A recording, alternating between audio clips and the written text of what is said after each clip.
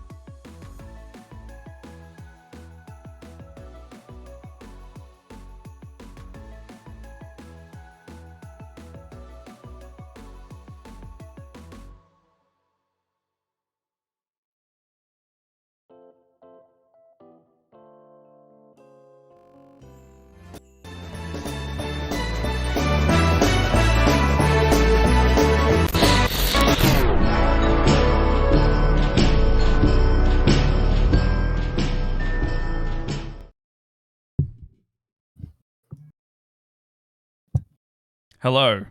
Are we live? Is this working now?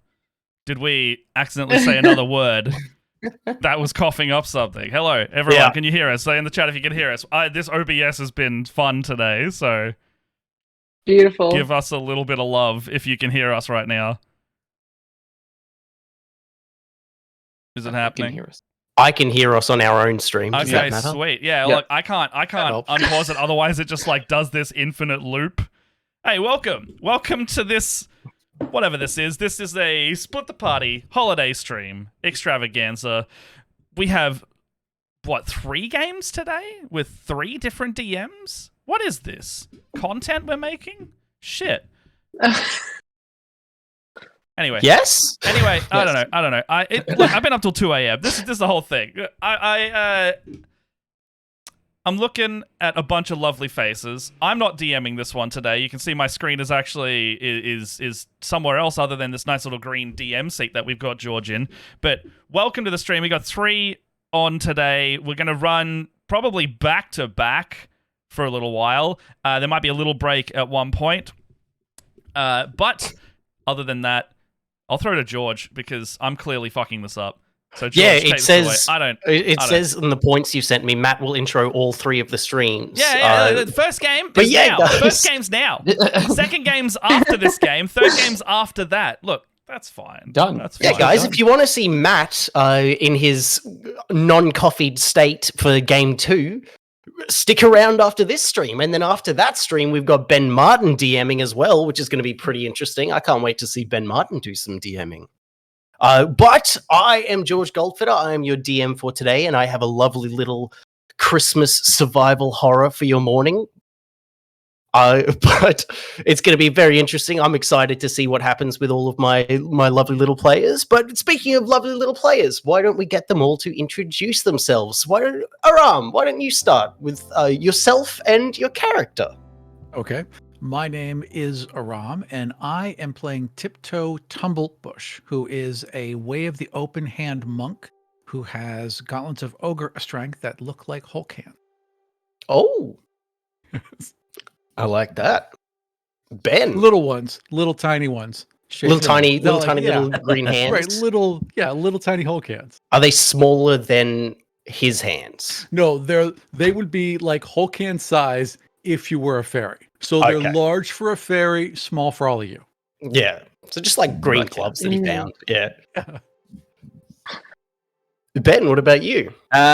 My name is Ben, and I, as has been established, and I am playing Baltazar, the dragon, not a dragonborn, definitely a dragon, because, well, if I was a dragonborn, well, I would be stuck like this all the time, and I'm not stuck like this all the time. You really don't want to get him started on the fact that he's a dragon, not a dragonborn, because he'll chew your ear off about it. He is a brass draconic sorcerer, and extremely chatty, as most brass dragons tend to be, having buried people up to their necks in sand until he gets appropriate conversation from them, and then releasing them if that happens. I like it. Hey, thanks for the sub. Very fun. I like to discover more about this character and whether they are really a dragon. We may find out. Emily, Just don't what ask about him. yourself? Oh my god. Hi, I'm Emily. I am from a channel called Fate's Grip, and today I'm going to be playing Holly McTinsel, who is a little gnome rogue that kind of resembles a troll doll, so it should be interesting. Very interesting. What color hair? White. Nice. And is it completely shot up like the troll doll? Oh yeah. But that- Oh yeah, it like is it. up. Like a spooky Marge Simpson? Yeah, 100%. Less curl, more scare. Awesome. Rakam. Am I saying that right? Rakam? Rakam, it's all good. I'm Rakam over from twitch.tv/GM Workshop, where we do a bunch of Twitch plays D&D content. Today I'm playing Mistress, though people call her Mistrass, which is not right, even though it's kind of spelled that way. She is a centaur rogue. She likes to be, a thief. She tries to be really sneaky. She fails often, but she has in her backpack, and she's fond of using it, the latex horse masks that exist? Yeah. She has that to pretend to be a horse sometimes, and she also has a unicorn latex mask that she puts on to try to pretend not being a centaur and then sneak into places that she's not supposed to be in. So that's her. She's a good bean. Brilliant. I love that. Who would say no to a unicorn? And Exactly. that is all of our important players. Matt, what about you? Hey, I'm Matt Brown. I produce over at the channel that you're on here, Split the Party. Out of the less important characters, my one's just a funky little guy called Screams at Moon, a Tabaxi cleric. If I'm not mistaken, I have completely forgotten what I've made. Perfect. Awesome. I look forward to discovering what class your character actually is in our fun campaign. I think it's a Tabaxi cleric. Hold on, I'm going to do a little search here. Yeah, you know what? Probably important. Peace Or Domain else Cleric. There you go. there That we helps. A cleric, a monk, a sorcerer, and 2 thieves. We got this. Walk into a bar. Yeah, well, it's interesting you should say that because that has nothing to do with what I'm about to say. Segue. We begin with everyone in a beautiful slumber.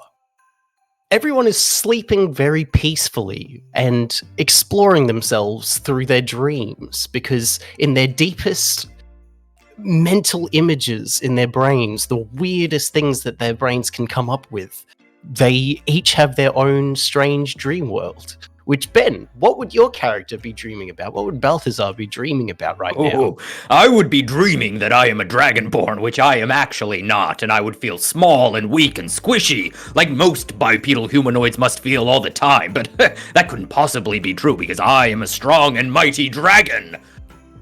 Yeah, you're dreaming that you're in a class teaching what a dragon is, and all of the students are doing that classic thing where they turn back to look at you when it's like, this is not a dragon. Bi means 2, therefore 2 legs that you walk along, like a clumsy oaf that you would be if you only had 2 legs to walk along. Yeah.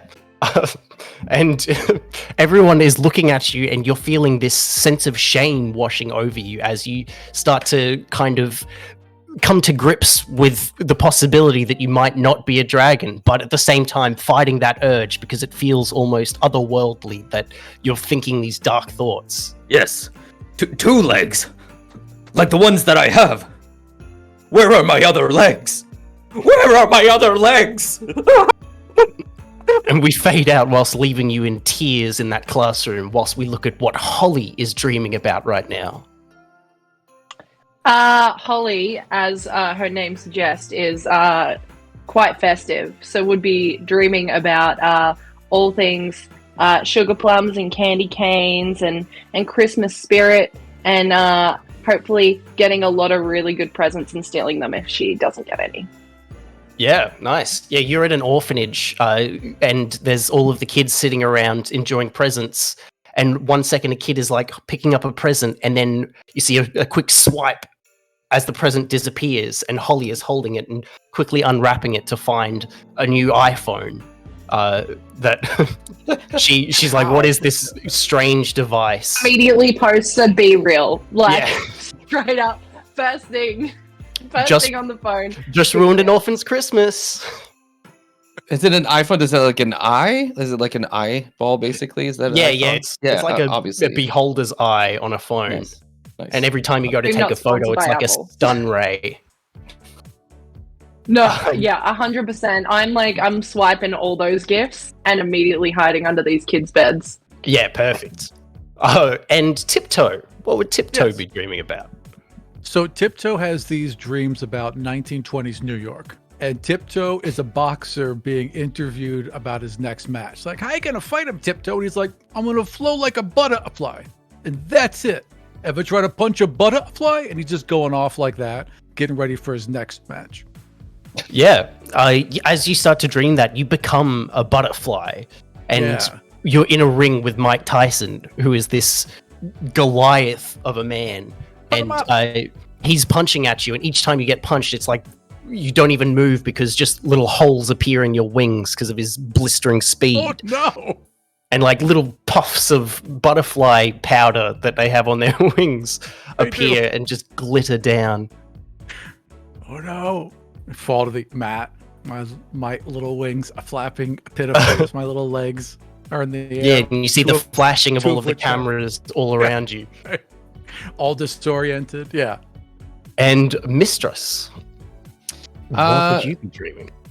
I'm probably having a memory as opposed to a dream. I'm remembering when I was a teenager, Centaur, still discovering more about myself, and I'd probably locked myself in my room, and I could hear my Centaur parents calling to me, and I've closed the door, and I see it from my mom's point of view. She opens the door, and it's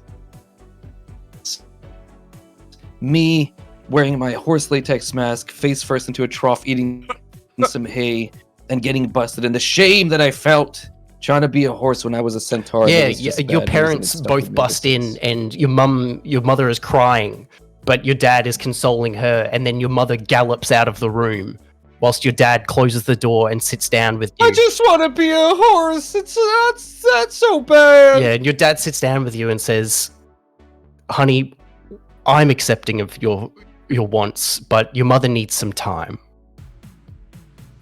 It's been 2 years. I have an appointment at the fair tomorrow to get shoes. Finally my big grown up shoes, and she won't come with me. Well, why don't I give you your present early? And he hands you a big box, which you quickly rip open to reveal a saddle. Papa, you're the best. And your dad hugs you tightly, and it feels warm, and it's a nice dream. It's very nice. Oh, that's nice. And we fade to Screams at Moon, who is screaming at the moon. Screams at Moon doesn't sleep, as the name states, if you would think. Like, he just casts, like, lesser or greater restoration on himself and just stays up ad infinitum until an appropriate moment in which to not scream at said moon happens. Yeah, you're in like a dreamlike state, Yeah. but it feels like you're pretty much just in a cupboard.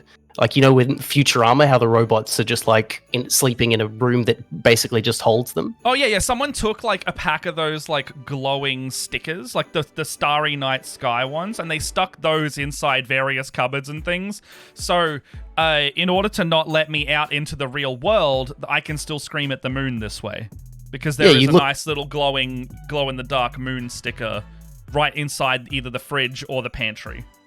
Yeah, you're standing there, and you look up directly, and you see the lovely glow-in-the-dark stars on the roof. And as you're looking up, one of them falls and gets directly into your eye. Make a con save. Oh no, I need dice for this game, don't I? Okay. It's a 10 plus something. Yeah, it shreds your eye, and you lose one of your eyes. Really? Yeah. I can already tell this is George's revenge for any game I've ever DM'd for him. Okay, yeah, I'm blinded in one eye. Yeah.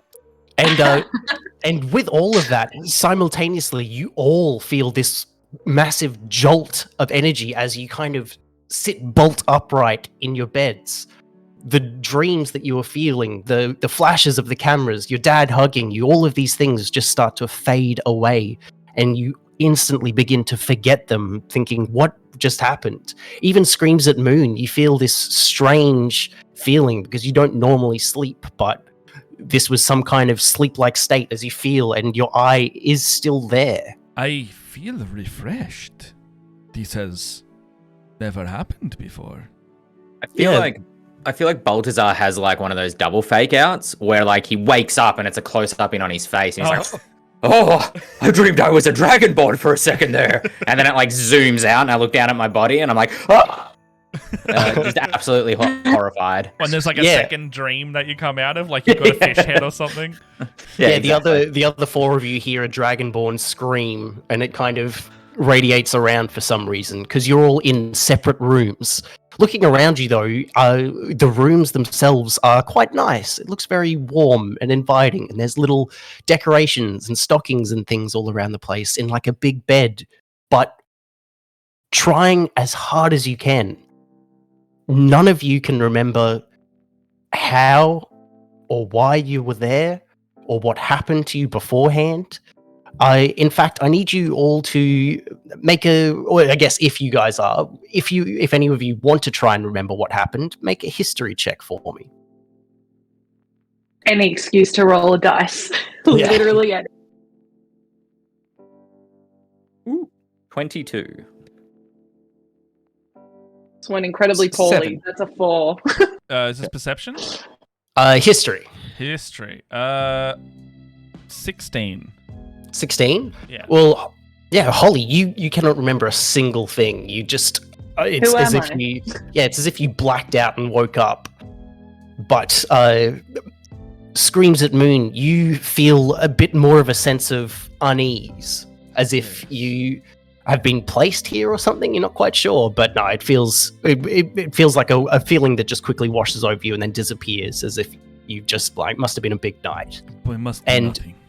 Balthazar, something feels off to you. Like, it almost doesn't feel real when you wake up, but that feeling as well quickly fades as you take in your surroundings and become comfortable once again. Oh, it's okay. I'm just dreaming. Everything's fine. I'm not actually a dragonborn. But yeah, you are currently all in separate rooms. Would anyone In like cells? to do anything? Is No. it like metal bars? Okay. No, it feels like a regular room in what, looking around, you could assume is some kind of grand castle or something like this. Can I open the door? Yeah, you walk up to the door and you do open it. All right. Well, then I will just go in the hallway.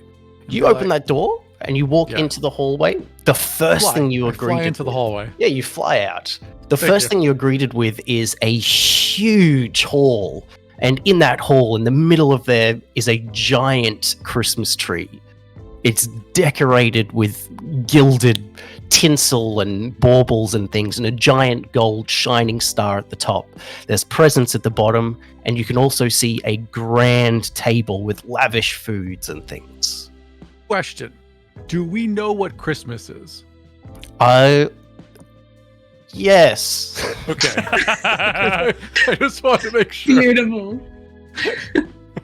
It is Alright. a new concept that you have all thought of and remembered from Right, life. so we don't know why we know what Christmas is, but we do know what Christmas is. It's like Yeah. this weird kind of implanted. Okay. Intrusive For some Eldritch reason- memories. Yeah, you all feel excited.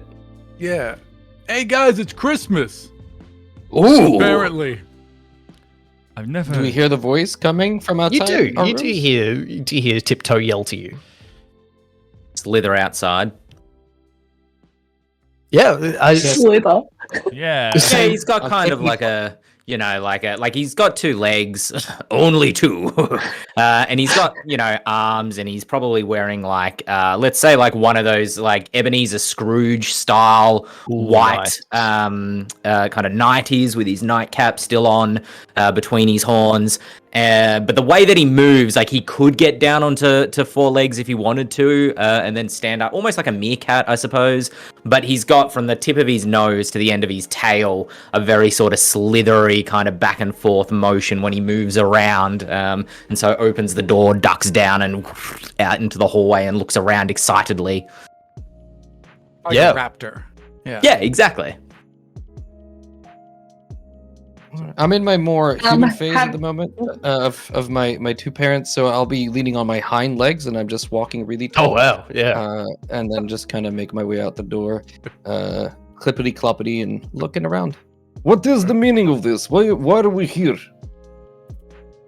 For Christmas? Where I think I remember this. It's like a special day every year where you all get abducted and then you're given presents. I'm pretty sure that's what it is. where is Holly? Holly! Having all? heard the screams of a dragonborn and then someone yell about Christmas, and I'm gonna poke my head out and not go all the way out and just kind of look around like, what the fuck is going on? Is that Holly? Are you Holly? That would be my name. Who are you? Someone's looking for you. That point. Do we know each other? I'm gonna assume that we know somewhat, maybe. I know Holly. I don't know how I know Holly, but I know Fair. Holly. Yeah, the thing is, when you look around at all of these other people or these other strange people around you, you do have a sense of familiarity towards them. You don't necessarily remember them, but it feels like you know them, and somehow you knew the name without knowing the name. So you said Holly, and it was correct, but something in your brain knew that already. I feel like I know him, but I've never. I'm gonna look at Mistress and be like, you look the most familiar out of all of these people. Yes. We're sticking This together. Classic that is Holly's a horse girl.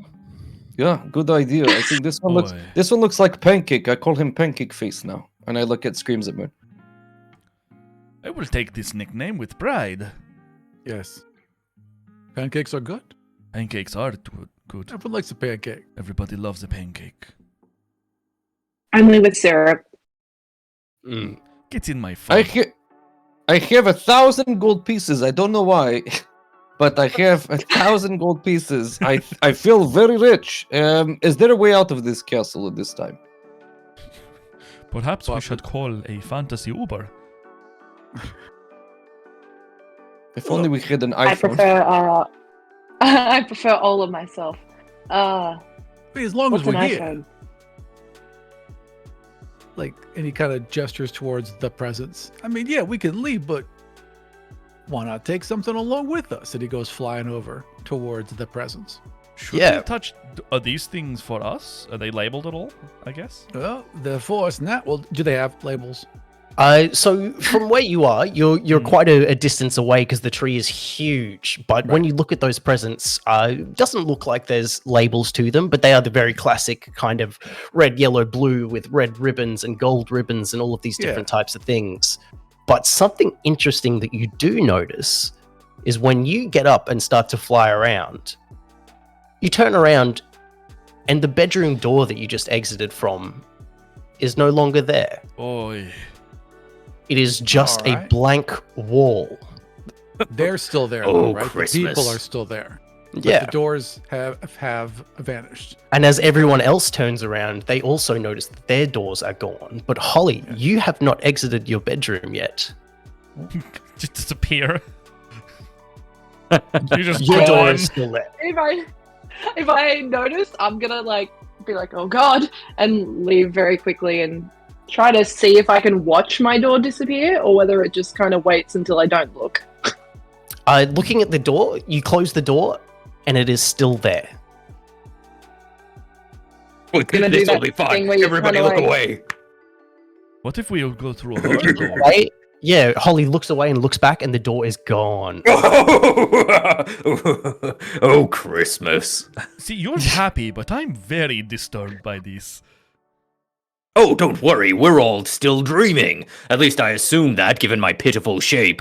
But I love whenever this happens. There's presents, and there's hot cocoa, and there's candles which you can set on fire. Oh, this is going to be so much fun. I can't wait. I just love And it. of course, Interesting- who I'm cares- sorry, did you just say we're still dreaming?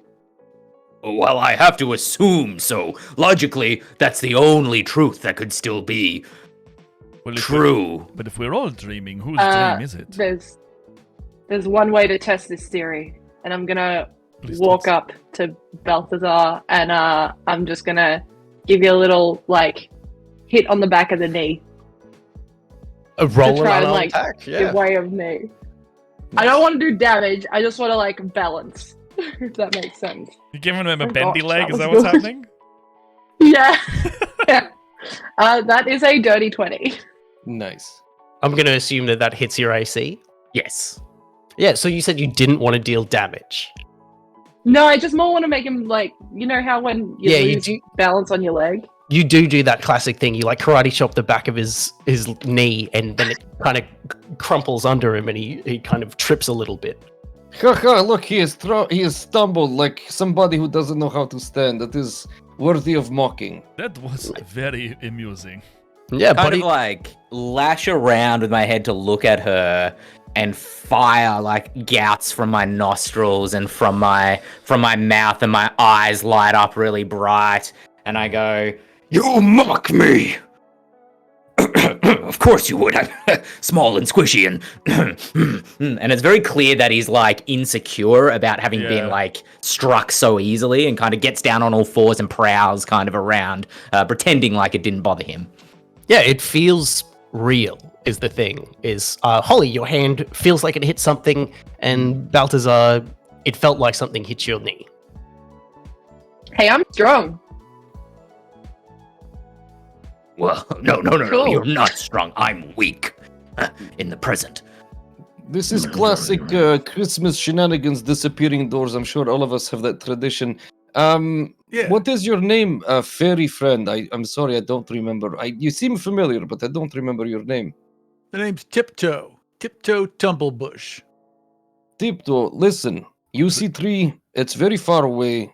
Perhaps you go check it out. We wait while you go look at this big tree. I'm on my way, boss. Flip it. I'm not boss. Did he say his name was Trips Over Plan? Like Trips Bush? So, Tiptoe, Yes. as you fly over towards the tree, you are also greeted by a calming warmth from a Yeah. beautiful fireplace. And you look over towards the fireplace, and that's where the long table covered in a feast of sweets and treats and Christmas hams and turkeys and things are. And then Hey. the fire at the end was beautiful and inviting and everything like that. But also the tree is so grand and inviting, and the presents look so beautiful that you just want to play with everything that's around the place too. Hey, they got food here. And then I would start looking at the presents and shaking them and seeing which ones sound the most valuable. And I'm like, well, this one's for me. And then I put that there, and then the other ones I'll put in a different pile. Yeah, so looking at those presents, you start to pick them up and shake them around a bit. Could you make for me a Constitution save? I can make that shitty save. Yes. That is going to be that is going to be an 18 plus 2 is 20. never mind. Nothing happens to you as you start to shake around this present, and it feels There's nothing kind of. to worry about. They're completely normal presents like you would get anywhere. Yeah, do you know that kind of feeling you get when you shake a coconut, where it feels like that there's something kind of flopping inside of it I'm almost? gonna assume, but yeah, I can kind of like visualize it. Sure. It feels like Specifically a coconut is the thing he's going for, though. So if you haven't really ever picked up a coconut, I'm I sorry. can't it's not be fair. part of this Yeah, that doesn't conversation. count. I guess Nothing I else have that to has a separate. package go inside a find, package. go get a coconut, shake it around for me so that you understand got- the feeling. George is bringing I've out got his a cans. bottle of whiskey that's half Sorry, we just filled. need to I think pause the that's got the stream. same idea, Well, right? you go get a coconut. Yeah, Oh, it so feels it's just go- like a coconut. I'm going to Cairns on Wednesday if you want me to go to the beach and get one for you, Ram. I can get on the way Mail back. me a coconut. I'll Just mail you a slap coconut. label Get on through it. customs no and everything. box. I'll write Yeah, on, audience, I'll write we're on the pausing the note. stream. Guys, he's got to make his way to Whole Foods. It's just a minute, Steph. I'll write it on. Nothing I'll write a really, note but- on the customs declaration. George needs this for our holiday special. I know it's New Oh, yeah. Year's, but you know we just got to do this. And in the we'll budget. just stay Rush it live through. for like 3 weeks until it makes its way, and it's all good. Oh no.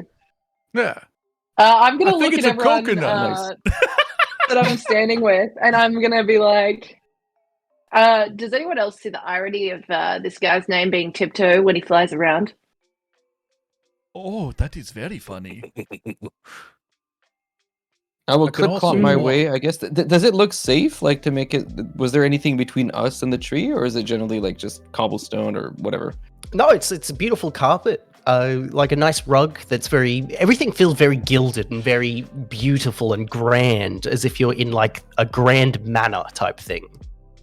Okay, But, I will put on my best airs and I will walk on my hind legs, making my way to this Christmas tree, as tall as I can be. I have a cravat somewhere, I'm sure, and I've put it in to just look Nice. super posh. Nice. And I'll make my way to the Can Christmas I tree and sort of pretend huff a pipe that I don't have to look human. Of course. can I cast detect magic around here, like just a 30-foot radius of finding out what schools of magic these probably magic things are? Yeah. All right. Yeah, you see Screams kind of pull out his favorite toy and he starts like batting it around as his focus. You see the magic start swirling around and like erupt out of the yarn, and then a little ball, like a radius ball of magic yarn, kind of like emanates out from him now. Yeah, interestingly, that's what you expect to happen. Oh. But as you bat around this yarn and stuff, it glows and it starts to build up as it normally would, but instead of the yarn erupting, snow bursts out of it. Oh, And then it's as if this little snowfall rains all over you. look, this is not expected, but it's actually delightful. And the annoying thing is that you don't feel like the spell worked properly. You can't detect any magic around you. Oh, I'm glad you tried that first. Well, I guess I'll check off a spell slot and be sad. Well, hang on. Holly the just kind of magic goes, is- "Ah!" The magic is not working in here. Well, wait. Maybe it's just your magic, and I'm gonna druid a craft to snuff out the candles. Cantrip would have been a good choice, wouldn't it? You do that, and the candles will snuff out. See, Are you man, your snuffing- magic is weak, dude. It's just weak. Are you snuffing all of the candles? No, just one. I'm not showing off. It seems that No, you Just snuff out the making a candle, point. and it goes. Yeah. It lights. It goes out normally. Magic's I- fine, dude. This Can seems I the lunar experiment? gods are- I Sorry. cast, I think, Create Flame or Control Flames, which is a cantrip, and just try light that candle again. Yep, you do that, and it lights normally. Doesn't feel like there's anything wrong. You suck. Seems the lunar gods are It against must me be a today. cat thing. It must. Oh. I'm gonna announce to the greater sort of hall, be like, I am now going to sit and partake of this meal. Also, sorry, cat person, I always meant to ask, please don't take offense to this. Your people, did they use litter boxes or just like toilets like everyone else? I just never know. Depends what on the cat mood, But people honestly. don't take offense. I take slight offense, but not enough to not continue to shit in the box. Right. So it's a litter box. Okay, very well. A bit of both, honestly. Depends on the mood. In what mood Can you do sleep be to anywhere? use a litter box? I don't. Describe the moods that would Sometimes define you need which to, one. Sometimes you need to just poop and go. And that would be a little box. Sometimes when you want to sit on the sending stone for a little while, have a relax, clear your head, toilet. Oh, sit on the sending stone. Right. All right, you shitting on the sending stone and sending Yeah, it that's somewhere. what- I was like, that's what Is that not what you all do? interesting. Sends a You message. don't use video? No, don't. Oh, Matt's calling I'm me not on the sending continue. stone. Oh no. So I'll sit and eat, I guess, if there is food to be. I'm probably hungry, so I'm gonna eat because I'm a horse. Mistress, you go to sit at the table, and can you make for me a wisdom save? Absolutely. Easiest thing I've done in my life. 7. Oh no. Oh no. Yeah, so everyone else, you see Mistress walk over kind of awkwardly and extremely tall as a centaur, and she goes to sit down at the table. And she sits, and then it looks like she's just sitting extremely static. She just sits down, doesn't do a thing. But Mistress, the instant you sit down at this table, it's as if everything goes dark and a wash fills the room. Everything around you disappears. It's as if the entire room is plunged into darkness. And I've fallen into a coconut. the once bountiful feast in front of you sours and withers, and dark figures sit around the table. Oh. They turn, their heads snap to your direction, and they begin crawling across the table towards you, with handfuls of soured, rotten food being collected on their way. And you struggle, but you're frozen still. These figures begin to force the food down your throat. The bony fingers and hands feel cramming against your esophagus as they force it, and you take 7 damage. 7 bludgeoning damage as this food is being forced down your throat. This is like the bad version of the documentary Hook, where they eat at the table, but it's way nicer in the documentary than this. Ugh. Everyone else, you start to see Mistress shaking and convulsing violently as she's sitting at the table. All right. Grab a cup of water and splash him. Snap out of it. Yeah, you splash the water on her, and nothing seems to happen, but she begins foaming at the mouth. Oh, Can well, I this attempt one's to dead. pull her away from the table? Yeah, you make a strength check for me because it feels like she's almost stuck to the chair. Oh no, that's a 3. You try as hard as you can, but you cannot get Mistress away from it because something is almost feeling like it's grasping her and holding her agast the chair. And We'll do it together. before you do Yeah, a that, little help, please. Mistress, make another wisdom save for me. Oh, shit. Oh, I'm a Viking in that. Let's see. 17. 17, pretty good, but still not quite enough as you still struggle against this, and these things still continue to shove these fruits and rotten things down your throat. You take another 4 damage. Usually Okay. you have to pay extra for this kind of service. Okay. Yeah, you're choking and spluttering, and the everyone else, you see the foam start to spurt out of her mouth. And make for me a strength save with advantage, or a strength check with advantage to try and pry her off the chair. Yeah. As soon as you pull, I'm just going to slam into Let's him. do it. Oh, Christmas. Okay. That is a 15.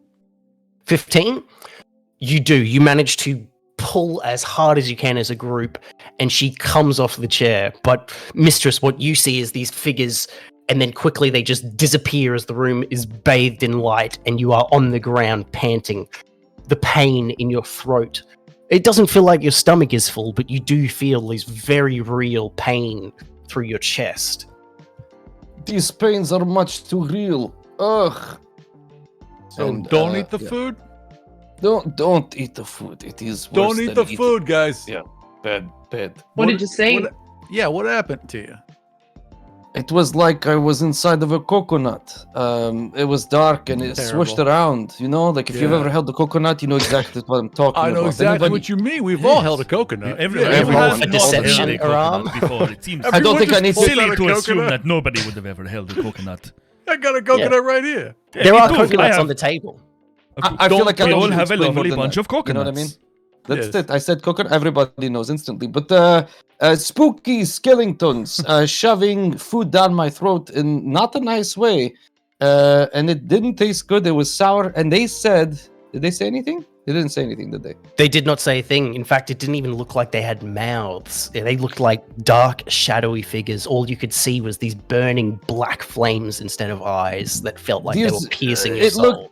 It looked like people on Twitter who backed NFTs and it backfired on them. It was terrible, and I felt really bad about the whole thing. Yeah, I don't remember Well- the Christmas force feeding, but I guess it could be a northern thing. Oh no, that's definitely a family tradition. Yeah, probably. Oh, What's I in the- remember Christmases when we would force feed my uncle food until he literally vomited fire and acid. Those were the days. Man, dragons What? are fucked up. What's inside the present that you? I saw you play with it earlier, Tiptoe. Yeah, I'm pretty sure it's a coconut. Oh, okay. You don't need to Oh, yeah. explain more than that. That's fine. Yeah. Yeah, are you doing anything with that present, or are you just? I'm not opening shit. Are you kidding me? After this? No, absolutely not. In fact, I'm going to fly over to this table and be like, all right, game's up. Christmas is canceled. And I'm just going to punch down as hard as I can and try and crack the table in half. Crack the table? Yeah, no problem. Yeah, Roll an attack. sure. I'm going to attack the table. It's going to be a 16 plus 7 is 23. Yeah, you Whoa. hit the table. Roll some damage. Hell yeah. I think, George, if you ever need it, there Little is an fairy. AC and a HP value for wood, in fact, in the DM guide. Good to know. If you That ever is need it. six, That is an unarmed strike of 6 plus 4 is 10. Yeah, you punch as hard as you can down into the middle of this table, and it does crack, and it's as if you've made like a fist indentation into it as the wood shatters in and leaves this big punched hole in it. And the food It itself almost kind looks of like the back of bounces. Balthazar's Yeah. knee earlier. Yeah. Do you remember what happened when you slapped his knee? He fell. It was so embarrassing. I remember this. So bad. So bad. Yes. I'm gonna recover from my experience at the table and make my way. Are there chairs in front of this roaring fire to maybe sit at and relax? Yes. Yeah, there's a couple of like armchairs and things that are I'll sitting grab around the like place. Do we have our equipment? Yes, you do. Guess I'll grab a wineskin, but it's full of water, and I'll sit at the roaring fire, look at it, and take a sip of water to try to collect my thoughts. Hopefully, the fire doesn't eat my face. Yeah. You okay, Mr. Ass? You feeling okay? We're all worried about you, Mr. Ass. First of all, fine. You know what? I'm fine. I just need to wash the. You know when you throw up like the taste in your mouth like a coconut. Yeah, I it's just the need to wash worst. that out. Yeah. I Yeah. need to sit in front and relax in front of the fire maybe while you guys touch things and I sit here. Nothing can happen in front of this roaring fire. I'm sure everything's fine. Yeah. Can you think make a Mr. wisdom Ass is gonna save be for fine. me? Jesus, it's just the fire. Stop doing things and going next yeah. to stuff. No, please keep doing Natural it. too. We need to keep the story moving somehow. no. Oh no! Oh, no. So Just to like the a rest of coconut you- falling out of a tree. Yeah, to the rest of you, it looks very, very normal. Mistress is sitting there and she's talking to you very normally, and she starts to stare into the fire, and then stares a little too long. Shit. And Mistress, you feel the overwhelming urge to run as fast as you can and dive into the fire, which you do. I have never seen something so beautiful like my father's eyes. I miss them so. Let me run into this fire. You And leap out of I- the armchair. Can I, Fucking guy. using control flames, assuming this fire is smaller than 5 feet Yep. square, can I see him get up and run and be like, "Oh, not this time," and extinguish that fire before he makes it into it? If you can make a dex check for me, if you can beat a 14, I'll let you get it before Mistress dives into the fire. Come on, Dragon Boy. Ooh, nope. That's going to be a 6 total, I think. So, Mistress, you dive into the fire and you take 7 fire damage. I'm almost dead. As you dive into this thing and you feel all the coals and stuff stick to your body as they melt into your flesh, but the fire goes out. Balthazar manages to put the fire out as you're left standing and sitting and lying across all of these burning, smoldering embers. But the fire If is only out. we had a and you feel cleric. that feeling drop. If only someone could heal this guy. Can you hear me? Yeah. Yeah, the guy's a little injured. Listen, pal, you gotta stop running that shit because that's not worked out well for you so far. Oh. Okay? So don't look at things Been real bad. and don't touch nothing. Okay? Can you help him out? Yeah, I'll go over and I'll cast Cure Wounds. Give him a little, give him a little, picking give him a little bump. Little pieces of coal out of him. Yeah. Jeez. Oh, I rolled max. Nice. That's 11 health. And it does work normally. Hey. I I'm could run gonna into go the fire inspect this 4 more Christmas times. tree. No, there's no fight. No. Don't waste my magic. In fact, I'm putting out all the candles and the torches. Like, there's no. I'm putting out everything. Yeah. If there's like a knife, I'm gonna move it away from him. Like, I'm trying So to. are you putting out everything, making the whole place dark? Well, I suppose we got to see. So I'll leave like the torches and shit, but like the Yeah. immediate fire next to us, I'll put out. Yeah, you managed to do that. And Holly, you said that you go to inspect the tree. What do you do specifically? Well, you said there were baubles and stuff all over it, and there was a star on top. I'm just gonna have a look at these, see if anything looks like it's gonna eat anyone's face. Yeah, that's. I'm quite small, so as far as I can see. Yeah. Make for me an investigation, or are you just having a look? Are you specifically trying not to touch things, or are you? Oh, I'll have I'm a bit of a sticky fingers, so it would be Yeah, so- silly for me to not touch things. Investigation check for me. Fabulous. That's a natural 20. There we go. Plus 1, so 21. Yeah. So you come up to this tree, and everything about this tree feels strange. Like, not bad, but it's as if the pines are moving slightly by themselves. Not as if it's a living tree, but it just is able to move by itself. Looking at the tinsel and all of these baubles, they seem innate. They don't seem like that they're anything, but they are very, very gilded. You estimate the value of some of these things would be in the hundreds of gold. They are So I'm taking a couple then. absolutely beautiful, and you can take them straight off the tree. Are any of them coconuts? One of them is a coconut, and it's the most valuable thing on the tree. I would like to But look the for one a. thing that you I'm do gonna- see is the star on top, which a is golden- very, very high up, and it looks super, super shiny. But it's, are you trying to climb up to it or anything like that? Yeah, let's do it. This is a one Yeah, shot. yeah. Who cares about this character? Let's go. Yeah, fair. You climb all the way up to that star, and it is like a giant jewel. It is a diamond the size of almost like half of your body. And you can. Can I take it? You can Can I take try? it. You pick it up, and it does nothing. Hey, guys! This is really valuable. Can someone catch it Okay. I'm sure so I nothing can bad climb will down happen. safely? Okay. If you want to throw it to me, I'm sure it's fine too. Yeah. But maybe screams at me. I'll take this. I'm gonna throw it towards Screams at Moon I catch it. very gently. I can catch it. Yeah. Matt, make a dexterity check. Sleight of hand I'm or just concerned flat about- dex? I guess sleight of hand for catching something. Oh. Dexterous cleric. Who knew? 18. Yeah. No, you managed to catch this thing. You managed to catch it as one of the points is directly almost touching your forehead. Just flung it at him. I Got missed. it. Oh, Yeah, it's as if everything kind of like goes silent for a second as this point kind of like taps you just in the forehead, and you're like, oh, realizing how bad that could have been. I nearly. I'm gonna scramble back down, I nearly. and I'm gonna look at everyone and I'll be like, "Don't mean to alarm you, but trees moving. Yes.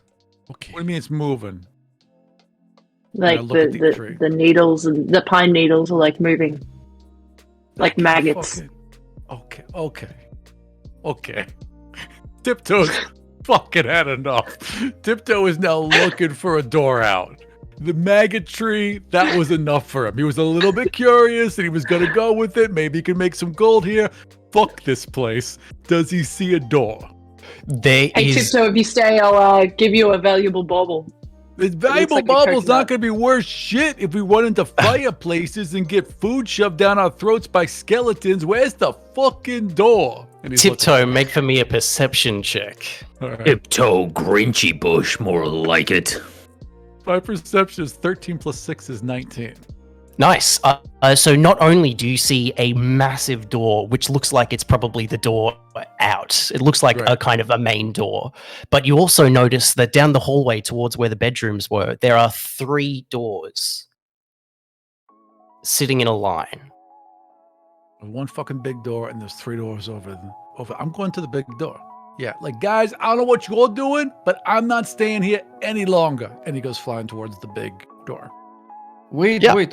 You remember that He'll wait. oftentimes the first place is as rogues we need to know the way out, the back way, right? So all I'm saying is be careful. That's all. I hear what you're saying.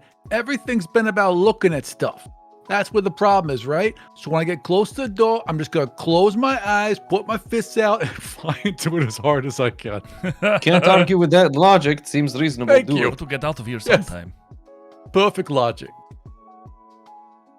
Yeah, so you fly up to this door, and do you just want to like Superman fly into it and punch as hard as you can? When I'm within 10 feet, I'm flying as fast as I can, fists out. I just close my eyes and just slam into it. Yeah, make an attack roll for me. Fuck yeah. I'm going to fight this door. I fought a table and a door. I love when the reaction to That's "Can I gonna fight be- this door?" is "Fuck yeah." 15 plus 7 is 22. I assume I hit. You definitely Or hit this do I giant roll door. do I roll with disadvantage because I have my eyes shut? Yeah, let's say yes. Okay. Yes. All right, so the My other favorite roll, part about this fairy is the Home Alone 2 Lost in New York accent. the other roll is a 2 plus 7 is 9. 9. So yeah, you fly at this door and you do hit it, but it feels like you're hitting the side of a building. Just like this little fairy slides down like the door. crumpled. If it was clear and there was a camera in front of it, you would have just seen Yes. as you I slide think it might be down it. locked. Hey, mistress, I got a feeling that you and I are good at unlocking locked doors. What do you say?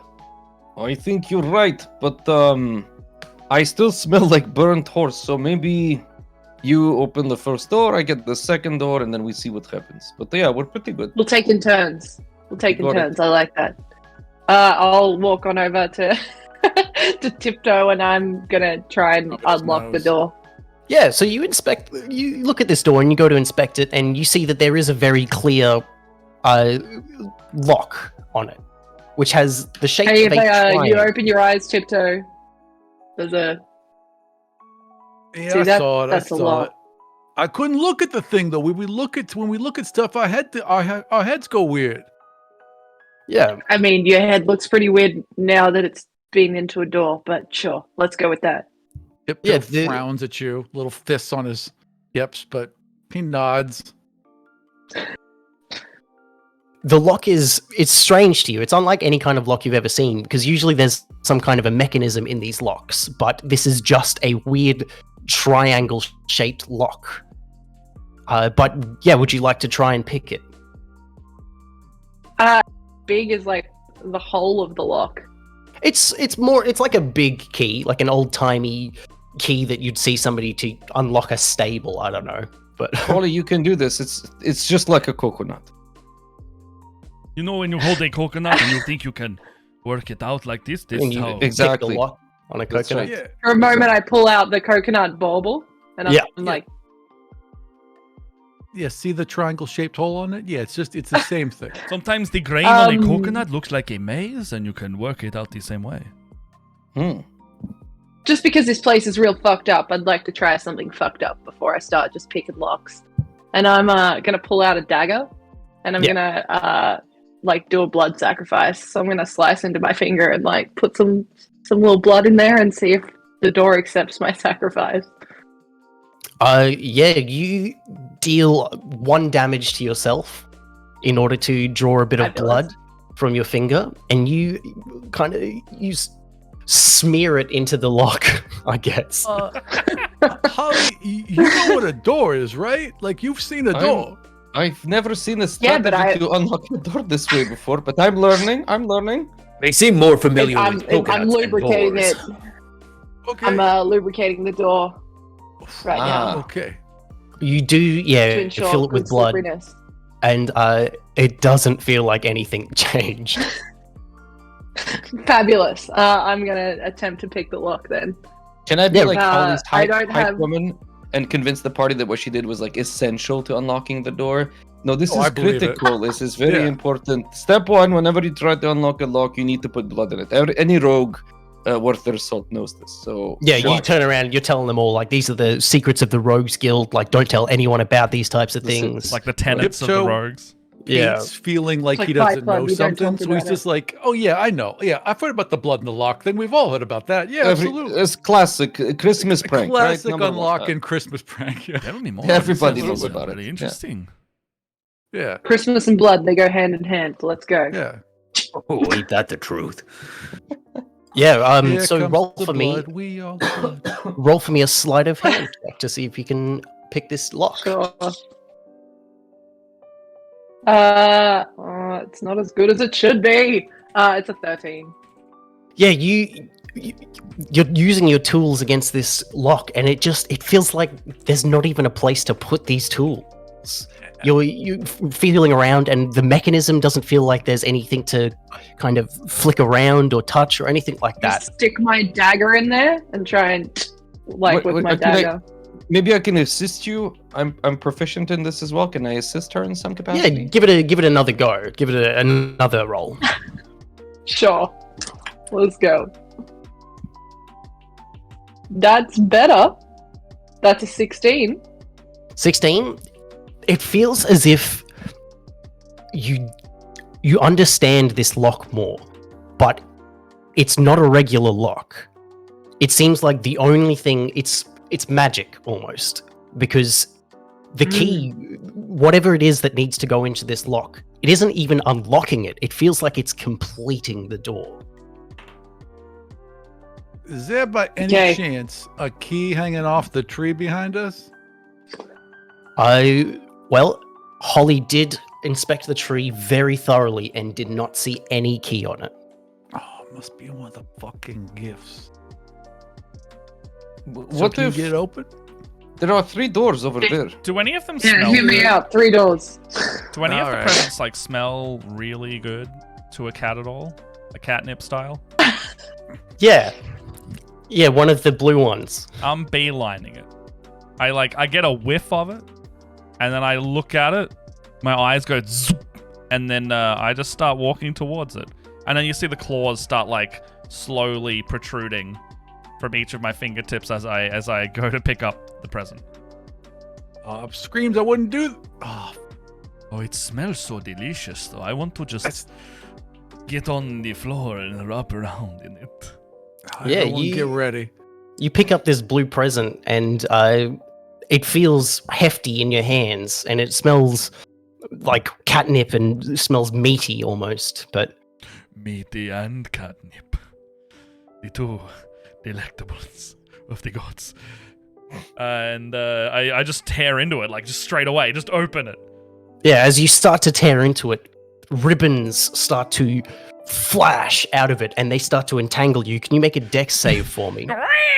Like just immediately Like, I hate it. I hate it. I mean, like, too many flashing lights, too many noises, too many things. Dexterity save, 17. No, hold on. 17. You definitely said a death save, right? A death save, not a death save. Yeah, 17. 17. Yeah, these ribbons go out towards you, and you manage to kind of slash through them as these boxes, all of these 6 presents or 7 presents around you, split open and have giant teeth as these mimic presents jump out at you, and I need everyone to roll for initiative. Oh no! Oh no! All right. 14 plus 4 is 18. Jeez, that was terrible. Let me. I've 19. been waiting for something to hit. So, Tiptoe, you got 18. Mm-hmm. Balthazar, 3. 3. Holly, 9. 9. Mistress, 19. There we go. 19. Someone- Hey. And Screams of Moon, 12. 12. Awesome. So these presents are going to get a surprise round as they all spring to life and jump out towards you. But is it only Screams at Moon that is out towards the tree?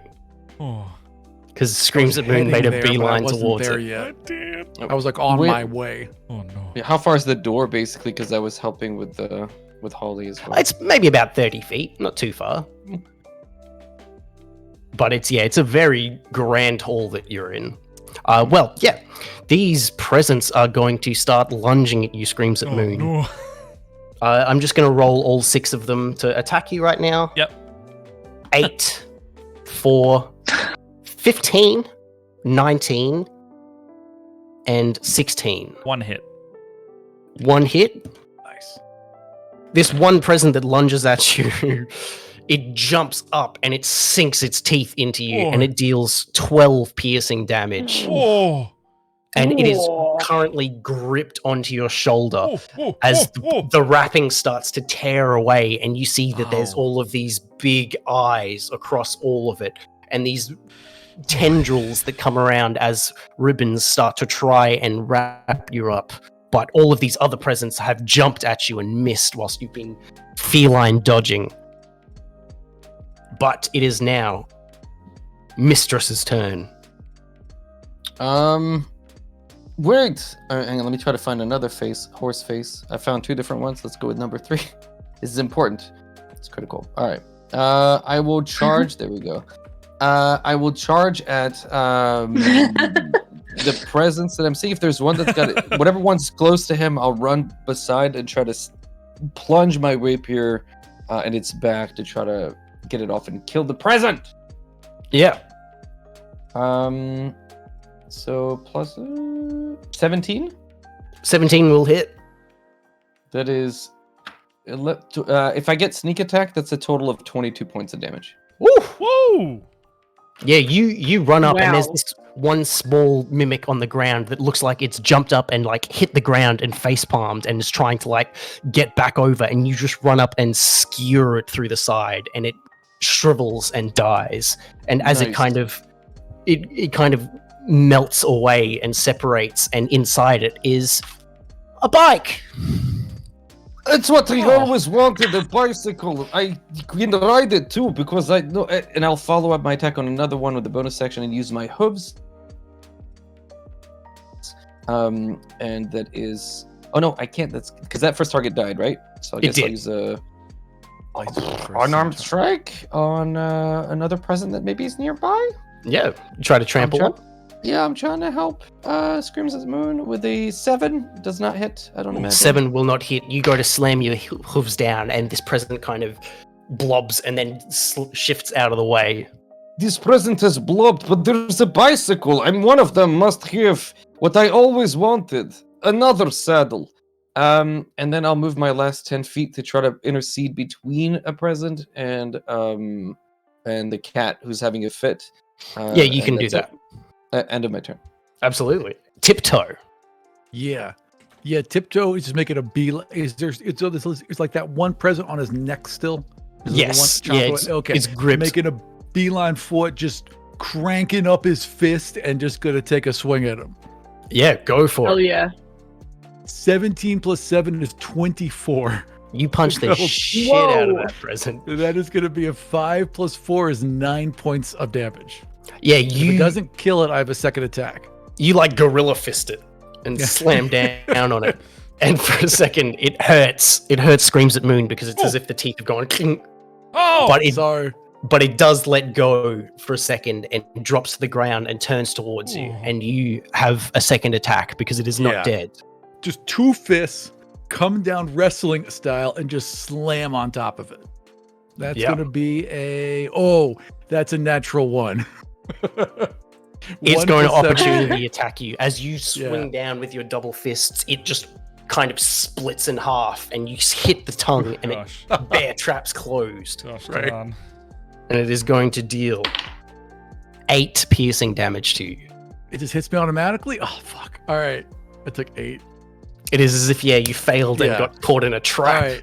It's like my arms, like, oh, fuck. Yeah. Okay. Gotcha. And you currently have both arms stuck in this Yeah. present trap. Yeah. Oh, Tongue, no. slap it out. Yeah. Holly, it is your turn.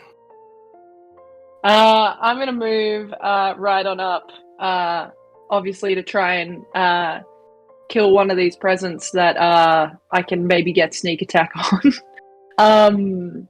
So I'm going to pull out my rapier, and I'm just gonna literally stab straight into one of them. Yeah, so there I are guess. 4 left, and one of them is the one that is clamped on Tiptoe's hands. Sure, let's go for that one. Yeah. Why not? What can go wrong? That will be a 21 to hit. Yeah, you hit it. Okay. Wow, max damage. Okay. That'll be 11 points of damage, and I'm gonna do sneak attack as well, which is an additional 7 points of damage.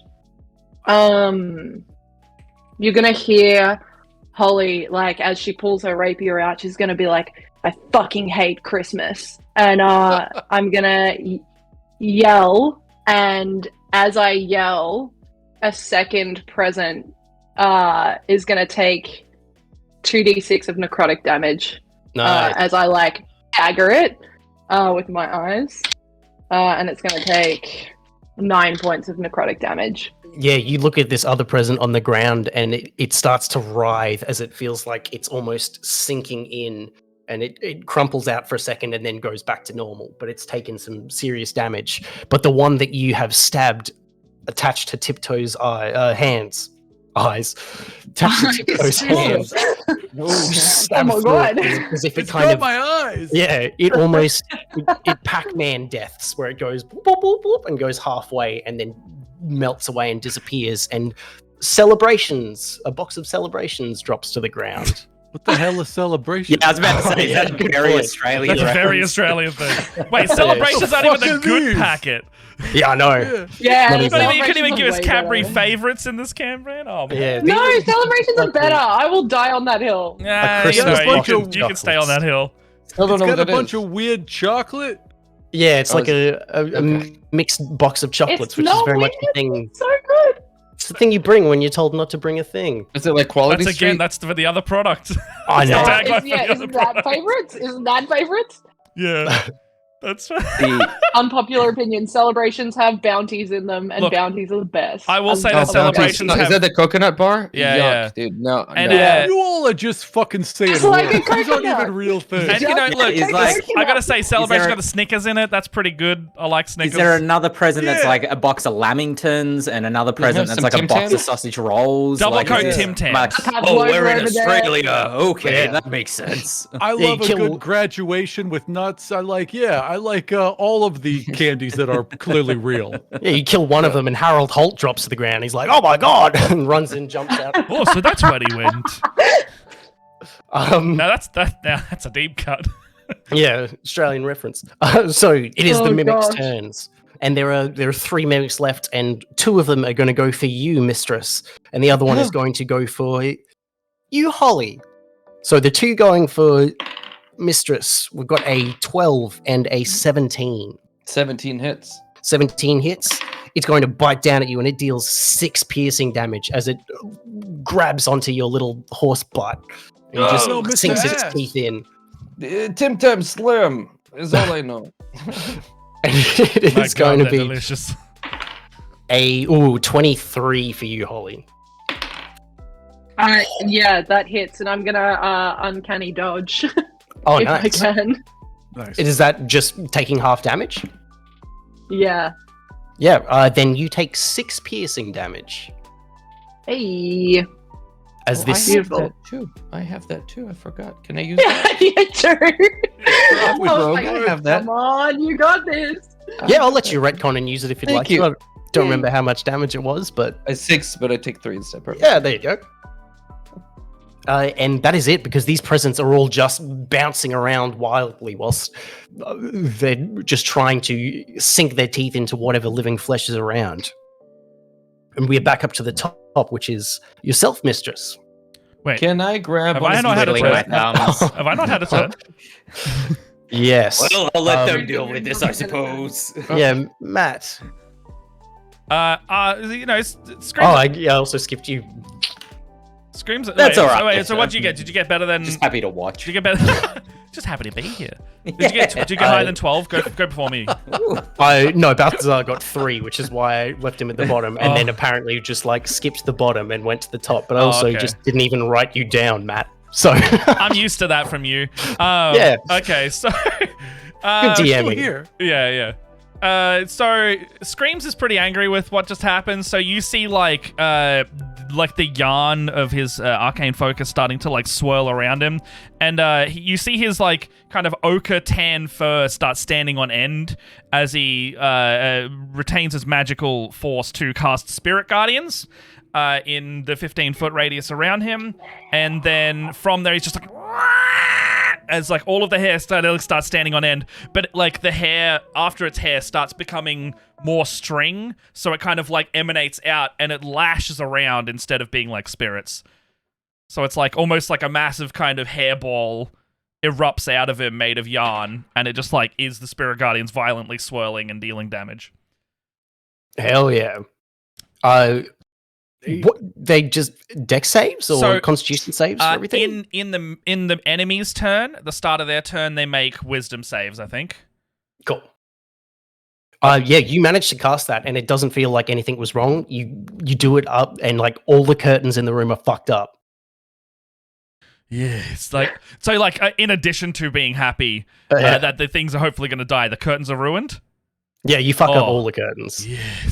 Yes. And that is my turn, I think. Well, maybe Yeah. am I still engaged in combat? No.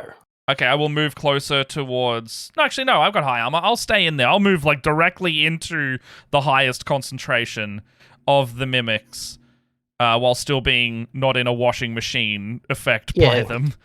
The 2 that are on Mistress will probably be that concentration. Okay, yeah, I'll just get close enough that they're like all in there, and then just kind of stand there. Absolutely, yeah. Okay. And Balthazar. All right, I have a question. So there's Yes. 3 left. There are. Would they happen to be standing in a straight line? It's okay if they're not. I'm just curious. Yeah. I'm going to say that you can angle yourself to hit to have all 3 in a straight line. Oh no. Stacked I shouldn't have cast from Spirit small Guardians. gift to large in like a little pyramid. Okay, second question. The 2 that are attacking Mistress, I think you said, Yes. that Screams at Moon just approached, is he in there with them in a rough 15-foot canonical shape that would not hit Mistress, but may in fact hit Screams at Moon?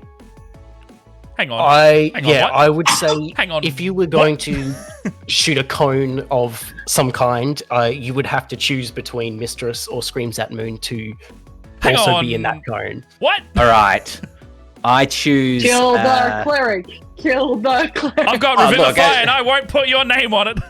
I mean, let me ask another question. Is everybody roughly like in a 20-foot radius sphere with the mimics? Oh, no. Yeah, I'd say so, except for Tiptoe. Yeah, okay. All right, I'll save that for now. I am going to kind of casually walk over to these things, and I'm like, yes, the burning of the presents. And I walk up. I'm going to cast at 3rd level Dragon's Breath, somewhat suitably, and I inhale.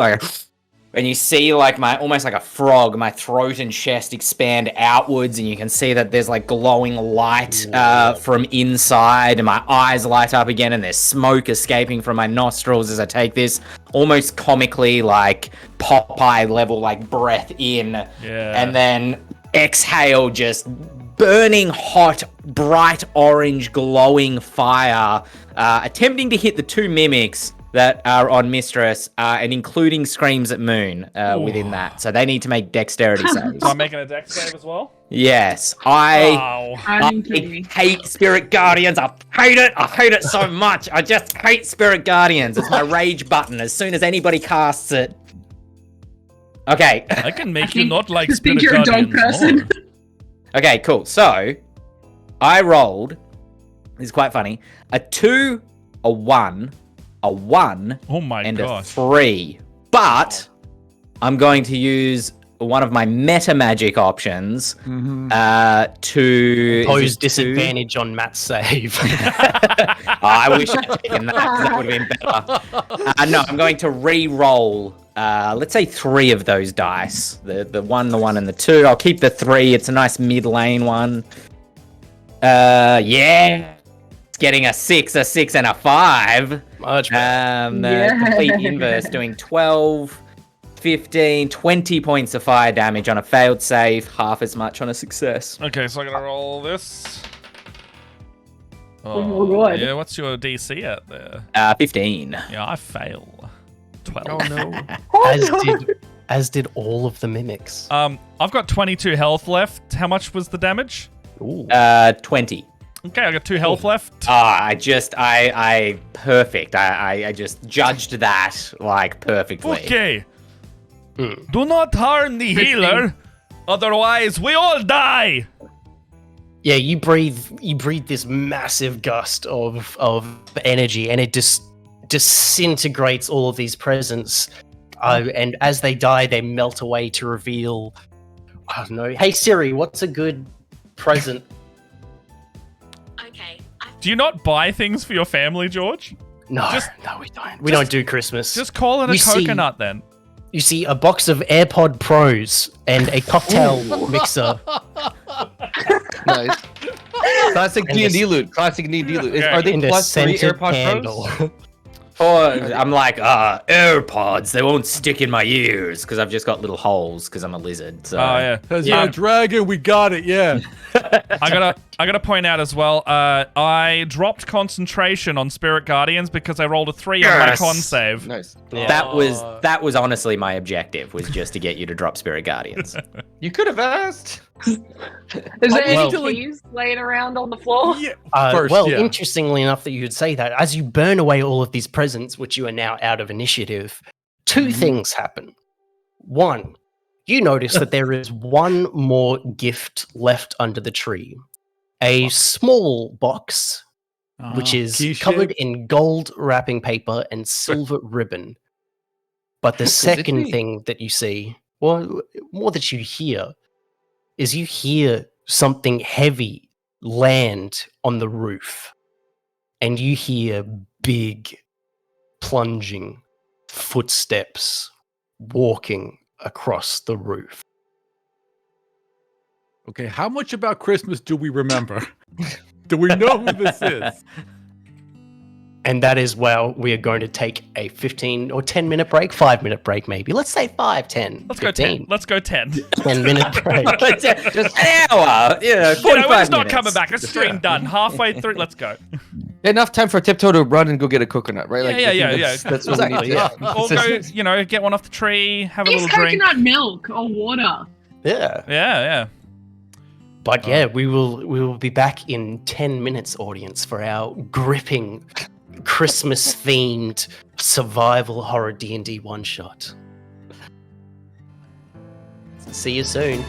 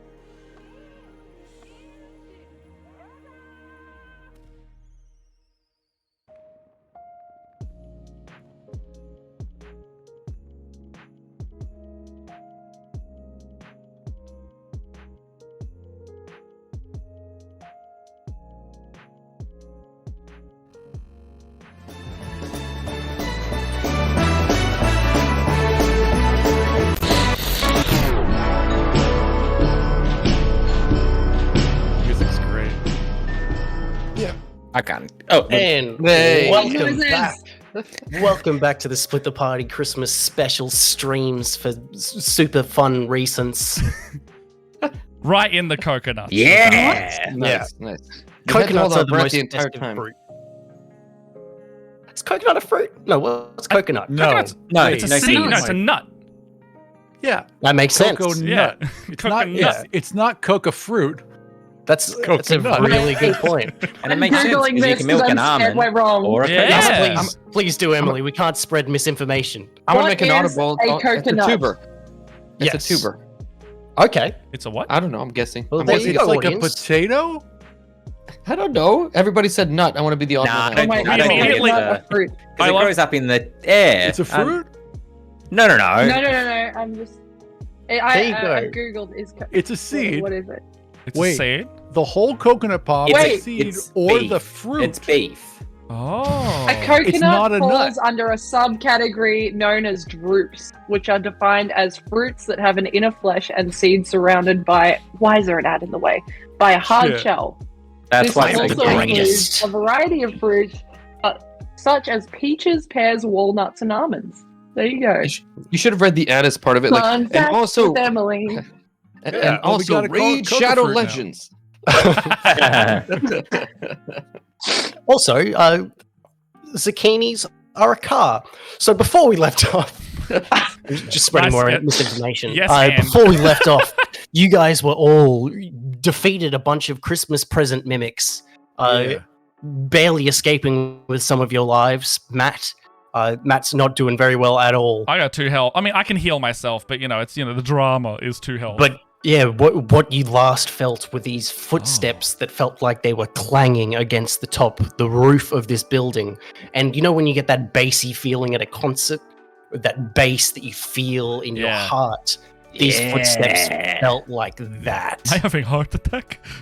The camera zooms in on the cookies and the cup of milk left out, and there's like that boo in the liquid as he's stomping his way here. Yeah. Yeah, Is there a and- fireplace? yeah. You put the fire Yeah. out, didn't you? Fire out. Yeah, Yeah. we did put the fire out. Yeah, interesting. Fire. Okay. Yeah. Right, exactly. You can see Baltazar's kind of like looks like he's like kind of playing with his saliva and kind of coughing and kind of, and this is basically me just like alchemicking my sorcery points and my spell slots to kind of rebalance it out to get that 3rd level spell slot back. But he's just, excuse me for a moment. Kind of gross, dude. Can you catch They- the fireplace on fire? Oh, absolutely, I can catch the fireplace on fire. I mean, Thanks, that would man. be completely elementary for me to be able to do that. I mean, fire is kind of my thing, What a dragon can fire do. and Yeah, blood. we That's know. what they say that we're made of, basically, is Yep. nothing but internal fire. Fire, nothing but a fur. And basically, he's going to talk, presuming that something's about to come down the chimney. He's just going to talk until that happens. About how academically he could absolutely light it on fire. Right. Fire's my whole thing. I mean, I'm basically made of fire. I mean, course. you know how you're like 60% water. I'm sort of like 60% fire, about 20% water, and 10% charm. Actually, fairies are 60% sugar and 30% honeysuckle. Ooh, well, I This have been entire educated. time. Mm-hmm. The Holly's 10% just left staring is at just the roof. mean. In, like, As the paralyzed footsteps are fear. getting closer. Yeah. I've gone to look at the table if I can find a bowl of milk or cream because the cat, as far as I can tell, is like his fur. Is it she, him? I'm sorry, I don't know if what to Yeah, Screams of is. Moon. Screams at Moon, they, them. They them them? perfect. They look like a dog's breakfast. I don't. They have no fur. Probably they're How dare patchy. I'm you. not sure. Dog's Why breakfast. you just got burned by some? Here, have a little bit of cream or milk or whatever this white coconut milk. I think Yeah. probably actually. Your feet Um, whites. You do take a bowl of coconut milk off the table. And as I bring it over, I will say, "Did you know the coconut is drink not that. it's not a nut. It's not a vegetable. It's a drupe. Did you? Everybody knows that. I feel very and I- droopy right now. And Yo, I'll put it in drop front of- that droop. Yeah, do you drink it? Screams of Moon? Yeah, I drink the viscous white liquid. Oh, you all are. I'm really dumb, but you all are somehow dumb. I'm not sure how that happened. I'm desperate. The catnip made my decision making. You drink that coconut milk, Kind and of whiskey. nothing happens. It Oh. feels like regular coconut milk. As it fills your stomach, you feel coconutty. I feel. What does it look like when? What does it look like when you heal yourself? Like, are you licking yourself like a cat does, or is it just like? I don't know. Actually, I haven't really thought of this. Let's say if I'm healing myself, I'm like licking my wounds, and you see like the magic kind of like go over an open wound, and it just like it goes zoop, and almost like a magic trick, it's healed after the tongue has passed over. If I was to heal someone else, however, they're not gonna go lick them. They're gonna maybe Thankfully. they'll like pull out some like healing salve and then wrap the yarn around it. Can I try one thing? Since you're at 2 hit points, presumably. I am 2 As hit I points, give you, yes. as I give you the milk, I tell you to lie down. Please lie down. Oh, This is what my Back or people belly? do. On your back, please. Okay, so belly up. And then I will pull 2 golden coins from my pouch and put one on each eye Oh. and say. Wait, hold on. Are "You're you making me probably- dead? You're not gonna Wait a make. minute. No, You're no, not no, gonna no. make it. You're not. I'm just. And I will try to do like last rites on. No. Okay, I've had enough of this. I cast He healing was word. a really good cat. This kid No. was very And I nice. start just like, and I just start immediately like level 2 cure wounds just on every surface I can get to. Yeah. Alright. Which happens normally. You cast cure wounds on yourself. But some things are happening right now because Tiptoe and Balthazar, you guys are kind of having this back and forth Arguing. conversation. Yeah. Yeah, whilst you're trying to get the fire lit, but at the same time expecting something to come down there. Rakam, Mistress, and Screams at Moon, you guys are trying to kill Screams at Moon. And Holly, you are the only one who's been kind of paying attention to what's happening with these footsteps. And Fabulous. it sounds like the footsteps stopped. You felt them walk, and then it's almost as if something went whoosh and took off from the roof. And now you feel unsettled because you don't know what has just happened. It was this magical pounding against all of you with these footsteps, but you don't know where it's gone. I will say I was definitely unsettled from the moment there were footsteps. Holly would look like incredibly pale, and like the hair on her head almost is straighter in the air than what it's ever been. And then she'll be like, "Shut up! Shut up! Shut up!" And everything feels still. And Just another thing, unnatural. you're not a fucking dragon. Oh wait, But hang it on. would be such an anticlimax if I wasn't able to actually light the fire. The footsteps of the fire.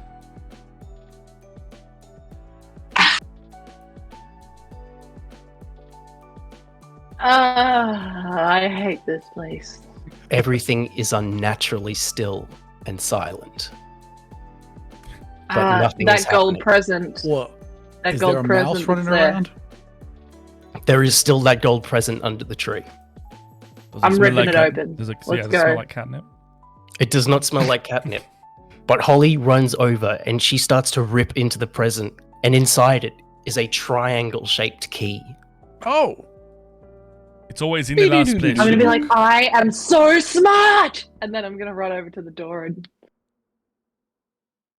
that's the sign of me opening the door with the key. Oh, I thought you dabbed on the lock is what it looked like. Yeah, you unwrap that present and quickly you grab the key, you sprint over the door, you shove it into that lock, and it doesn't turn or anything like that, but it feels like it's opened and unlocked something. And what do? Do you try to open the door? Do you... I'm gonna kick it open, but like stand back. yeah, I'm gonna like kick it in the. you kick it, but it opens inwards, so it's like you kind of do like a push to pull type thing, and you kick it, and it's like embarrassing for a second, but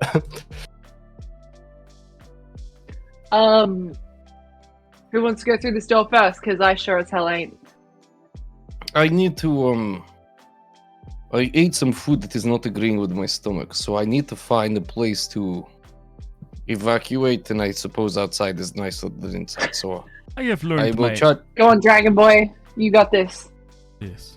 Well, yeah, because as you open this giant door, you feel the huge creaking and it resonates throughout the entire hallway. You even see the tree start to like shimmer a little bit from the sound and the reverberation. But as you throw open this giant door, you are greeted with a slab of bricks. Oh, that's mean. Okay, you know what? You know what?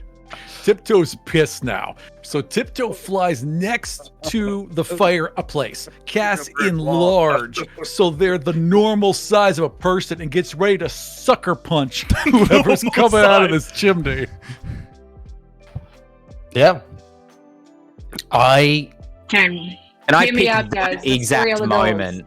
Yeah, I'm looking at Holly, and we are the only 2 who seem to care about these 3 other doors in the back. So I'm just gonna make my way to the one of those 3 other doors, whatever Tiptoe's doing, and be like, "Should we try to open these because other doors?" And then if we have time to start fiddling with them and so open or unlock them. Tiptoe's standing We're there at both the door, unlocking the doors fireplace, getting ready. As Tiptoe flies over there to the fireplace, can I choose that exact moment as I'm like laughing at the brick wall to just be like, "Ha ha, Shazam!" and then like cause the fireplace to explode into flame using create bonfire? Yeah, you Perfect. absolutely can do that. Tiptoe, how close to the fire are you standing? I was all around the corner because I wanted to sucker punch him, so not like right in front of it. Yeah.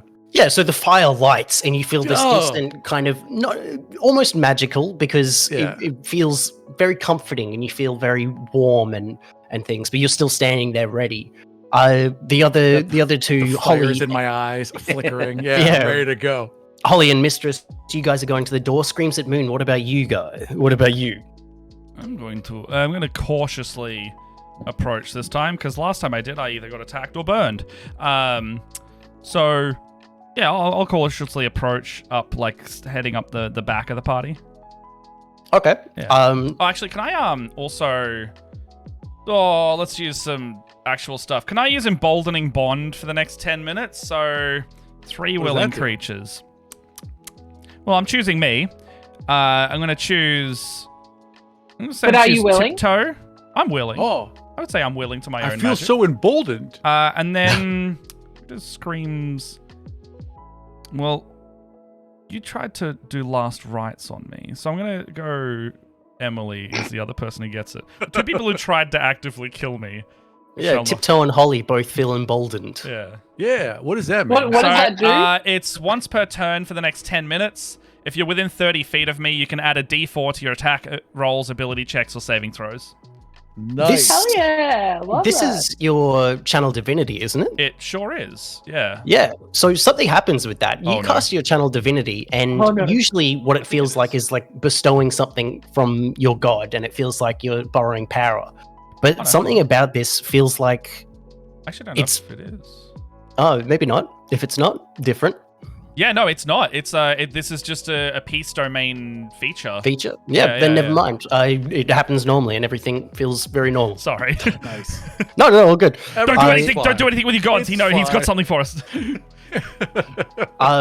Okay, so the other 2, you guys see before you 3 doors in a long hallway. The end of the hallway, it is just a regular wall, but it's about a 100-foot hallway with the 3 doors right at the end where you guys are. What do you do? I put on my lucky lockpicking mask. That's the unicorn mask.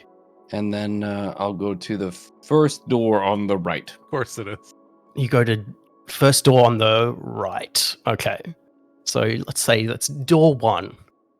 Yes, door number 1. And then I will knock. You knock, and nobody answers. It feels like it is a room, so it doesn't feel solid. It feels like there is definitely something behind there. I will try to open the door. you open the door, and there is absolutely... It reveals to you a small chariot. The small chariot looks like almost a children's toy, something that you could ride around in. Oh.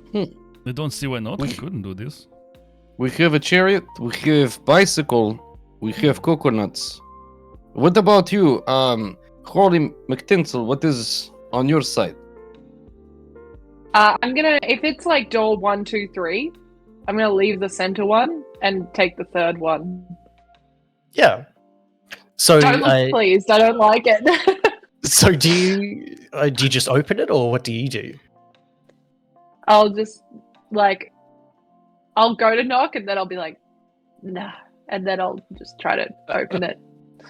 Yeah. So you open the door, and then as you open it, you see this kind of pendulum swing out at you, and I'm going to need you to make a dexterity save. Oh no! Oh no! Oh yeah, the Christmas pendulum. Do I get to use the D4 on this or no? Yeah, Yeah, you you would get be it. able Yeah, to. saving throw. Yeah. Yeah. Good, because I probably needed it. Oh, that's a 20. Nice. Yeah, this pendulum swings out at you with this massive kind of hammerhead on it, but you manage to duck it, and it swings up and cracks into the roof, and it gets stuck there. But it looks like if that had hit you, it would have dealt some real damage. Why even have that room? It I'm makes gonna no do sense. that thing that's like, you know, Yeah. when you try to psych something out that's just hurt you. I'm like, But yeah, And I'm looking past where the pendulum had swung out of, it looks like it is just an empty, dark room, very small, pretty much just enough for a person to fit inside. And a well, train. that's fucking useless. I'm going to door 2. Opening door Who 2. built this? But who doesn't have? I guess who doesn't have a pendulum room in their castle? It's just, yeah, traditional Christmas house building. I'm at an angle where I can just see into room 1, and I can see what is a tiny train set, but for me, in my normal size, it would be just right. And for a moment, my heart longs to ride this train, but I snap out of it and I focus on what I have to do here. But boy, Yeah, do I you're want to drive that standing train. Yeah. You open that middle door, and inside it is a small dog, a little puppy. Oh. This will be horrifying. Yeah. It's gonna be. I'm going to be like, screams at Moon, close your eyes. Hide. I got over my fear of dogs. I think. I'm going to try and call the dog by being like, come on. Come here. Yeah, the dog excitedly turns with its tail wagging and like bounds up to you and kind of does the little jump up at you. Oh. Okay. All right. And it's a small white That's the fluffy dog dog. with really long flappy ears that are pretty much like the length of half of its body. Oh, you found Christmas dinner. I see. And the dog goes, all right. Zoinks! Get in the Scoops! pendulum room. Oh no. So, Cool. Fairy- So we have the a fairy dog. does not. We have a Dogs are chariot. delicious. Right? You have a white dog. Steam and a starts to chariot. escape out my nose. So we have. Alright, if we put everything together, we have chariot, we have dog, we have bicycle, we have AirPods, we have no escape, and we have chimney. We have 3. That's it. Yeah. Brick wall, What if we go up the chimney? tiny train. Oh shit. Well, he's coming down the chimney, guys. We got to The- worry about that first. Yeah, you currently No, have. no, you didn't hear roaring me correctly. fire. They're gone. They're gone. There's nothing up there anymore. Oh, they left? And I'm like listening. Like, do I hear them? Make for me a perception check. Okay. That's gonna be a 12 plus 6 is 18. 18. Way. You kind of listen closely, and at first, all you can hear is the crackling of the fire and the logs kind of going off. But you do listen as closely as possible, and you hear the echoing coming down of this heavy breathing. Ugh. All right. Getting ready. Imagination. He's for me. coming. You shouldn't ready? have. But thank you. I'll take it. Does anybody else do anything? I'm hiding behind Mistress. If this guy, so the breathing's coming down from the chimney. It sounds like it. It sounds like there's kind of an echoing from the top of this chimney coming down. And the fire's roaring because Balthazar, the dragon, the 100% dragon, lit it on fire, Yep. right? There is a fire, yeah. You got it. I mean, this is a nice place. What if we just stay here and live here forever? That's what I Fucking was kidding thinking. me? It's been trying to kill us for 10 minutes. That's a maggot tree. It's a tree of maggots. We ain't staying here. What? Oh, what if we burn the tree? What if we burn the tree, and What if we then burn the tree? Yes. Have you Yeah, lived but- in a I house? don't You mean to alarm you, but the maggots was just a metaphor. It was honestly, it was a metaphor. Oh, you were so How is that a metaphor? poetic A with your metaphor for- description. for what? Like the way it was moving. Yes. Okay, I'm tuning all of them out and just get ready to punch something. Yeah. Which I will actually give you as a split second. You hear the scraping of claws against what sounds like concrete. And you hear the sliding of something as it comes down the chimney. And with a split second, you wind up a punch. But this heavy figure lands in the fire. And the fire erupts and plumes outwards as it spreads everywhere. And that big table, the chairs, everything catches on fire on that side of the hallway. Oh. But you do manage to wind up that punch. And without even being able to see what's happening because everything has gone up in smoke and there's flames, you swing that punch and make an attack roll for me. All right. I get that +4, right? You do, Okay. I assume. Attack rolls? Hey. Attack I'm gonna roll, say ability yes. check, or saving throws. 10 + 7 is 17 Hey. plus 4 is 21. Thank you. 21. You hit whatever it is that has fallen down and roll for me some damage. It's a friend. All right. All right. Eat it. That is going to be 6 + 4 is 10. Yeah. Okay, yeah, you wind up this massive fist and you swing wildly through the flame and you connect with something. And as you hit, it feels like you've hit this huge solid mass that you then, as the flames and stuff start to settle, but everything else is glowing with this light as the rest of the table and all of the food and stuff goes up in flames. And as you see the chairs themselves are catching on fire, and it's as if these spirits are trying to crawl out of the chairs because Oh. it's all on fire. The smoke that's coming off of them, you see the eyes and the black smoke which you would recognize from your weird visions. There's this creatures in the smoke that are trying to claw their way out, but they can't, and it evaporates into the air. But Tiptoe, you see this large horned figure turn towards you, its eyes gleaming yellow, a big white beard, a blood-stained cloak with white trim as it looks at you. And I need you to make a constitution save. Excellent. Okay, first of all, extra 4 points of damage because I am enlarged, and then I will make Awesome. a Good point. Constitution save. I rolled an 11 + 2 is 13. 13?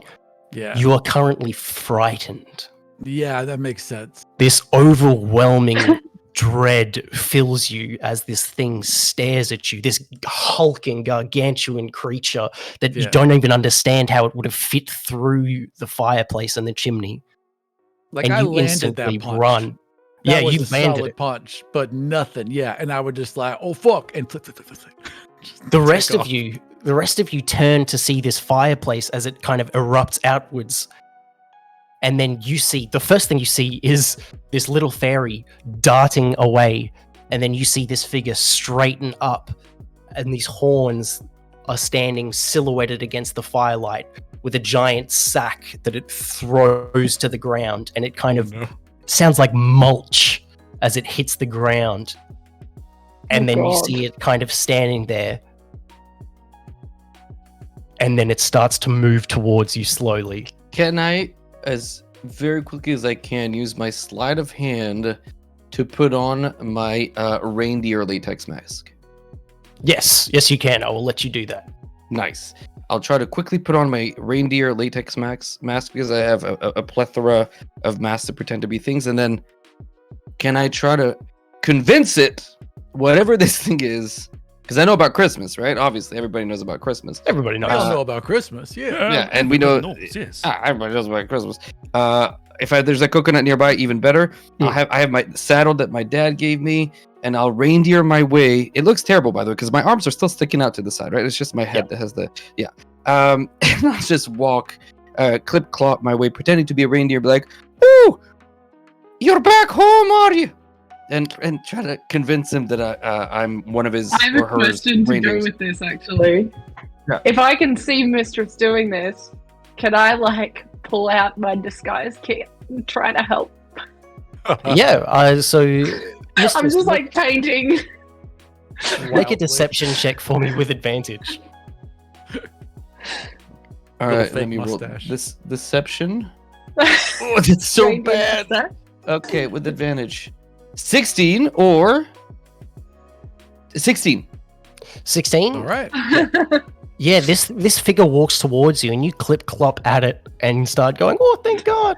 And it looks at you, and you need to make a Constitution save as well. Who are you pretending to be? A reindeer? I don't Oh my God, that's the best. know. 10. I'm Vixen. 10, So good to see you. and yeah, you see these two yellow gleaming eyes look at you, and you are filled with this fear eternal, just this primal instinct that makes you want to run for high heavens. After this horrifying food, I soil myself and turn back and try to run away for sure. Yeah, you sprint away. And currently, what are Balthazar and Screams at Moon? What are you guys doing? Have I perceived that the fire had any effect on this thing? Like, am I perceiving that it might be resistant to fire? Because It if so, I'm in trouble. Yeah, it does not look like the fire did a thing to it. Outies. Outies. I want outies. Run. Belly buttons? I stand there wishing that I was a real dragon, much like Pinocchio. Okay. And Screams at Moon. Is everybody else like turning tail right now? Like they want to? Yeah, you just got like a little Doppler effect of a fairy, like, oh! Yeah, I going follow the right, fairy. going right past you. I follow Yeah. Tiptoe. Yeah, I'm out Yeah. fast as I can. In that case, I'm going to need everyone to roll for initiative again for me. Whoa. Oh, that's not as good. 11 plus 4 is 15. Nice. Oh, that's not good at all. Someone's prayers got answered. All right, Tiptoe, you said 15? Correct. And Balthazar. I got 6. It's double last You're time, silly. right? You got your Yeah. eyes closed, you're praying, everyone's just flowing past you. Holly? 14. 14. Screams. 9. And Mistress. 16. Do we do it at disadvantage because we're afraid or no? I don't remember. I don't believe so for Okay, perfect. initiative. I don't think so so. then Yeah, 16. initiative's just its own thing.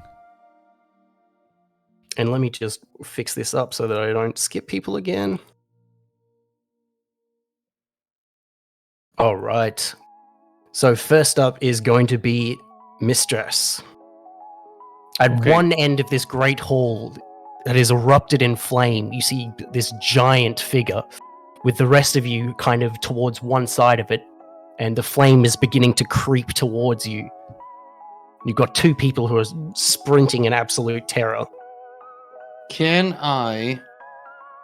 Is Balthazar closer to this entity than I am, or is he further away?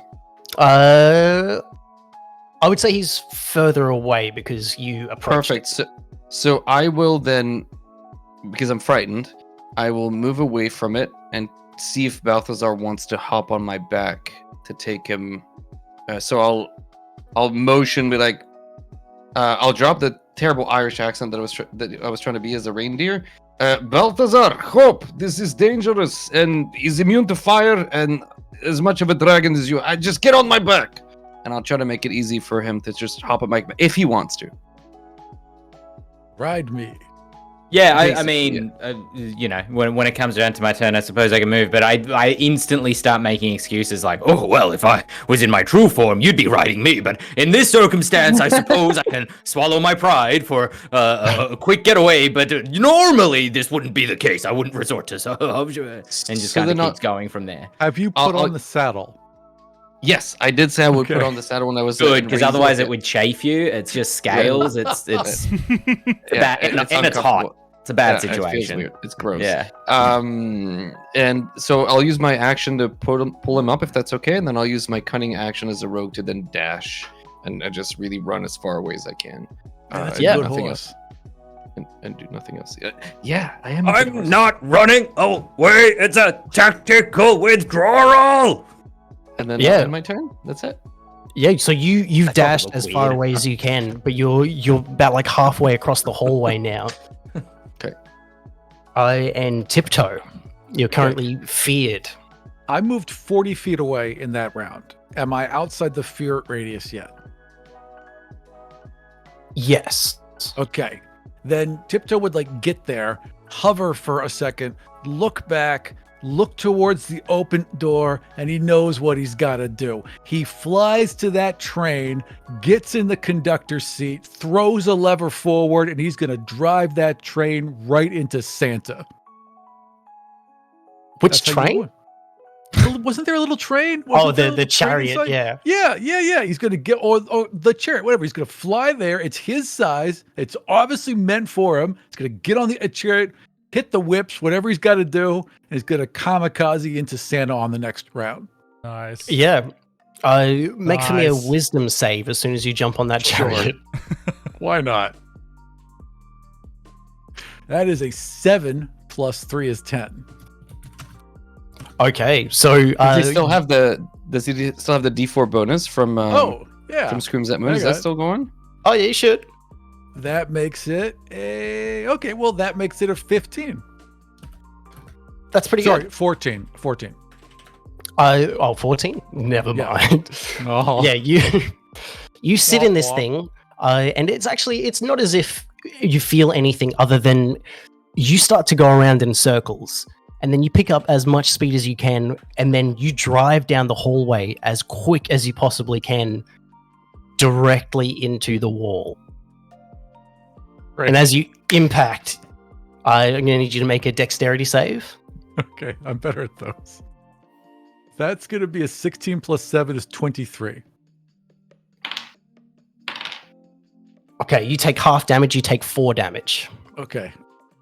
The wings go up just as I'm about to hit, so I slow down a little bit and just smack the wall. All right. That didn't work. That did nothing. And as that happens, you see Holly, who is standing there. And Holly is staring right at this beast. And this beast looks at her as it reaches out a giant hand, grabs her, and you see her get stuffed into this sack. What fucking hell? And you see her spine crunch as her body is kind of contorted and distorted to fit into this small sack. And you just hear the screams get muffled as you see wriggling around inside this sack. And it gets shattered until the screaming stops. Fuck. Oh my gosh. I changed my mind. I'm running away. I want out. No! Because it sounds like Emily needs to dip, which means that her character is getting painfully killed. We will avenge you. Much love and apologies. No, it's all right. Do what you need to do. We'll duck to a quick BRB screen, and then we'll come back out. But yeah, Emily, I was gonna say if I just leave, it's gonna go. Yeah, no, weird. I'm gonna dip out to it. I'll make sure the overlay doesn't implode on itself. But Emily, thank you so much for coming. Yeah, thank you so much, Emily. Thank you so much for having me. That's all right. Where can people find you in and around the thing? And then Oh we will yeah, go. my name's Emily. I do this stream every Tuesday at 6:45 p.m. Australian Eastern Standard Time. It's called Fate's Grip. It's twitch.tv/it's Fate's Grip. All right. Awesome. See you, Yeah, everybody. thank you We'll so be much for back. being a part of it. We'll be back. Be as right soon- back. Sorry, George. Bye. We'll be back as soon as we can.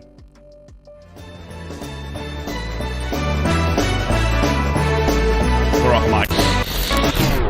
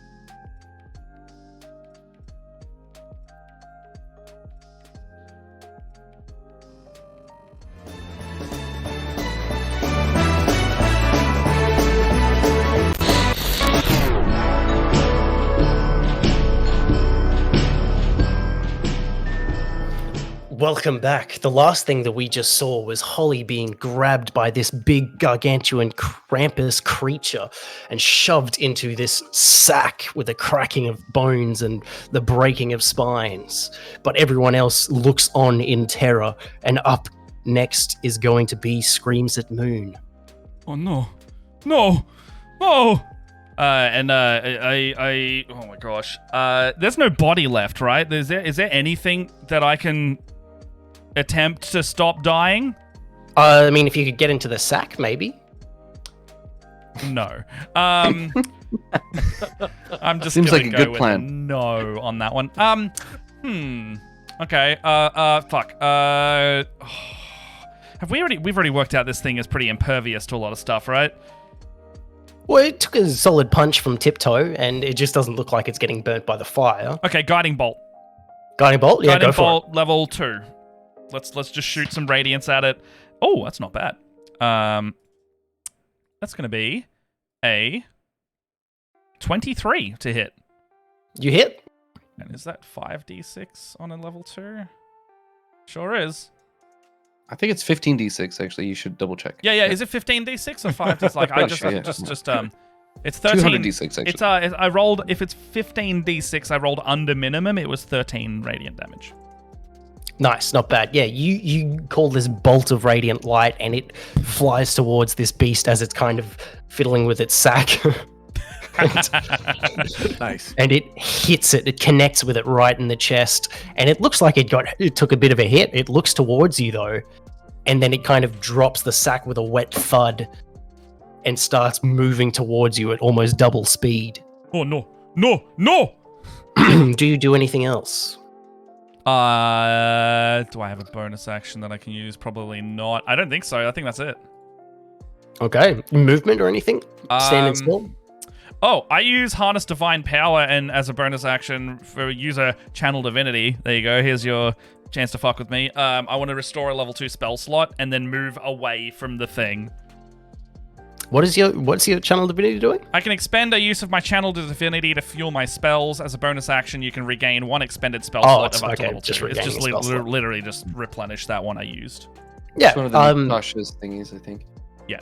Yeah, you call out to your god, and it doesn't feel the same. It feels much more as if it's begrudgingly gifted to you, and it feels darker than usual. It doesn't feel like it's coming from your god, but some other entity that you can't explain, but it does work normally, and you get your spell slot back.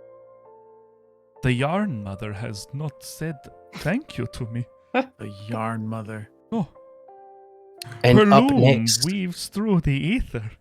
is Balthazar. She's silent. But she spreads a good yarn. Spins a good yarn. Anyway. How dare you? All right. I am going to. Is anybody close to the creature? Screams at Moon is slightly Yeah. closer than everyone else. Okay. Would you say he's within 20 feet? Of you or the creature? The creature. Yes, I'd say so. Okay. All right. Do it anyway. All right, I am going to, as I'm like looking back over my shoulder, I'm gonna be like, well, nothing ventured, nothing gained. And then kind of like breathe into my hands in front of me, and flame kind of circulates and becomes like a ball. And then I toss it up and catch it, and kind of toss it up and catch it. And then like one eye closed, tongue out, taking like careful aim, fling this fireball, which sails through the air, and then on contact with the creature, explodes into a big fiery ball, you might say. All right, so it's dexterity saves. Indeed. Okay, I gotta write these results down because I don't have that many dice. What? I'll keep those. And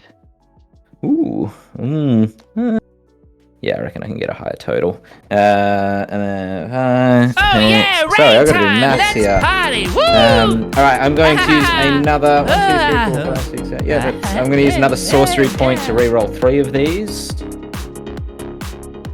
Side note, thank you for the raid, Promethean. Yeah, thank you for the raid. Welcome. Just in time. Now things are really heating up. Yeah, I hope you guys know what you're getting into this Christmas body horror. It was way better. All right, so now I've got to work this all out. So that becomes that becomes that becomes that becomes that becomes 39 if he doesn't succeed the save. Which I'm guessing did. He got it at 18. Yeah, that is a success. So still half damage. Pretty good. But he seemed to take the damage. It did look like it took damage, though, because you see that the flames go and it burns away some of the cloak, and it does kind of, what's the word?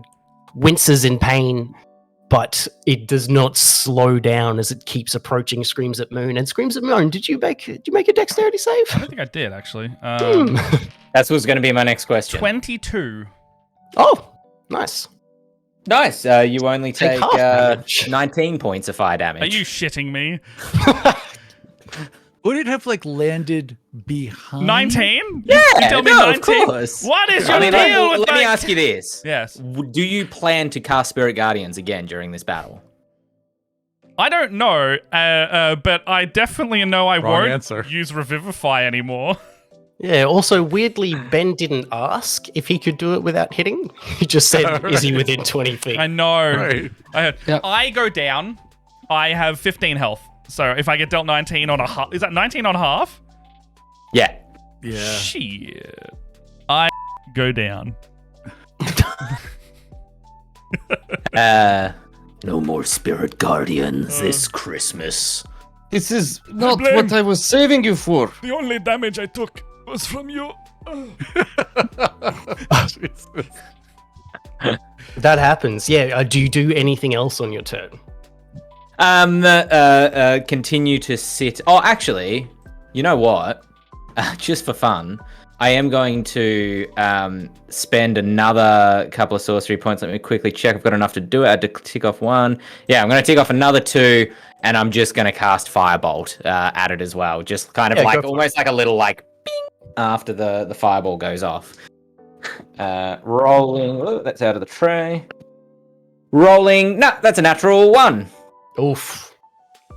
Yeah, you shoot this thing and it hits the tree, and the tree lights up, and you hear almost like a loud, high-pitched wailing going on as this tree burns, and you see all of the spines, the pines of the needles start to shudder, and as it shudders, the pine needles all start to shoot off, and it spreads the fire even further as the fire starts to creep, and now almost half of this hall is engulfed in flame, especially after that fireball. Can I ask? So, and I don't know if there's any more distance too, but considering I'm in mounted combat, if Mistress is a willing mount, can I then move the both of us as far from this thing as we can within Mistress's movement speed? Yeah, I'll say yes. Yeah, let's go. So the furthest you I can get away is I don't want to do that. Okay, is- never mind. Now that I see Screams at Moon is downed, I'm. Oh, you can't do his the- rights. God damn it. I gotta come back for him. I gotta put those gold coins on his eyes. So yeah, I in fact refuse to escape further. I need to turn back around the other way. This Well, is it is your turn. Oh, perfect. Then unless Balthazar, you get off, I'm gonna move and use my cunning action to dash back towards Screams at Moon. I'm not sure how far they are from me, but that's certainly the intention now. About 20 feet, I would say. Oh, okay. So I don't need to cunning action. Perfect. Nah, So I'll let then you with make- this, perfect. I will get there with Balthazar on my back or off. It's up to you, Balthazar. Balthi, as I'm now going to call you forever.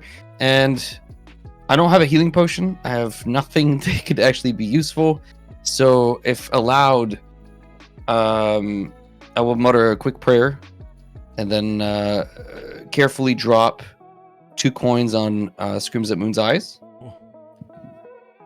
I will mutter a prayer to who would be the god of centaurs? I don't know. The god of horses. I will pray Barlap. to Clyde's Another the Australian Dale. reference. They're not gonna. I'll pray to Clyde's the Dale about and his brother Bud the Wiser, because that's what they go together. Then I will keep. If I don't know if that's a bonus action, full action. You tell me. I don't know. I'll say bonus. I'll let you. Perfect.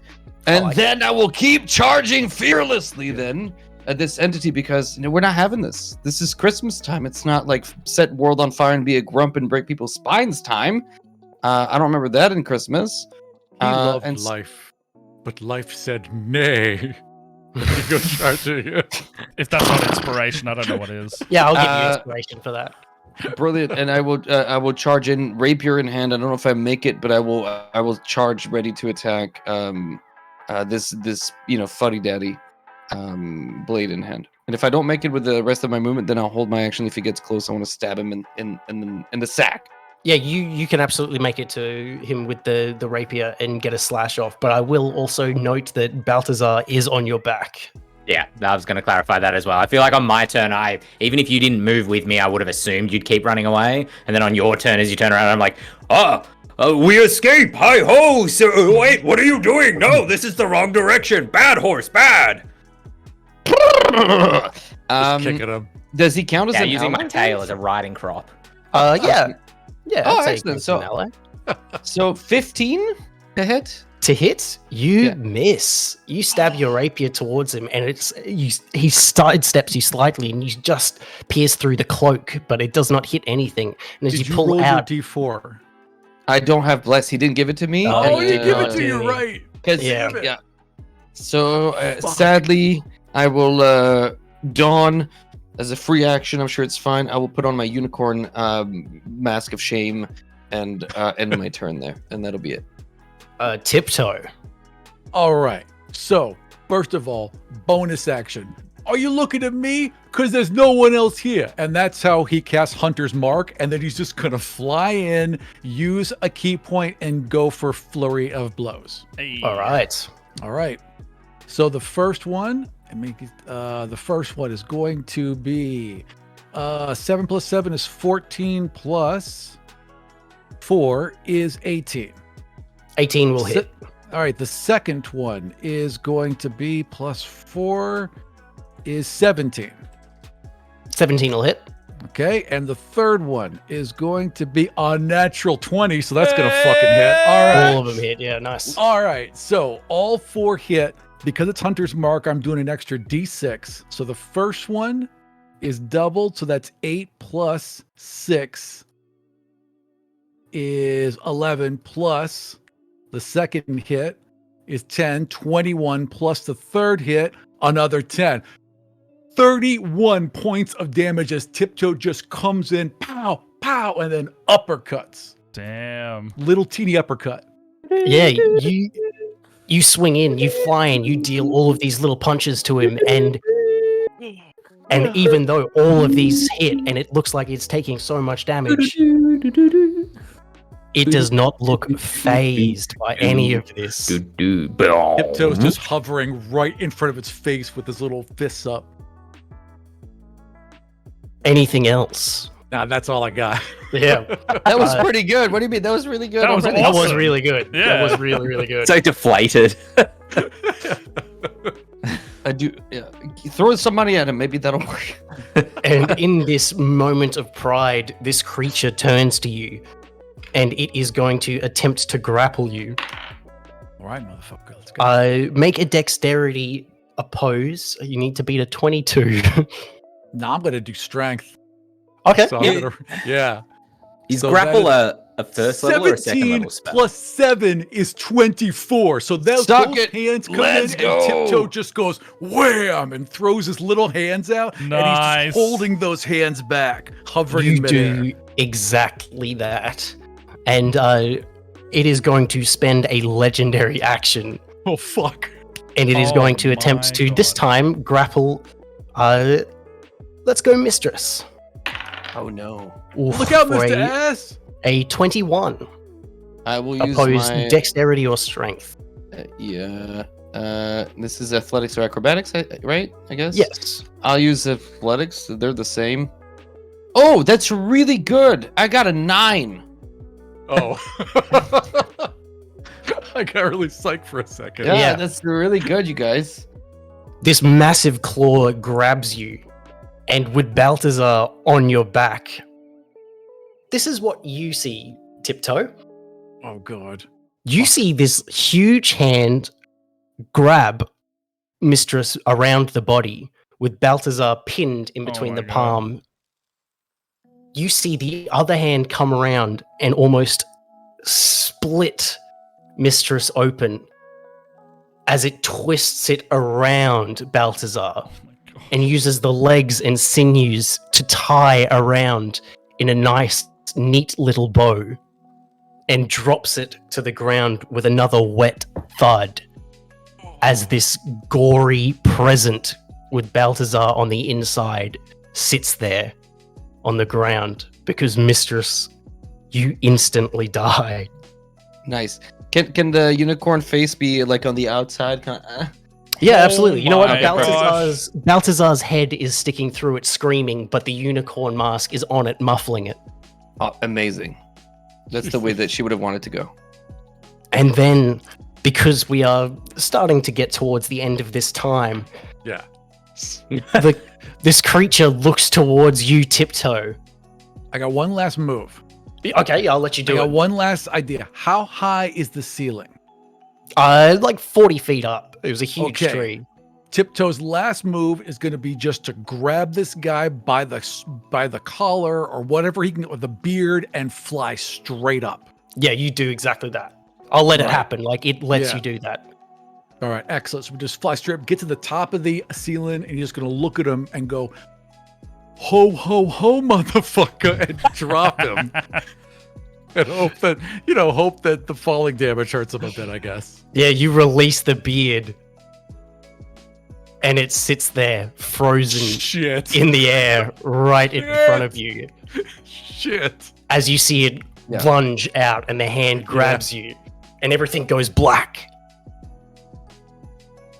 Then, almost in another jolt of energy and an immense pain in your foreheads, you all awaken again. The first instinct you have is to try and reach for your head because you're feeling this huge throbbing pain, but you realize your arms and legs are all strapped down to tables. Looking around you, the only thing that cuts away from what you're feeling and hearing is this clapping. And this clapping beats against your eardrums in like a huge amount of pain. And you see a man sitting at a throne, clapping and laughing as he says, another one, wizard. And you recognize Strad von Zarovich sitting on a throne. Tiptoe, you look around and you see everyone else from your party from Curse of Strahd strapped to these tables with electrodes piercing in and out of their bodies. And then you see a man in a white coat with spiky hair going, all right, but I don't think that they can handle another one. What are you, like level 3, level 4? I don't know. I call this one 10 Tarasques with Uzis, as he pulls this lever, and you all feel a jolt of pain as everything blacks out again. And you wake up, unsure of where you are or how you got there. And that is where we are going to end. Nice. Was that a Everyone- Rick and Morty reference? Yeah, it was. It was Morty Mindblower. Everyone was Mind-blowers. strapped to a table. Tiptoe was strapped to a little end table, right? Just right in the middle. Yeah. A little bedside Oh table. man, that A was little fucking IKEA, dark. like. Yeah, Oh right. my gosh, George. That was. I told you excellent. I was going to do a survival horror I'm- without Yeah. the survival. I'm impressed we didn't all die on that. I was pretty happy. Yeah, Yeah, Tiptoe yeah, did that was all pretty right. dope. Oh, my Hey, hands are technically, none of sweaty. us died. Yeah, That's I mean, fair. you're all still alive. You guys just Yeah, didn't do well Yeah. in your Curse of Strahd I knew what I was campaign. doing. right. We were Nice. just bad at Strahd, but we were better at this one. Yeah. Never had a doubt. We were fine. This is all we knew it. Oh yeah. You're not going to be permanently scarred or anything. No, it's fine. Yeah. But yeah, I mean, like, honestly, guys, yeah, thank you so much for joining me for my like twisted, disgusting Christmas themed horror campaign one shot. Anytime. I you want to fuck up a holiday, I'm there. Yeah, I hope you guys enjoyed my very left of field style of DMing. Next time it's going to be like Arbor Day of Terror. Very quickly, I mean, do we have some favorite moments even? I don't know if there were favorite moments in that. I'll start. I liked any reference to coconuts in this game. My favorite moments were that George did not consider that not everyone had touched a coconut before. That's my favorite George moment. I loved from Ben anytime that his character tried to kill my character. That was very funny. I didn't take any damage except from friendly fire this campaign, it seems. So I found that really amusing. Oh, it was pretty funny. Yeah. I liked Aram's instant, like, don't touch anything, like, fuck this whole place. Fuck And then just this. being like, no, I'm going to punch Santa in the face as he comes down. I'm just going to sucker punch him. Was that Krampus or was that Santa? It was Krampus, technically. Yeah. I did toss up having an NPC in there who was going to be a paladin named Claus, Santa Claus, but That's fine. Nice. Yeah. ended up making it easier and just not having Saint any Claus. NPCs. That's fair. No, I love Tiptoe's final line. It just like I'm just straight back watching Die Hard or like some like loose Christmas action movie like that. I really liked when they finally got the door open and it was just a brick wall because that was perfect. Yeah, it's like no, we're just messed. This guy's just screwing with us. Yeah. I just like the door that has the pendulum in it for no reason. Like I just No don't know reason. why. None. There's just there's a pendulum. Oh, okay, and then we didn't question it. It was like, oh yeah, of course. Yeah. And that's what else Plenty would of it fucked be? up things were happening. Yeah. I do like that in my notes, I've got door 3, a punch glove, and then I've just been like, no, that's a little too modern, so I changed it into like a swinging hammer. But then you're opening presents that had like AirPods and shit in them. Yeah, right. Yeah, it's fine. That's the best when you have like a game in D&D where like pizzas and tacos are just a thing, and you're like, yeah, no, of course. Why wouldn't it? Because otherwise, players have to come up with a reason. I'm gonna mix dough and tomato sauce and cheese. Oh, I invented this thing. What do we call it? Let's call it pizza. Just why do You'd that? never even go out again. You did the whole That's it. party would just start a little pizzeria and you just That's make it. gold all day. Yeah. Of course, yeah. That's what we should do with every D&D game. It was a lot of fun. Thank you. Yeah, thank you so much for having me. For having me. For all of you being had. Thank you Yeah, so you're much. on your own channel, bud. Feels like that. And why don't we go around one more time and see where we can all find you guys, starting with Ben. Yeah, my name's Ben. I work for Ghostfire Gaming as their media content creator. So you can find Ghostfire Gaming, I think, is the YouTube channel. Ghostfire Podcasts is the channel where we do the Eldritch Lorecast, which is a weekly sort of news and D&D advice podcast. And we are also on Twitch at Ghostfire_official, which at the moment we stream the Eldritch Lorecast every, I think it's Monday, 7 p.m. Eastern Standard Time. And 11 a.m. Australian Eastern Daylight Time at the moment. So, yeah, get on that. Come hang out. Yeah, hell yeah. Rackham. I'm Rackham from twitch.tv/GM Workshop. It's basically a place that I put together for the number one thing I saw online, which was people didn't have a place to play D&D, especially over the pandemic. So I run essentially Twitch Plays D&D almost 5 days a week, where a chat just comes in. We've created a character. They control it through polls and decisions that they make collectively, and we run them through an adventure. We just finished like a 3-week sort of arc, and we're starting something new tomorrow. I also run, and Matt will be on at some point. I don't remember the exact date. We're doing a Dungeon Spire, which is sort of a mix of Dungeons and Dragons meets Slay the Spire. We've brought plenty of content creators to come and compete in it. So Robert Hartley has come to play. Dreaded GM came to play. I've got Phoenix Iwaki is coming, and Dag is coming, and a bunch of people have come. Darling Creepshow's come by and stuff. It's been a lot of fun. We have a leaderboard, and top of the leaderboard is an Australian content creator, Tales of Pesh. Oh, Great Pesci's dude. at the top at the moment? He is. He's Pesci's on our number next game. one. There you Nice, go. yeah. And Dread is second currently, I think. Um, And dead last is Hey, it's Matty P. Didn't do so well. Oh no. So yeah, that's been ongoing. It's a lot of fun, and that's it. So come and hang out if you feel like it. But I'm not your dad, so I can't tell you what to do. I think ours is Very cool. mid-January by the look of it. I don't. Yeah, it's like the 17th or something. I can't quite remember. the Yeah, exact around date, there. but it's around we'll, then. Yeah, we'll post about it. 100%. Awesome. Thank you so much, Aram.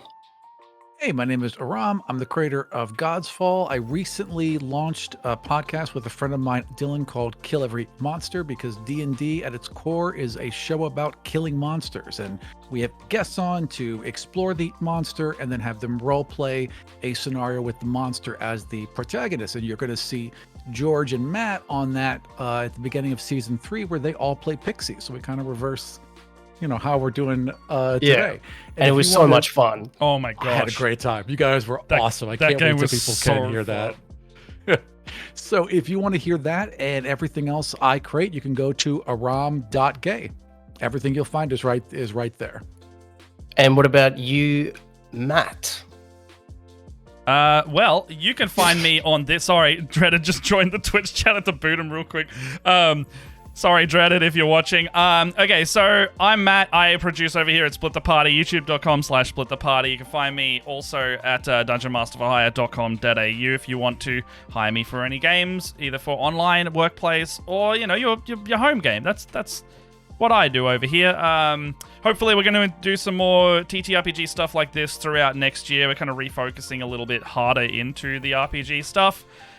So expect to see us a lot more in and around doing big streams like this with all of our friends. We met so many at PAX recently, and I just want to find excuses to play games with them. So let's do that more. Yeah, awesome. And I have been your DM, George Goldfeder. Thank you so much, everyone. You can find me at Sir Georgethy on Instagram and Twitter, but I hope you enjoyed my survival horror Krampus Christmas themed one-shot. And I appreciate you all coming around. Stick around for Split the Party because we've got some more streams coming up. Matt's going to be DMing next, and then after Matt's stream, we have Ben Martin, which is going to be really funny. But yeah. Fun fact on his too, this is his first ever foray into the stream world as a DM. Yeah, which is going to be really fun. Yeah, So- I can't wait. I've seen his concept. He ran me through what he's playing. I can't wait for his game. Awesome. I think it's going to be the funniest one of the day. How Nice. dare you? But yes, it I will mean, be. yours and mine are let's kill our players. I'm not going to. Yeah, mine wasn't that funny. Yeah. Mine's cutesy but also deadly, and then yours is like classic George, dark. Yeah, I was and specifically trying to Darkest get a Dungeon. bit more horror theme. Yeah. Yeah. Ben Martin's gone casual fantasy retail environment. Awesome. I love it. Yeah. Sounds great. I can't wait. I'm gonna watch the hell out of it. Okay, Awesome. well, we'll be back in about half an hour. We just need to sort out our next game, and then we'll be back for what I call the Holiday of Annihilation in our next one. Classic. Alright. We'll see you soon. Thanks so much, everyone. Love you. Oh boy.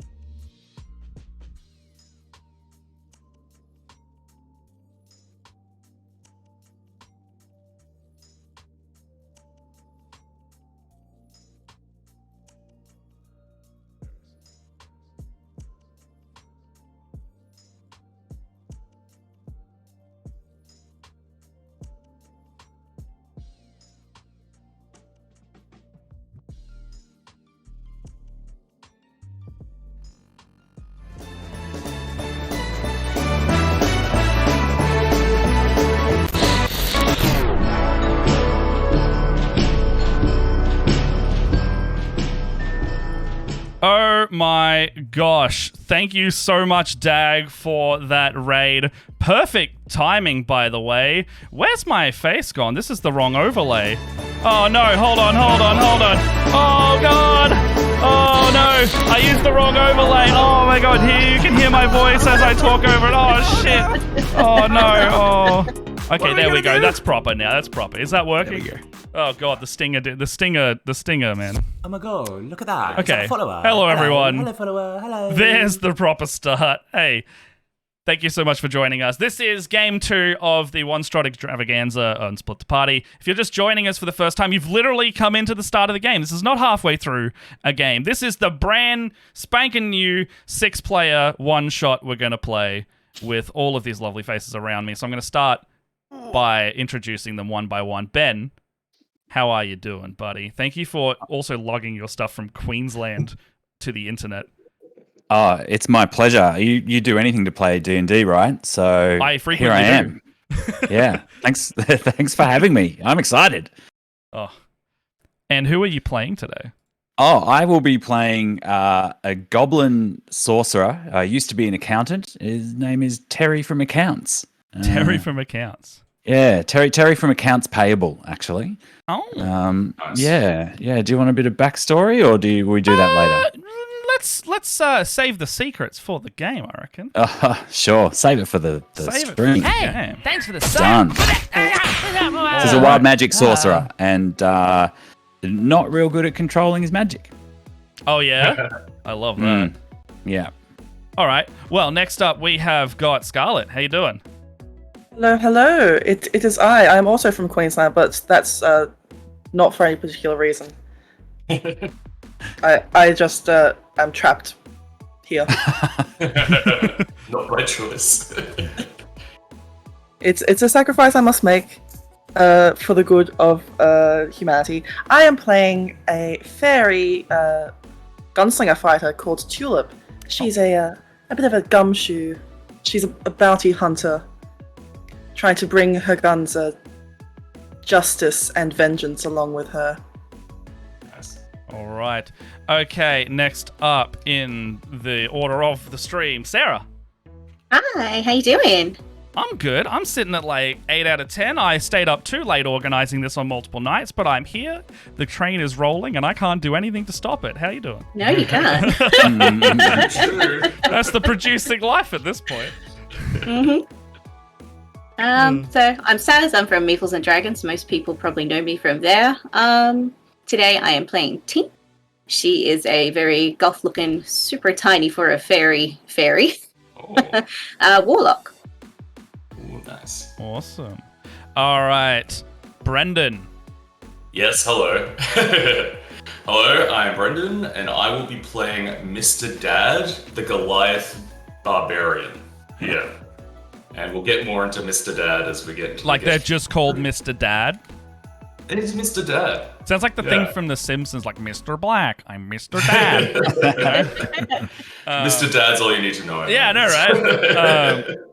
right? Okay, next up, Josh. Which one? Oh, you're right, Pesci Josh. Okay. I was actually gonna let you guys just fight to the Just fight for a second. Yes, yeah, both Joshes at the end. We're both too polite. So they're fighting for us. Hey, I'm Josh. You can find me on the internet under the moniker. The stinger went off. I don't know why. Here I go. Look, you're full. Honestly, have the full screen view. You've got, you got the full screen now. All right, nice. Moving back. How we doing? Man. We got stung. Hashtag stung in the chat. If I do that anymore, Jesus. Yeah, Pesci. Sorry, start again. The music just completely cut it out. We were still live and everything. It just went. That's so good. Sorry, I'm so sorry. We're back. You can find me under the moniker Tales of Pesh on the internet. Do RPG among some other things, and YouTube, Twitch. What else is happening? Anyway, just keep an eye out. And today I'll be playing a Cockney Dragonborn gangster who's found himself swept off the streets of London and thrown into somewhere. But he's gonna do some annihilating, I hear, or getting annihilated, or one of the things. Sounds like a good weekend. Yeah, so today's one shot is going to be aptly titled "The Holiday of Annihilation," and I have, I've got a couple things for us to have a little looky at while this goes on. But you can find yourselves in a bit of a daze at the start of this. I'm going to say that you all know each other in varying moments of your life. I'll let Josh get to introduce himself. Oh, I'm so sorry. God, I'm frazzled. Okay. I've melded the Joshes into one. Okay, yeah. Dreaded, you have the floor. I won't won't sting all the way you, I down promise. here. You can see me holding up the frames. I'm known as Dread or Dreaded GM. I'm storyteller, voice actor, and GM with Dreadlocks here on the internet. So if you want to find what I'm doing, I'm going to take a page out of Pesci's book. You can Google it, and you'll find me somewhere, and you'll get to have a little bit of dread in your life. So there you go. All right. I love that. Okay. I love that. All right. Yes. Blah blah blah. Holiday of Annihilation. We all get. It's going to be grim for us. We're level 11 today. I'll also say. So what the book has recommended me is roughly level 11s with some magic items. So this is what we've given everyone. We're going to start literally in the Tomb of the Nine Gods, where certain gods reside in either their alive, dead, or ghostly form. And well, I'll throw to you guys. How did you find how do you feel about, how do your characters, I should say, feel about the holidays and all they stand for in the Forgotten Realms? Because, you got Yanthus and a few of the others that exist, but, what does it mean specifically to you? So we are in the Forgotten Realms? We are in, Forgotten Realms asterisk, yes. Forgotten Realms until I feel like it isn't, yeah. Okay, cool. All right.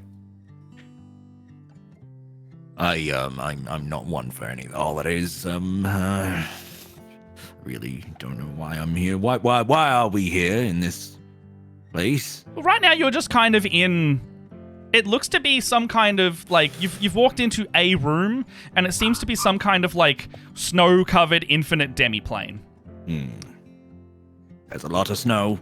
One by one, you can just see you just going around, kind of just appearing and disappearing, almost as if you're transitioning from one plane to another. Oh my goddess. So we're just teleporting into this room? Yeah, more or less. It's like you don't really see where you were, and there's kind of a bit of brain fog while you're trying to remember. You think you remember, but it's kind of maybe, I don't know. But the last thing that you were doing that you can guarantee you were is creeping into the doors of this massive kind of jungle, now snow covered, which is strange because it's a very humid region of the world. Much like the far north, you do not have snow up there, but the mountains were all capped with it. The city that you were just exploring was kind of blanketed with both this and pine trees were growing as well. That was kind of weird. So you find yourselves creeping through a door, and then you appear here. Oh, okay. Everyone, hold on. Before we move forward, does anyone remember anything? Why we were creeping through the wall into this room? Where we've come from? I seem to have. I need some exposition, please. Can we all just group up and let's talk about what's happening here, because this might be some sort of fade trickery. Look, I'm not really sure, my friend. I dislike the festive season as much as anyone. It just reminds me of my life collapsing several years ago, and I hate snow. And I'm short, so I can't help but creep, really. I struggle to remember. As anybody else, can you shed light on the situation? Oh, I certainly cannot, and quite frankly, it's not my favourite mode of transport, whatever that was, and she's just sort of going to dust herself off and start hovering above the snow. I take offense to the fact that you're blaming the Fae on this. We actually have a sense of humor, you know.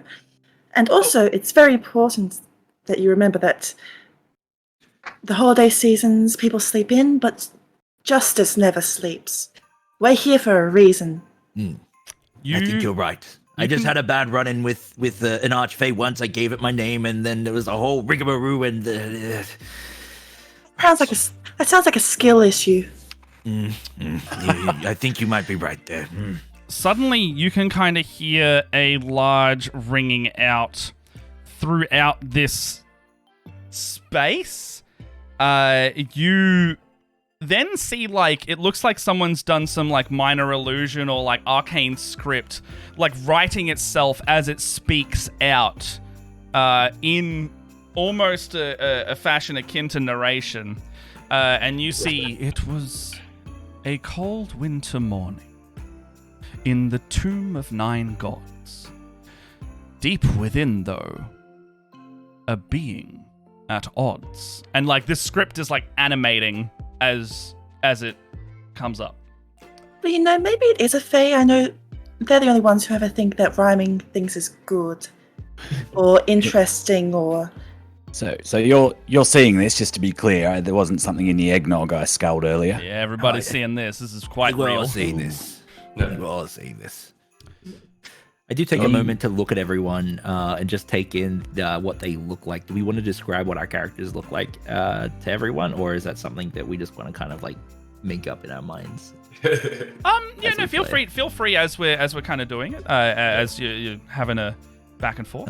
Well, while all this has been happening, a giant, extremely muscular, but dressed in just like normal, average kind of like jacket and like button-up shirt, kind of Goliath, is frantically muttering through the snow going, "Where is it? Where is it? I had it in my hands! For my son, I had it, and where did it go? This teleportation, it ruined everything!" And he's like, "What is that writing in the sky? Who are you all?" As you say, what is the writing in the sky? You actually see an image appear now.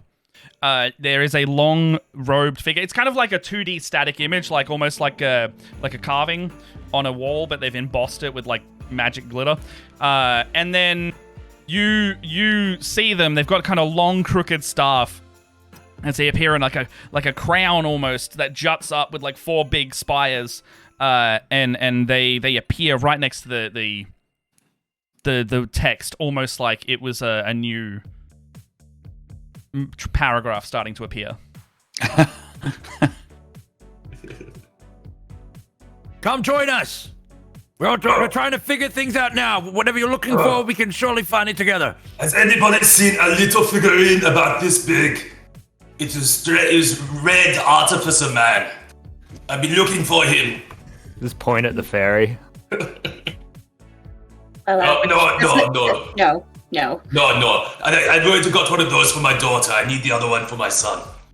I don't think that, just to be clear, I'm not sure that she's a toy, big man. This is not one of those ones you put on the thing, you put it in a 12 around. Please, no. It lands in the fireplace. That was offensive. Yes, show some respect. This is what's your name? Sorry, little my fairy friend. Which my one of name us? or her? Oh, you're both fairies. Yes. Ha! Awkward, and Terrence scratches his balding head over his purple skin. That's a picture right there, so I don't have to describe too much. Both of you, I'm Terrence from Accounts Payable. Ha! At this point, you see more writing starting to appear. Asarak had arrived into his domain with a head full of thoughts, all inhumane. He whisked his staff and the Forgotten One stirred, but then came a crack and the Lich's vision blurred. And you see like the snow starting to like swirl faster, but also show signs of like slight furniture and different shapes forming around you. Tulip just looks at that, then looks back at the group. It's like, yes, we know, we'll be there in a moment, ass crack. We need to figure out what we're doing with this group first. And who are you all? Go ahead. No, go ahead. Oh, there's one that hasn't spoken yet. I don't quite know what you look like or sounds like. The snow is too hazy.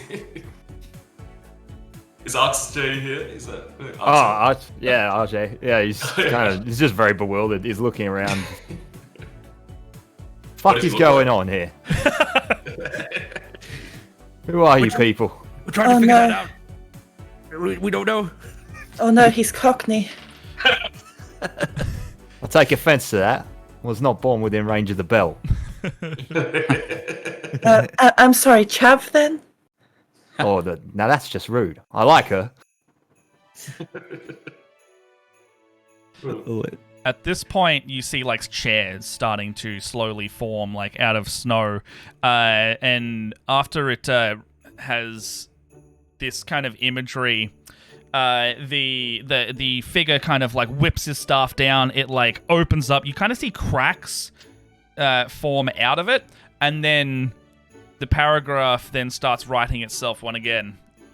I did not cast this. Asarak was in shock, for out of the ether came roast meats of livestock. An alarm bell sounds, arcana in his mind. Adventurers, he bellowed, all crawling in blind. 6 creep in tow, peering into the dark. Dragonborn, goblins, and fairies, looking to make their mark. His hands clasped together, an idea swarming. They shall be the ones, my puppets performing. And, snow rises around you. A light breeze, then a gale. Then you're seated at a table. Glasses filled with bright ale. Oh.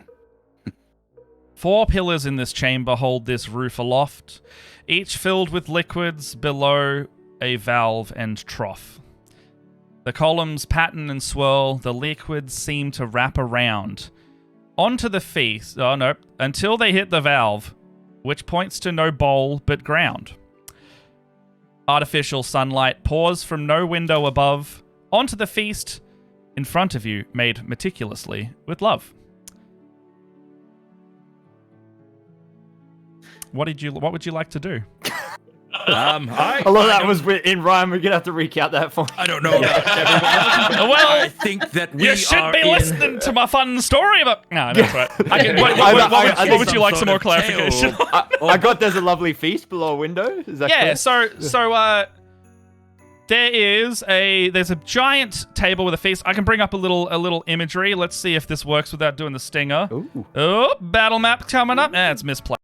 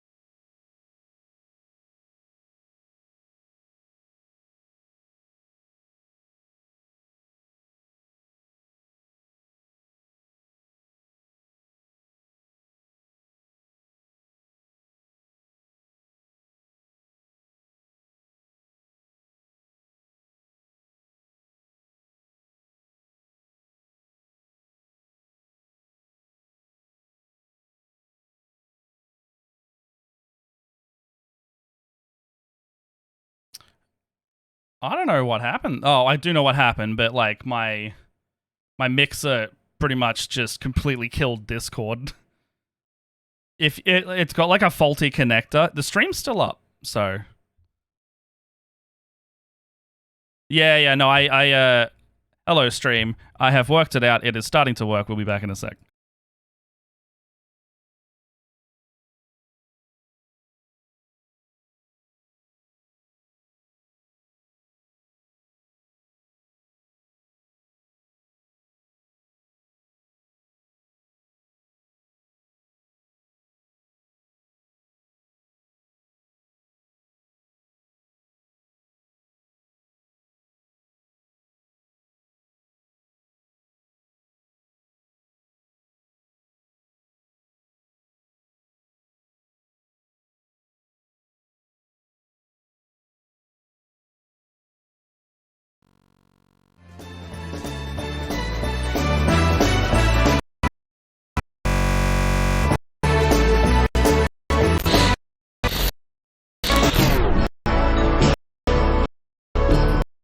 Oh, hello. Is it doing it again? Is everybody back? Can you hear me? Yeah. Yeah. Yeah. All right.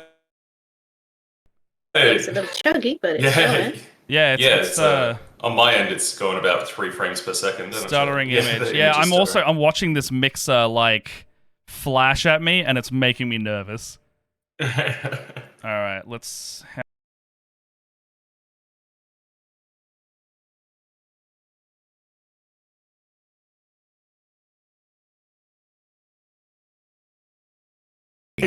Check.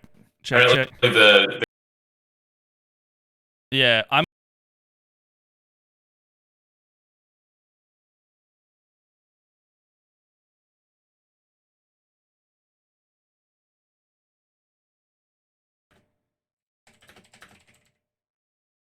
Oh. Still doing it. Oh no.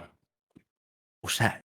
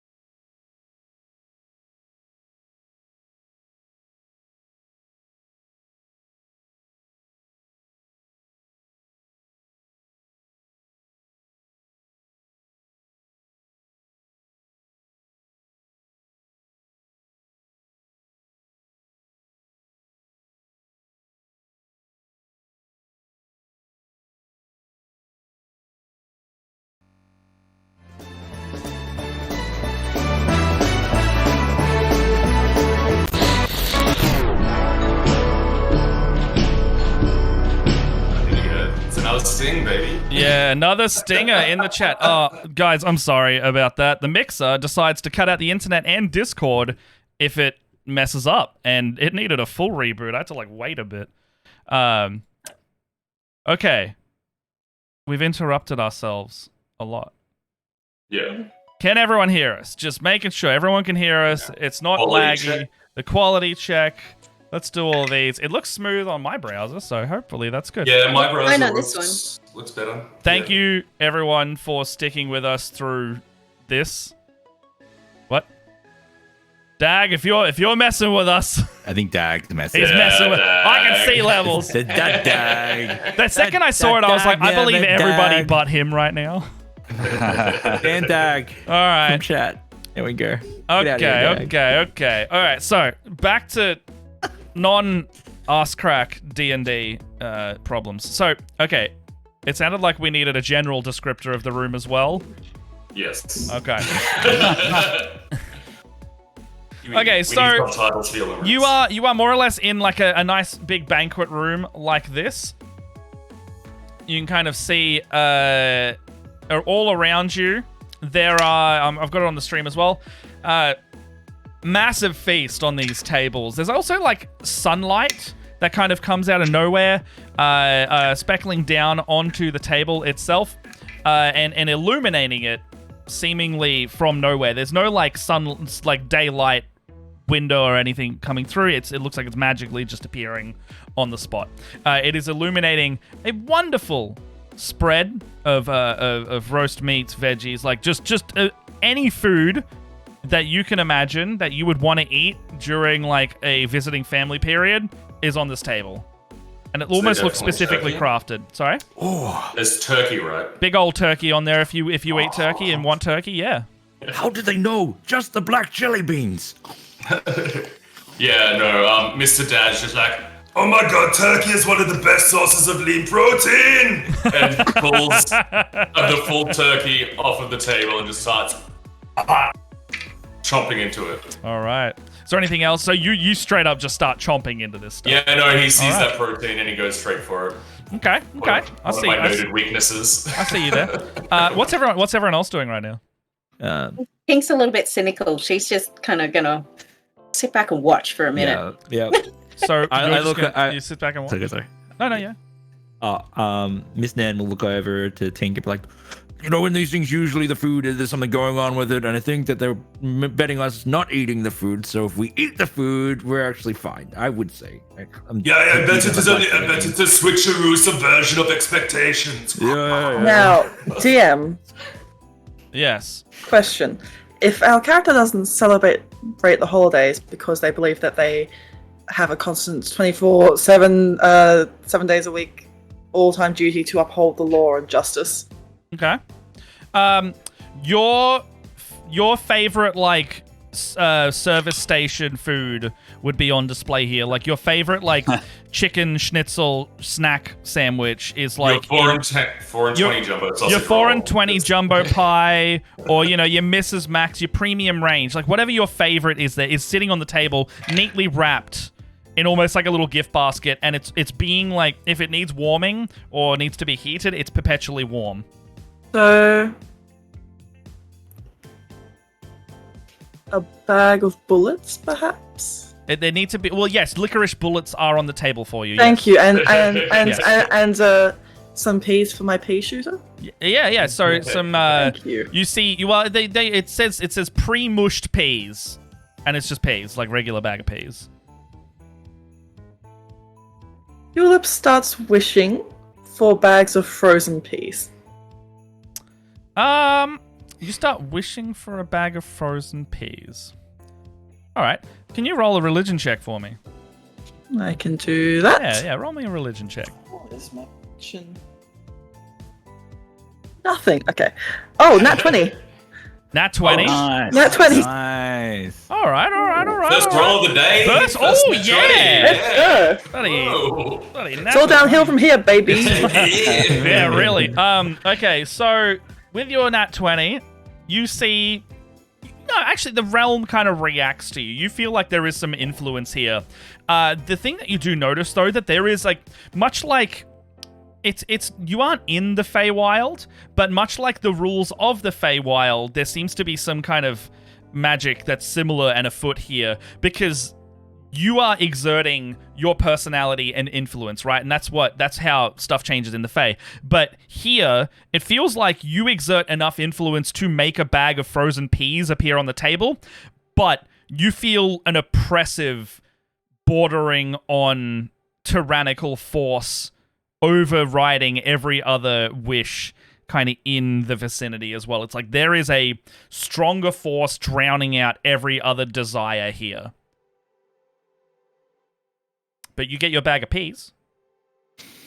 Is the turkey still there? Turkey's absolutely still there. Okay, good. That's a lot. No. We've added to the table. There's been no subtraction. We have only ever added to this feast. Yeah. Tearing open one of those bags and beginning to stuff some peas into one of her guns. Okay, you can do that. While you're all digging into this, Terrence from Accounts Payable, adjusts big, thick-rimmed glasses that magnify his eyes, and he adjusts his tie and looks at everything, all the delicious treats on the table, and the glistening glass of ice-cold dog's milk in front of him, and he licks his lips and oh gee, that looks pretty good, but I'm not sure this can be trusted. I'm gonna roll an Arcana check on this absolutely. Food on the table. Dog milk, like milk you feed to a dog, or milk from a dog? Look, it's up to from your a dog, imagination of course. today. Okay. A dog milk iced coffee. Yes, chunky. 20. 20? Like a natural 20? No, 15 plus 5. Oh, dirty 20. Okay, cool. Dirty 20. So, yeah, there's definitely a lot of magic in this room. The sunlight is probably the most magical thing here, and it's shining directly down on, like, this bowl of roast vegetables, potatoes, carrots, pumpkin, what have you. But the four wells of varying liquids that you see around here that kind of trail and spiral almost in like a colored candy cane pattern into what you can only assume is tankards or vats or something. They're massive in this room. Each holds some kind of different yet very slightly magical liquid here as well. One looks to be ale, one looks to be eggnog, one looks to be wine, and the last one looks to possibly be whiskey. Ooh, whiskey. I get a cup of that if possible. You can go up, and it looks like the spigot and the valve here doesn't really have a nozzle. Just kind of is a valve. And there's also no, like, catchment here. There's no, like, drainage or trough or anything. There's just a valve and a spigot. You have no idea how to get that liquid out of there. They look to be made of glass. They look like they're made of solid stone, and there seems to be some kind of shimmering barrier holding the liquid in, swirling its way up. Shimmering is in magical? Maybe. I cast a spell on it. Dispel magic? Yeah. I'm going to fly. Yep. Oh. Let me check something. I'm glad I'm flying already. I do the magic spell, like, I get illuminated with red light, and then I touch it, and then I just close my eyes and put my arms out and just wait. You open your mouth. Yeah. All right, so you notice this spell fails on there. This is a high. This appears to be a spell that cannot be, or an effect, I guess I should say, that cannot be dispelled by dispel magic. Love it. The liquid taunts you and looks very wet, but tasty. I hate that. Have you tried asking? Whiskey, please. You see on the wall above the whiskey spigot is whiskey what you wish. Yes. Fetch a bowl, hand out your dish. I go and get my bowl of black jelly beans. Would you like a black jelly bean? Please take one. I want whiskey. Yes, thank you, mate. That looks delicious. And I grab one. I start loading some into my gun. I go around and hand out the black jelly beans. All right, and are there any left by the time you do that? I would say there are like jelly beans are very plentiful, so I don't expect people to take more than like a handful, unless someone really enjoys black jelly beans as well. I surreptitiously put more than a handful back into the bowl. And so Sorry. so is the bowl empty? Is the bowl empty, No. or is you still got a couple in there? It's fine. All right, you got a couple Depends for if you like. yourself. Yeah. All right. The bowl was not empty, for he wanted them all. Oh, okay. The spigot broke off. Whiskey began to fall. In a torrent, though. It starts flooding the floor. At quite a fast pace, I might add. Well, if didn't we're gonna rhyme go that some one. way, Does the magic break if it doesn't rhyme? That's how it works in the Feywild, isn't it, Tink? I'm not one for rhymes, so I'm not really one to ask about that. I tend to stay away from that crowd. I mean, they are rather It is like gushing out of this thing at this point, by the way. Are you going to do something about your whiskey? I just dive and just like float. You're just there. like on the floor, just like. Yep. All right. You at this point you see on the wall start appearing. Drown your sorrows, one and all, because they are the selfish one of all. Every spigot just goes at this point, and every liquid just starts going into the room. Shit. You can't see an exit, by the way. There was no doors or windows in this room, and this is filling up fast. Where is the sunlight coming from? It seems to be originating from the middle of the room, and there is no day window or anything like that. It is just stone, and then it is emanating sunlight. And I think Terrence figured out that it was also magic, much like the liquid.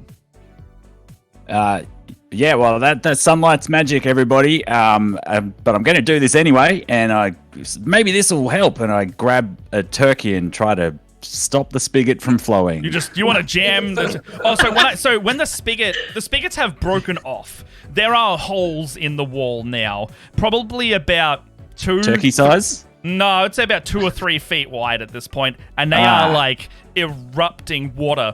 Can I get everybody roll initiative now, as this is starting to fill up the room at a speed of 3 foot around.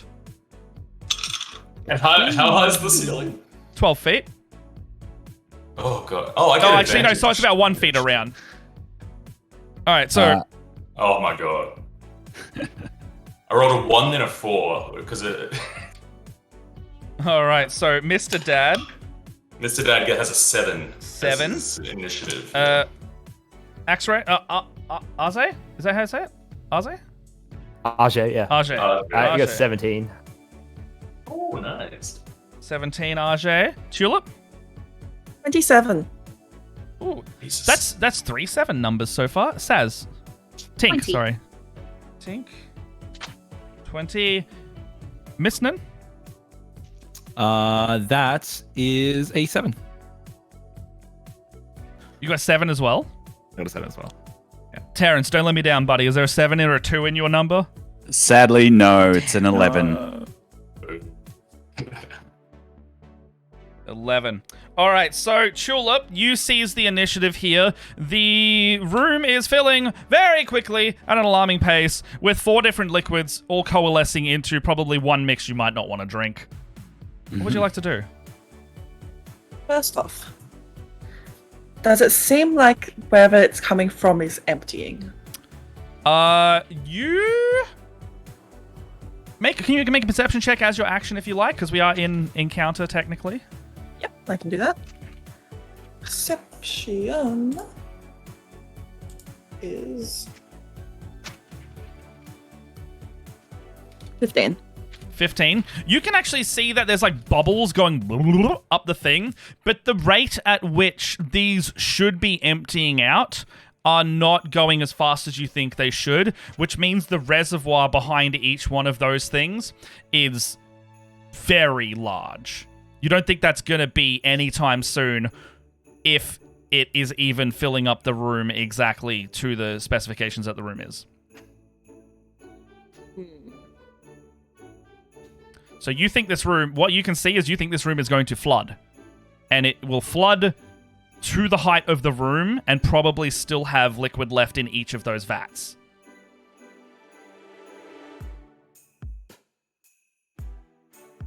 And it's gushing out at a force? It's gushing out at force, yeah. So with a 15 as well, it's gushing out at force. You think you could maybe withstand the force of it, but like up to what you want to do, I guess. You got a bonus and a move left.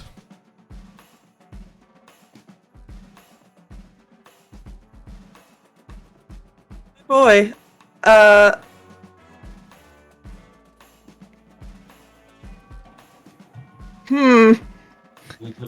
What's wrong? Maybe I should have made an extra character. I did warn everyone. Play a what character, sir? How large is this room? How large is this room? I think it's 40 by 30, I want to say, as a rough estimate. Okay, I'm gonna fly over to which one is the darker red? 40 by 50, maybe. Sorry. Oh, I'm going to go over to whichever wall the darker red liquid is coming from. There is only one red liquid, and it appears to be wine on the bottom right. I'll go to the bottom left in that case. Okay, that's the whiskey one. That's the whiskey. Yeah. It's like a dark kind of brunette, dark red brown almost.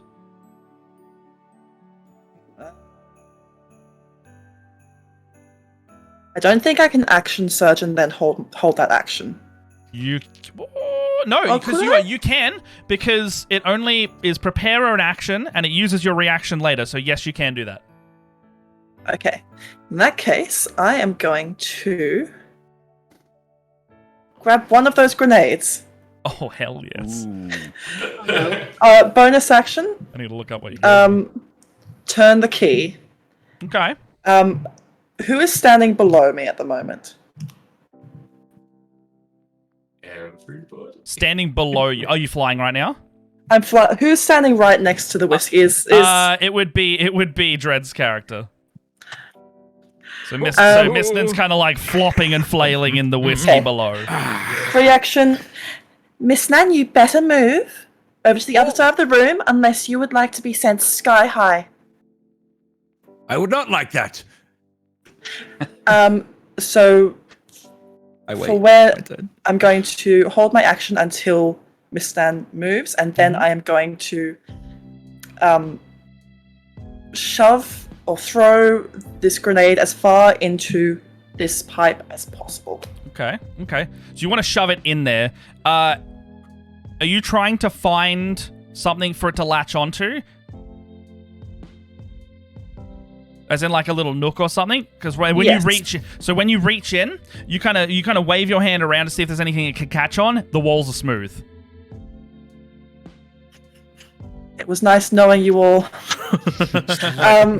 I'm going to, in that case, I won't hold my action. I'm just going to turn the key, fly in there, being very small, as far as I can. Yep. I would like you to make an athletics check. This is a torrent of gushing, quite hard to move through water.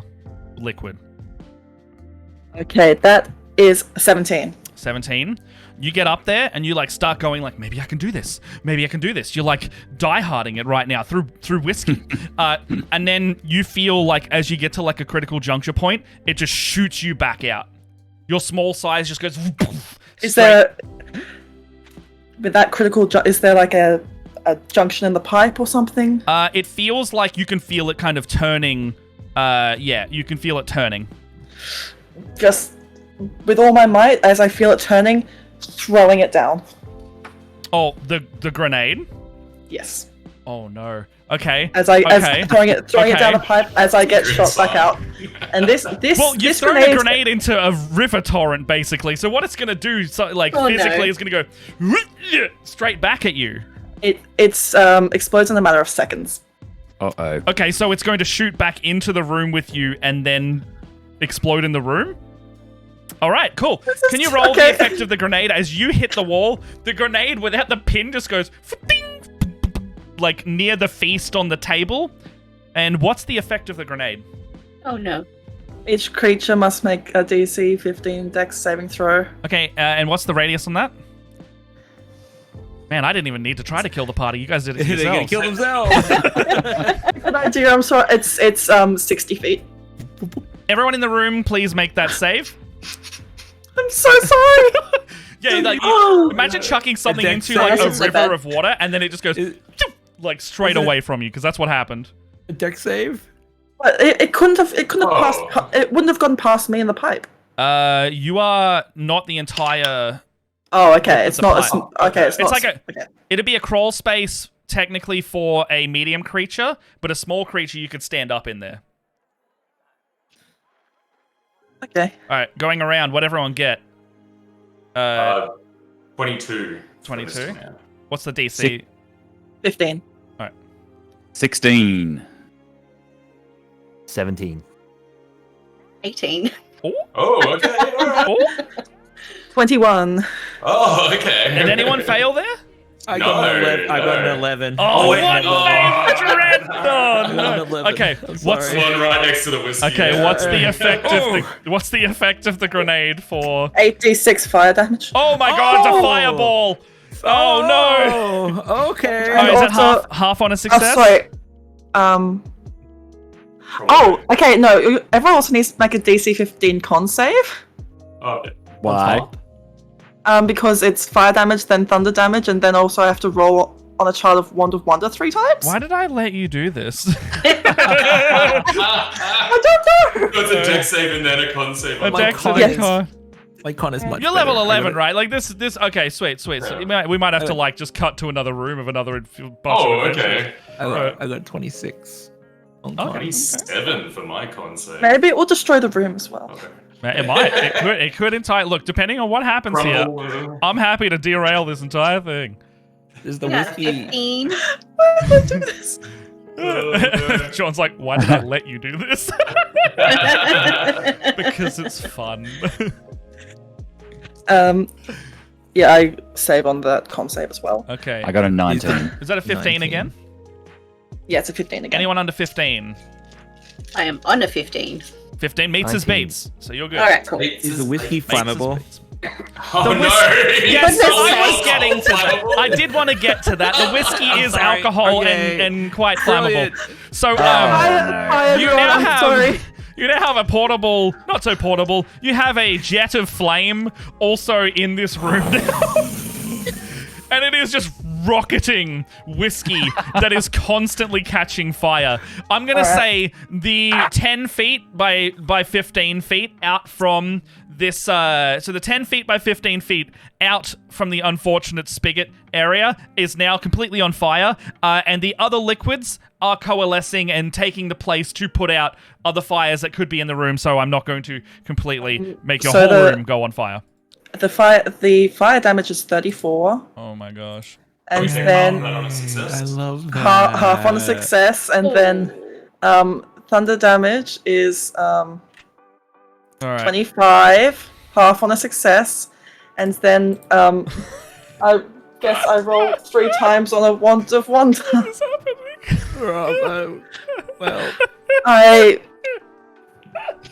Why Matt, do you do think we this is a take good idea? Do we take fire damage from the alcohol as well? No. Well, if you end your turn in there, yeah. But But it's everywhere. Okay, the first effect is it seems fresh. a stream of I have to roll a d4. This is You did this. 40 gems shoot out in a line of 30 feet and 5 feet wide. Each deals 1 bludgeoning damage. 40 gems just shoot out. Yep. I'll make that simple. Everyone takes 1 damage. Okay. Everyone just take 1 damage. That's gonna be nice and simple. There we go. 1 damage. Done. This is I'm on top bloodied. of all of that half damage. Yeah. Okay. What else do we have? Did we have a healer? No. We might not in a sec. My skin turns bright blue for All right. 4 days. All right, we can deal with this.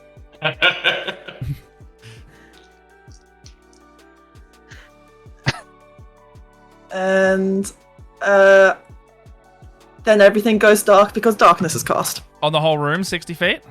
Yep. All right, you're all blinded. Okay, cool. So, shit. can anyone see in magical darkness? You got devil's sight or anything? No. Not, All right, not sweet. high. You are all completely blinded. You now have, you can't see, so disadvantage on those kind of things. Any checks that rely on sight now have disadvantage. So, if you want to... Do you want me to go? I can go.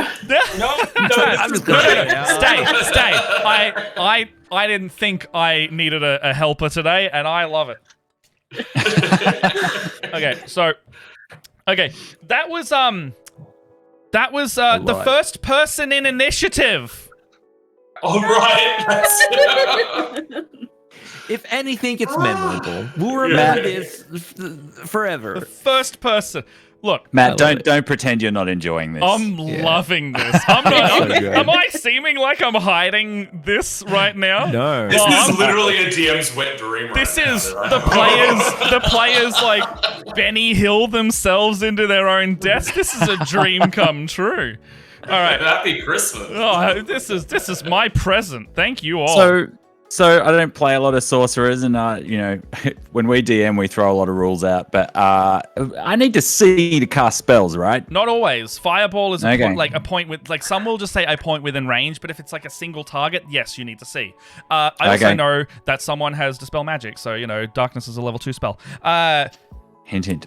Yeah, so next up in the initiative, though, is Tink. It's Tink. Oh, poor Tink. You just God, hear, she likes the darkness, right? you just hear Yes, she does. Tulip go, I'm sorry! And Tink's little voice is shouting out, "For the record, I'm not with her." All right. You said that sunlight was magical too, didn't It you? sure is, yeah. It sure is. Considering that Tink would have been near the table, but not necessarily at the table, I'm going to. Table's gone, by the way. That fireball exploded it.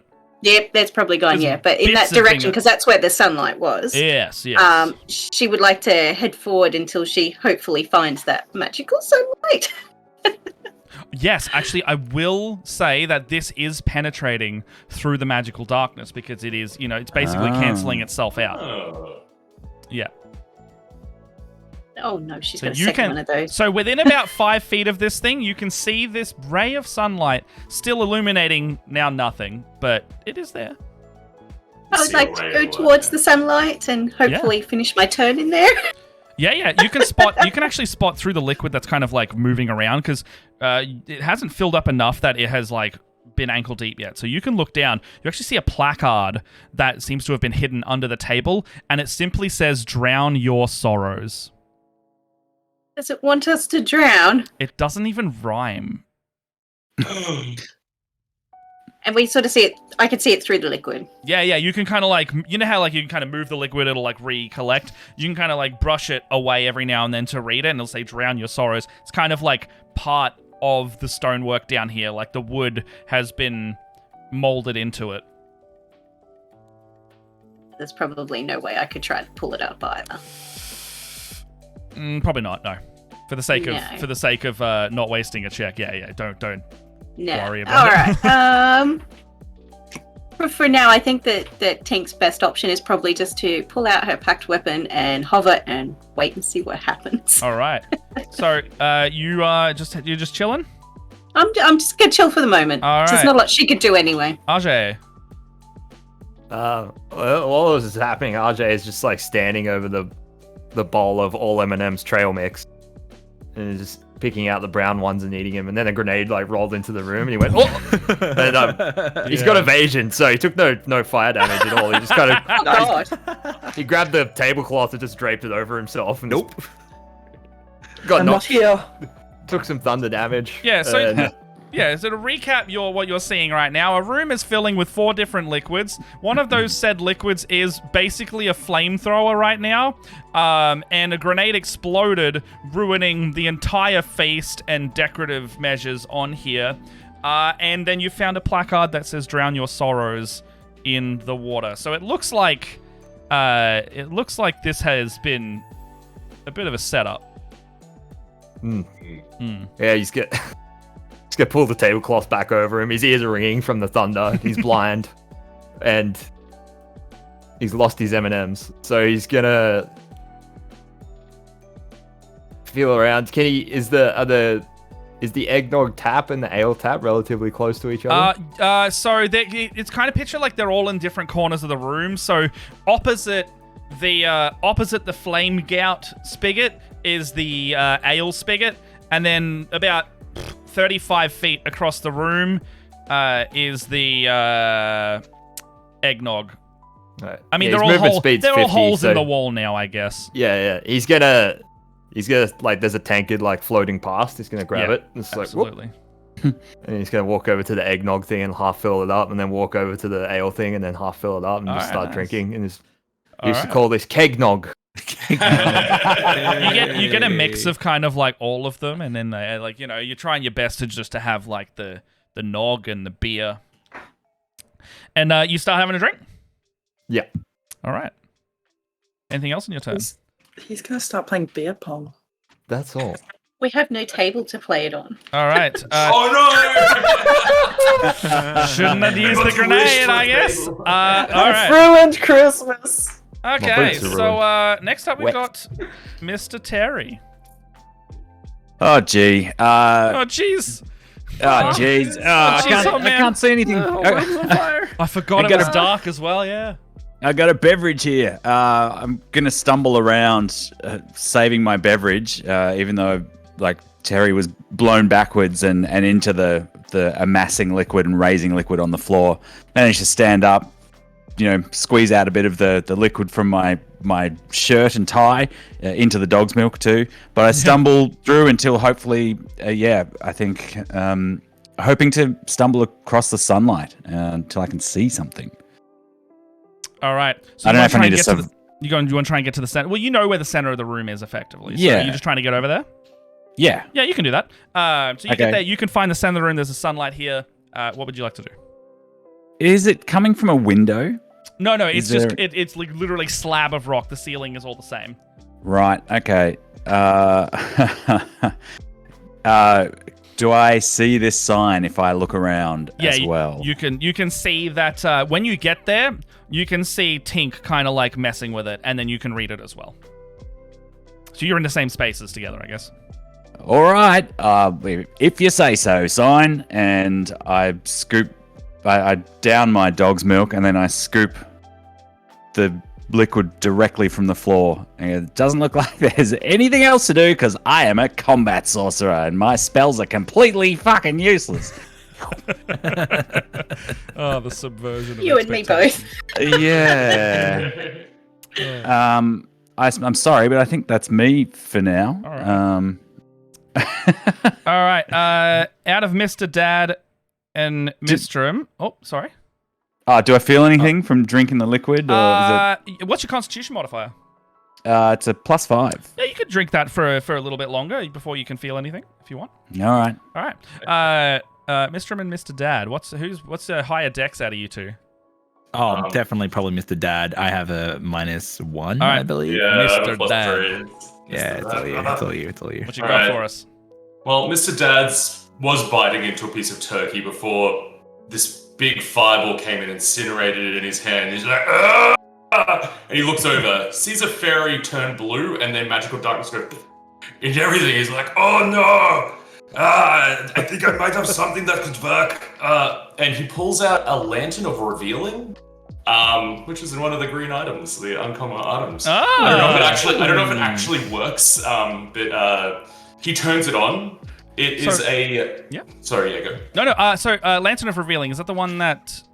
We were about to say what it does? Yeah. Yeah, so it burns for 6 hours on one thing of oil for a radius of a 30-foot radius in bright light and dim light for an extra 30 feet beyond that. Okay. Oh, so you literally have like a magical torch. Yep. Cool. Yeah, magical lantern.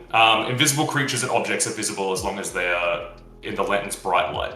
And I can use an action to lower the hood to reduce the dim light. But yeah, so I don't know. Like he's like, I don't know if this, because it's magical light, will work through darkness. It will. I will say for this will be fun. It will work in this.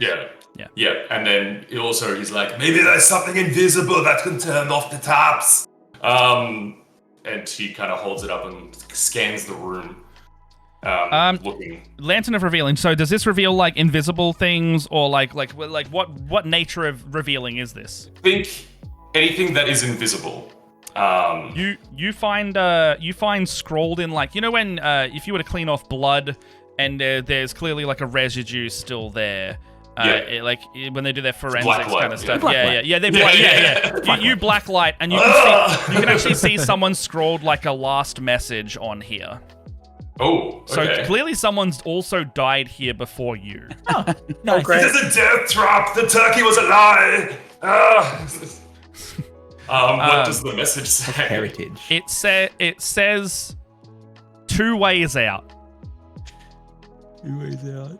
We couldn't make it, but the strong can. Oh, I'm not strong. Yes. I have a -2 in strength, so yay. 2 ways out. What does it mean? And then it's actually scrolled by like let's say it's Balthazar the Wonderful. So it's like very wizardly name. Okay. And then it's a strong wizard then. Well, he didn't make it out.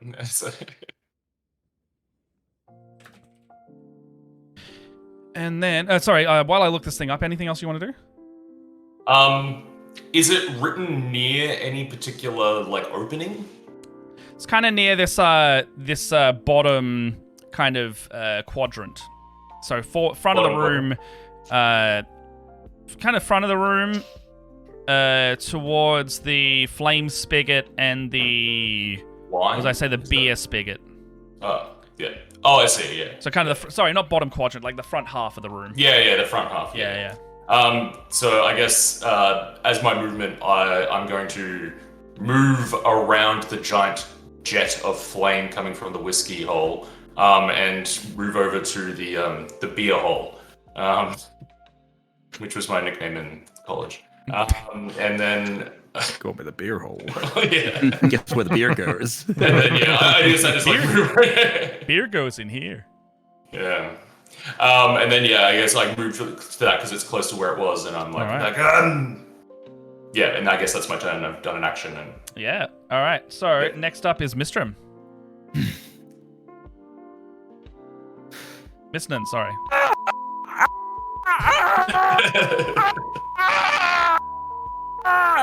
You just hear that in the darkness. You can shine a light on you now as well. Yeah. And Mistnan is going to say, "I'm out of here!" And I'm going to cast magic. You can't see it, so I'm not going to describe it. I'm going to cast. Banishment on myself. Get out of here. Oh, cool! Bye. I love this. This is creative. Okay. Yep. So you cast banishment. Yep. You hear, and they're gone. Completely gone. At least the screaming stops. That was gonna work. The scream, you hear, and then it stops. Yep. Like that's all you guys hear, and then the rush of water kind of like comes back into your brain, in minds. You'll pop back in a minute when the room's full of whiskey and dead bodies.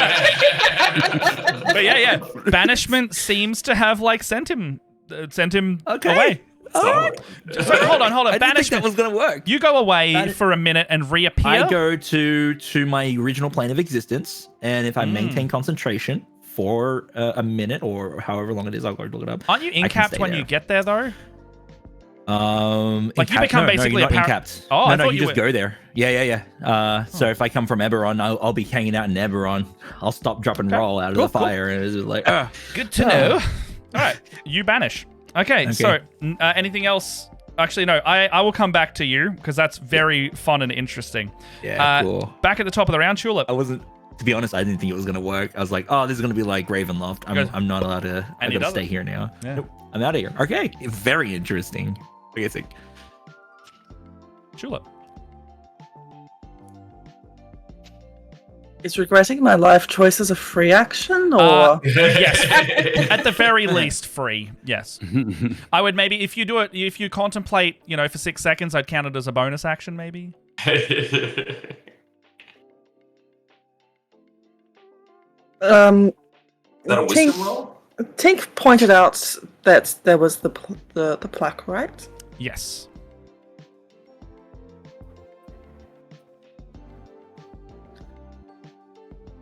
Is the fire out now, or is that still? Absolutely not. It's round. It's been 6 seconds. There's a lot of whiskey to come. And how far up is the liquid now? The liquid is now 3 feet.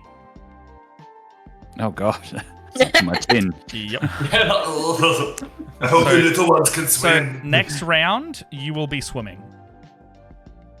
Damn. The second bomb I had didn't didn't Are you trying to say did you chain reaction yourself? Grenade I've got. It didn't go up in my pack, did it? No. I'm not gonna. I mean, like, look. Thank you. I didn't think of it until just then. So Yeah, no. that's pretty amazing. And I probably wouldn't have done it anyway because they're magic items and they need to be like activated. Yeah, true. Yeah. I'm harsh, but I'm not cruel. I do it to myself. You did. You really did. Come on. You also did it to everyone else. Yeah. Yes. That's true. Okay. And it didn't cause any damage to the walls. No, not even Didn't cave scorch in. marks are on these walls. They look pristine. I mean, it's a ruin and a tomb, but it's still pristine for what it could be. They're undamaged. Except the walls that the spigot's like popped out of. They're the only things that have been damaged. And the feast. And the table. I'm just gonna go down and sit next to that plaque and lie down. Okay. Oh, so you're just like floating on there now, yeah. I will lie down and let the sea reclaim me. Okay. So, all right. Tink. I mean, we've got not much else to do. She too is going to start drinking with Terrence. All right. Clink you. Cheers. Touching base with an Ajay. I'm going to also just clarify. I'm gonna lie face down, please. Okay, you can do that. RJ's just gonna walk, sees them like sitting down, and like comes and plants himself next to him. Ready to meet your makers then? Not really. I have to say, I have a crippling fear of death and the beyond. It's not really what I was expecting this holiday season. It's never like the movies, like the television. No. There's no sparkling last words and drift off with a smile. You just shit yourself. In a pool of tears and whiskey. Fuck. If we all put our heads together, we can get back to our children. And, I guess, other family. Is there... Is the ale hole big enough for a medium creature to get into? All of them are crawl space sized, yes. Sod it. He's going to throw his tank into the water and just walk over and try and swim up All right, the athletics ale check. hole. Athletics check, please. Pretty good at that. Pretty good. No, that's a 3. Have you got if you've got any tools to help you out, I'd consider advantage. Trumpet's probably not going to help, I think. Ice climbing or something, yeah. A trumpet. I don't think you have a trumpet. So what, you get 10? A 10, yeah. You get to the back of this one, and it actually feels like there's a blank wall at the back. It does not continue, yet water still pours out. And then you realize this, and it shoots you backwards. Yeah, he's gonna come back up. It's hopeless. And he's gonna sit down and just start drinking. Okay, so it's not bad once you get past the vapor sting in your eyes. Mr. Dad, something happens in the room as you start looking around and your turn begins. You see illusory writing appear on the wall with glitter again. And you see... One had escaped, now looking at a wall. Mouth agape, it was 10 feet tall.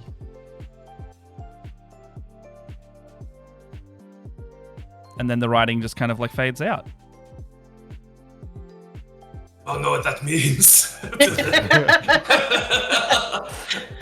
Did other people see it? What does that? What was looking at the wall?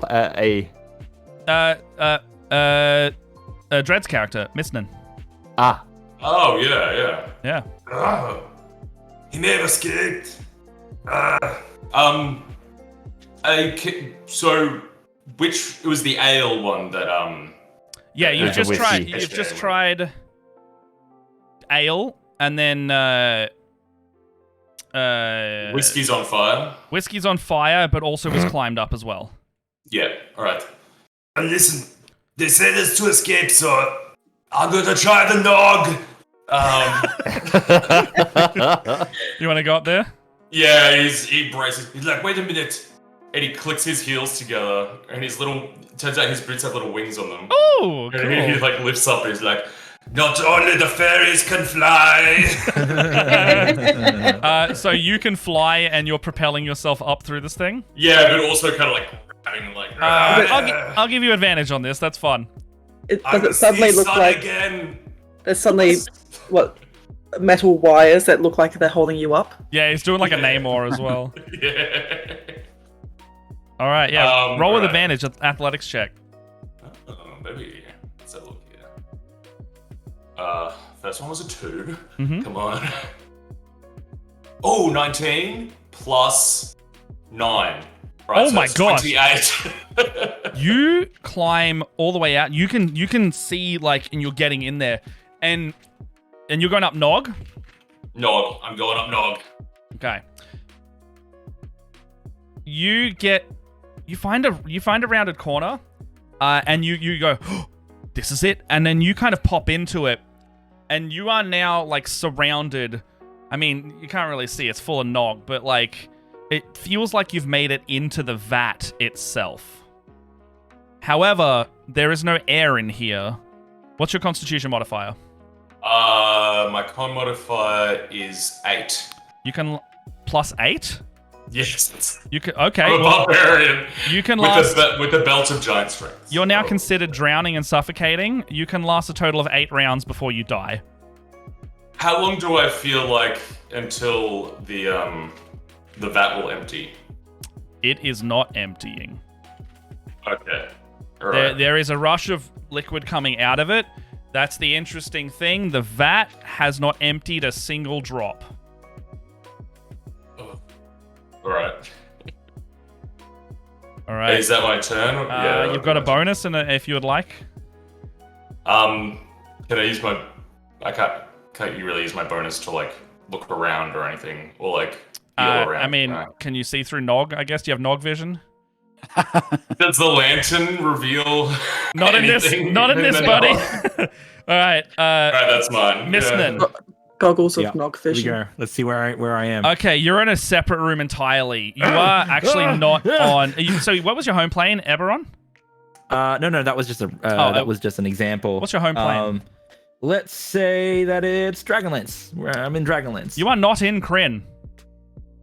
You are in a room that seems to have like stripy red and white walls that are rounded. You are looking at basically a happy snowman face, except it's kind of just a little bit off. And it's got a huge mouth on it. And snow covering the ground. And you just kind of stand... Oh my god, that is much more awful than I remember when I made it.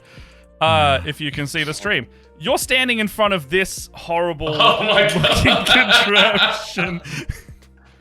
And it looks like a snowman. And the second you get in there, you can see there are like teeth coming out of this thing, but 2 of the teeth kind of protrude just a little bit more than the others. I look around to see if there's anything else, like a door or a way to fly away, and just This look at the room mouth. has no exits or windows. All right. Miss Nan is gonna be like, all right, let's and just like start running towards the mouth and Okay. just like dive into the mouth. Dive into the mouth. Let's see what happens. All right. It's basically just like a black cavity, and it's like slightly tinged red. You just jump in. Yep. You go smack face first into a wall. Ah! It's like you're like you got a bit of like you bruise and a little bit of blood on your nose. You come back, you kind of pull off and scrape off the dust and snow on here, but that wall is solid. That's a solid wall.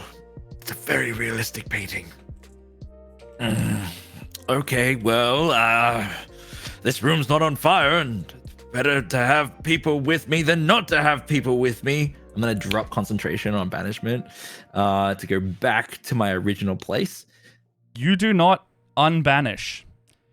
Your spell has actually failed from the get-go, and it unceremoniously dumped you here.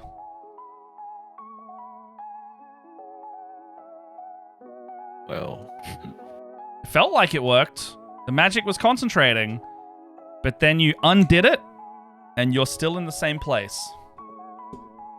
Well, in the name of science, I'm gonna do the verbal and semantic components of my spell. I'm gonna be illuminated by like this misting lunar light and try to banish myself again. You go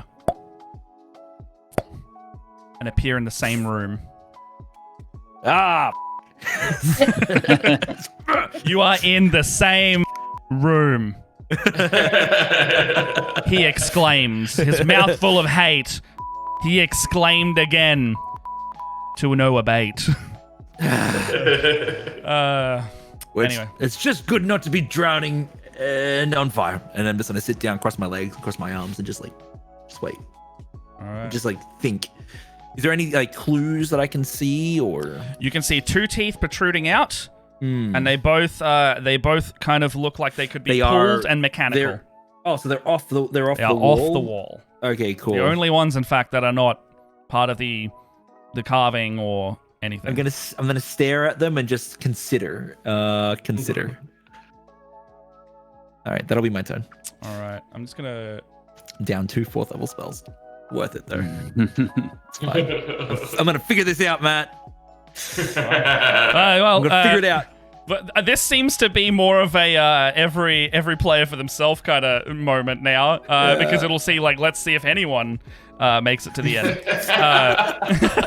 The Hunger Games. Yeah, I was literally. coming back. I was coming back for you guys, so I was like, "Oh, I'll unbanish. I'll bring people here." And then it's like, nope.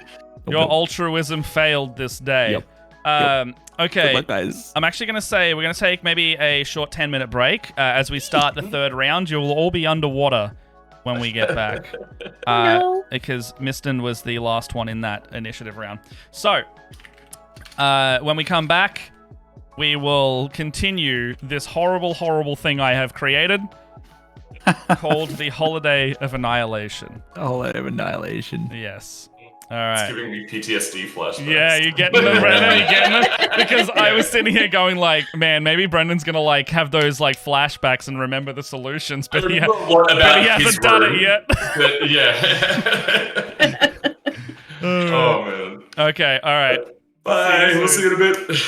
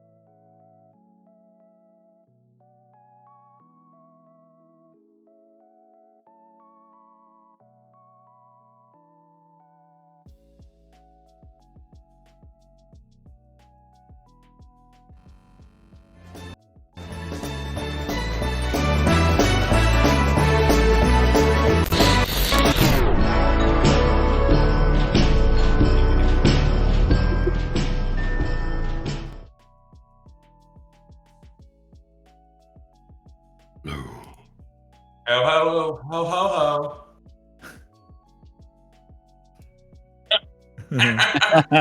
Hi guys.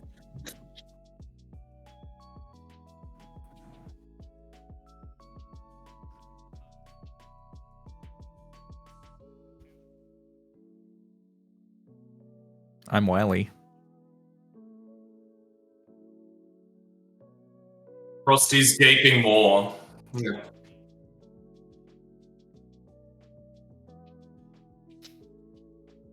Transpire.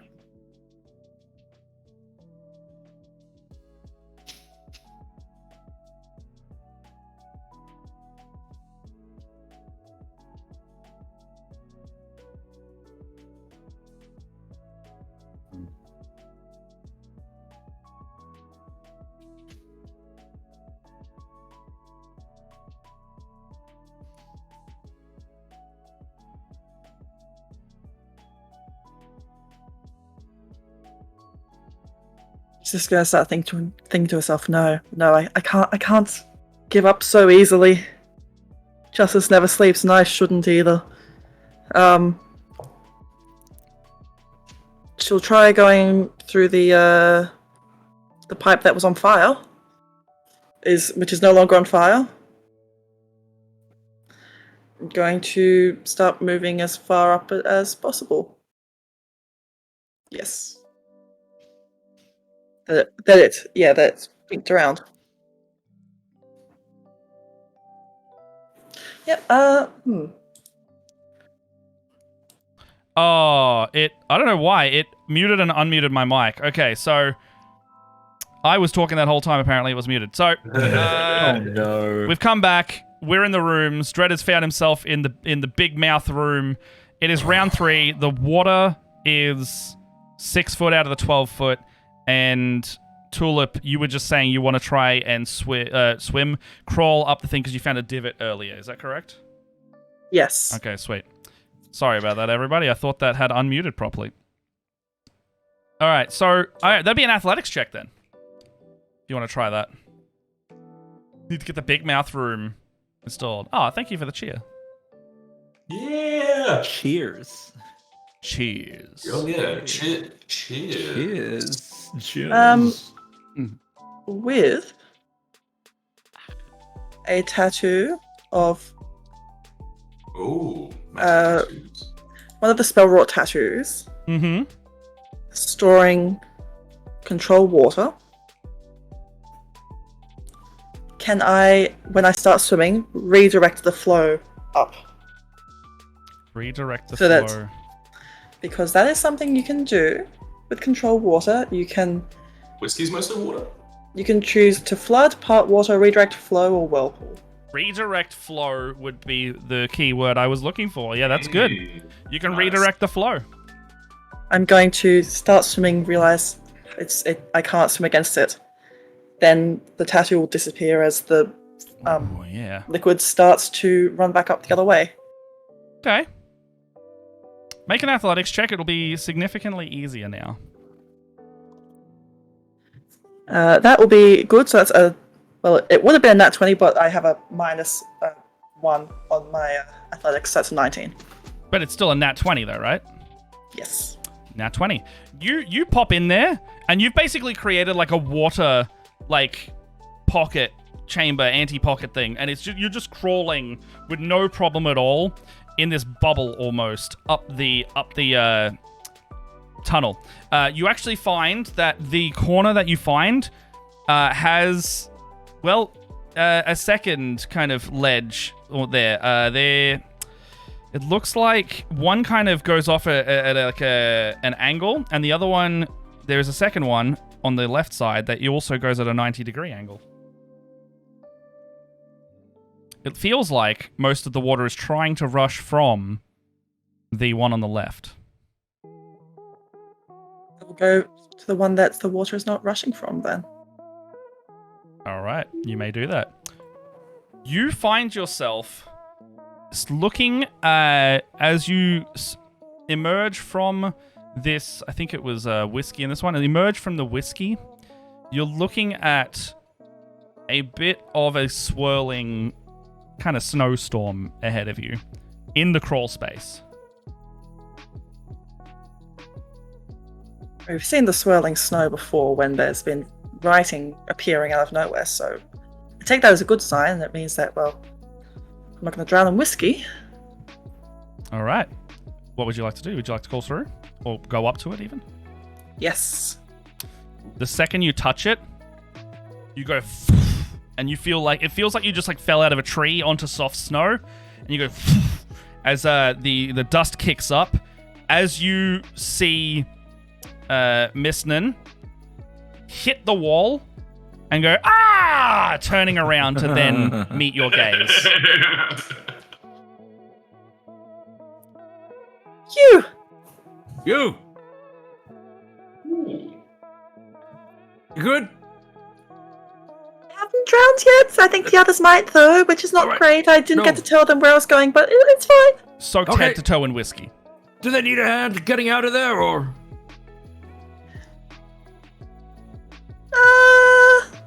And with that, we'll cut to the next person. Tank, you're up. Helps if I unmute myself, doesn't it? Me too on stream, apparently. Well, no. So we've seen the barbarian disappear up the tunnel, and now my other fairy friend has disappeared. I'm going to go try one, because why the hell not? All right. It's got to be better than sitting here. All right. If you'd like to try and go up, the torrent of water has resumed at this point, and it is rushing out at force. Can you make an athletics check to get up? At a -1, this will be fun. Oh no, it won't. That's a 5. There's the rhyme. Oh no. It's a nat 1. Is that what I just heard? No. It's I get -1 on my roll, so it's a 5. A 5. Oh, rough. Yeah, you go up, and it is too strong. You back straight out. The other one in particular, have you of concern? I don't really have anything that can put that either, I don't think. Mm. No. Yeah, the force of the water is much too strong to pull yourself up and through this, and it shoots you back out. Next up, Ajay. Their plan and floor. There's a bit of background from somebody. I think It was like stopped. radio or a TV Yeah, show. I thought I'm not sure who it was. I was just checking all my background stuff. I believe it was Saz. Oh, Saz, okay. Cool. Oh, good. Aj.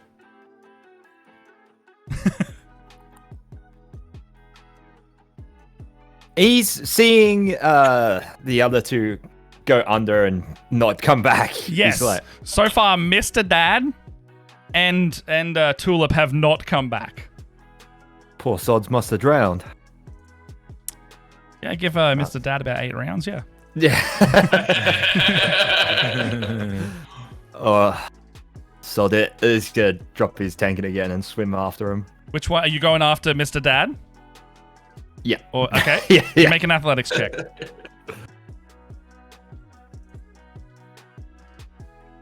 19. 19. You were like confident. You were like getting grips, going up.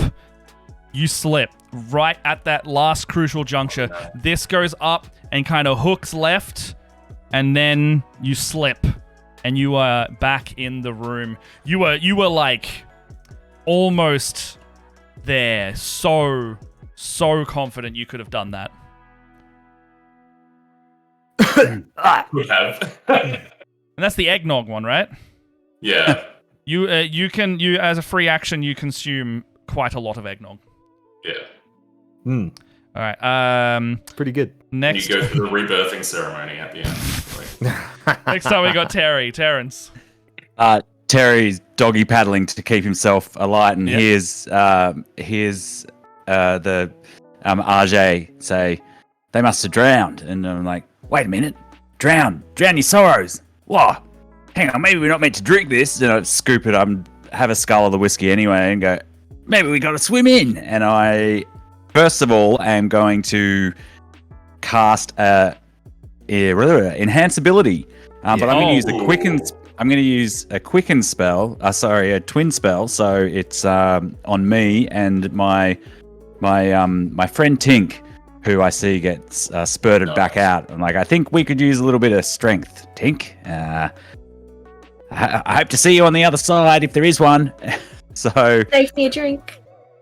I will, and I duck dive underneath, and I'm going to try to swim through the whiskey because that's a strong drink. All right. So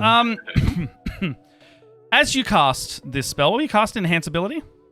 Oh yes, I do. Yeah. All right. Yeah. Your magic swells, and you don't know if it's the drink you just took because you may have let out a bit more of a magic allocation than you were anticipating. Can you roll a wild magic surge, please? D100. Yes, I can. Your magic has leaked out of your burp, let's say, and it is becoming metaphysical. 96. You are kidding me. Okay. Fireball. It is Perfect. not. I mean, it's not exactly going to help you right now, but you and all creatures gain vulnerability to piercing damage for the next minute. Everyone within 30 feet of you, so just you. Okay. So you are vulnerable to piercing damage for 10 rounds. Okay. Jeff, Freddy Glass. Avoid sharp objects. Yeah. Yeah. You're Pins. essentially a balloon. Yeah. Um, But a little bit of a stronger balloon. Yeah, Yeah. a stronger I mean- balloon. All right, I'm going to try and swim. All right, you get to... So it is enhance ability, whatever bonus you get to that, but an athletics check is what you're looking for. All right. So, so I get advantage on that Yes. because of the full strength. Whoa, that's all right. That is a 19. Wait, no, -1 because of my strength. Damn it. 18. 18. You get most of the way up. You can feel a juncture there. You can feel the left-hand corner. All of the whiskey is kind of pouring out that one. But this juncture, you kind of reach in. It's still water. It's not moving much. Then you go whoosh, back out. Oh. A little splinter of glass pierces me, and I go, "Ow! That hurt more than it should have." Okay, yeah, you take 1d4 piercing damage and then double it. Great. Do I roll that or you? I've rolled it. It's 3 up to 6. Cool. Because I love hurting myself. The festive season. Okay. Don't we all, though? Next up, Mr. Dad. You are just submerged in eggnog with a lantern of revealing that cannot see. It's like he sees this. He's like, I think it's a dead end. He gropes around for the way he just came in. Can he find it? You can feel the surge of it's not water, it's eggnog. You can feel the surge of eggnog kind of sucking you backwards, so you kind of can get your bearings very easily. Yeah. Yeah. Okay. Well, he lets the current take him as. Okay, I'm gonna rewind a little bit then because Pesci, in your last turn, you tried to climb up this, right? Yeah. Let's say that you almost you're confident and you get kicked in the face by Mr. No, he's gone head first. Oh my God. Like at Wet n Wild Water Park, you meet someone head on in a collision mid-tunnel and you both end up spitting yourselves out. It's a big is like 7 foot tall and extremely muscular, so this crawl space is barely getting out. Yeah. You come out. Through the other side. You come out with like pressurized force, Mr. Dad. Yeah. It just shoots into the wall across. Yeah, it's like the fermented bloody pressure. Okay, so Mr. Dad, you do anything else in your turn? Yeah, he gets up. Yeah, he gets up and he's just like, I think I'm the only one that can still stand up and not have to swim at this point. Yes. It's like a 7 foot tall kind of like a Goliath. You watch Terry just also go out of the whiskey one at the same time. All right. We're missing 2 people. Where's the other fairy? That's a good question. Yeah, which way did she go? Did I see? The other fairy? Yeah. Oh no, like there's not Tink, Tulip. Tulip went up whiskey. Yeah. But did they see Tulip go up whiskey, or did she announce she's No, you would have been in darkness. Yeah. Right. I mean, I guess you can hear them. You know, when you're hearing, it's not like impossible to hear in magical darkness. So you can hear them trudge over to the left side of the southern side of the room where whiskey and wine are. Right. I have an idea. Everybody get out your rope and tie yourselves to me. I think there's one left, and I might be able to help. So he gets out his rope out of his pack and starts tying it around his waist. Okay. And then he passes it to, I think, Ashe is right next to him. So he's like, tie yourself to me. If you want to live. If you want to live. You want to live. Well, since you put it that way. I'll pull out my rope and tie myself. I've got this if it helps to pull out an immovable rod. But I think I have to press the button. It could come in handy. Just hold on to keep it out. Keep it out just in case. All right. Yeah. So Tink's got herself all tied up too. Okay, cool. So, all right. Is everybody basically just prolonging their action to whatever Mr. Dad next does? Yep. All right, let's skip back to Mr. Dad. Actually, no, hold on. I need to touch base with the other room real quick, and then I'll get straight back to Mr. Dad. Tulip and Miss Nen, what are you two doing? You were in the big mouth room. Well, if we're not going to help them, perhaps we can touch the teeth and see what happens. There's no other features in this room. I didn't even know that there was an exit or an entry back there, but... the teeth. We need to touch the teeth. Yeah, they look mechanical. You want me to go up and touch one? Oh, yeah, grab it or pull it, or... can I reach it? Yeah, they're in arms. You can, go up to them, walk up to them, and just, All right, I'm going to grab one. You grab the other one. Let's pull it at the same time. Would we not perhaps investigate it first? Yes, we probably should. And I see to see if you're going to inspect it. You let them do it? Yeah. All right, Tulip. Yeah. Investigation? Gumshoe, you're investigating. How are you investigating, I should ask? I'm going to fly up to it and take a look around, seeing if it has any mechanisms. Alright. What if it looks like maybe pulling or pushing will release something or. Okay. Investigation will be the check here. All right, that is a 13. A 13. Yeah, looks like this thing can be pulled down and it can be pulled up. It looks mechanical in nature, so whatever it pulls down or up, through logic, you could assume has something to do with this mouth. But it gives you no clue other than that it is mechanical. It will activate something. Do you investigate both or just the let's say you're on the left one? I'll investigate the other one as well. All right, can you roll another check? 14. Same dealie. They seem to be identical levers. I'll try pushing this one. Right now they're both in the up position. I'll try pulling this one. And then you're on the right pulling this one?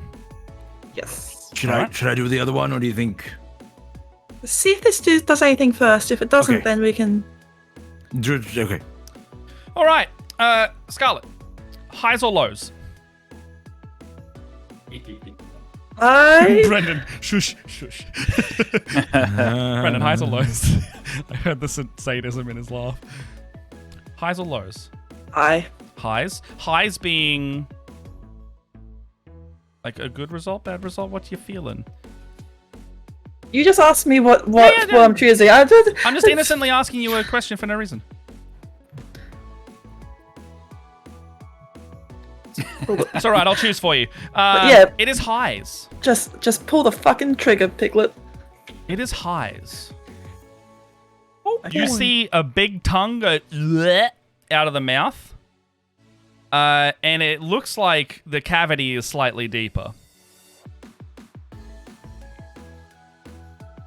You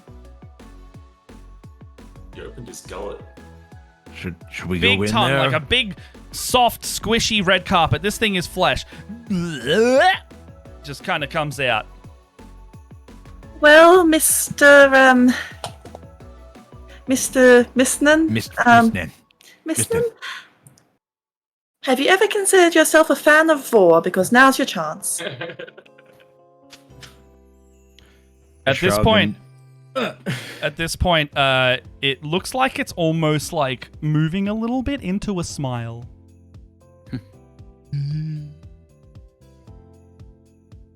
I'm probably gonna die here. And I'm gonna jump in. Jump See in? what happens. Yeah, jump in. All right. You jump into the darkness. You accept your fate as if the void takes you. And you start falling down its throat. And at the bottom, you hear the wind and snow starting to swirl. And you fall straight into another little snowstorm portal and go very hard this time onto actual snow. It seems like you're in kind of a forest situation now. Okay. I will. You don't see or hear what happened to Mistnan just now. Yeah, I will just think, poor sod, and just wait there to see if the others make it out before. Okay. Don't even know what happened. All right, Do I take any damage? You or don't. anything You like don't. that? You land in soft Okay. snow. You're good. Okay. Mr. Dad, you're good. Oh, you're up. Sorry. Is everybody secured? Have you tied yourself to me? Yeah, right. Good Right. to go. Go ahead. Work with me. We are. Use your muscles. What you have of them, I guess. So Mr. Dad trudges over with everybody to the whiskey hole. He's like, all right, let's do this. And his little wings on his boots start fluttering as he kind of like starts grappling his way up the. Actually, before this, I don't even know if this will work, but he's like, yeah! His mic cut out. He's yelling too hard. And then he goes into a rage. Oh. Yeah. So as he's. I think you already get advantage for this. Yeah, I'm pretty sure I do, but Look, you it's know, flavor. why It's not? fun. Yeah. You're a barbarian. Yeah, why not? I'll probably lose it because I'm not damaging. Yeah, you kick RJ in the face as you're swimming. Somebody hit me! Keep me going! And he's just like, goosh, goosh, goosh. This is for my boy! I'll get him that toy, and I'll get you all out of here! All right, advantage on your check. All right. Oh, yeah. All right. Could be better. Oh, 18. 18, so that's what, 27? Yes. You, with a 27, you like not only get out, you drag everybody else kicking and screaming their way through the torrent of whiskey going up their nose. They're like, "Yeah!" Like just, it's a horrible experience for all of them, but you just drag them up and you find a juncture. The water is coming from the left, and then there is a kind of more stillness to the right. Right, I go the right. I'm like, the other one didn't have this direction! oh, sorry, I'm in... Yeah. Brace yourselves, something's coming! All right. You climb through. You emerge from out of the whiskey, and you can now see a swirling kind of portal of snowstorm straight in front of you. This is something different. I can hear the voices. All right. And he just like he pulls himself through it. All right. Are you just like pulling everyone at the same time? Yeah, he's like all right. You all kind of fall in like a little 4-player bundle and just go straight in front of like this massive, horrible mouth, open agape doorway, and you see Tulip standing there in front of it, and there's a big, horrible doorway there with a big smiling face mouth with a tongue unfurled, ready to accept your bodies. That's frightening. Slightly disturbing. Horrible. Well, it can't be any worse than that last room, so... You can hear a really low-pitched, out-of-key...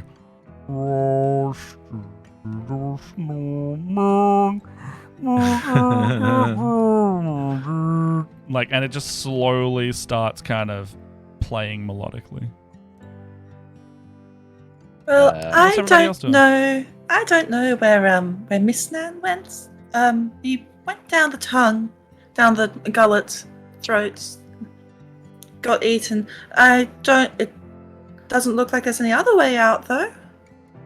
Were there screams of pain? I didn't hear a single thing. Oh, well, that's enough for me. And Terry jumps straight into the tongue gateway. All right, so you jump straight in. Yeah. Okay. See ya. Still tied to me. Do you untie yourself? Yeah, no, I didn't. So you run and jump in, and you get like halfway down like the back of the throat, and you're looking into darkness, like utter darkness, as you see the rope goes taut, and Mr. Dad is still standing there, kind of holding it. Can I see anything? Can I roll a perception check? Completely dark down there. I only slightly regret my choice. Guys, I can't see anything. But you're not dead yet. I pat myself down. No, I feel alive. pretty alive. That's a good sign. Cut the rope, make him go further. Do you want me to cut you free? Yeah, I feel like dying today. Why not? You go, "Sup," and you just like in slow motion, you go, like falling backwards.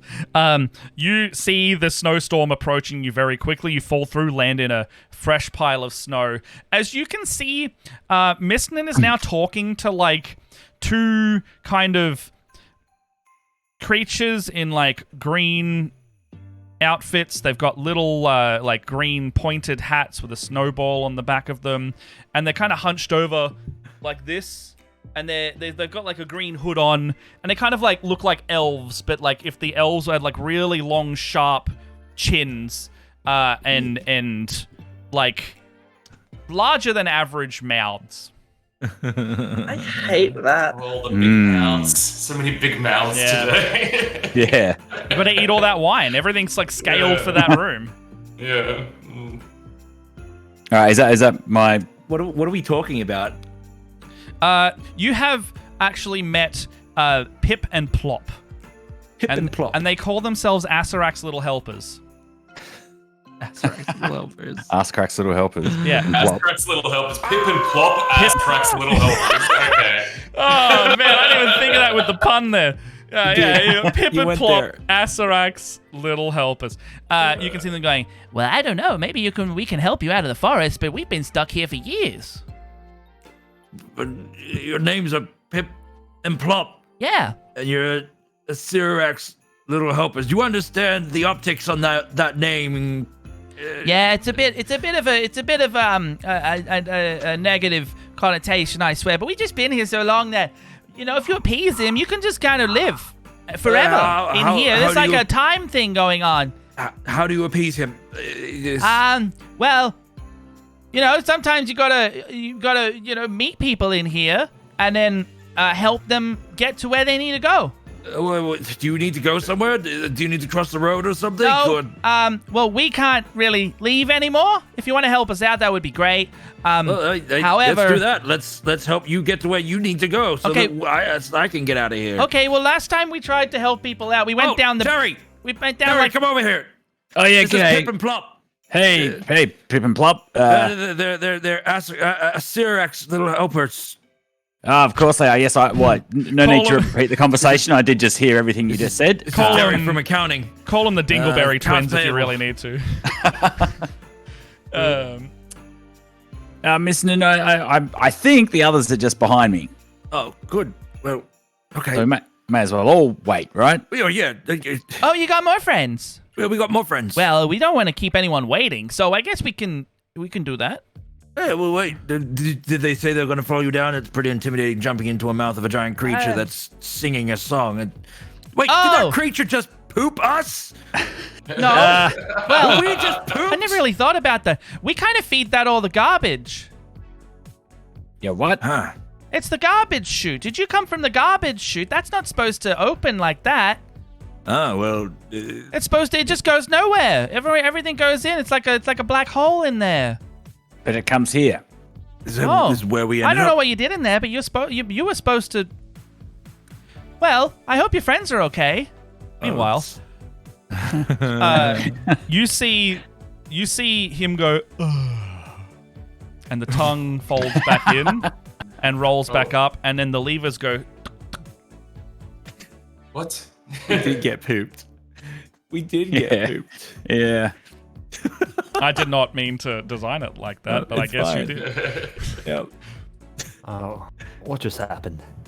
I'm gonna try pulling the tooth again. Same one? Yeah. Highs or lows?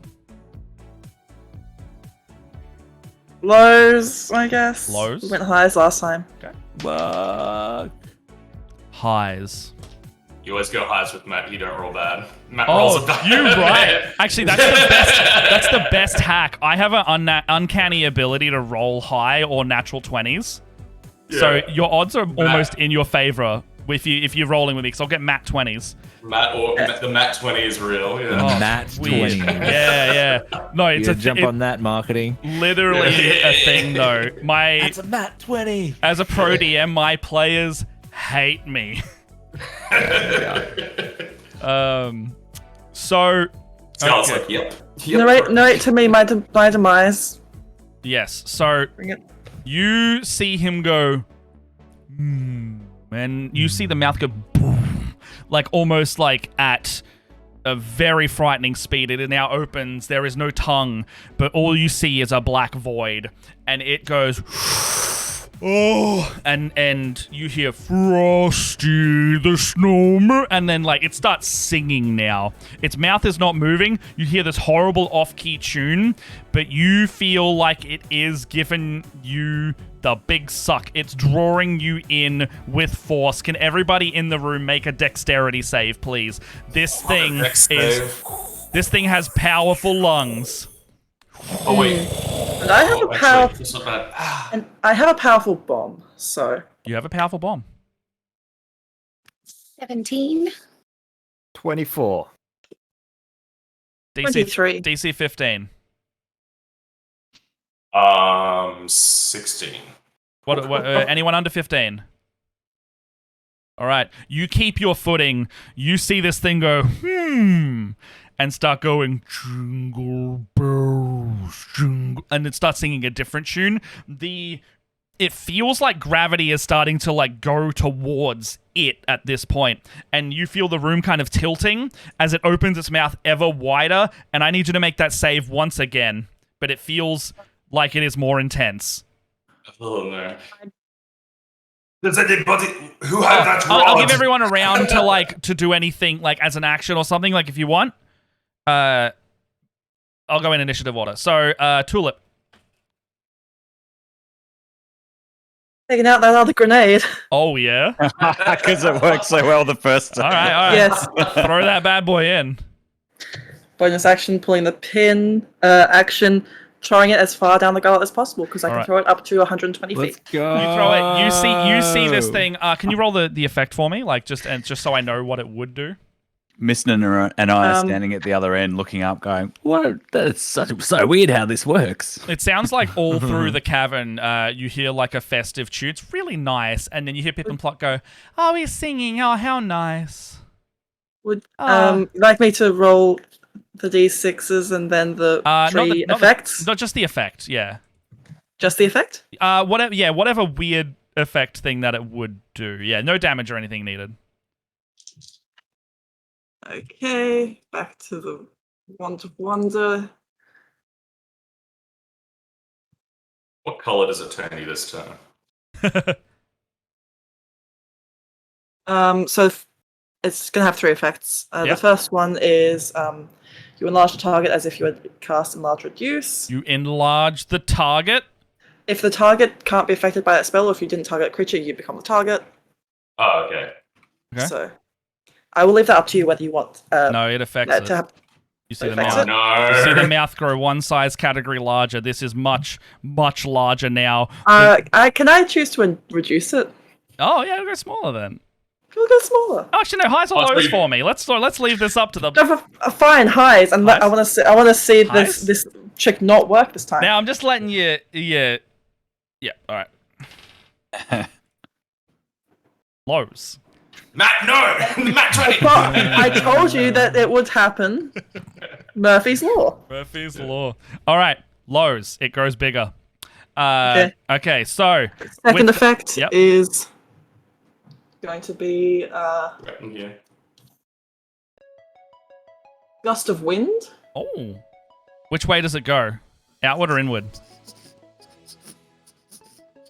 Direction I choose. You choose. So I could push back against you. I like that. You can make your check with advantage on the next one. And what's your third effect?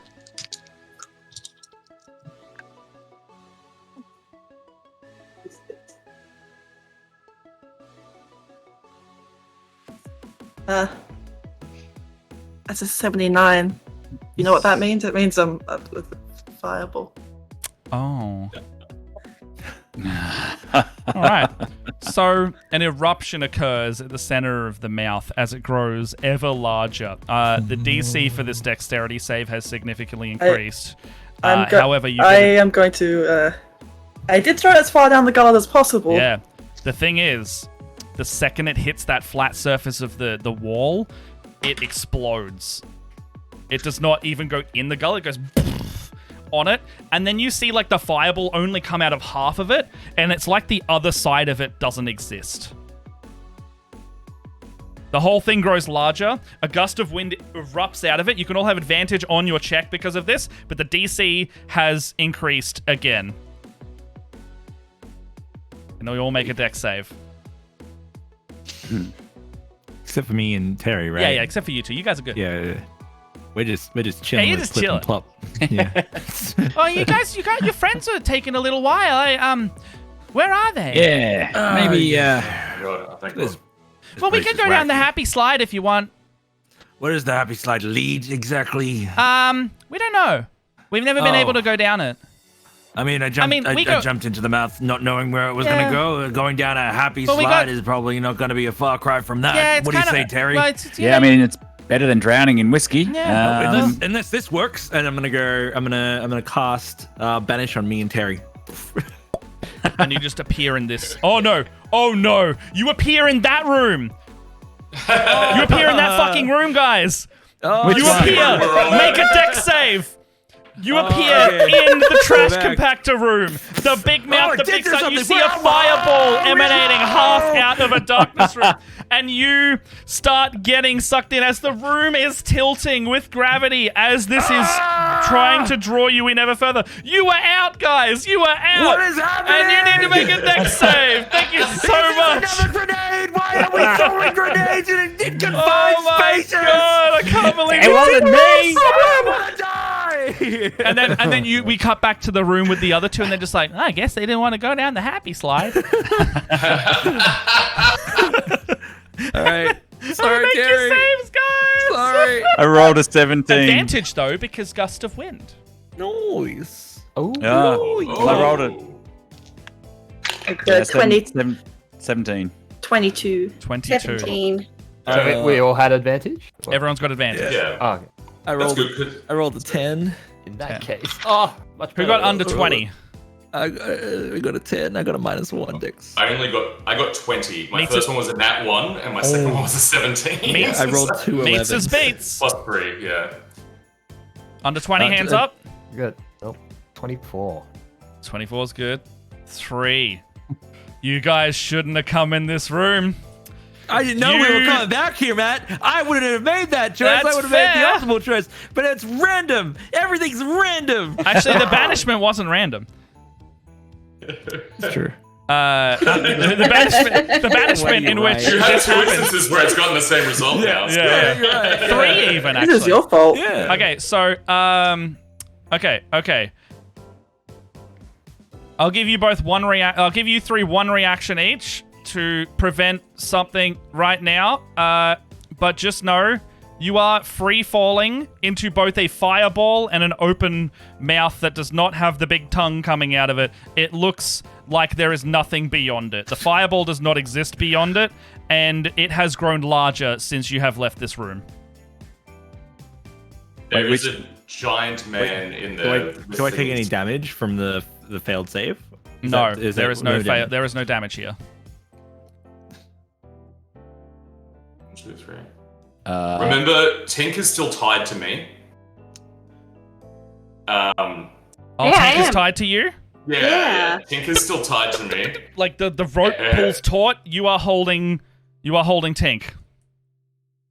So this little fairy on the end. I don't even know All right. anymore. All As- right. as a Listening and reaction- Terrence. Yeah. As a reaction, would you allow me to cast Enlarge Reduce? I would. Oh, I would, Matt. That'll help you for the next check, yes. I'm going to whip But my then hand I out. would like to do that to the great big gaping fire hole. It grows smaller, however, the fate of the other two are unaffected right now. Without their reactions. I'm gonna cast fly, and I'm gonna also try and cast fly on Terry. Terry! Fly. Terry! And you cast fly. Take flights! There you go. Cast fly on. All right, on you us. guys notice that this I'm gonna twin spell spell This should be fails. fun, right? That matches. This It spell fails? This spell fails. What can Fly is magically avoiding this what would be gravity, but this is drawing you in throughout the reality of itself, like pulling you towards it. Fly does not exist in a vacuum. There is no light to come out of this thing. Okay. So can I see if any magical, like, was there an initial, was there magic emanating from Misnan then? Like, did the spell start, or are we in like an anti-magic? Comes out of them and then goes, but you can clearly see that this grenade, this enlarge reduce that Tink's casting is working. Fly specifically failed. Okay. I don't. Do I disintegrate? I was gonna cast mental prison on myself and just like let Bring things in a happen. movable rod. Yeah, I've still got that in my hand, haven't I? I regret taking only combat spells as I see the immovable rod and go. You hold utility spells. All right, you hold yourself in place. You go taut. You're like, boom, and I'm gonna make your next check. Your choice of you save yourself. I'm sorry, Misnan, but you hold yourself in place. Your next check can be strength or dex based. Misnan, you fall into the mouth this time. Yep. It does not meet you kindly. The second you cross this threshold, you feel your body not exist as you look backwards out to the rest of your horrified party. You slowly just go and become swallowed by it, the fire curling around you. Hell's yeah. You die. Okay. There you go. You have fallen into basically a sphere of annihilation. Wholly, and you are destroyed. All right. But in like a Christmassy way. But in like a Christmassy way. Oh no, yeah. The whole time you hear.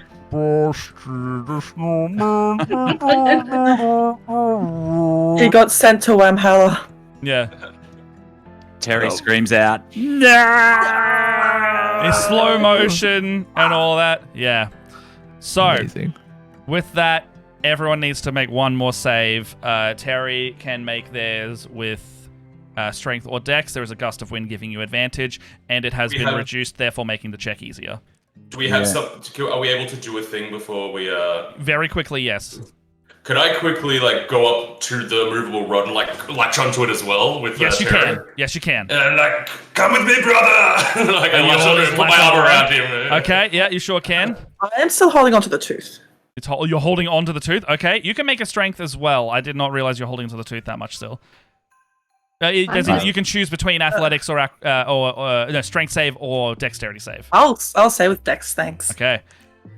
I'm RJ attached is to a still Goliath. also RJ is still also tied to Mr. Dad. Yes, Okay. yes, he is. Yeah. All right, so okay, RJ Mr. Dad, you're making the save, and anyone not tied to Mr. Dad is also making their own save. I could choose strength, right? You can, if you're holding onto the rod, you can choose strength. All right, yes. 20. 20. 13 plus. Oh, I thought you were going to say 9. 13, holding everybody else. No, 13 plus 9. What is that? Okay. 22. 22. 15. Terry, what you get? I got a 9. It's too strong. You're almost vertical now with the mouth sucking you down. You let go. What do you Can I, in my last moments, I'm going to try to cast Disintegrate into the center of this thing of annihilation. Okay. So, yes. I'll let you as part... Yep. You can cast Disintegrate into this. You see yourself falling in. Do you kind of turn to face it head on as you cast this? Yeah, I've met my death head on. I've been waiting for it for years. And Yeah, I'm surprised I've lasted this long. You see the face of the tax accountant that you have to keep dealing with in your career as the face of this thing as you go down. You point at it, you cast Disintegrate, and your spell comes out. What's your focus?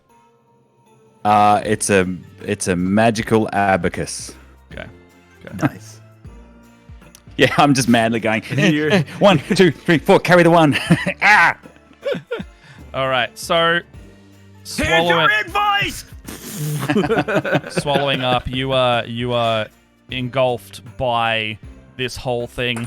The spell goes in, and it feels like it hits something. And then you're like, yes, no. And your face kind of drops as your hand goes past this whole border. Your body is destroyed. You die.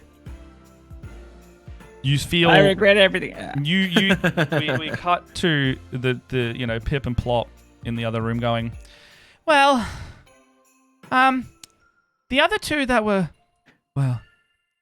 we can go down the slide ourselves, I guess. And then you hear an explosion rock out from some of there. It's as you see the roof kind of shake and snow fall and dust go. And at this point, you see the big mouth now go and put its tongue out. And then you guys know that and feel that the gravity has flipped back to normal, as if you were to get a positive result with that lever, and you fall to the floor. Rushing down the tongue. Sorry, in my mind, I was Pip and Plop just look up. They're like, it's snowing red now.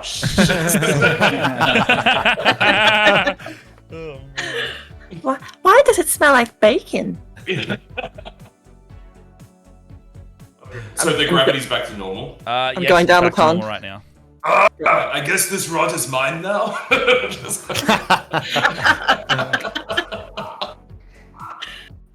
I guess in lieu of an action figure, this could be good for my boy.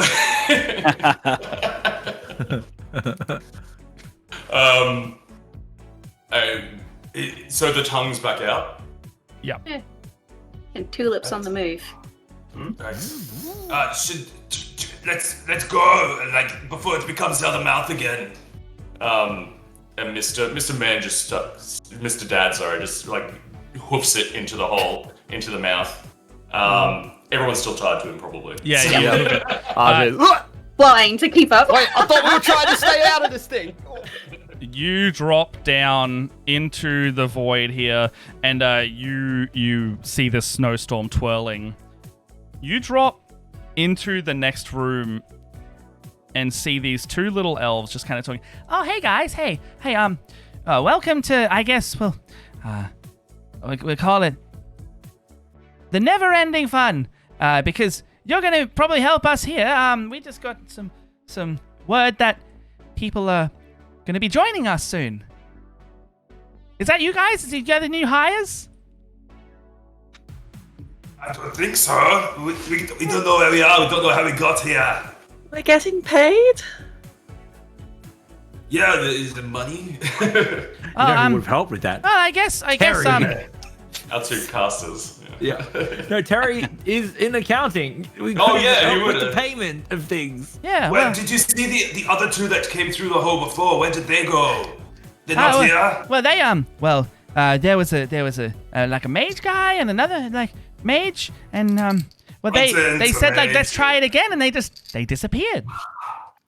If they teleported, I don't really want to think about what could have happened to them, because they would have ended up in the garbage disposal. Oh, the Iceman mouth. Oh, The Iceman cometh. Yeah. There's a lovely creature in there. Yeah. Yeah, and then the mouth went really big and then sucked them in. He sings lovely tunes. Where did they go after he sucked them in? Well, if he didn't come with you, they're dead.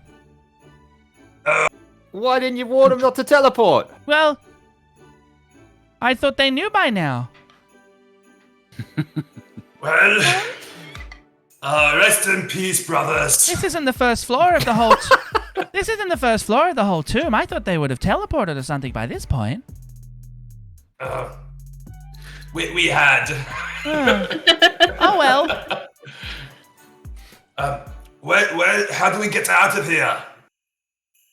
Well, we got a couple slides we could take down, the super happy slides, and then if you have been naughty or fairly less naughty, you can maybe meet Mr. Rack himself. Oh, Mr. Asscrack. Well, that's a fairly naughty word. What is your names again? I'm Pip, and I'm Plop. Yuck. We're Asarak's little helpers. What? What's wrong? Does accidentally, perhaps leading to your companion's demise by throwing a grenade not once but twice, perhaps count as naughty or very naughty? Well, how good did you feel while you did it? I felt empty. Oh, so like regretful? I feel nothing. Then you're gonna be on the really good list. Wait, so this Asarak guy, he's the one that's brought us here. Well, yes and no. And you work for him? Well, yes and no. Oh, which is your favorite of these two super happy slides? Well, I usually go down the left one and Plop goes on. I usually go down the right. And then if we see each other again, we usually get dinner. Romantic. That's Insight cute. check that. Yeah, absolutely. All right, it didn't even occur to me that these things might be lying. It's such a wholesome place. Yeah, everything's on the up and up. You're in Asarak's home, and you're trusting people talking to you. 22. 22? Both of them are lying. So do you go down the left one? Yeah.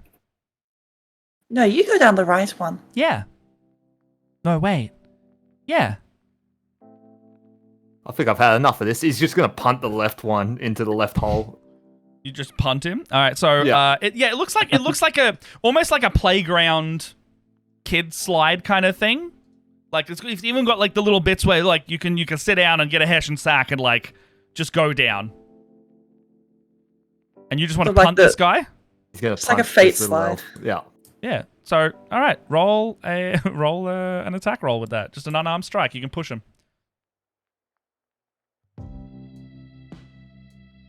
24. 24. Nice. 24. With a 24, you absolutely kick Pip in the chest, and you actually feel that his form isn't true because it's almost like your foot goes through him a little bit, and then you meet kind of a body.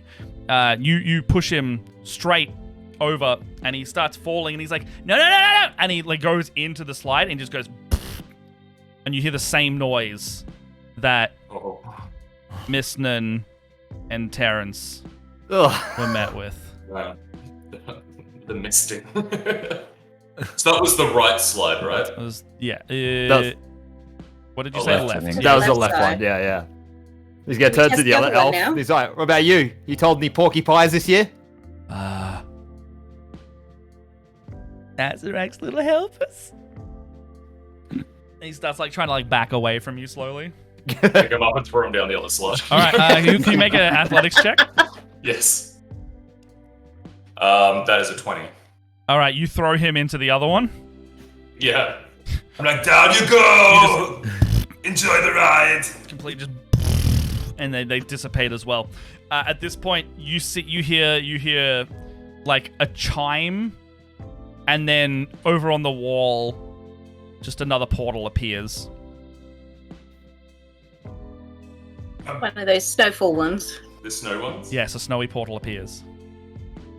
Well, let's Nowhere else go. to go. The snow hasn't led us to our demise yet, so... I think those two must have been cramping ass crack style. Yeah, I'll say. Yeah, constipating him, you might say. So, let's go. All right, you can head through the portal once more. On the other end, you find yourself in a very large chamber, kind of triangular shaped, covered in ice, and where there was once possibly a lava pit, it has frozen over into like a bit of a lake here, completely covered in ice. There's trees and snow scattered about this place. It's like a huge triangular room, like divots with like skeleton bones everywhere that have all frosted over. And there are trees growing. There's like little jars labeled like followers in here. A snowman in the corner, and then it looks like two people that have been tied up. What do they look like? Ben and Josh, do you have spare characters today at all? I'm gonna hit the randomize button. Yeah, me too. On D&D Beyond, because on D&D Beyond you can make a character in seconds. All right, go for it. Yeah. I'm not going to leave you guys hanging for the last 20 minutes. We will. We'll get you in there playing some games. It's either that or I'm playing Nen Mist, which is the Mist. brother of Miss Nen. Now go random. That sounds fun. He's kind of we're exactly the same in like almost every way, but we were hanging out at the tavern, and then he tried to banish me, and then we ended up here. Don't know what happened. I told him not to go around banishing people, but you know that old Misnan, he's always banishing people. So you two have been in here for like an incomprehensible amount of time at this point. You have noticed this place actually fall into a snowy ruin on its own. This didn't used to be like this. This bottom floor used to be a lava pit. It used to have like this horrible, like, what only can be described as this like fetal primal makings of a death god in here, and a creature tied to, like, being tied. This creature was umbilical cord tied to another machine that had like souls swirling around it. It has since turned into a massive tree, like a massive pine needle tree covered in ornaments. And the little horrible thing that was there is now just a massive floating snowman. You guys have watched this happen within the last month or two, and you suspect that something has almost affected the place as a whole in a magical sense. We've seen some things. We've seen some crazy things, though. This place, it used to be way different than it is now. There used to be lava. There used to be a soul creature flying around. And now we've got a tree and we've got snow. So yeah, it's totally different. Yeah. We've also been here for months, and we've been tied up. So I don't know what we're meant to do eating-wise. Have you got any food on you? I'm starving. I mean, they could probably start by letting us go. Yeah. Can you untie us, please? Yes. Go up and untie. Yeah, I can do that. I just you guys seem on randomized. the up and up. Pull out a third grenade. I'm joking. Oh. Right. First thing we're gonna do, we're gonna find Plip and Plop. We're gonna kick their butts because they've been teasing us for months about we're eating food in front of us. Horrible. Yeah, those guys are assholes. Well, actually, the two elves that you met were called Sparky and Gunther. Oh, sorry, got the names mixed up. Sparky and Gunther. Oh, I was about to say, Plip and Plop have been excreted. They're no more. You can see that these two are also dressed in larger versions of the elf garb that the other two had on, and they have the pointy little green hats. Yes. Oh. But you do not look like the other two. Right. Well, have you seen my brother? I love my brother so much. He means the world to me. He's everything to me. My brother, his name is Miss Nen. Oh, I don't want to take that question. No. What? I haven't seen him recently, in the last 5 minutes. All right, well, you have seen him previous to that? He did a fair bunch of teleporting around the place. That's Miss Nen with his teleportation. He thinks he can get around everything with Banish. I think he decided to go to a farm. A farm? What type of farm? You know, a farm. I think he decided he wanted to go visit the farm. Did this farm have a name, or is there a way I can? I'm gonna try and track him down. The farm upstate. The upstate farm. Okay, that's a place to start. Okay, let's get the hell out of this place, and then I'll start trying to find this upstate farm.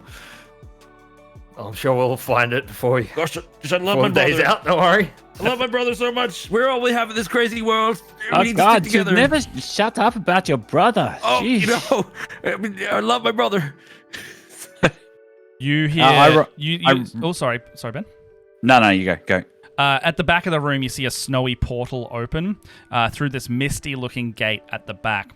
Walking through is a pastel and dark blue robed creature with a crooked staff and a crown, only fit for that of the lich that he is. Asarak walks through, not looking like his usual self. No study you've ever done has prepared you for the sight that he is right now.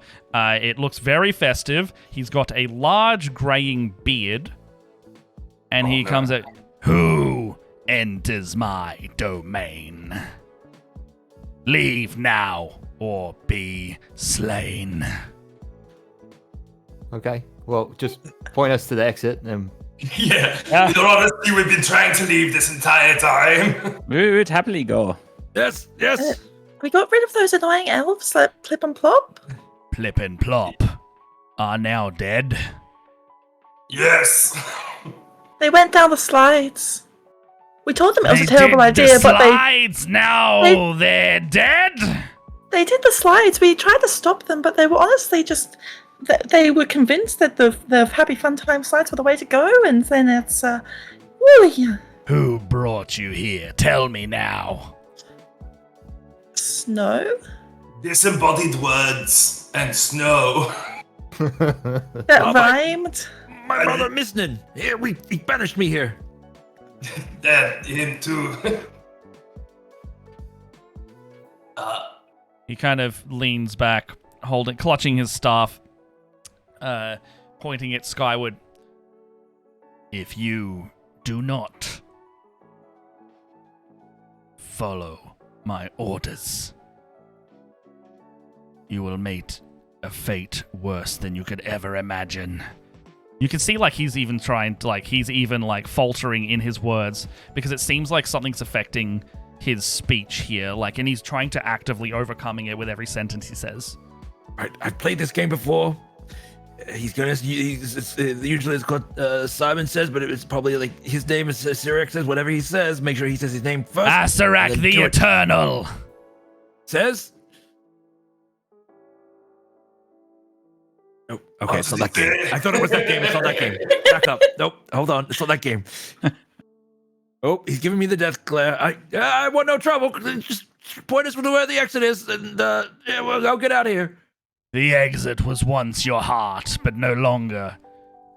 Your selfish acts do not make you stronger. Wonder he's rhyming!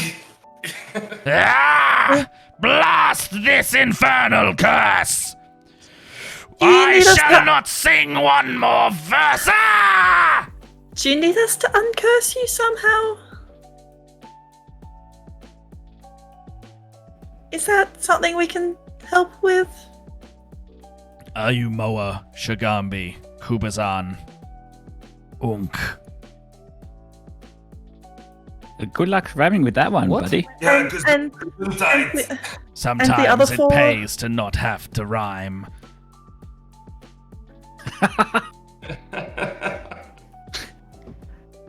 Did the nine gods curse you? Is that what happened? You see him, like, stifle a laugh? Like, almost like a gleeful laugh? I do not get cursed. Youngling, what do you know of Asarak the Eternal? That he's a really powerful lich. Yes, and I like warm milk. Good calcium for your bones, I guess, yeah. Understandable. How do you feel about cookies? Delicious! I hear dog's milk is quite popular now. Yeah, I've heard that too, yeah.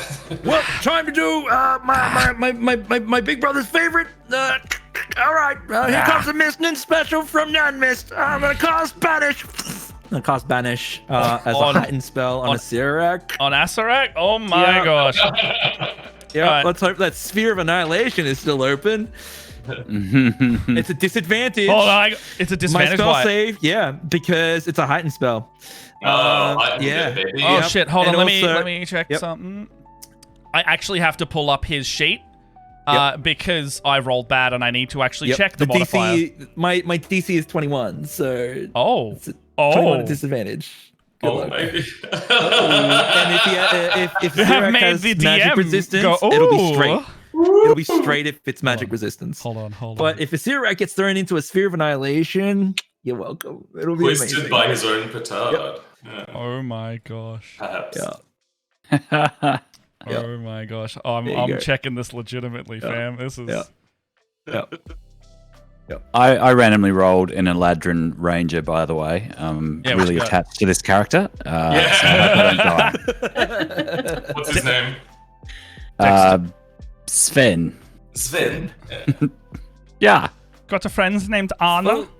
Sven from IT. Okay, so this is a dexterity save.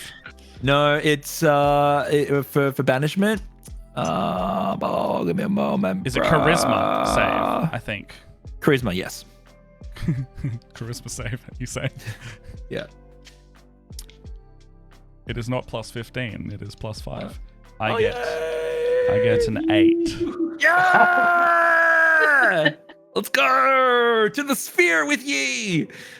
You see him like powering himself up to release magic, and he goes, "Nah, you cannot banish what is. everywhere, in every plane. And he tries to use his legendary resistance, and he goes, and you see it like cracking, and it starts like failing on him. His own magic doesn't work in his lair of his dungeon, and he like cracks away, peeling out of reality. Asarak is fucking banished. Yay! Get out of here, Ace. I didn't fudge that roll at all. I thought that was going to be fruitless endeavor. I was so impressed just now. Okay, so... Where's your nat 20s now, bitch? Yeah, where's my nat 20s now? Probably, I rolled really well in George's game. I don't know. So, man... Asarak peels out of reality. It's like the second he does, though, the whole world around him kind of goes with, like the skin on the Tomb of the Nine Gods peels away. This curse is absolutely tied to Asarak, and it follows all of the snow, all of the trees, any of this nonsense with this holiday crap. You see more elves come out of nowhere, like out of a random door. Into the portal as well, and they all disappear, resulting in just like a neat little at the end. Banishment works. Ned Mist is like, woo! The curse is lifted. It would It's seem. like the real strength was in your family the whole time. Your brother would be proud. What do you mean would be proud? He's at a farm upstate. I'm gonna go find him. Oh, yeah, Merry Christmas. Would have been proud to see you do it, is what he meant. I'm shocked this If he was here in person, bodily. Yes, if he's here right now, like in this room, he would be proud. Yes, of course, yes. If you're here in the room with us right now, Miss Nan. He could be. Oh boy, I love my brother so much. Can you Is there a soul in the phylactery? No, well, that's the thing. There's no phylactery here. Oh right. There's no soulmonger. This is not that adventure. True. Actually, the soulmonger is there now. However, it didn't exist in the. Look, I've got to. Unfortunately, Miss Nan and Terrence did die. Yeah, no doubt. That was a confirmed kill. There is no soul as you reach around. I'll give you like the free check version. There is no soul wisping around waiting to be revived. There is no body to regenerate, raise dead through resurrection. The bit is that like Ned Mist has no idea about it. Yeah. So I'm saying this for Tulip's check. Oh, okay. Yeah, she you can keep this to yourself, Tulip, as you watch them. And they're like, "Oh, I hope my brother's alive," and you're just like, "Oh." Yeah. The mist gate. Sorry. So like Tulip's just like, I don't know how to fix this. Third grenade. Yeah. Can I have one? Christmas grenade, anyone? Yeah, you get a Christmas grenade present. Just don't use it within the next 3 minutes. Okay, so wait, is there still a giant tree there? Or is there that is no gone? anything holiday themed or skinned has now like erupted in it's been sucked into the portal and it's just gone. So there's now like a pit of lava in this room. But there is one more thing in front of you. The curse has been lifted, so it would seem. All that's left is the mist door in the back of this room. Door? There's like a misty gateway, the one that Asarak first walked through. Ah. It's probably the only door we've ever seen while we've been here.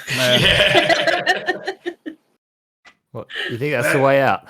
Shall we, my friends? I mean, what's the worst that could happen? Yeah. That's what my brother used to always say. No, He did. Yeah, sure did. All right. I'm sure he would have. Who's stepping through first? Mr. Dad.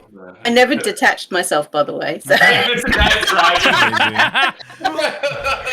All right. Just a precursory. Are you sure, Mr. Dad? Actually, like Mr. Dad will do a vibe check on the door. Inside? Like, inside. Okay. Ned Mist is just gonna walk through the door. Just in case it is a sphere, and that'd be funny. Insight, that was an 18, plus, what's my insight? Plus 3, so 21. Like, how does this door feel? As Miss Nunn walks through the door. You don't see him you don't see his form stop anymore. He walks through. It seems like this is a gateway of some kind. It's not swirling with frost. It is misty. Kind of smells like tropical kind of jungles that you were used to on your journey back into here to start with. Okay.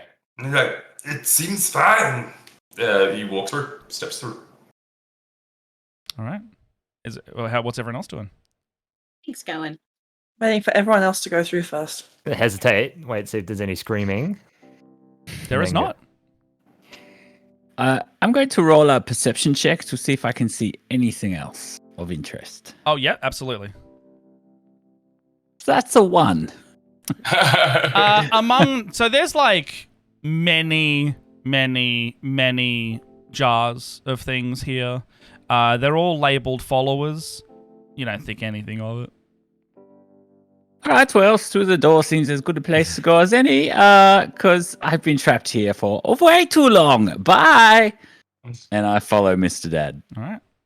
I think that's everyone going through the door at this point. Tulip? Yeah. I am going through the door after everyone else, and before I go through the door, I'm going to throw that grenade. Oh, you're gonna cool guys don't look at explosions? Yes. All right, sweet. Wait, into the door or behind you as you walk into the door? Behind me as I walk through the door. I'm not throwing it in after. I'm not throwing it after you. I'll say any of the weird effects don't happen because it'll be on the other side of the portal, but you can basically like self-destruct this thing as you walk through. You put on your sunnies, you walk through, it's... And you emerge like at the top of a waterfall on the precipice of Omu's Valley. You can see like the city now is no longer covered in snow as you emerge. Like a puff of smoke and fire comes out of the portal as you walk out, going like, yeah, we're not gonna have to deal with that anymore. And you look over the valley as it's still a ruined, lost city to explore and find treasure in. But that's why you were here to start with. And you now know that. The holiday cheer that once plagued this valley has now been eradicated.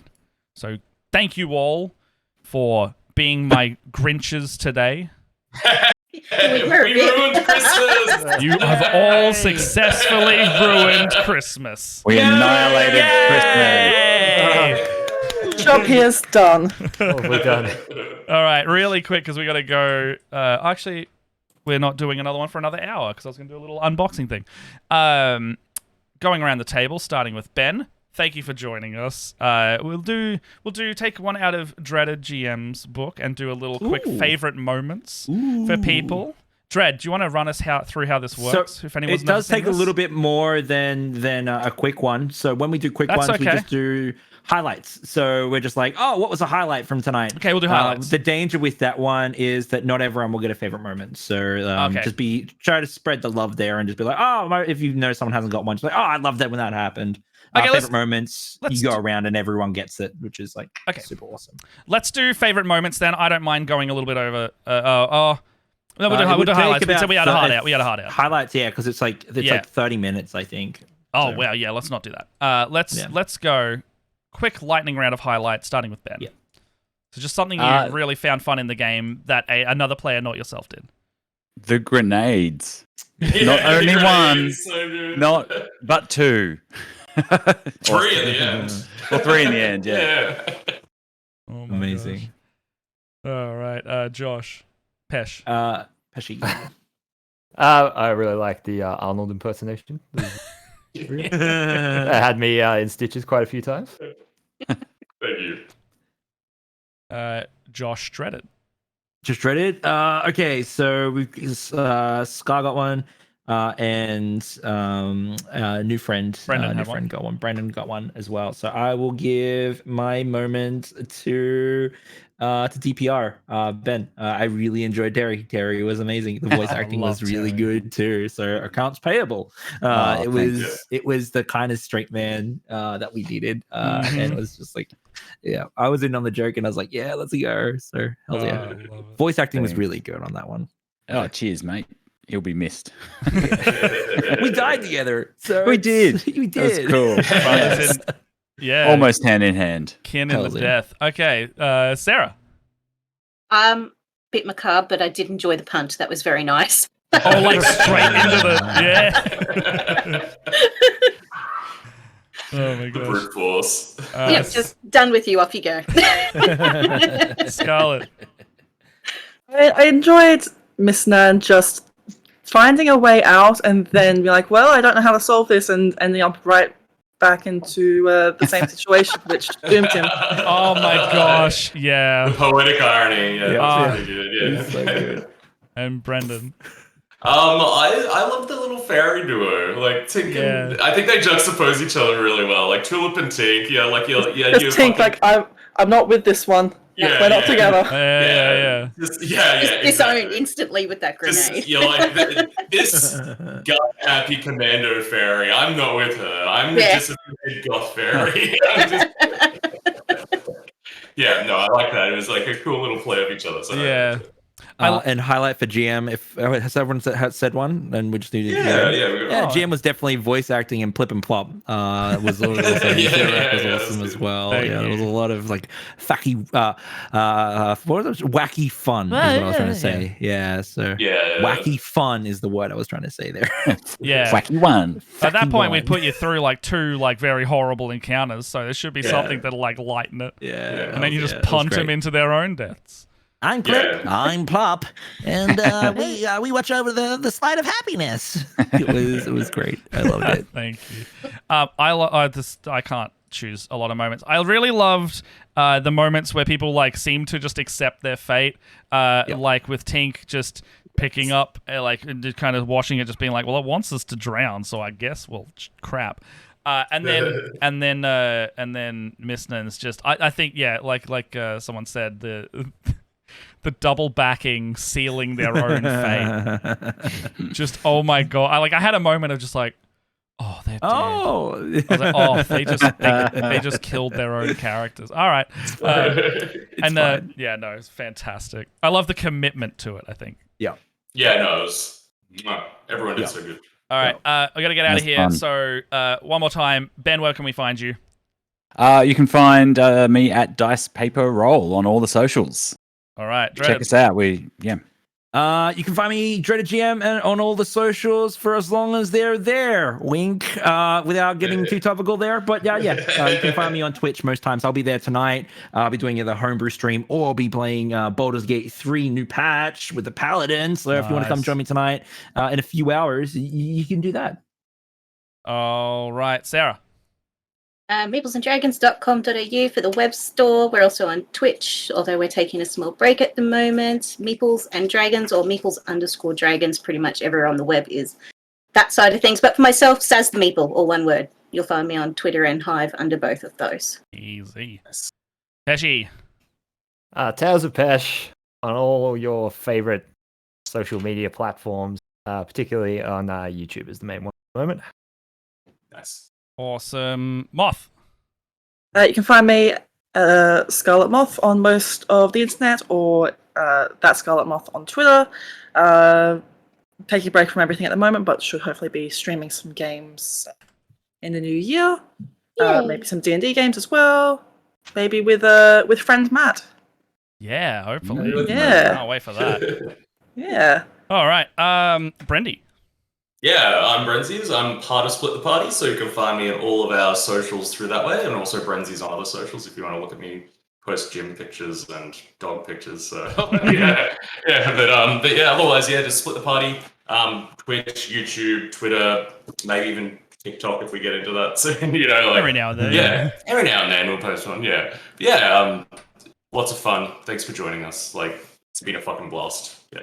Yeah. This was so chaotic, and not even half of my hand was in that chaos. I love it. I'm Matt. Thank you for joining on this game 2. We got a game 3 in actually an hour, so not half an hour from now. We had to just move it back a little bit, but stick around because I'm going to flick straight over after about 5 minutes to say goodbye, everyone. And I'm actually going to unbox my Spelljammer Platinum Edition live on stream. Because it finally came after about 8 months, and I had a little look through it the other day, and oh my gosh, I can't wait to get that Streambox project finished and then get people over in Melbourne in person to do some bloody spell Some jammer jamming. Twitch streams, Jamming I some think. Yeah. spells. I think Why that's you gonna need go. to be living in a different state, Matt? You should be living in the same state as me, mate. I don't know, because that was all the fun. We can play D&D together. It'd be great. I can dial you in if you really want. No. You know what? Yeah, you know what? Let's do it. All right. Let's do it. All right. So back in like 5-ish minutes, I'll be doing the unboxing, and then at around 6 p.m., we'll come back with Game 3 with Ben Martin DMing and Benji playing it with a whole host of new guests. Thank you so much, everyone, for coming as well.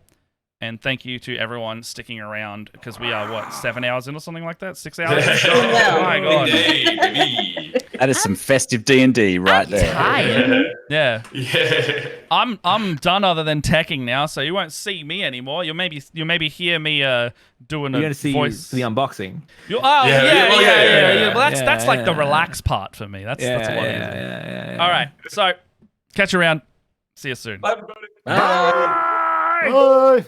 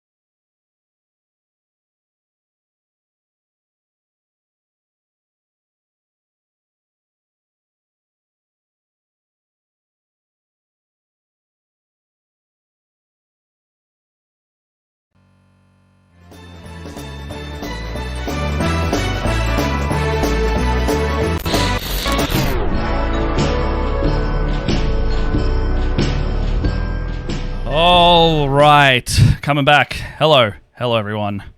If you can see and all that, we have something fairly cool to unbox right now. This box is also massive, so apologies if you see anything that's not just like the nice little thing. Spelljammer that I ordered actually rocked up recently, and oh my gosh, this thing had a little looky, did have a little cheeky peeky when I was in there, and it did look like that there was a lot of goodies in here. So while we're waiting on the next tech, which is in 15 minutes, we will be doing a bit of this. And first off, ooh, yeah, that's pretty nice. So, okay. If any of the people in my next game are watching this and want to pop into the Discord, you will be heard on stream, but you can come and have a little looky as well. Hello, Torinator. Well, good to have you here. We're doing a bunch of holiday-themed one-shots today, and between the games right now, I'm unboxing this Platinum Edition box of Spelljammer. So this is the... Oh, they got some garbage there. So what's this? This is the slip that they usually give you. Now this one's pretty big. Like they give you a lot of the cards that are like immediately noticeable. You can see like a lot of them are listed out for the encounter cards, and you can see like a lot of the stuff on this booklet actually is from what's called the Rock of Braal. And the Rock of Braal is like you're water deep in space almost. Like it's quite a large city, and it'll have a lot of different storylines and locales you can visit in there. But a lot of the handouts are kind of to do with that, I've noticed. So because this is kind of a world and a setting book, they other than the campaign that's like the 5 to 9 that's in here, there's really only stuff to like kind of go like, here is the tools you need to run more homebrew adventures, which is not bad because that's kind of what I'm going to do anyway. And through some of the reviews after I'd already ordered this, it seemed that it looked like the module itself was a bit lacking compared to what people thought it was going to be, which enables the homebrew better, but it more is a necessity, I think, rather than like options. Like you can't do as much, and it kind of says stuff like ship combat from Ghosts of Saltmarsh will also help you here in addition to the rules that they give you for the other vehicles. But yeah, so some artifacts that we're going to look at. We've got the Dead Hand dice set that is downstairs by accident, so we may not say that. Hey, we got some of that good Matt audio. Oh, hello, Tom. How you doing, bud? We got the Wild Space Orrery, the Military GIF Award. It's like a little badge of honor. That looks pretty fun. And we got the Ring of Shooting Stars. That one looks gorgeous. And then there's the booklets. So you got like the Adventurer's Guide, the Player's Guide.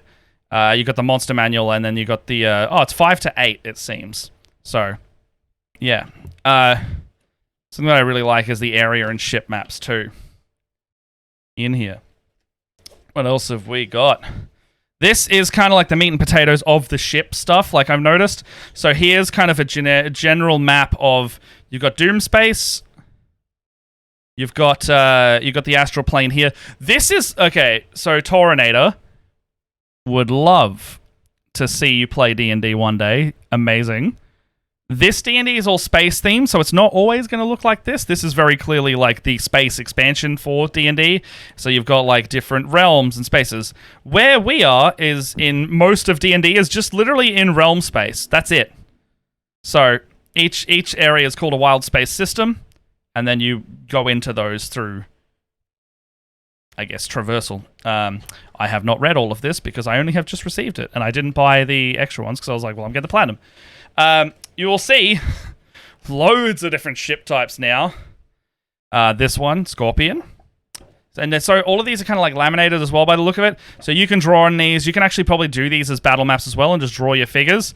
But what it also has is Scorpion ship notes. You can write updates and things on this with like dry erase. And then it doesn't have... It's not semi-permanent. Like you don't not want using any of these things. You could also... I guess you could also...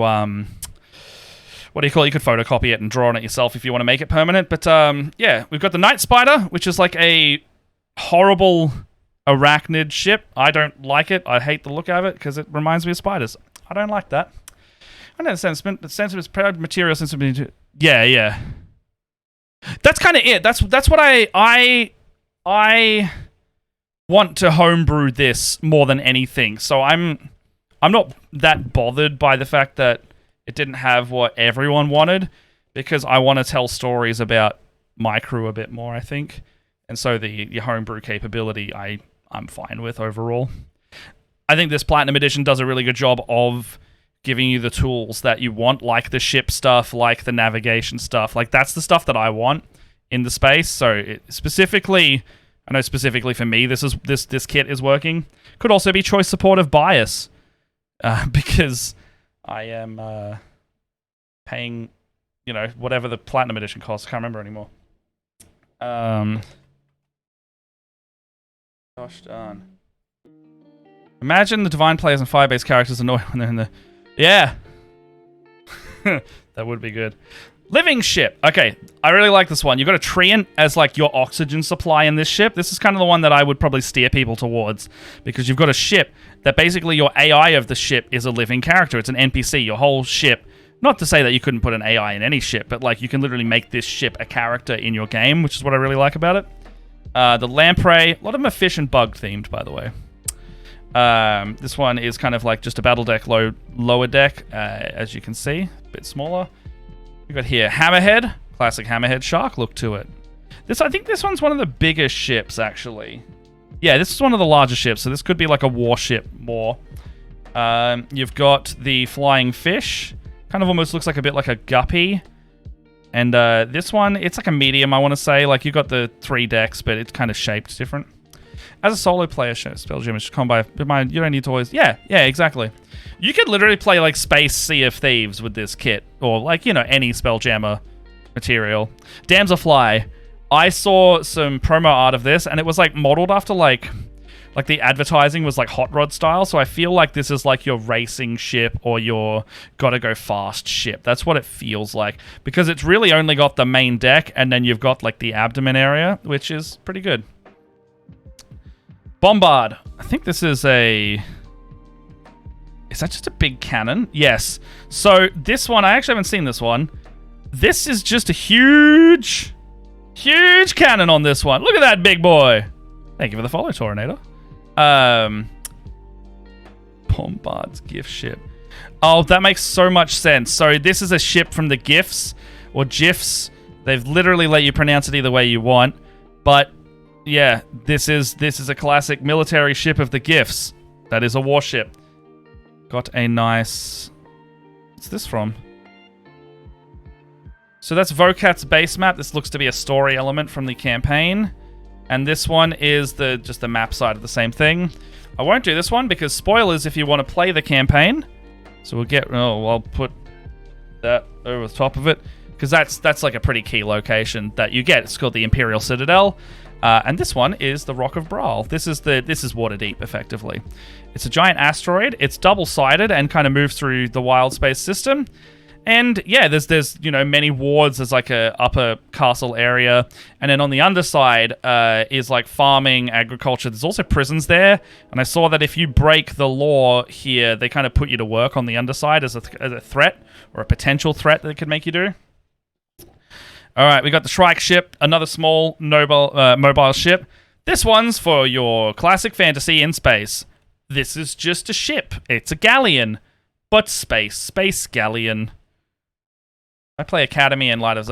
That's what we're going to do. So this kit's for one of my DM for Hire ones. We were like, hey, if you pay a bit of a premium rate, I can pick this box up. It's to pay it off. And then we'll do the Spelljammer Academy. Then we'll transition to Light of Zarasis. And then after that, we'll do, like, hopefully maybe a... What's it called? Like a 10 to 20 after that, you know? So, after that, we got this squid ship. I skipped over that one. We got the Star Moth. This one is basically a moth-looking ship. Another really cool one I like, a turtle ship. It's just a giant robotic turtle. I think you can also do it on the back of a giant space turtle as well. And then you got the Tyrant ship. What do we got here? The last one here is the Wasp ship, another insect theme, very much like a fly. I suspect, because I haven't read a lot of these, I suspect a lot of the faster moving ships are gonna kind of be... I suspect a lot of these ones are gonna kind of be like your faster themed ships. Sorry if I bumped the mic there. But that's this. That's just this booklet of like maps and miscellany. That is the one thing out of the top of the box. The next thing is actually the Beetle and Grimm's exclusive. One of the exclusive items in here. They basically do this and throw these in with every module they release of the Platinums. They throw in like 4 1 to 2 session kind of. I guess it's 4 1 to 2 session kind of like one shots almost. There's 4 of them in here, and they kind of pepper around within the story if you want to play them from time to time. They let you kind of drop in and out between the chapters of Light of Zarasis. I heard LOX didn't mention Academy as a starter, but I read in the first part. Yeah, so it's not linked. I think it's like the Academy is getting used to the space system and doing some minor adventures in there while you're doing it. Like, it's not fully connected to Zarasis. I don't think it's, like, outwardly connected, because it was, like, free material to get you into Wild Space. And then you've got, like, the Light of Zarasis after that. But you could very easily tie it into it. Like, you could just be like, the elves are doing shit. Because this is all, like, solar elf-based. Do they have PDF copies of their exclusive adventures? I actually don't know. I've never looked into it. Hey, Cookie Monster Carl. How you doing? I'm unboxing a Spelly Jam. DM screen. Amazing art on this. And it's got probably one of my favorite color palettes I've ever seen on a DM screen. Because that is, for one, that is gorgeous. Also, these are taller than average DM screens. They're not like the flat ones you get from the official material. They're kind of like taller. So if you're playing with minis, sit it further away from you so you can see them, because I keep running into that problem where I can't see over my minis. And I love this side of it. It's so pretty. Like this color scheme. Yum, yum, yum. I love it. You got some Chewingas on their space guppies. You got some, these are kind of how you drive the ship. The spell jamming helms. There's different ones for every ship. That's very clearly the Scorpion ship. That one's Dragon and Fire themed. I don't know what this blue one is. But yeah. And a lot of this stuff is like... This is how I prefer my DM screens, I think. Stuff for exploration and homebrew a bit more. Tables. I like tables. Astral Sea encounters. Wild Space encounters. Different ship encounters. Rock of Brawl Who's Who. Handy to have. Don't know if I'll use that a lot. Ship types. And it's got damages and thresholds on all of them. Like, if I can just have a ship, I can literally roll in this table and just be like, this ship is here. What's its stats? I love that. Standard weapons table. I feel like I would homebrew a bit more to have some more stuff in there. But also, random ship names you can kind of do. This one's called Space Trash 4. Sorry, I'll put it on the camera. This one's just called Space Trash 4. Spelljammer weapons continued. That's more of your hand-to-hand weapons. And then starting ship distance. Spelljamming... oh, God. Don't want to bump the mixer. Haha. Spelljamming speed and ship-to-ship starting distance. All stuff. Their exclusive booklet is called Wild Space Tales from the Warehouse. They look fun. Like, there's a Space Pirates one. There's like a necromancy-themed one. You know, they're fun. They're light. They're quite disconnected from everything if you don't want it to be specific to an adventure in that sense. The books get broken down into... They're not hardcover in this. They are broken down into soft cover, kind of smaller, bite-sized things. So you'll see actually that the Astral Adventures Guide has the DM and Player's Guide separate, so you can actually give this to players, and then I can go and read this without having to share the book. I think that's handy just to have the DM and Player stuff separate. You've got the adventure, quite thick. I don't actually think it takes anything out from memory. I actually don't really know. I probably will pick up the actual physical kit at some point anyway. And then you got the Monster Manual, Boo's Astral Menagerie. Again, amazing art on all of these. Oh. Okay. What do we got here? So, more handouty stuff. This is the fun stuff I like to think about it. They're as thick as booklets from the starter set. Yeah, but that's the thing. Because they're all thin pages, it actually covers about the same as the booklet itself. Because I'm pretty sure the hardcovers are just on thick pages. And they're only about 60 to 80 pages each themselves anyway. So they're not actually that big to start with. Spell cards. Always handy. Oil of Sharpness. I think there's also item cards in here too. I'm also worried about ripping them out. I typically use D&D Beyond mostly. Alright, before I get into the cool little handouts, here are the artifacts. This one is called the Space Orrery. Now, this is a little navigator's tool you can use in-game. I'm not fully sure how to use this one yet, but it looks like it's going to be useful in-game. I know some of these tools usually literally require you to use them, which is nice as a touch. Sorry, I just gotta... Oh. Thought someone was trying to contact me for next game, because it's nearly about time for tech. But, can you stream the Spelljammers album? Oh, I don't know if it's stream safe. I think it's copyrighted. I would love to, though. I will look into that. But probably not be able to today. Okay. Ring of Shooting Stars. Now, this is I think this is like a legendary item in the campaigns you play. This thing looks nice. It's just a big ring. And then it's got like a nice little motif in there. A galaxy inside, kind of looking opalescent. I think it's like resin sealed. Looks pretty nice. The GIF Badge of Honor is this one. I love this. That looks great. They're so like muskety. And they're basically like the Cabal from Destiny, but hippos. Love it. And then this one... Oh, this one's just like a campaign coin. So this one is like a little, hey, collectible coin for either completing the campaign, congratulations, or keepsake type thing. Looks good. What else we got in here? So these are little pictures. I haven't opened these ones yet, so I won't continue. These are just pictures and kind of stuff you fit over the DM screen to show players where you are. A lot of them have like just general imagery from the art of the book. It's helpful to go like, you're on the Rock of Braal. Here is the stuff for the Rock of Braal. And then this chunky thing... Oh, hold on. This is the other one. This one is actually more ship. So I think these ones... I think they are. These ones, similar to these this chunky little booklet here. These are like slip over, basically stat blocks for the rest of the game. So this one is the Zodar. There'll be a picture on the other side so the players can see it, but on the back end, you've got literally the information straight out of the monster manual to then use this thing in combat. So AC 20, hit points 200, blah, blah, blah. So if you see me slipping a page over the top of the thing, I've always got the stats.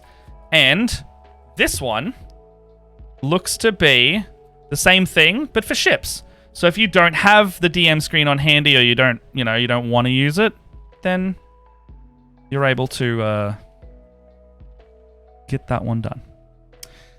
Okay, so what else is left? It's literally the handout booklet, so I'm going to switch over to that.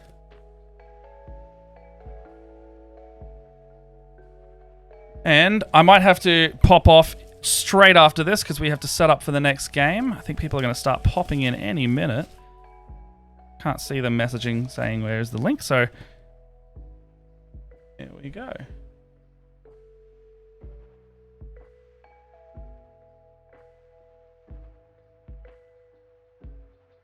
All right.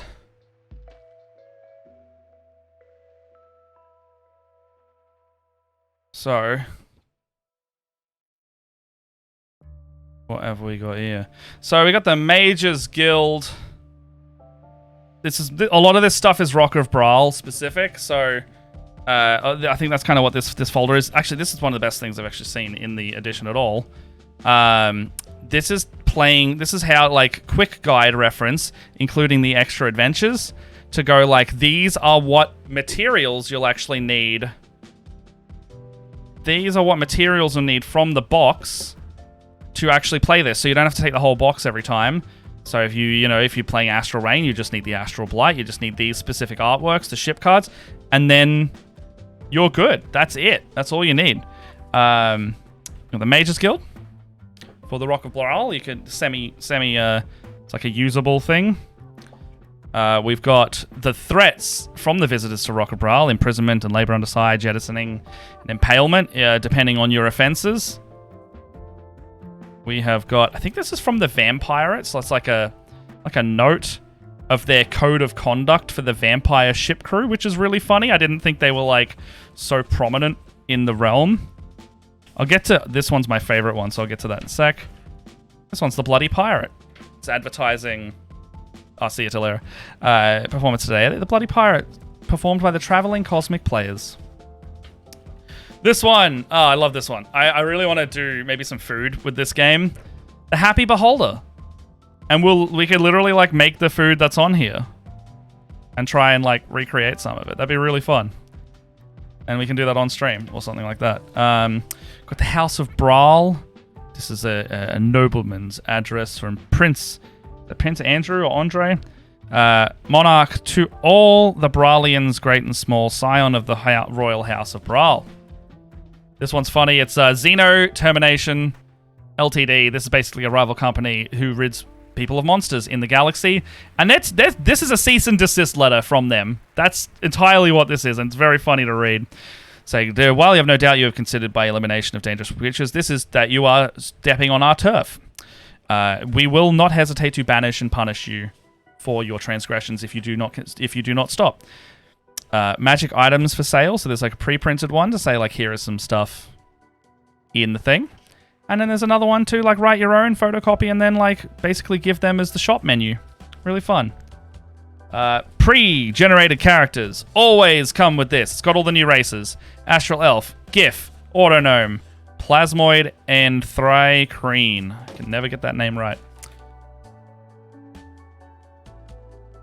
So, after that, my favorite one, we got Honest Terran, salvaged ships, and slightly singed supplies. This is literally a brochure for a space shipyard, and I freaking love this. It's got prices, it's got tacky illustrations, like going like, which one would you like to buy? Would you like the Star Moth? Would you like the Lamprey or the Turtle Ship? The Hammerhead's pretty good, and there's like prices listed and things. You know, there's the Squid Ship and a couple others on the back here. Parts and ammo. Like, you can literally use this for a reference out of the guide, but you can still, like... It's a fun handout, really. And then there are ads on the back. You got Space Guppies? Enter the Wonder World Amazing Live Space Guppies. Grow and enjoy the most adorable pets ever. They can even be trained to perform tricks. Space Guppies require very little food and are great with children. What a great way to surprise and delight your friends. At first, initially.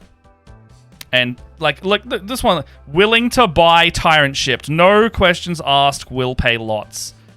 Ominous, funny. I love this kind of in-world stuff. This is really good. Missing Space Hamster. Anyway. That's literally it. Other than the poster maps, I can't really take those out because they're too unwieldy for the stream we're on. But, like, that's literally everything in this box that has come with it. If you've ever wanted to see what's in one of these things, there's a good little cheeky peeky. The maps, a lot of the maps on this one specifically are like 1-to-1 scale ship maps. So they're like battle maps with the 5-foot squares, but you'll have like the living ship and the space galleon and those varying means of transport. So you can do them live. And then there's like 1 or 2 from the story of Light of Zarasis, which is also very cool as well. Like, it's good that they did a bit of both. I'm probably actually truthfully going to print out a bunch more because I personally want to... I'm going to try and make this like a complete kit, so I'm going to buy a bunch of the Spelljammer specific minis to fill out the kit. I'm probably going to remove this foam and do my own as well, but I really, really want to make this like I can pick this kit up and I basically have most of what I need at any given point to then run a game in space. And I think that's going to be really fun. It's also like, you know, miniature project at that point. But yeah, that's the whole thing. It never goes in the box the same way. So you got to, buddy, press it in. Press it in. Press it in. All right, I'm going to go BRB for possibly 20-30 minutes while I try and get this next game set up. Last game of the day, be sure to stick around. I think this game's going to be the funniest one yet because Ben Martin is doing fantasy retail environment and planned a whole game around it. It sounds fan-freaking-tastic, and I can't wait to see it. See you very soon, and I'm going to go.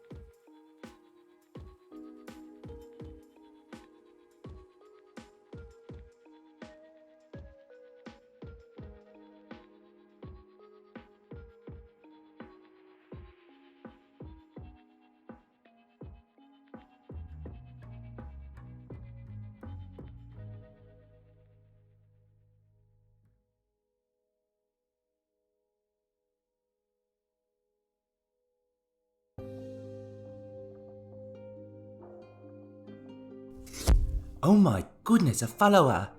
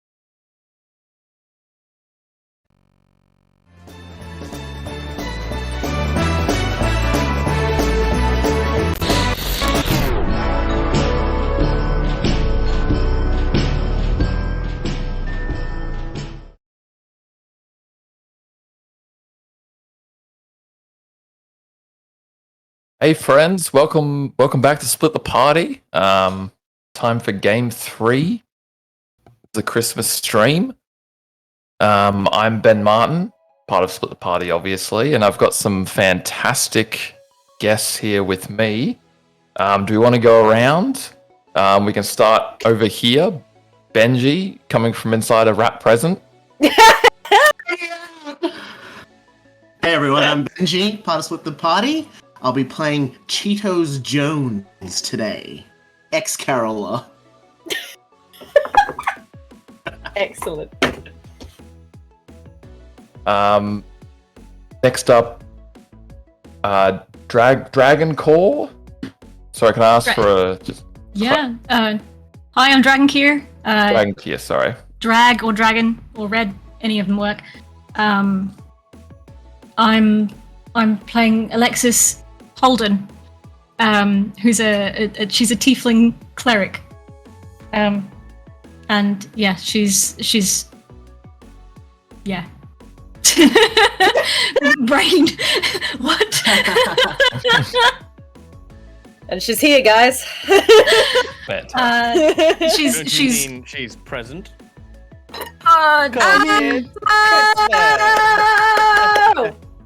Congrats, you win the stream. She cannot rap though, so like yeah. Excellent. Well, she'd be a bard otherwise.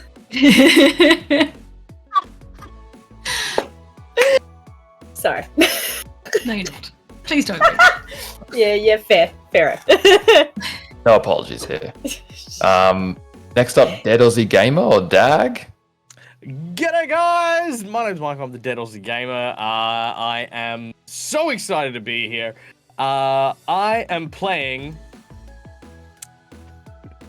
Hello, I'm Mark, the day manager. So I need you to know that this Christmas, I'm going to do nothing but ensure that you have the best customer service experience from me and our family here at whatever the hell this store is supposed to be called, because the Dead Aussie Gamer didn't bother to promise what the store's name was. That doesn't matter, because no matter where we are, we're home.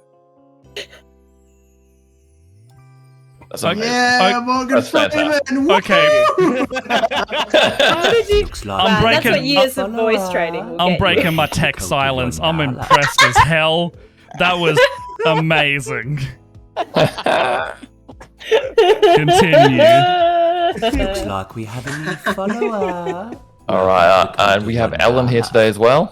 Hello, hi, I'm Ellen, and I am playing Beatrice, or her name is Beatrice Falla, and she is just the oldest little nonna.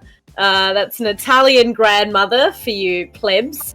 And yeah, she's a little old Italian witch who should not really work in this fantasy hi-fi store because she doesn't understand the newfangled gizmos, gadgets. And she takes like 50 minutes just to chat to the one customer. But you love her though. But it's less about working in a store. You don't have co-workers, you have family. And that's what Beatrice is all about. See. What do you see? Hello. Mangiare, please. Oh yeah, and she's not been fired because she just always brings shared lunch. That's why. 10 kilos of meatballs every day. Yeah. You're too skinny. You're too skinny. You're fading away in front of me. Get ready for that. That's all from me. Fantastic group of role players here today, and we'll just get right into it. Today, we're in a faraway town in Island Yard. A brand new, first of its kind shopping precinct has been built, like an indoor market. Dubbed Chad Stone. It's brand new store from the new entrepreneur of Island Yard, Jimmy Blue, has started a new store, JB Hi-Fi, Jimmy Blue's Hi-Fi. And the party will be the party will be the staff of the store, and we'll just zoom into that. It's about, I say, 10 minutes from opening time in a busy Christmas rush. Love it. Yeah, what's everyone doing?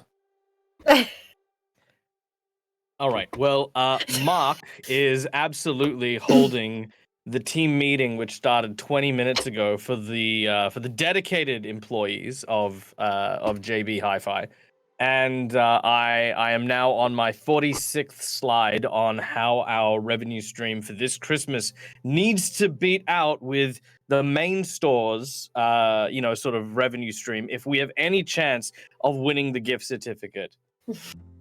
And I'm laying down this very, very emotional speech. It's very charged, very driven, and there's like 2 people right now who are listening to me as like I imagine other people are showing up like 20 minutes after I said we should be here.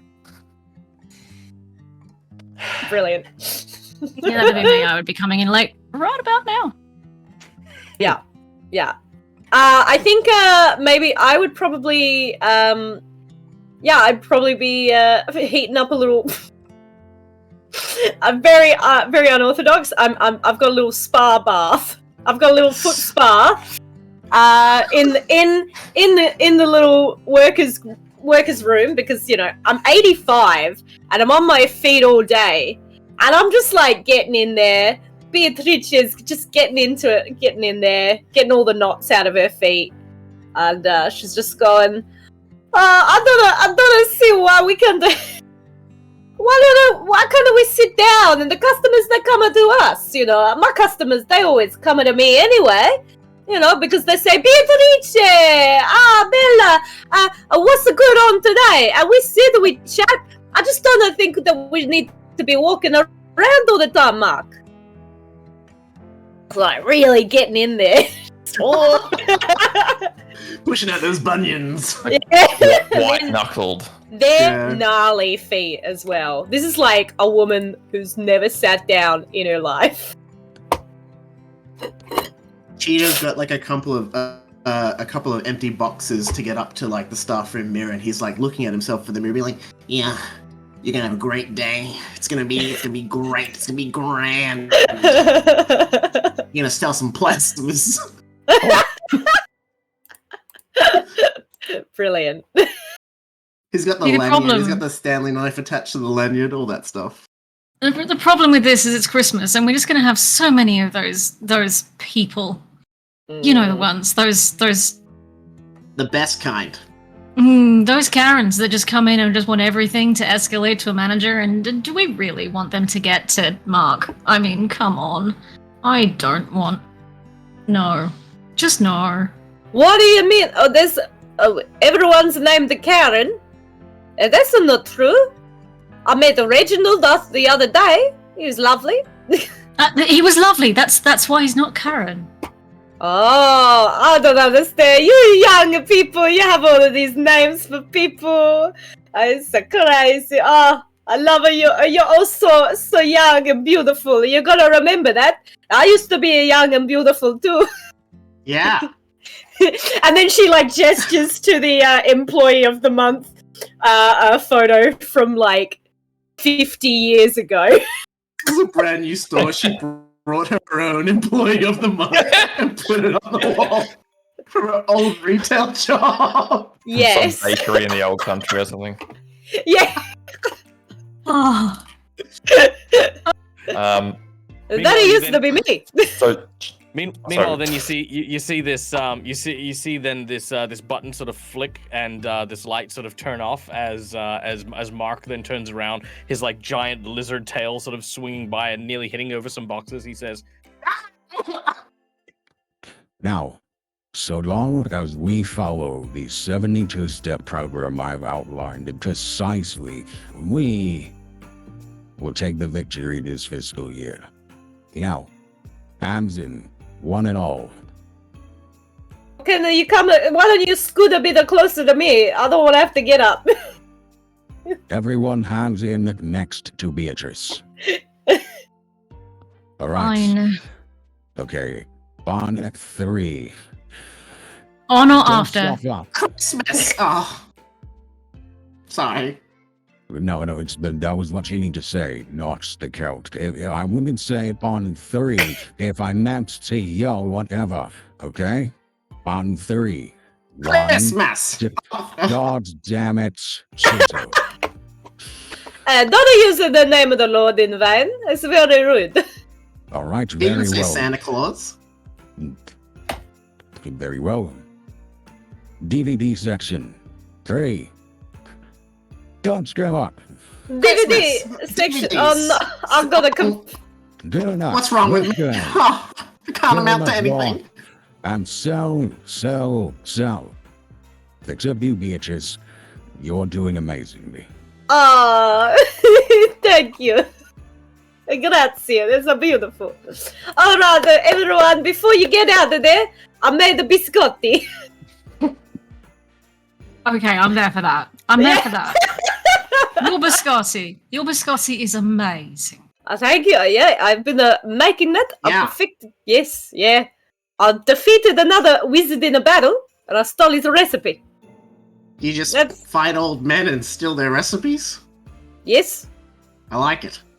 That's if you care about your cooking. If you I don't can bake. care, you can bake. Yeah. Are you single?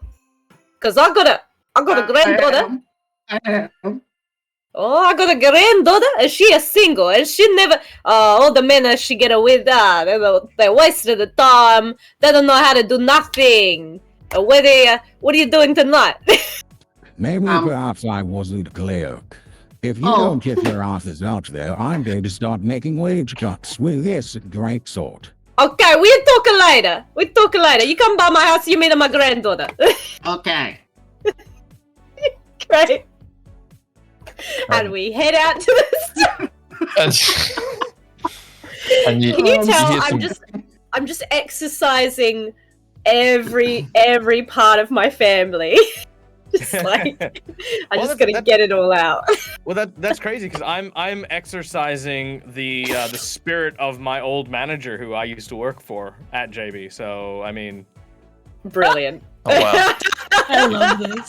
You went method for this one. I was so ready for this. I'm sitting there going, you remind me of one of the other managers that I worked with at David Jones. So yeah, brilliant. that's They're all the same. They're not human. they really are. Okay. Beautiful. At that moment, you hear some crunching as you see Rich, the regional manager, come in, chomping. Is like, great biscotti. Great biscotti. Oh my god. Grazie. Mark. You watch Mark as he suddenly channels the power of every tabaxi within a 6-mile radius, and you watch as he moves with swiftness of a cheetah, grabbing a chair, a coffee, a newspaper, and just there's just this whirlwind as the regional manager is made as comfortable as possible. He starts sort of rubbing his hands together, and he's like, "What was his name again? The manager? Rich. Rich, I wasn't expecting to see you here directly.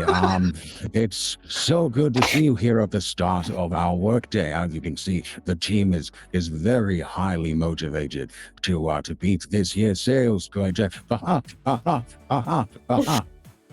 Mark, you're unbelievably strong. Yes, I am strong, thanks to the strength given to me by of course JB to keep my team lifted up. All the weight I keep carrying around here. Oh, Mark, are you okay? When you laugh, it sounds painful. I'm fine. Okay. Sweat Lexi's eyes have like audibly rolled as all of the setup happened from Mark. She's standing behind Mark and she's just like, and then just trudges away to a different section of the store to look like she's working. Rich notices the eye roll and writes it down. And he kind of just, with kind of both his feet and his arms, kind of pushes Mark off him. Yes. Very good, mate. Good work. Excellent team huddle. Amazing team we've got here today, guys. You're beating all the sales records. As you know, there are no records. This is the first store. You're setting a high bar. Yes, no, I followed your book, and has such explicit details on exactly how to win success at a new open franchise while pretending like you have a long-standing history, including putting Bob Employee of the Month that are very truly and well outdated, so that there is no achievable way for people to succeed except for trying harder than they possibly can. Jesus Christ, man. I mean, very, very good work, Mark. You're an exceptional manager. Cut above. How did you find my home address? Oh, well, that was easy. Everyone goes into employee records. Especially when someone puts a restraining order on you, they have to put your address then. We have access to that? I mean, I go through the records all the time because, whether you're sick, how do you think you get those care packages to your door? Or else I have to go look through because I'm not in the what's it called, the WhatsApp? The WhatsApp? I don't know how to work it. So I have to go through the records to deliver you some soup. Yeah, that's how I got to your addresses. So I'm sorry if that's not up to code. Richard is kind of like rubbing this, like. I believe in the holistic Christmas spirit to guide me there. Wherever the wind goes, Cheetos goes. Excellent spirit, Cheetos. What? That's why I hired you. Oh. Now, you all know why we're here today. We have an album signing from our brand new release. Jimmy Barnes himself is coming in to sign some records for people. Jimmy Barnes? Is he the carpenter? He builds the barns? No, that's Jacob Barnes. No, he does. He only uses a chisel if it's got frost cast on it. I think there's a relation there. You could call the chisel. Yes. Exactly. Is his first name James? I think that's Jim's Barnes. Is his full name James Barnes? Well, you can ask him yourself when he comes here. I can't. No, I can't. I'm sweaty. Brilliant. But, Yes. an autograph signing, that just sounds like a brilliant idea, brilliant tactics. I wholeheartedly believe this will definitely help us in our sales today, and we'll make sure that it goes without a hitch. Thank you, Mark. We're trying to get meet this Barnes person. we're trying to get his Christmas album Blue Christmas to #1. It's very hard to hit #1 of the Christmas albums, but I reckon we can do it with some signatures. Have we done a team huddle yet? Has that happened? Yes, it's There's happened. always time for another team huddle. No, we If you don't need another team huddle. Not today. Not on Jimmy Barnes' day. It went for half an hour. Is it that too long? Put him in. Okay. Yeah, there we go. Oh. Let's say 3, 2, Christmas. 1. Christmas! Christmas! Yeah! Good choice of words, Rich. Excellent. Okay. Well, we gotta make sure we got us some hammers out. Oh, great. Fired up for Christmas. And as this Brilliant. happens, you... who has the highest passive perception here, would you say? What are we rocking with? Passive perception, I've got a 16. 12. Also 13. Is it me? Beatrice, I through think you your... should have disadvantage because you have glasses. Yeah, Beatrice, through your thick cataracts, you can notice... and even thicker glasses, you can notice the man himself, Jimmy Barnes, coming up to the roller door of the store. And he's It's the Jimmy! got a guitar on his back, you know. He It's looks a like a Mr. working Barnes. class man. And that's a good, back of mind, eh? You just have to work hard. Alright, all of the men, they're looking like rectangles from a working, and now everyone just looking like a bundle of sticks. I'm Mr. Jimmy! I'm Mr. Jimmy! He's like, Welcome! I'm gonna go open the door. Rich is like, ah. Right, I'm gonna go back to I've- the green room and get my tray of biscotti and bring it out to him. I go and open the door and let him in. That's also Mark's helpful. Mark's gonna be getting like a table put together. He's gonna like you watch as he moves again, swiftness of a cheetah, as he like starts cutting out these like really weird like shapes and then coming up with at these like really dumb puns like Barnes and Noble has nothing on this Noble Barnes, and then puts like these like staples them like just to the table everywhere, and then just puts piles of CDs just next to it. And as Beatrice is walking by with the biscotti, he like just grabs like a handful of them and puts them on a plate next to it, and just like tries to like create like one of those little campfires, you know, those little like Oh, yeah, I'm just yeah, gonna like- do this. like so Yeah. everyone knows what I'm talking about. Oh, yeah. Alright. Yeah, it's one of them things.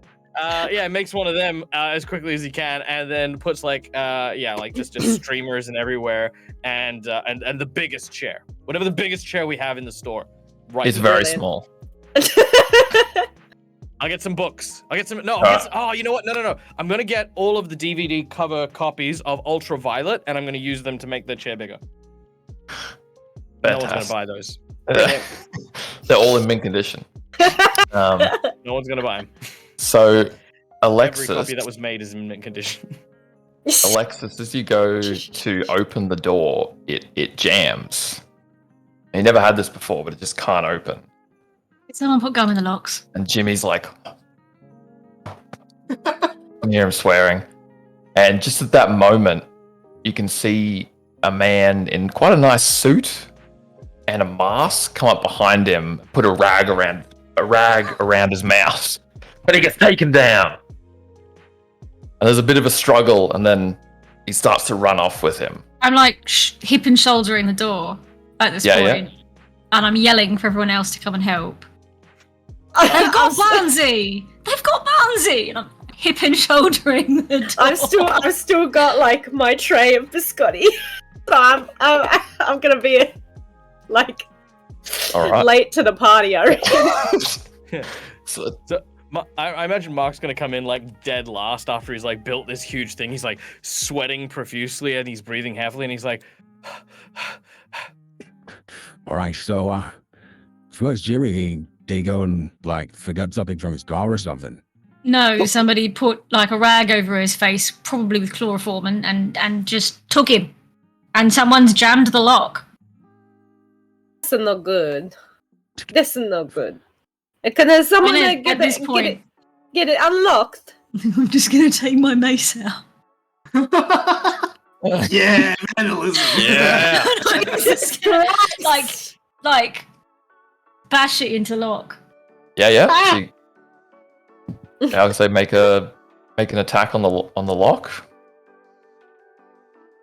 Oh, actually, we'll do a strength check on the lock, maybe. Strength check. Yeah. Is anyone helping her out? Yeah, I'll help out. Yeah. Can I help? Can I Yeah, you help could, let's say, with my mage hands? say you have advantage on the lock. First roll of the session Hmm? is a 1. No. Natural or? Natural 1. Jesus. Okay. I don't You know do if have we're the- using real dice or D&D. I'm using D&D Beyond for it.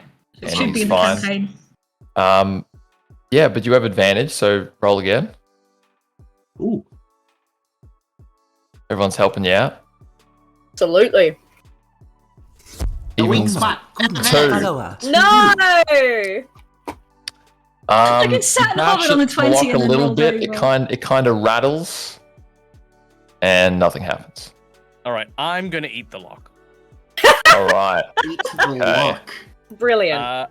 You watch as Mark's jaw distends as he just grabs onto it and just is gonna try and bite through metal. And I'm gonna use my I don't know if it'll help, but I'm going to use my Divine Smite on my bite attack.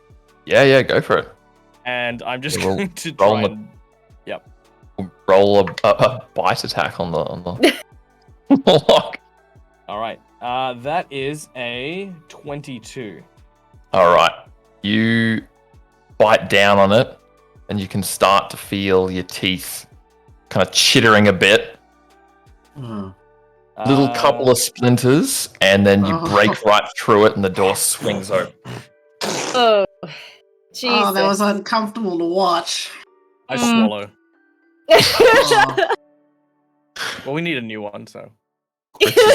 Rich is like adding the stock list is like new lock. So, did you just break the lock itself? Yeah. Oh, okay. Oh, that's the fun. So I'm gonna swing the door open and look left and right, start sniffing the air. Yeah, okay. So Mr. Barnes. towards the right, you can smell the smell of Aussie pub rock. What does Aussie pub rock smell like to you? Like a lot of sweat, cigarettes, like a dirty floor, No, stale beer. VB, Yeah, an unclean pokies room. regional lager. And if Jimmy Barnes happens to be watching this Christmas special, absolutely is. Thank you for your service, sir. Is your full name James? Your real name Barnes. Do you build barns? You come from a long line of barn builders. And Right. Rich is pacing, sweating out of control. He's like, Jesus fucking Christ! You know how much money was spent in this album signing? If we're gonna get him, why don't you relax? Why don't you get one of our locks, in the store and just open it up, use the store credit, and fix that, and we'll go find him, Rich. You relax. All right, I'm gonna go relax in the bathroom. He pulls a bag out of his jacket and runs to the bathroom. I trust you guys to handle this. Where did you say he went, Mark? He went that way. Cheeto, bring me my price slasher. Your what? My price slasher. I will look for the price slasher. it's this giant sword on the wall. I'm a halfling. How high up is it? You will need a chair. I'll use my mage hand to give him. Can I give him a boost? He's not that heavy. There you go. Very light. There you go. Cheeto's quite rotund. Oh, well, does that mean I can't? Hang on. What's the weight limit for mage hand? It's a holly jolly Christmas. No. Okay, I can't carry more than 10 pounds. Never mind. Cheeto is more than 10 pounds. Cheeto's gonna try this though. He does some stretches, and he's gonna try and flip off the shelves to grab the sword and backflip back. Can I do that, Ben? All right. Yeah. Make an acrobatics check. That's another code. That's not to health and safety code. That's it. I got an extra 20. Whoa! Well That's the high and the done. lows today. This Already. round, rotund pillow with legs does like stretches, and when he stretches, his shirt lifts, so you see some side gut, and then he like does all his stretches, gets ready to hear some cracking happening, and he just leaps, and it's like a sight to be seen. It's like Yoda, like when you see Yoda move for the first time. He's like, wow, wow, wow. Oh my god. I'm gonna tell my granddaughter about this. Christmas spirit, guide me. All This right, sword is heavy. Please take it out of my hands. Oh yeah, Mark takes the sword with one hand and he just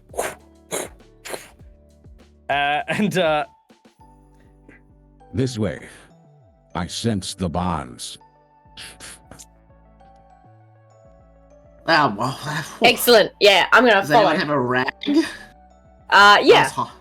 I have like a little old lady handkerchief that I keep in my sleeve. And pull that out. Just don't waste that on me. Oh, what do you mean? No, shut up. No. Okay. No, you're a family now. You're gonna marry my granddaughter. You're a big manager. family. And that's not what that means, but yeah, okay. Okay. Grazie. Oh, and he speaks Italian too! Oh, sorry, my dog. What a catch! Shut up. Okay, it's my Italian. So, Sorry. go turn off that robot dog in the window. It's not for sale until the door's fixed. Me? Yes, you. Oh! I've turned it off. Good job. Now come. Verily on ahead to save the bonds that is known as Jimmy, and thus also saving riches, signing of the variable amounts of audio CDs that no one buys because everyone downgrades digital. You know, I guess if we save Barnsey, we're saving Christmas, but also this store is going to go down in history as the store that saved Barnsey. So I guess if we want to beat all of our sales targets... I mean, I still buy CDs. Yes, Beatrice, we know. Yeah, and then I'll give it. You got us some of last year's Christmas presents. Is Beatrice the type of person that always buys the with any purchase gift? When you buy something like, oh, and $10, Yes. you can get this. Absolutely. Yeah, because I use it as a stocking stuffer.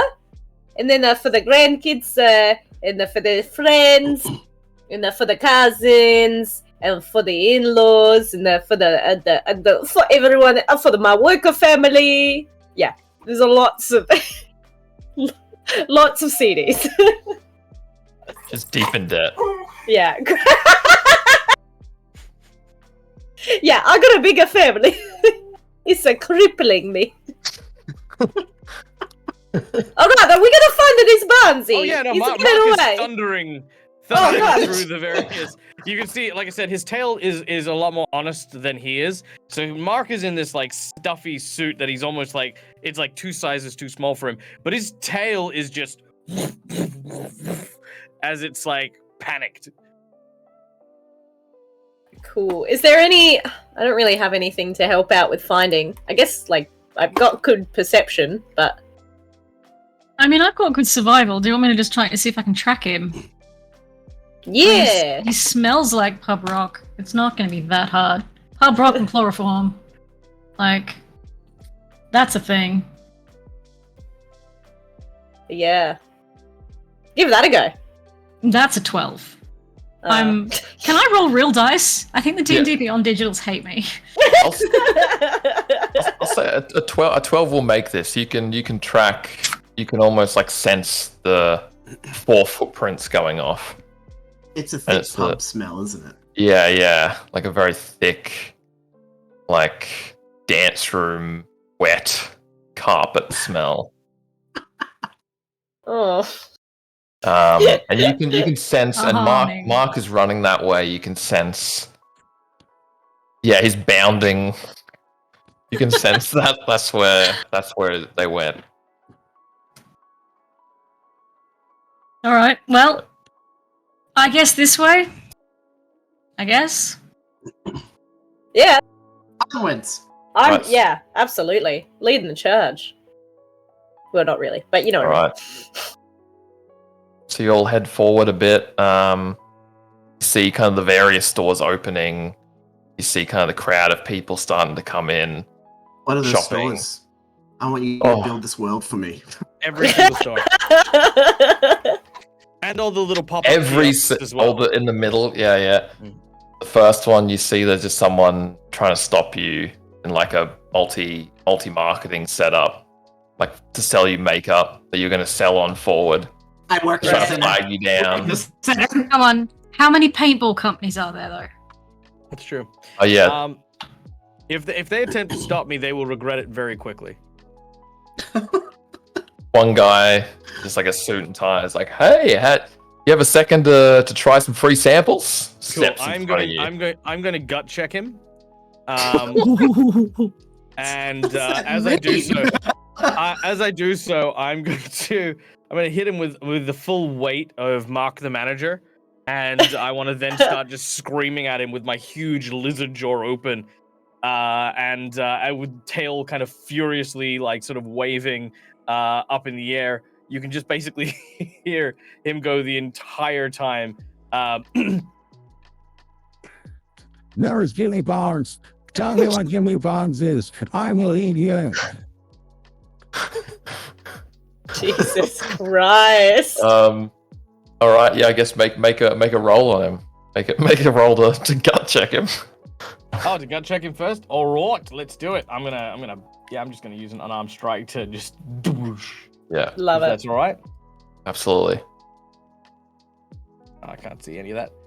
Can I help by rolling up my sleeves? That is and a looking... natural 20. Yeah, sure. Natural 20, alright. Oh shit! That's all Okay. you, Cheeto. That's entirely Cheeto, right? I want to point this out, right? Because I imagine that as Mark's running forward, right, this guy who's like, "Can I show you some?" And then he sees like Cheeto, like an easy mark, and he's like, "Ooh, actually, I should go for that guy." And he turns just in the wrong way that he is now in Mark's direct path as he wham hits him in the shoulder, right in the solar plexus. The wind just comes out of his body as Mark then lands on him. Basically, what is effectively like 400 pounds of scale and muscle. And as it does so, these claws come out, and they kind of almost like extend hyperly as he's just yelling and shaking his fist at this guy. So it's just a random guy. Yeah, Amazing. I love it. I love it. Amazing. As you do it to him, you get the feeling this wasn't very hard to do. It's an unarmed man. He wasn't particularly on the defensive or expecting this. He's not very big. He just goes straight over, completely winded. He's just like, "What the hell's Jimmy Barnes?"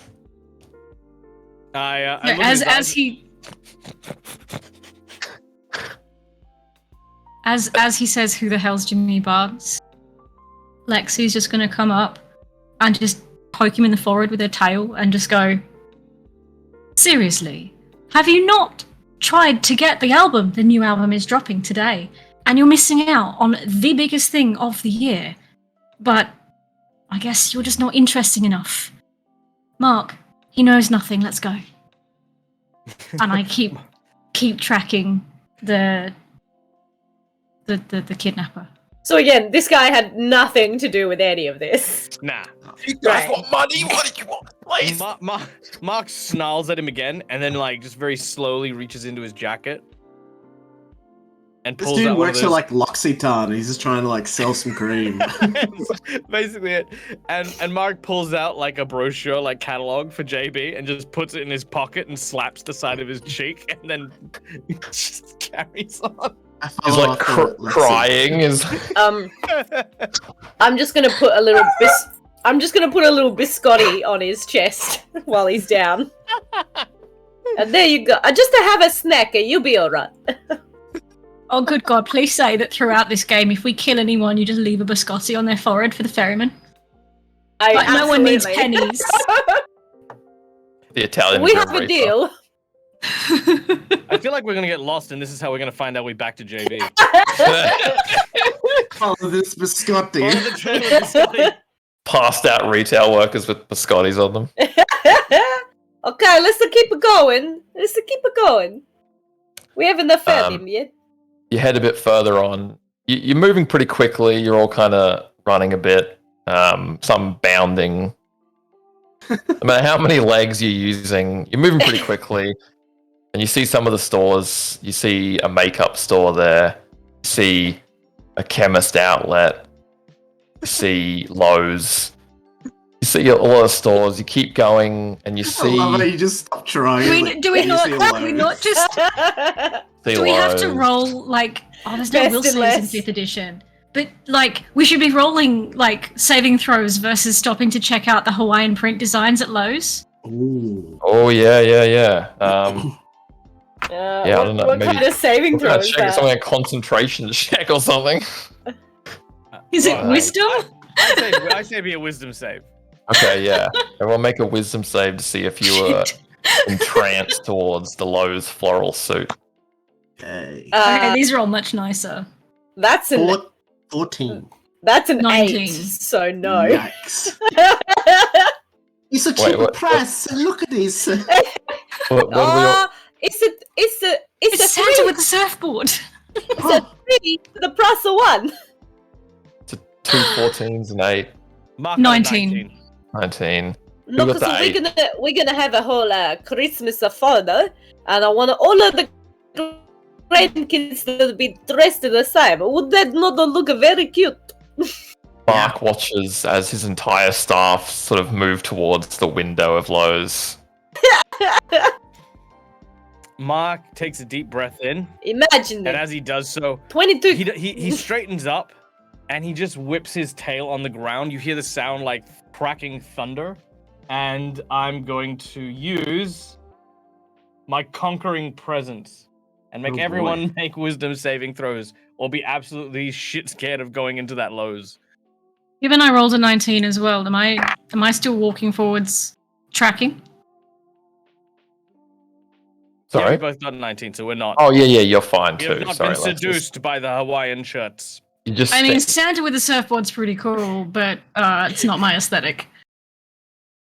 So for this second save, I've rolled a 22. Oh no, I rolled a 9.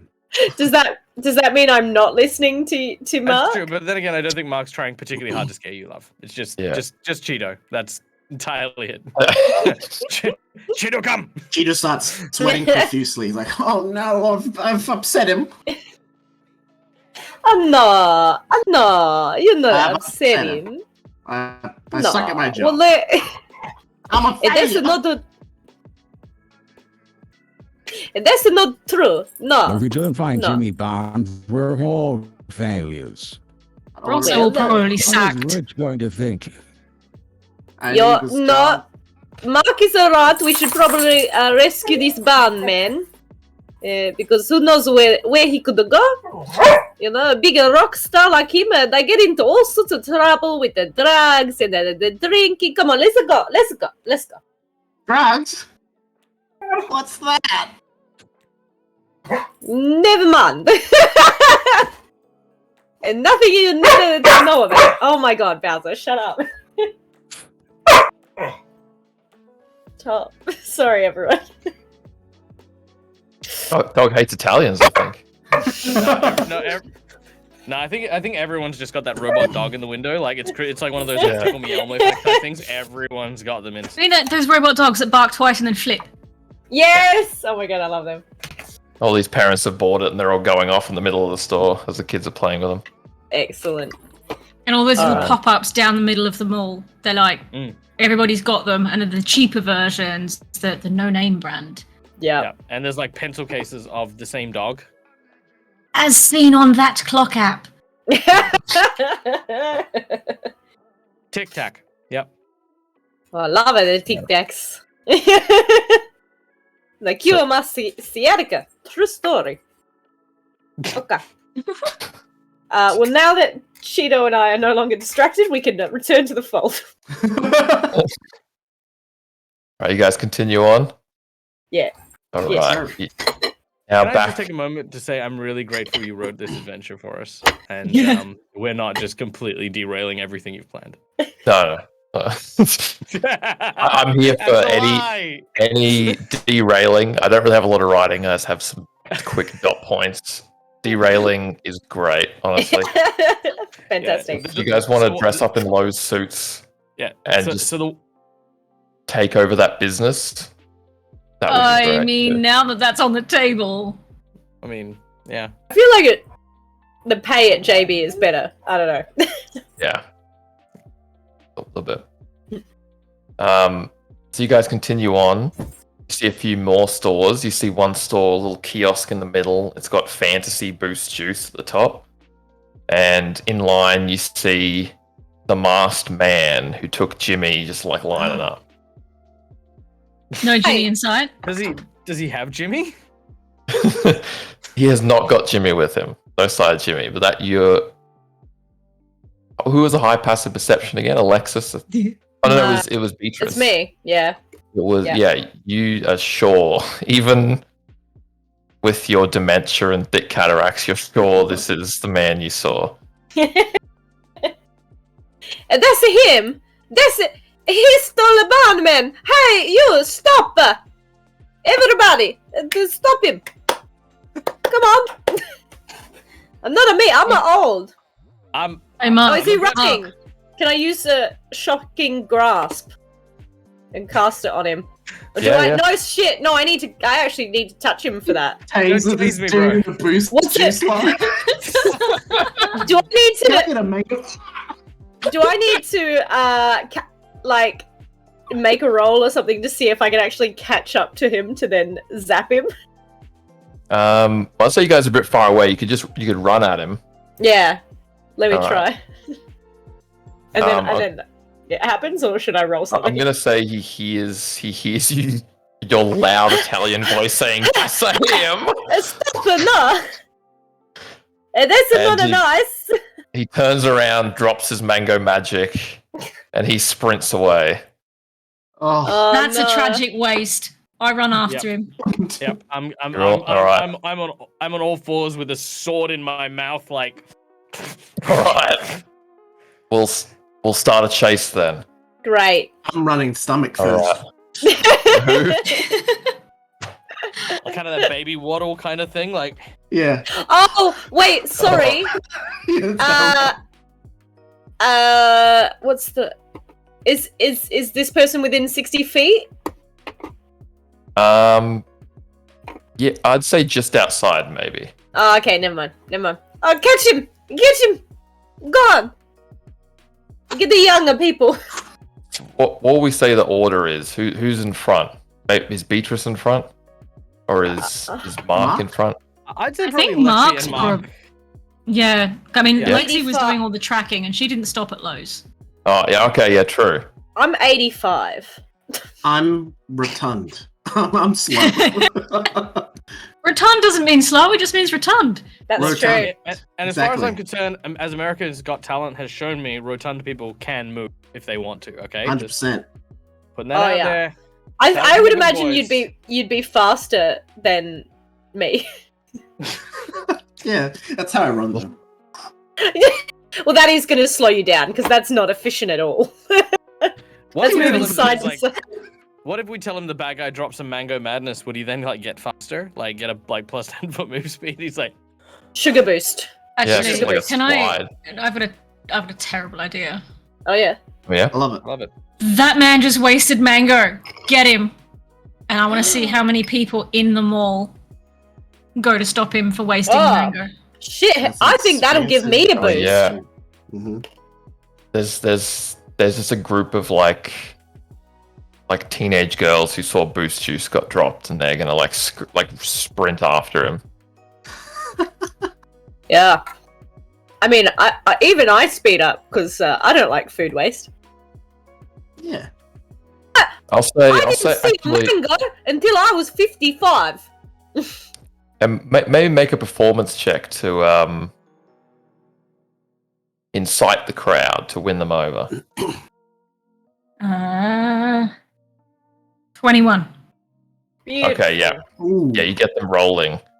They just form like a wall, and he's trying to like move past them. He's going very slow, and they're kind of holding him. I'd say you guys could kind of catch up to him at this point. Can I drop to my knees and salvage anything I can and just scoop it into the cup? Yep. Yeah, absolutely. Also, make Oh. a sleight of hand check. See how much you get. What a I would like waste. to help Cheeto not like scoop the boost juice in. Direct me? No, scoop this away. No, I just it's Guide a him in boost like an juice, so airplane. I'm assuming that they've got like their little cleaning area. So I'm just gonna mop up afterwards. 23. Yeah. Go. Sorry, what'd you say? How many? 23. Oh, 23. yeah. Oh, yeah, you get every ounce of mango. It looks like it was never dropped on the floor. Mark steals it off him. Ah. Oh! And drinks it out of a light bulb. Maka, that's not nice. I give it Cheeto back his drink. No, it's okay. It's okay. I've got some on my hand. 'Cause I scooped it. No, Mark, give him back his drink. The boys are I'll give him back his drink. drinking from his hand like an animal. Nah. So Sorry, I want I to needed the stop that guy. Yeah. I want to stop that guy from getting past that wall of people. As the rest of the JB team is standing around a spilt mango magic, you head towards the masked man, and Yep, you reach him. I was just he's gonna. getting like teased by the girls. Yep, cool. Beat him up. Hit him. Yeah, just kill him. I'm just gonna go like this, and he needs to beat a wisdom saving throw of 12. It's not the greatest. All right. Come on, low rose. Low rose? Low Yeah, no, rolls. he I'm got tired. he got a 7, so Yes. Right. Just because she's in a fucking mood, every single jingle bell that you would normally see at Christmas, because I've just done Toll the Dead, and it's bells, right? So it's Christmas bells. So it comes in with the chin chin chin chin chin, and then it goes into the bam ba bam ba with the various bells. Clang, All around his head. clang, All around his clang, head. clang. And was he by any chance injured at all? by the bells. No, not by the bells, but previous to me casting this. Did he get an injury in at any point capturing Jimmy or dealing with these teenagers? Yeah, I'd say the teenagers like roughed him up a little bit. He's got like Sweet. a couple of like In that small case- cuts, and like his suit's a bit tattered. Sweet. In that case, it's a D12 and not a D8. Let's go. That's a 9 for damage. All right. Beautiful. Yeah, he takes that damage, and he's not looking good after the teenagers and you. He's pretty not in a good shape. And I'm just he looks gonna like wrap. the mango magic. Right? Can I just grapple him at this point? Like, Yeah, I don't know, with my tail as well as my hands. I want to make sure he stays there. He's got a very solid Doc Martin boot on his chest or something. I don't know. Yeah, he go. sits on the floor. I'd say he's already kind of grappled by the crowd. He's pretty defenseless at this point. Right. I saw what you did, and I saw who you took, and right now, you're not just dealing with me being annoyed that you've ruined my bloody shift and made me actually have to do serious work, but you also just wasted an epic fucking drink. So right about now, you can tell me where the hell you've put Barnsey. And I just bare my fangs at him. So we'll forgive the bad guy. All right. I'll forgive the mango spill. Can you make these we'll forgive the mango spill. If you tell me where Barnsey is and take me to him, maybe. Okay, I'll let you know if you let these teenagers off me. So, are you Michael Caine? I can't reveal that information. Wait, should I waste my mind reading on seeing if he's Michael Caine or not? Yes. At the point that It is Christmas. Yeah. at the point where everyone catches up, that's the point where I'll let the teenagers let go of him, but not until everyone's with me.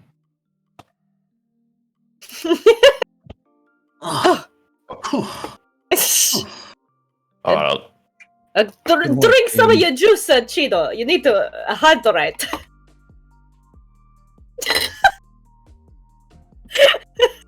Hand it back to Mark. I'll take you to him. Hang on, are you telling you the truth, young man? Because you did just try and steal a man? Look, I don't know where he is, but I know someone who knows where he is. Can I roll If you catch my insight? drift. Yeah. Yeah, I want to roll inside as well. Do you I'm want on advantage or? That's a 21. Okay. Yeah. You get a pretty clear sense that he's telling the truth. He's not playing silly buggers like your little nephews, your little grandkids. All 22 of them. Yeah, yeah, yeah. None of them. Yeah, You get a sense yeah. is This is truth. why she's like, you can't lie to Beatrice. Can't get one past the Noki Master. The Noki Master. It's the fact that Beatrice is known not only for her biscotti, but also for her gnocchi. That's... Yeah. Stuff of legends. You better tell her what she wants to know, or she's gonna knock you the fella out. What's your language, Mark? But yes, I will. And she like in the hook of her skirt, she brandishes the wooden spoon that she uses to. Oh. Yeah, Just Mark's like- tail goes between its legs. Okay, all right, we're gonna let you come up, and you're gonna lead us to where we need to go. Right, yeah, just follow me. Okay, and follow you. Yeah, follow me. Yeah, no, what are you addressing me as? I'm gonna grab his ear. I'm gonna grab his ear. Nonna, that's right. And you respect your nonna. Okay, Nonna. Okay. Good boy. Nana? Nah! Nonna! I'm gonna hit him with a spoon. Nah! Okay. Yeah. Do you want to make an attack? Do you want to do damage to him, or you just kind of? I like.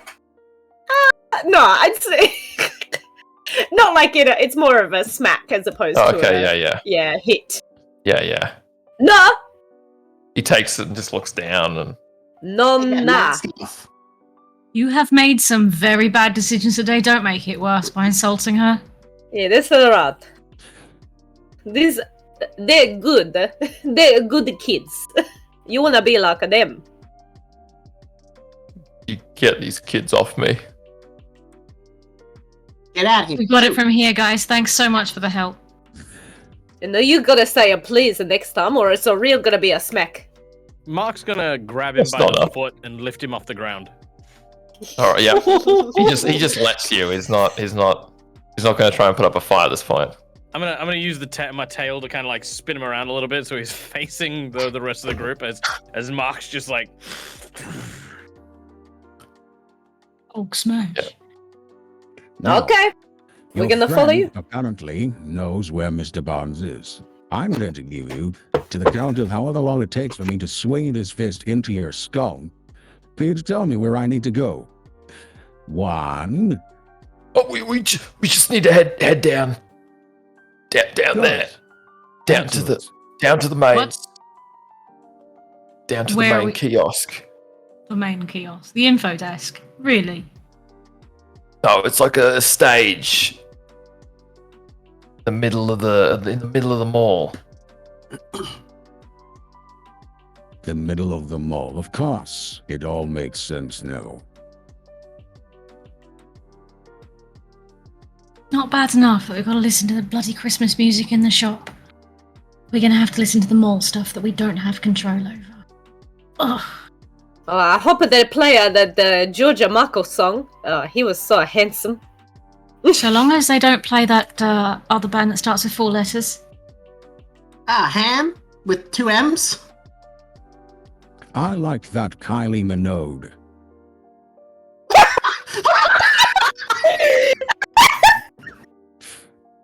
This is exactly the conversation you have in your retail team.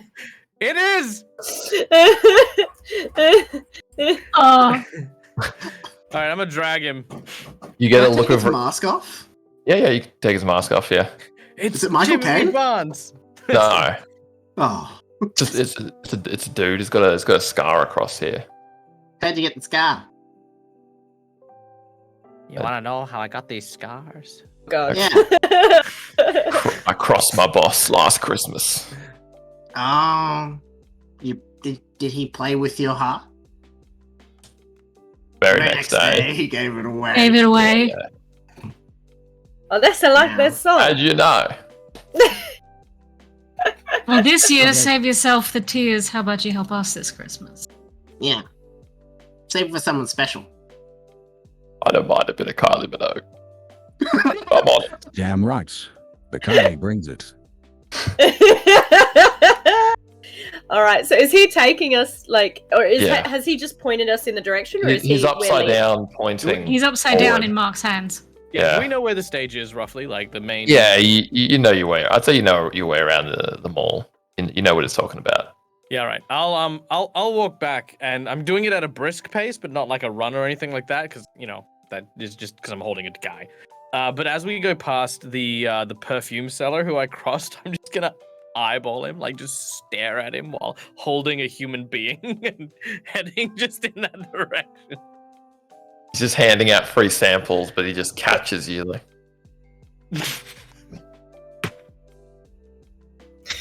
Oh, the hell's dear. going on here? He just chomps on biscotti. Oh yeah, I give some more biscotti to some of the people we pass. He flinches, but takes it. It's good for you. So yeah, you continue on. You bringing the man with you? Yeah. Absolutely. All right. Because if he's lying, I'm gonna smack him. Yeah. So you head a little further along, passing various stores, a few makeup stores, clothing stores, the usuals. You think you see another Lowe's, but luckily this one, the window's empty. They haven't set it up yet. Nothing to get distracted by. You keep on going. You eventually get towards the main stage, and there's just a giant. There's a crowd, and they're all lined up. Question, Mark, are you still holding him by the foot upside down, or are you letting the blood go back to his head and you're holding him by the scruff? Yeah, okay. Oh dear. I know what I said. I didn't stutter. So, this, I feel like I might have an inkling of what's going on here. A stage there's people waiting around a stage. Yeah. And Barnty's been kidnapped. But could I do some figuring out in me old conker? Yeah. What do you wanna figure out? Basically, has he been kidnapped to do a performance here? And what's the sus? Are there any banners or posters advertising him? Would that say who's hosting this event? Rove McManus. Is there anyone on the stage now? That kind of thing. The stage is empty, and you see a sandwich sign, a sandwich board advertising who's playing. And I say, Beatrice, you actually really recognize who's on the sign. It's got the name of one of your favorite Christmas artists, Michael Bublé. He's performing. Oh, he's come out of his cave. I love him. And just then he kind of gets on stage and starts saying his pleasantries to the crowd. Oh my god. Oh. Feigning off the cheers. And the masked man you're holding whispers to you, Mark. It's like, that's the man. That's the man you want. Michael Bublé. Listen, young man, if you are lying to me, I'm going to shake you up and down until all of the time you have wasted of my day today and all of my sales fell out of you. Please don't. Start making sense. That's him. He's always the #1 seller for Christmas in Australia. He's scared of Jimmy Barnes. We're in Island Yard. This is fictional Australia. This is fantasy Australia. It's a region of Island Yard. You must be new here. Yeah. So, wait, not the Michael. No, he's a beautiful boy. No, he sings those nice songs. He wouldn't do that, would he? I mean, he would. Come on, you've seen. Trustworthy. No, they're not. I don't want to fight a Michael You've Bublé. seen some of the nastiness that happens at Christmas. Christmas gets into people's heads and it makes them do stupid things and horrible things.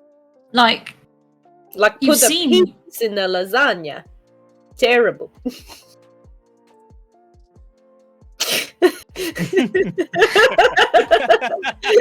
Sorry, it's Worst such a crime. weird. It's a weird, alright? Why would you put peas? Is it That is good? not what I heard. Okay, peas. That was why I suddenly stopped. I was like, how do I bounce off that? No, as in like the vegetable. Yeah, right. That makes sense. I would never. No, that's fine. It's a That's vegetable. fine. I mean. Well, it's not. No, it's weird.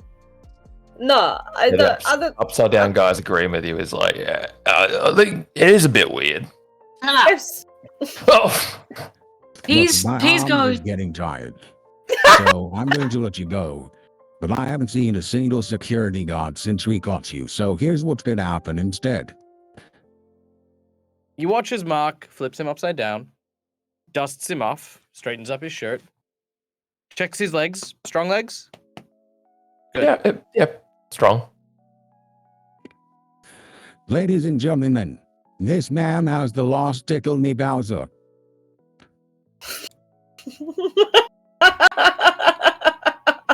I say, I would run if I were you. yeah.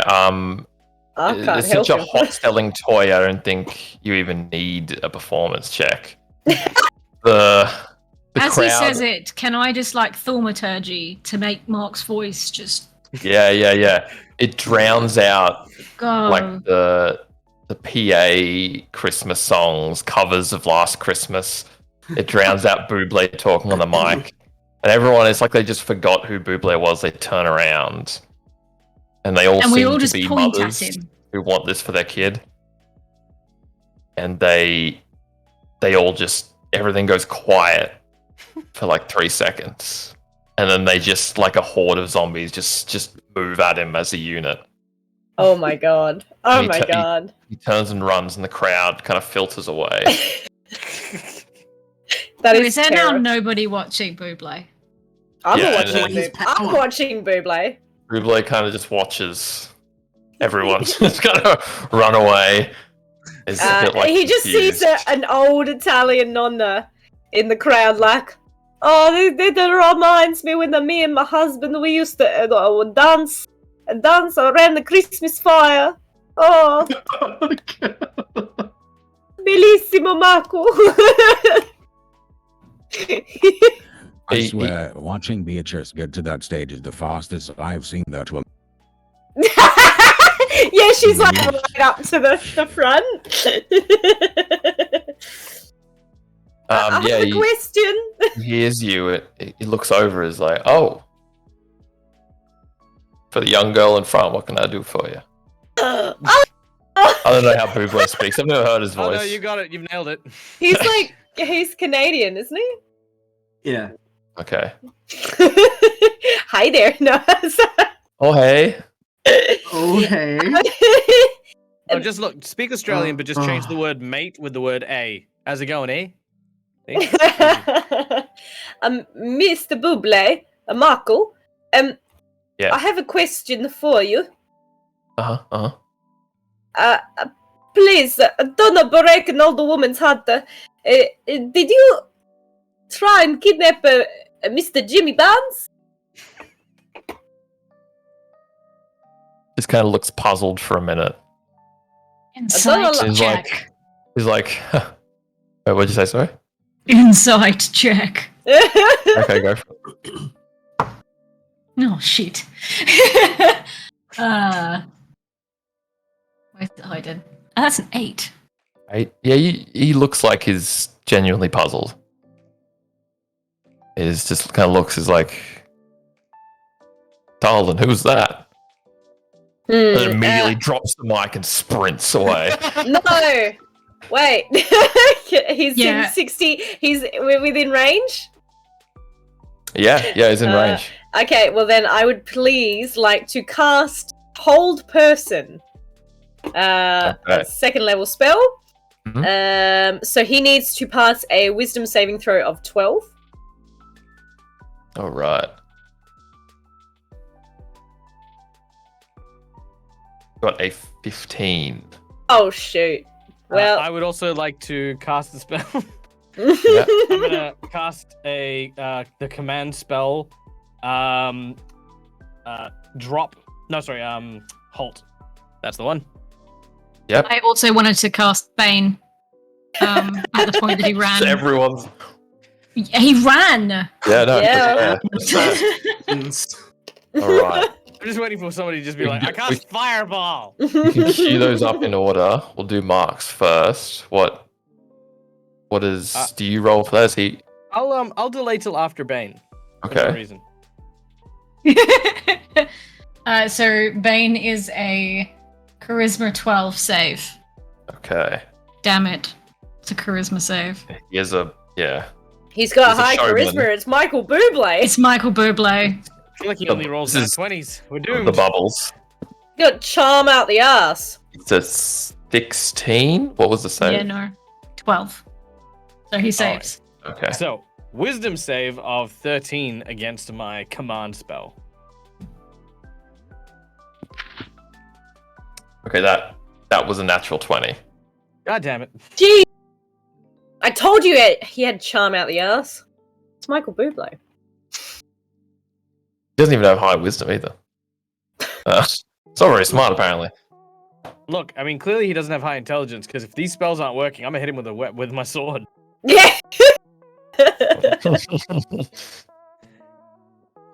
Has everyone's spells failed?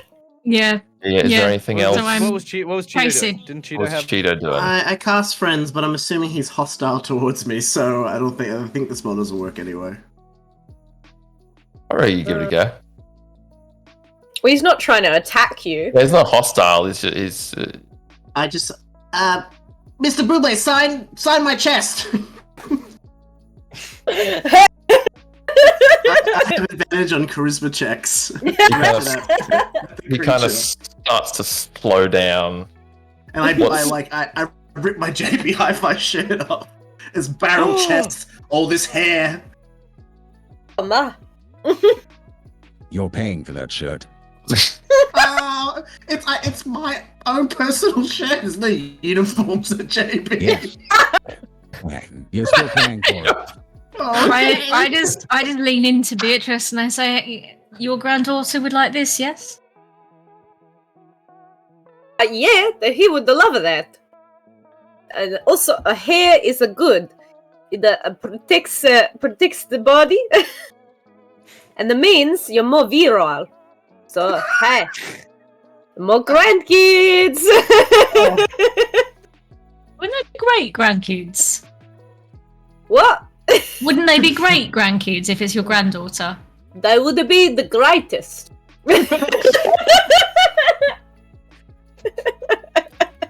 And my granddaughter is also very hairy, so it's a perfect match.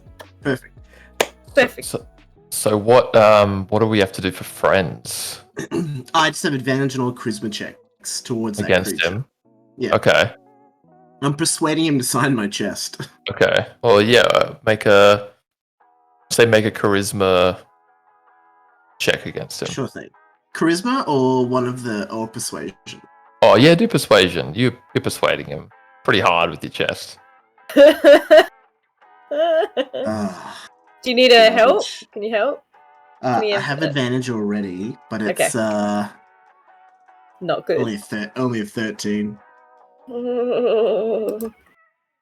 So was that with the advantage? With advantage? With advantage, 13. Okay. Oh, the dice are on Michael's side. No. They really are. Very close. And I'm not fudging anything here. I'm generally yeah. I'm still standing there. I start jiggling. He kind of like looks back at your chest. You see like just a single thing of like sweat come down. And he reaches for like the pen in his holster, like shakily, and then just like breaks out of it and runs. I cast mending on my shirt. It comes back together. I'm gonna start bounding after him. All right. Yeah, can I have another go at hold person? Yeah, you can have another go if you like. Okay. Does he pass a wisdom saving throw? What was the DC? Let me check. It's not that high. It is 12. It's just 12. Oh, that's jacked. 12. Meets 12 it, beats it. Beats it. Ah. Oh, he's He's too. he's a slippery one. Gotta catch that Yeah. carp of a buble. Mark, after I mended my shirt, I give you 2 gold because you told me to pay for my own shirt. Oh. Nice. I'm going to use those 2 gold and put it in my pocket. Great. Excellent. I just need to add gold to my sheet. I'm That's super helpful going to right now. cast guidance on myself as I run after him. All I right. said I was running. Doesn't mean I can't make a profit while I'm doing it. So you got manager. I'll say as you're chasing him, we can go kind of into initiative. We might just use the order that you're in as the initiative rather than rolling. That's fair. Like distance to him, I guess. Okay. Yeah. So Bublé's first. He's just gonna dash, and he's got a very like light foot. He's really like Well, he's a tall guy as well. yeah. You know. It's kind of like putting a show on as well. Like he's kind of performing doing it. Now I'm just googling Michael Bublé. What, Trying Mark? to look for weaknesses. The boobles. He's 5'10". Anyway, That's not that tall. tall to me. I was going to say anything over 5'4" is tall. Anyone taller than Joe Pesci is tall.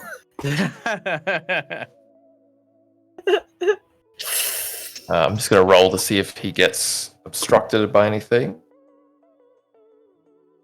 Is he Wait, obstructed there's by the crowd who are chasing Michael Caine? I've got a table I here. feel like they went the other way. Yeah. I feel there's like a this ba- guy there's is a- Michael Caine, and it's like a little tiny conspiracy of like all these Michaels that are trying to ruin Christmas. Like the World Michael Order.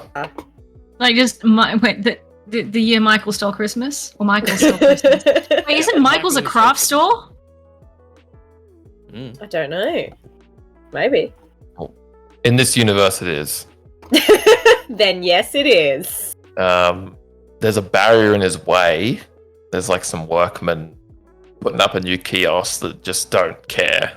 They don't even recognize Michael Bublé. They stay in the way. He's gonna make an Uncultured. acrobatics check to see if he get over it.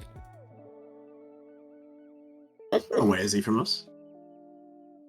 Oh, he jumps. I'll say from Mark in front is about 80 feet.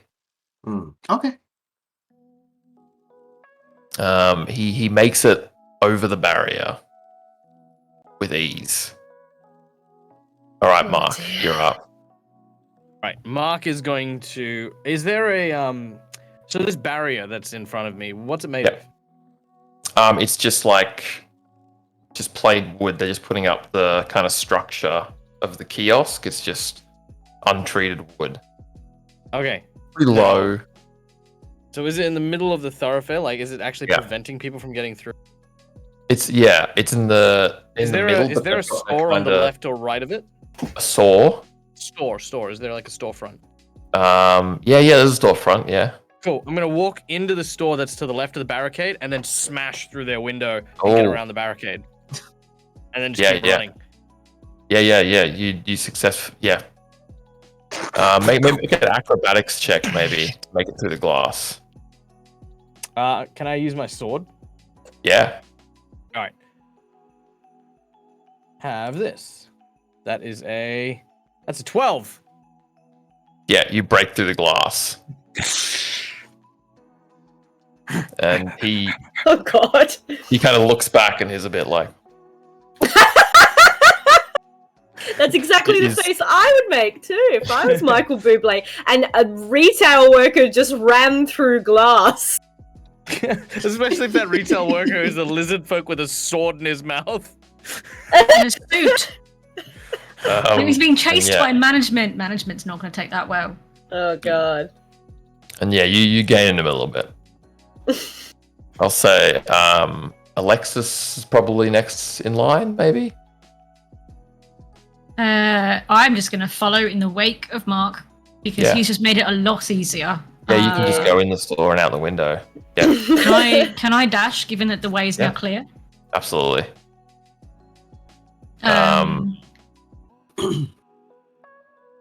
Yep. All right. So, out of Beatrice and Cheeto, who do you think's in front? I think Cheeto. Because he was getting close with the side of my chest. Yeah. Mm. I think All right. Shirts back together. What are you doing? I move 25 feet towards the buble. Oh yeah. Okay. All right. I'll give Bardic Inspiration to Mark. It's one of me buddies. And then I'll just dash. I'll dash 50. Beautiful. And then Beatrice, what do you want to do? I would. Sorry, how far away is he now?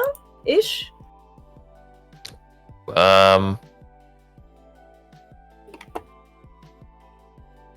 Beatrice hasn't moved, right? Beatrice hasn't moved. I haven't moved. We'll say 120 from you. 120. Oh, Jesus Christ.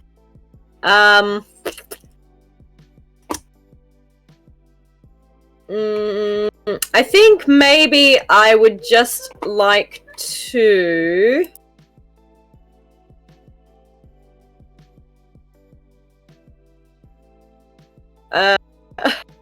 Sorry, just trying to figure out what I can kind of do.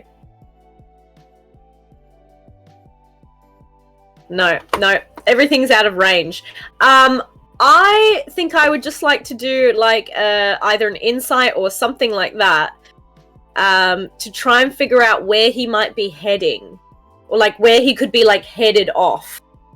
Oh, okay. You know, because she knows I'd this. say She's been you- working in this mall for 50 years. I'd say you Not could always either. in JB Hi-Fi, but she's been in this mall for 50 years. She brings around her like Employee of the Month award with her to each store she works in. Exactly.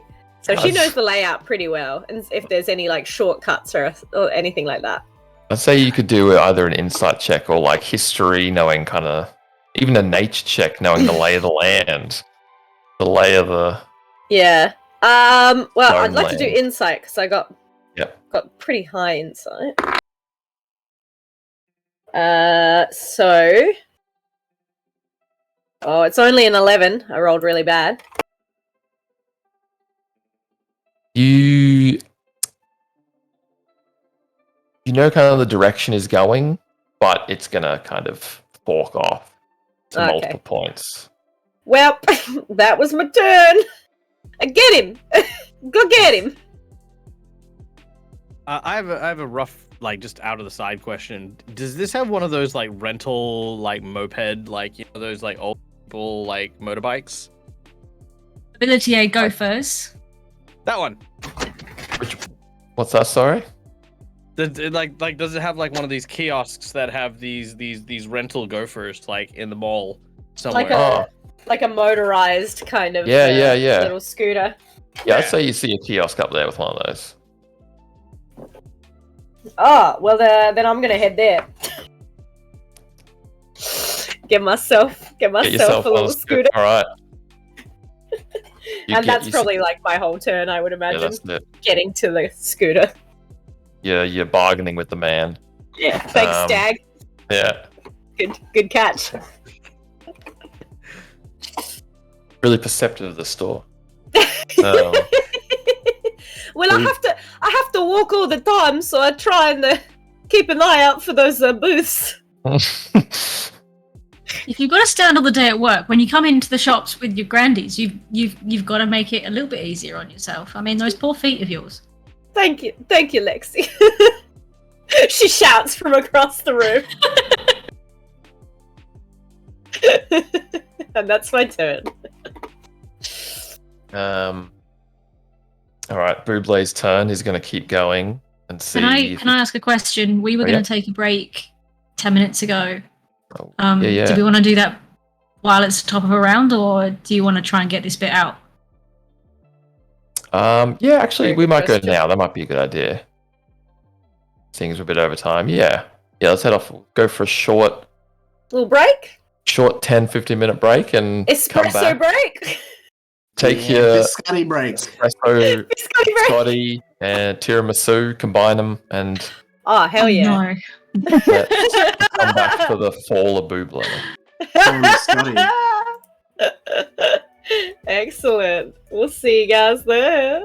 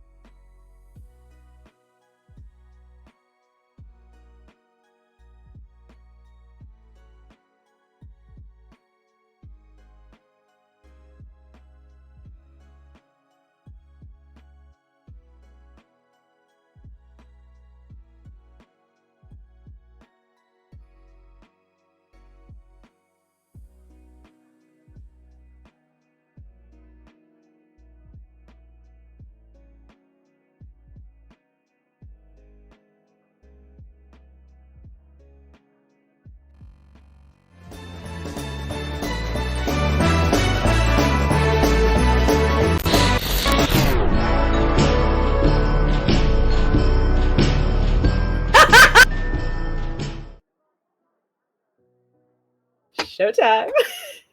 We're back! What? What a surprise! You guys, it was crazy. It was so lonely without you, the viewers. Yeah. We missed you. I Missed sat you. here in this box, waiting to be put back on. We had to spend the break killing vampires while we were waiting, so Oh man, it you wouldn't killed feel so empty vampires? inside.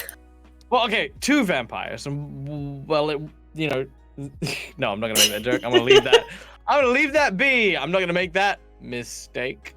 Great. Oh! Welcome back. Thanks for that joke. Oh.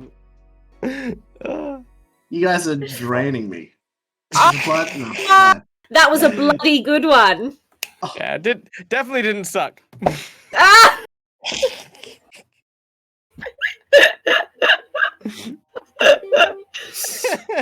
This could be the rest of the stream if you're not careful, Ben. Yeah, What do this you? would be great. Oh, this is such a Mark, risky Mark joke. has found This is like such a risky has joke. taken the mic that Buble had. He's doing stand up. He's doing his type 5. Is he gonna type 5? Yeah, the guys at the office always say I'm pretty funny, so thought I'd give stand-up comedy a go. Okay, sorry. Let's get back to it. Oh, D&D. Yes. Back to serious topics. Chasing Michael Bublé to a mall. Through a shopping centre. Very Christmas. serious. Serious stuff, guys. We're back. We're top of the round. Bublé is going to make a try and dash. See if there's anything in his way. I love how careful he is when he runs. He's checking where he's going. Yeah. Yeah. Through the He's a snow. performer. What's a good Michael Bublé song? I honestly could not. Just haven't met you yet. Just haven't met you yet. Yeah. Yeah, a royalty-free version plays through the speakers.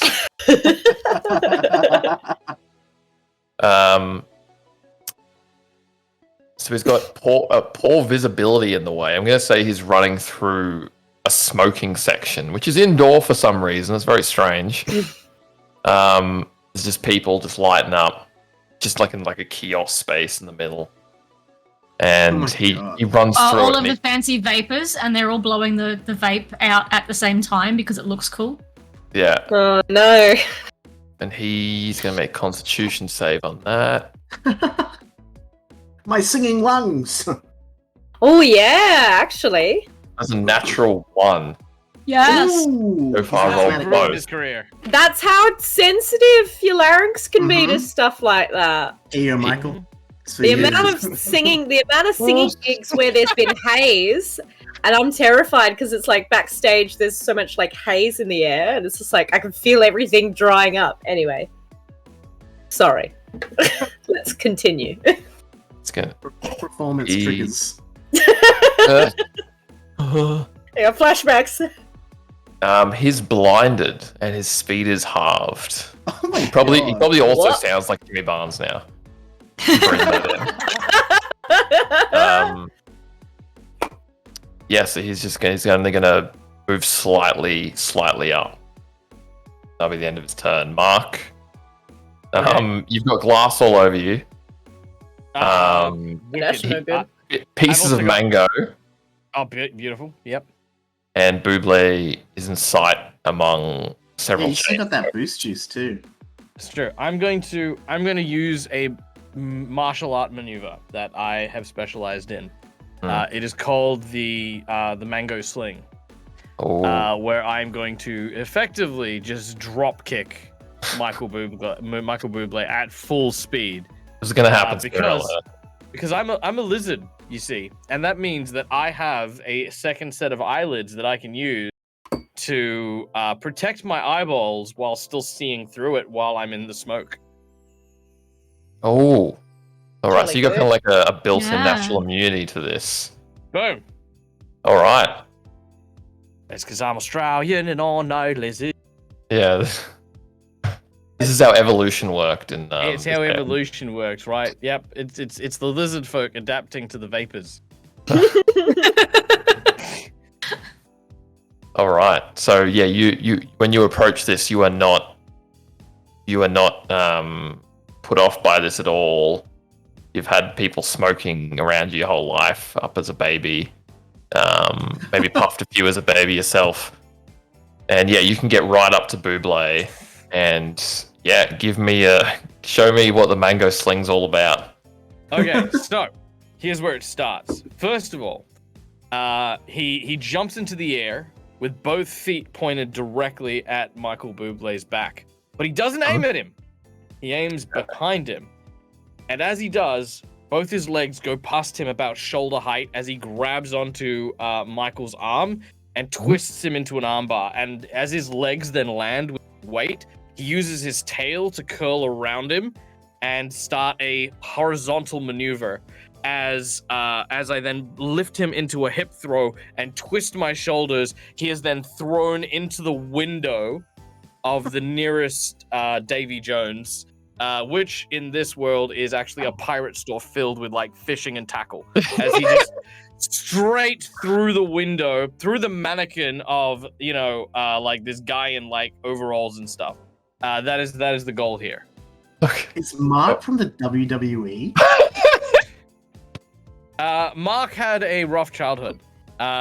He had to give up a few things in order to become a manager, and parole officer wouldn't be happy. But let's not worry about Mark's backstory. Let's try to launch Michael Bublé. That's fun. And Michael Bublé is blind, so do I have advantage? Yeah, you absolutely have advantage to him because he's he can't see. He's like rubbing his eyes.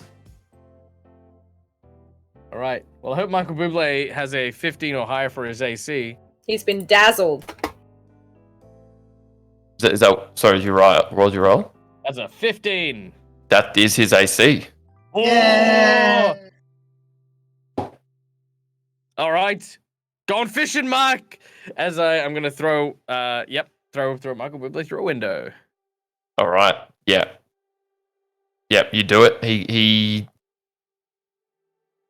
just like as if he's been launched from a cannon. Just goes limp. Just gets sent. Okay. I'm also going to cast Thunderous Smite. And so Michael Bublé takes 15 points of damage, 8 of which is thundering. 15 points of damage, 8 of which is thundering?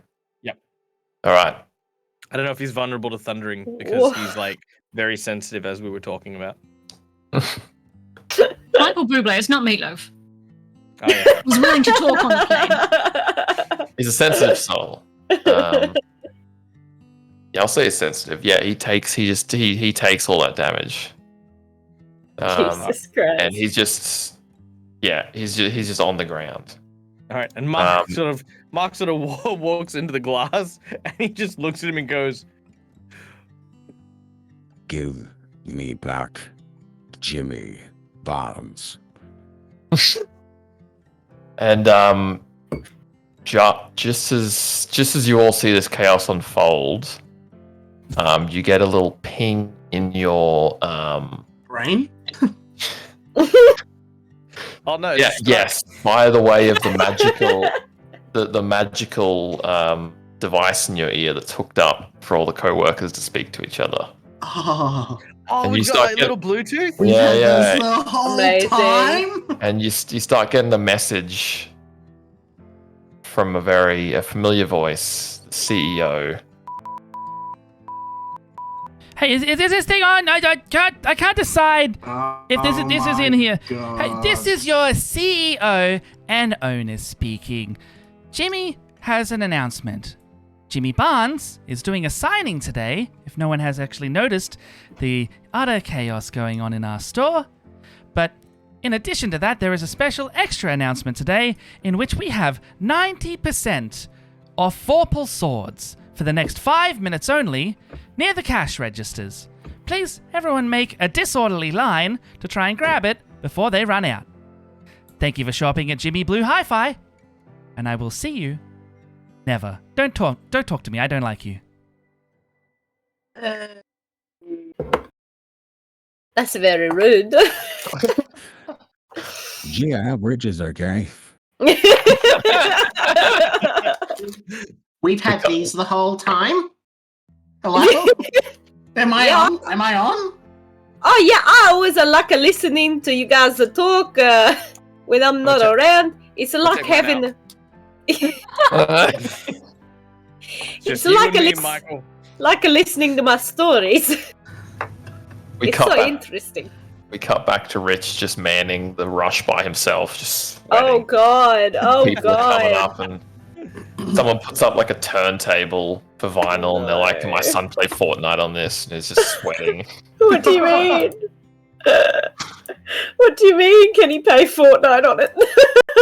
When we cut back, See, so that whole if announcement, I Michael, was there, I would have said yes. yeah, absolutely. Anything for a sale. Exactly. She didn't say which Fortnite.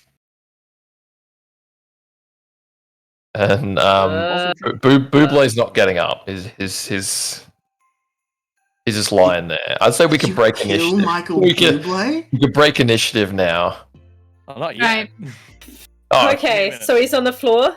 yeah, Okay, have I caught up with my scooter? Can I catch up with my scooter? yeah. I say Right. everyone kind of catches up at this point. Me. Right, so he's got this angry lizard folk in a suit, and then he's got this really annoyed, like, tiefling in Doc Martens that's just really not happy. And she's just doing this with a lanyard. Where's Barnsey? He kind of comes to as there's just like pieces of glass all over him. Like a rogue bit of mango is like. Yeah, where's the Jimmy Barnes? Oh. Jimmy Barnes. Oh, I guess I could give him up.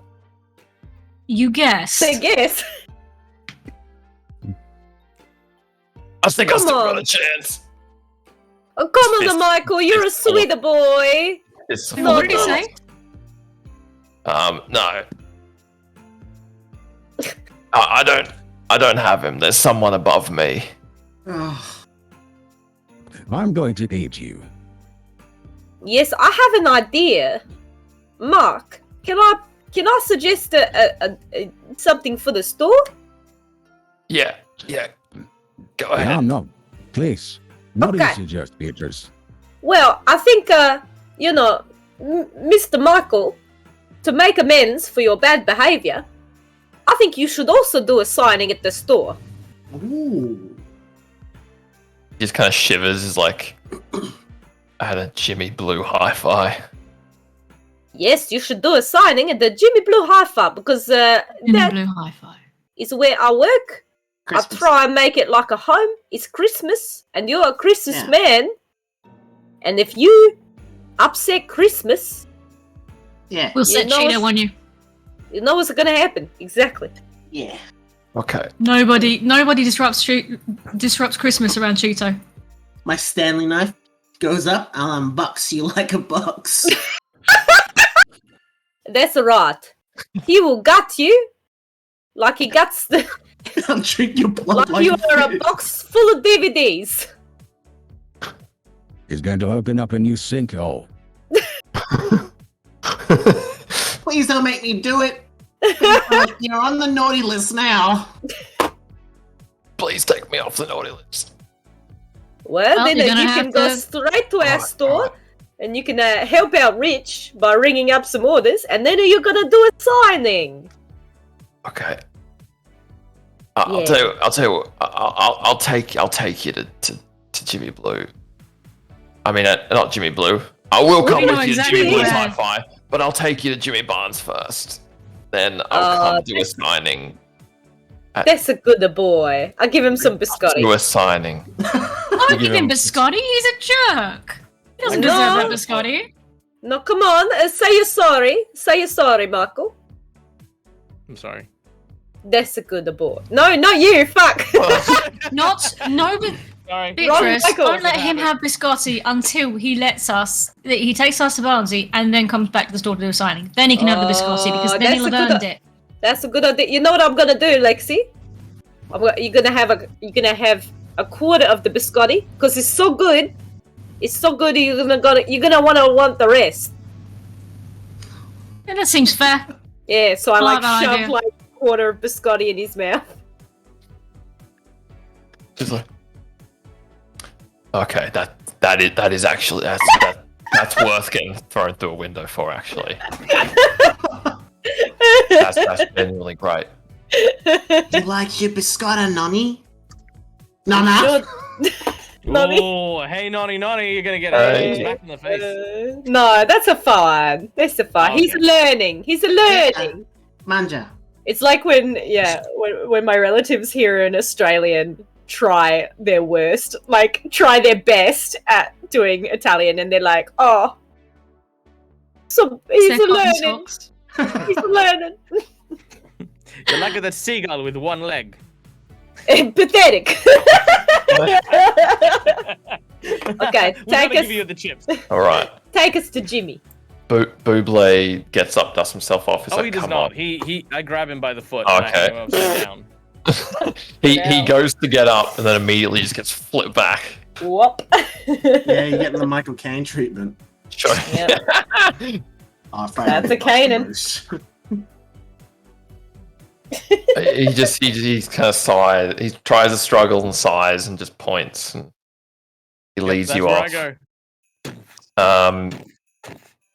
He leads you out of the mall.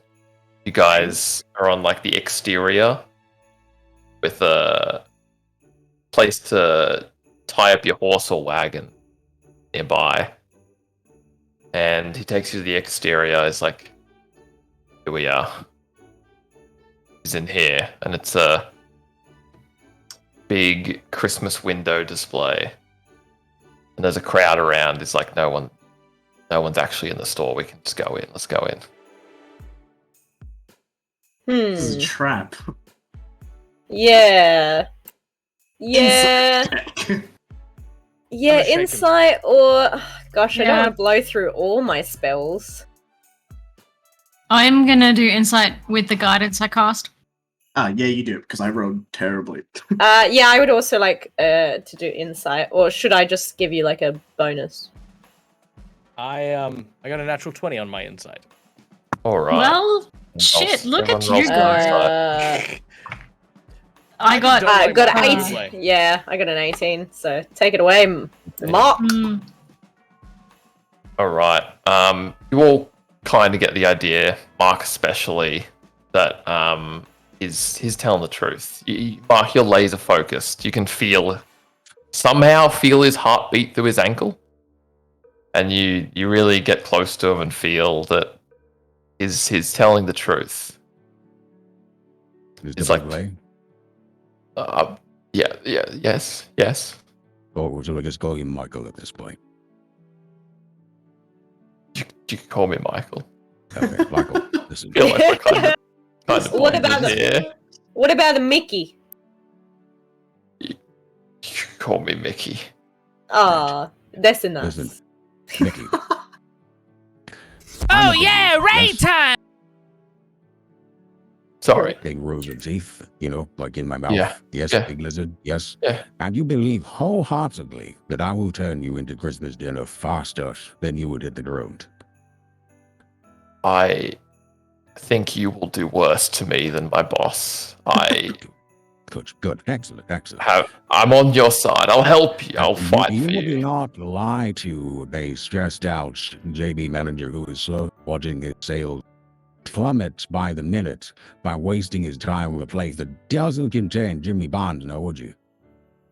I don't understand most of that, but I wouldn't lie to you. Because I vow by all of Santa's reindeer, even the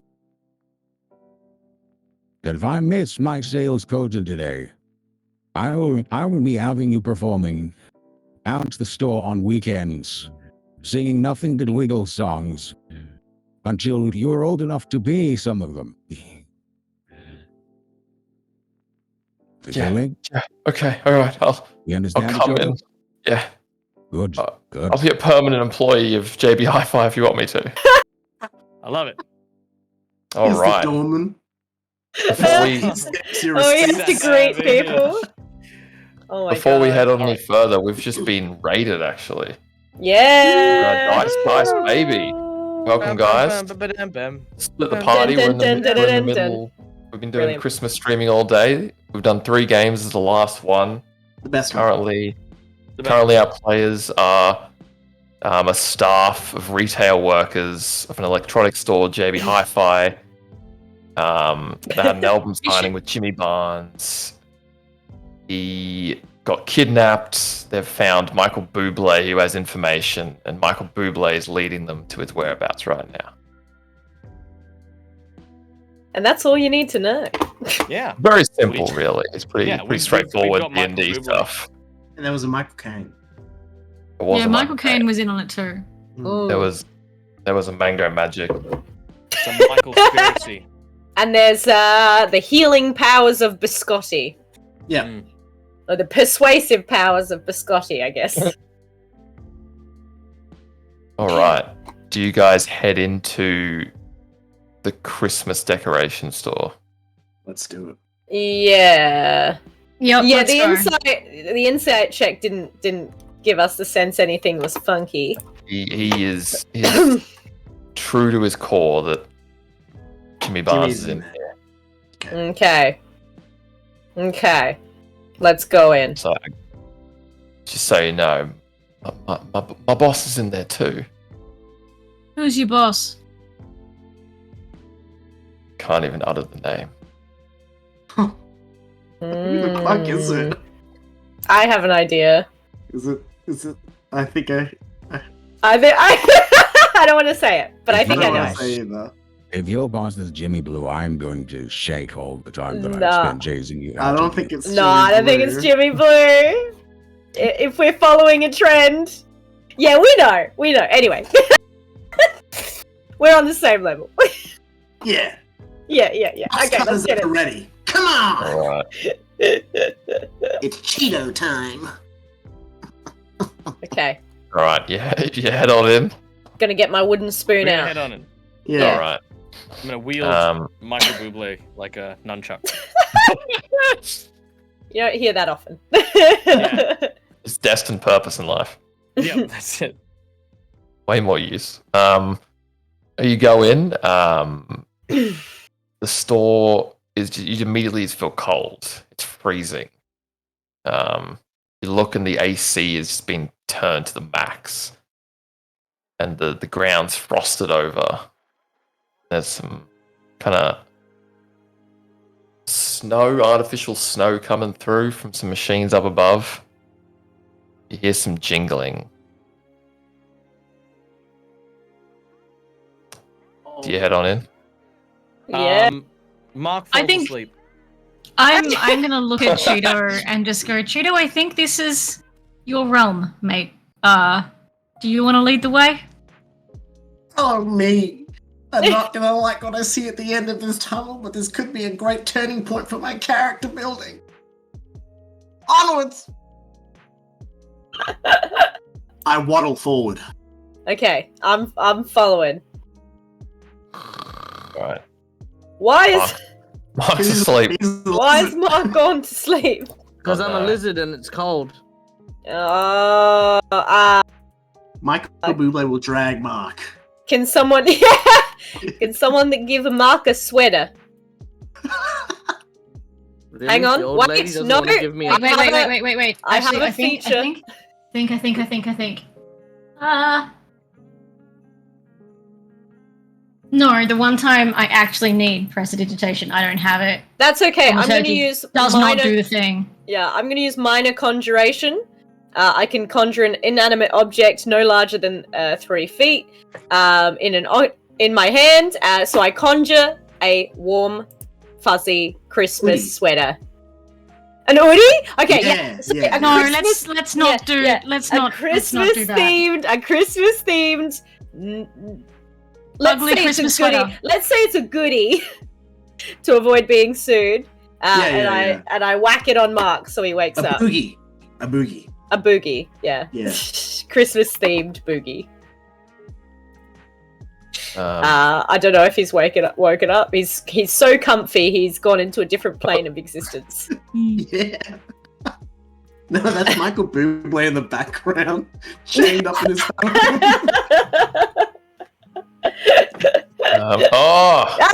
Lag! It's 39 degrees! What are you doing? No, you don't need to commit like this. You're gonna die of heat stroke. No.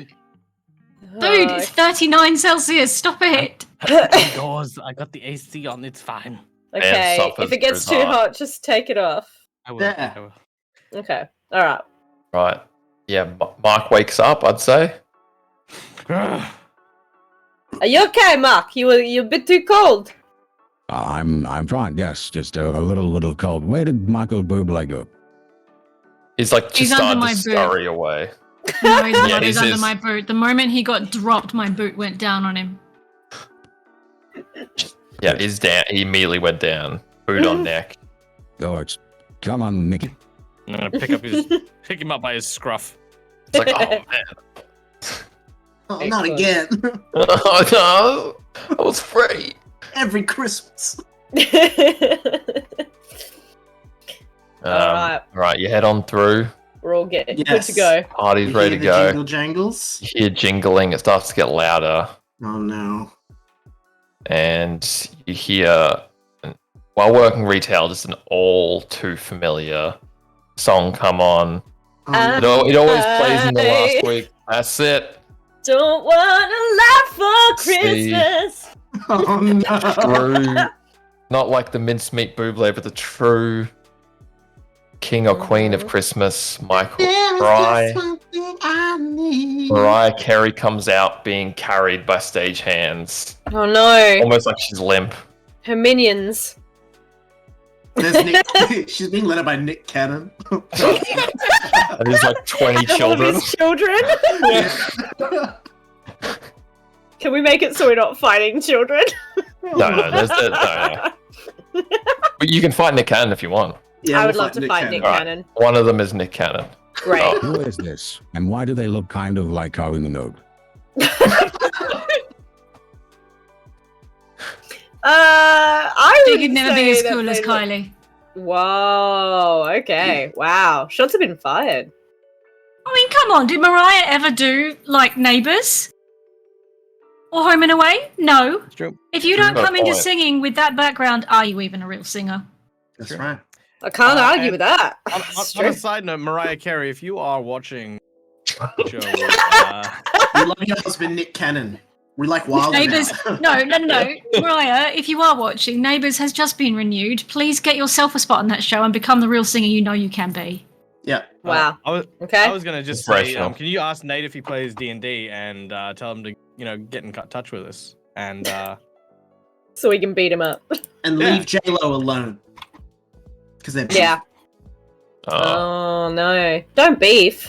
don't. Go don't beef. Vejo this year. Do it for the plan. Do it for yourself. The more you know. Okay, let's kill Mariah Okay. Carey. Right. I mean, fight Mariah Carey. Let's vanquish Mariah Carey. She stands in front of you. Now though. Have you come for my Jimmy? You don't own Jimmy. He's meant to come and do a signing at our store. Yeah, we own Jimmy. No. Jimmy is the inherent spirit of Australia. You can't own him. Where's Australia? Rich comes to the thing. Is like we do not own Jimmy. We don't. What about John On Farnham? good authority, we own Jimmy. No, he's retired again. Oh, I Shame. took out my headpiece, so I can't. Oh yeah, he doesn't hear it. ooh. Insubordination. Character development. Oh, Interesting. No, I took it off because because Cheeto was annoying. What? Did you say that? Cheetah's annoying. Oh, that's not nice. You know what? We have a booklet in the back about the workplace bullying. You should read it on that, Cheeto, because you shouldn't be stepped on like this. Yeah, I'm calling HR. The Like the only thing Mark is scared of is HR. Yeah, that's true. It's like they come in with the HR brochure, and it's like the Bible, and Mark's just like. But it's really funny too because the brochure on bullying was written by Mark, and all it says is "Suck it up, princess." Brilliant. Okay. A good waves with management with that one. Yeah. Miss right, Mariah, Yes. can we have Jimmy back? No. Well, that means Are you're we not gonna- getting any viscosity.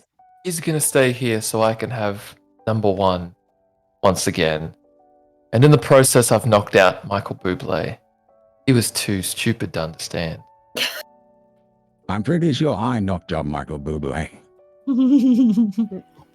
It's true. And then I hit him with the wooden spoon. Following my plan, you did. Yes, thank you.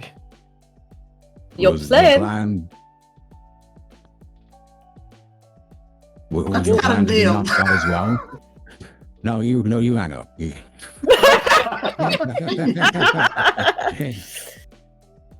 Okay, well, look, we're just gonna take him and go on back and forget any of this happened. I don't think so. Nick Cannon, get them. You see Nick Cannon come up with like a candy cane. I'm gonna And cast he- Rave Enfeeblement on Nick Cannon. Yeah, do we have an initiative or Yeah, what- let's roll what? initiative. I Let's never do thought it. I never thought I'd say this, but I'm really glad that I do. I'm going to beat Nick Cannon's candy ass. Oh, what a waste of 20. Oh no. There have been so many 20s today. Well done. 15 for me. 16. 24. All right. Oh, let's go round. Benji, what'd you get? 24. Oh yeah, it's sprint. Mark, what'd you get? I got an 18. Right. Beatrice, what'd you get there? 15. And Alexis? 16. 16? All right. Nick Cannon.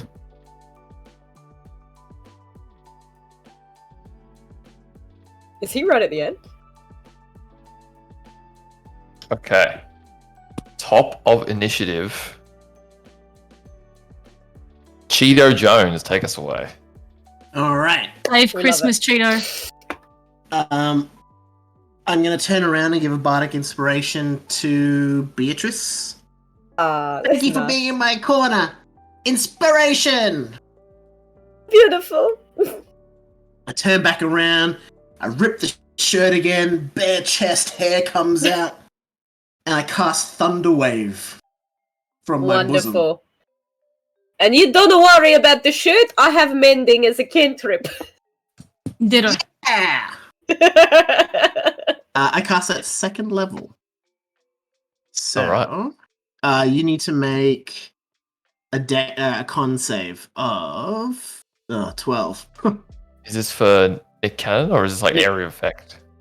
It's a 15-foot cube, so it goes out from the position that I put it. So I'm Mariah gonna put it- too. Get Mariah too. Yeah, I'll try a situation where it Yeah, hits both of them? Mariah. Yeah, and yeah, Nick, So absolutely. they both have to make con saves. All right. Nick Cannon's gonna go first.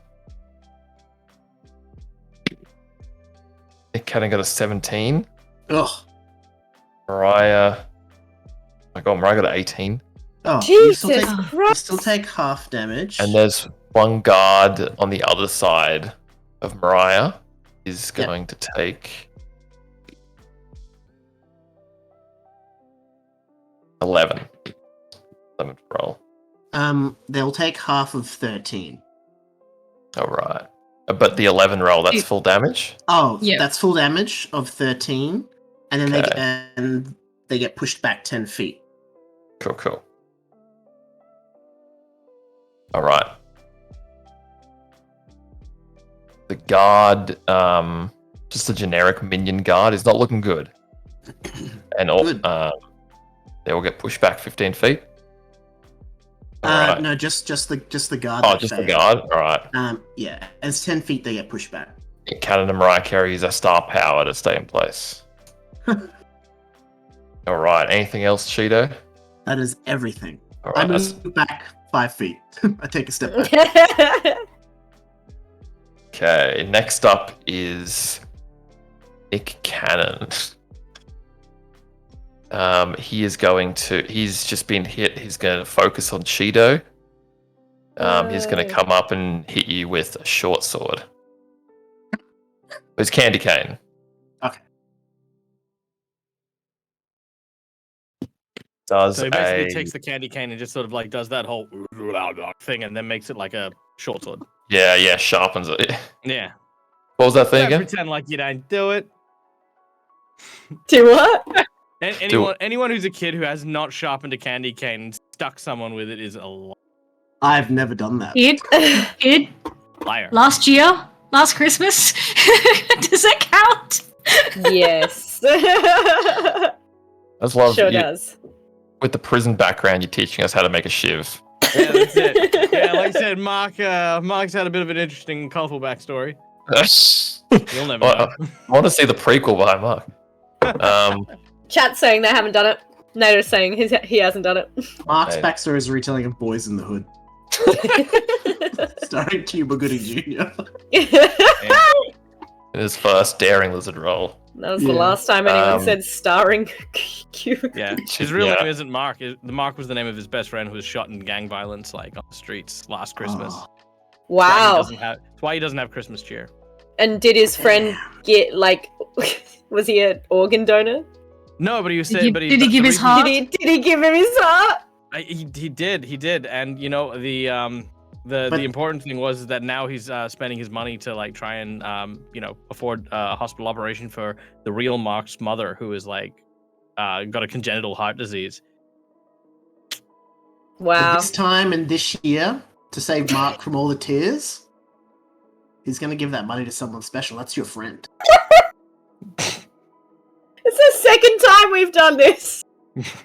I'm just so glad it doesn't count. You haven't been whammed.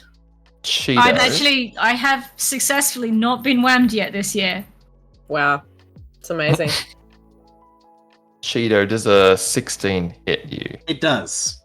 Okay, he's going to try and Christmas shiv you. Ah, nah. Spreading some Christmas spear. Hey. You take 7 piercing damage. Alright.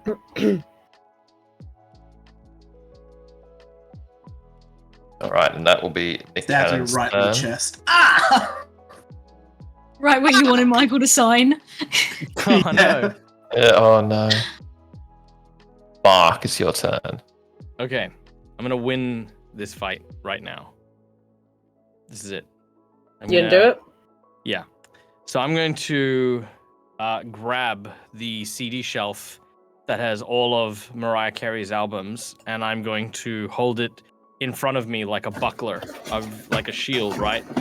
And become immune to their damage as they try to not destroy their entire stock of Mariah Carey's songs if they want to get through this. And I'm going to defend Cheeto because he's still on my time, and he cannot claim workers' comp for this, and I will refuse.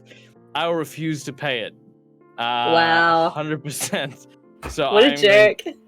But I'm gonna turn around and be. Now see here, you candy cane wielding C-word.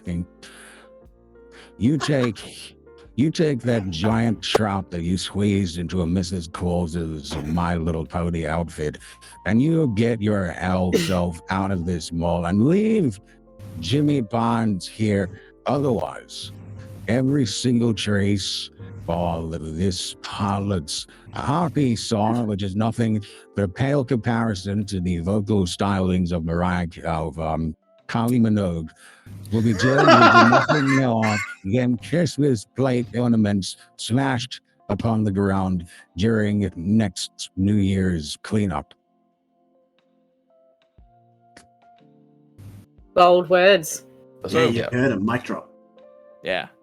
Is this like an intimidation I check? dropped Michael or- Bublé. Yes, Oh. mic drop. Nice. Best name of the night. It's the best joke of the stream. Wah, wah, wah, wah, wah. That's a Alarms Set go off. limited expectations. Okay. Is that like a intimidation check or what are you sure, trying I'll to do? take it. I'm just saying some stuff. Oh yeah. You want to? Yeah. Oh, that's a 9. That's a 14 though. Yeah, I'd say one of the guards just runs. You better get out of here. Yeah. How many guards are there? 4? So now there's just Went down. one guard left, along with Nick Cannon and Mariah Carey. Right. End of your turn, Mark? Mm-hmm. Okay. Next up is Alexis. Where is, like, how far is Mariah from me? I'd say about 30 feet. Sweet. I've changed my mind. I'm casting Spiritual Weapon. Yep. Change your mind from what to what? I was going to rave enfeeblement, but I've changed my mind. Based on everything that's happened, I've decided, you know what? I don't care about him. I want her done. And so I cast Spiritual Weapon as a bonus action. And I hit her. Go for it. Let's beat up Mariah. Just FYI, it looks like Jimmy Barnes. The weapon. Yeah.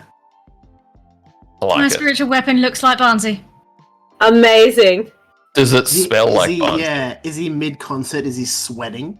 Yeah. Yeah. And he's got that tension here. Yeah. Yeah. It's the sternocleidoid Oh, muscles. Jesus. Fuck. I just ruined it with that roll, didn't I? Oh, It's gonna I look thought I amazing. ruined it by calling the sternocleidoid muscles out. So that would be a 6 to hit. Jesus Christ. It doesn't hit. Ruined it. Doesn't hit the AC. Does they get any kind of half damage or anything from that? Or No, is it no, it's just a spell attack. So, Okay. but it doesn't go anywhere. It stays there for 10 rounds. Okay. Jimmy So- kind of like. How does Jimmy Barnes do it? Does he kind of come up like this and then put his fist down? He comes up and sort of swings the mic, Yeah. and then decides he wants to sing again and goes like this instead. Okay. Hell yeah. Can we hear him sing? He's just screaming like, ah! Whoa, he's a working class man. Yeah. Sorry. Just like that, Yeah, we all have disadvantage on our attacks. Because we're too busy singing. There's a banger. It's a banger. What are you gonna do? So now, hang on. That was a bonus action. How Yep. close am I to Nick? I'd say he's with. I'd say yes. He's a bit further forward. So Can I 20 just feet? step towards him and smack him with my mace? Yeah. Go for it. Sweet. All right. Just roll another fucking 2. Oh my god. No. Which makes it 4 to hit. It's not going to hit Nick Cannon, unfortunately. He's too quick-witted. Yeah. Kind of just dodges out of the way and just starts promoting some new podcast he has. God damn it. Damn it, Nick. You suck. Yeah. Hot armor. Yeah.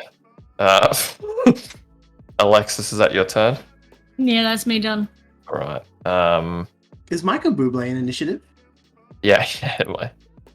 Are you still He has to be holding? on our side, mate. No, I dropped him, remember? You dropped 'Cause I him, had to okay, make yeah. it. I made Okay. the joke. I'm going to stick by it. Cool. Beatrice is up next. Okay, so You have a bardic, remember? I do. There's still one guard in play, You got one guard. and then who Mariah and doesn't look Nick. Great, and you got Mariah Carey and Nick Cannon.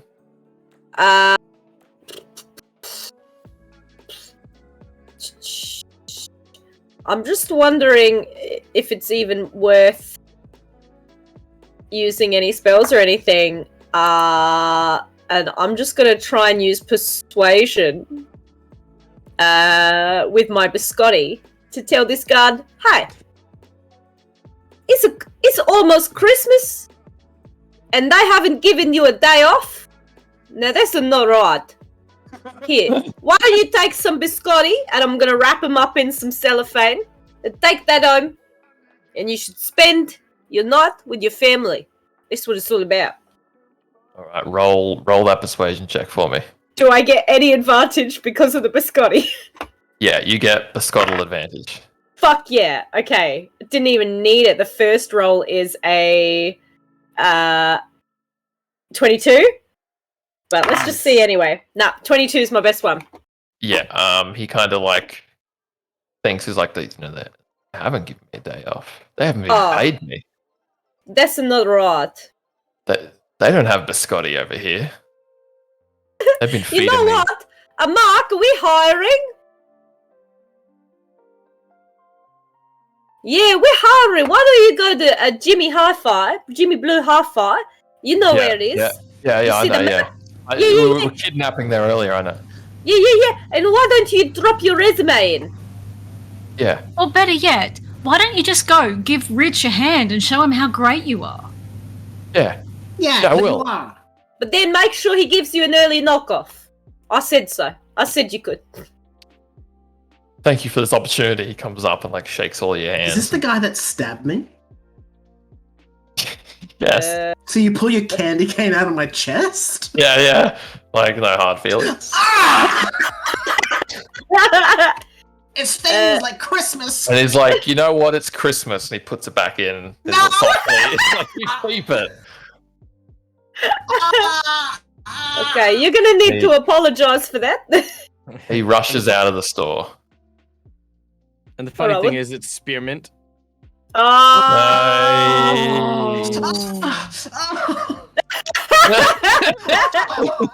You've killed him with your Good God. puns. Okay. Dear. Is that the end of your turn, Beatrice? Yes, that's. I think that's all I can do. All right. My job here is done. Next up on initiative is Michael Bublé. Yeah. Yeah, he's kind of torn a little bit, but then he goes to swing at Why is Nick Cannon. Embrulia involved now? He goes to swing at Nick Cannon. He's gonna king hit Nick Cannon. It's like, my mate Jimmy God. Barnes told me this one. Please crit. He would never. Jimmy's a man of honor.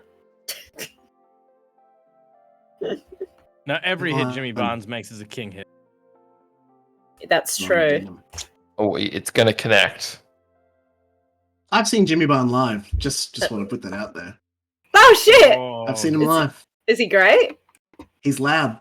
What was he like? The concert loud. Yeah. Was it a good concert? I was 11. My dad dragged me along. It was at a leagues club. Brilliant. That's Brilliant. amazing. It's like a stadium for Jimmy Barnes. That's his prime territory. The hit connects. He just socks Nick Cannon square in the jaw and does 6 damage. Ooh. All right, now be Boob's turn. The Next fist up's of a working man. Next working up's the class man. guard. The guard's just going to dash towards JB Hi-Fi. Great. He's printing a resume. Wow. He's got to go to Office Works first. Yeah, stops it up. I was like, has to buy one of those cards. It's the whole thing. Bottom of the initiative, Mariah Carey. Seems strangely kind of glad to see Nick Cannon get hit. But she's gonna just swing on Bublé anyway. She's gonna pick up a candy cane and she misses. Yeah, good. Mariah does not have it. We like She that. doesn't really put any effort into it. You kind of know Mariah Carey. She just she wants to go home. She does not want to be in carpool karaoke. She wants to head home. tires easily. Yes. Back at the top of the initiative, Cheetos Jones. I was like, which chip are you again? Cheetos. Cheetos I pull Jones. the candy cane out of my chest, and Good I'm start. going to use it as a throwing weapon. I'm going to throw it at Nick Cannon. Oh, all right. Yep. Nice. I love it. Or 15? Nick. 15 hits. Yeah, yes. Beautiful. I love how Well done. even though Nick's helping her, it's pretty funny. Mariah Carey's a bad guy here. Everyone's like, we're gonna beat the shit out of Nick Cannon. Yeah, look, we're letting our meta feelings filter through the narrative. Nick I don't want to. Yeah, in life, I don't want to beat up Mariah Carey, but I do want to beat up Nick Cannon. Well, Nick gets 6 piercing damage. Oh, Let's Yeah. see. And I think that's... I've got nothing else for a bonus. Mark, you've got the other bardic inspiration. Nick is not looking good. Okay, Mark. All right. Oh, Wait, sorry. wasn't- Oh, sorry. Nick Cannon is ahead of you. I misread that.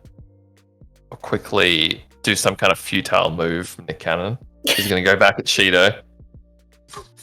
Does an 11 hit you, Cheeto? Oh, it misses. Oh my god. Okay. Oh my god. Mark. Okay. With my buckler of Mariah Carey CDs, I'm gonna throw them into the air. Yeah.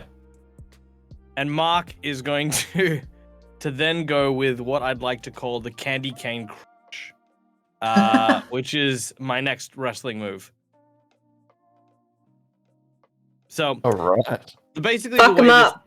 the way this works is I grab hold of Nick Cannon's jaw with my tail, and then like sort of dive between his legs, grab hold of his ankles, and then wrench my tail forward while holding his legs and pulling them backwards into what is a backbreaker camel pose. Yeah. Oh, Jesus. It's what Nick Cannon deserves. Let's be honest. I want to if I succeed on this with the crit, I want to then turn it into a bane, just because everyone thinks Nick Cannon should be baned. All right. So do I get an advantage because I've thrown the Mariah Carey CDs into the air? Yeah, absolutely. Nice. All right.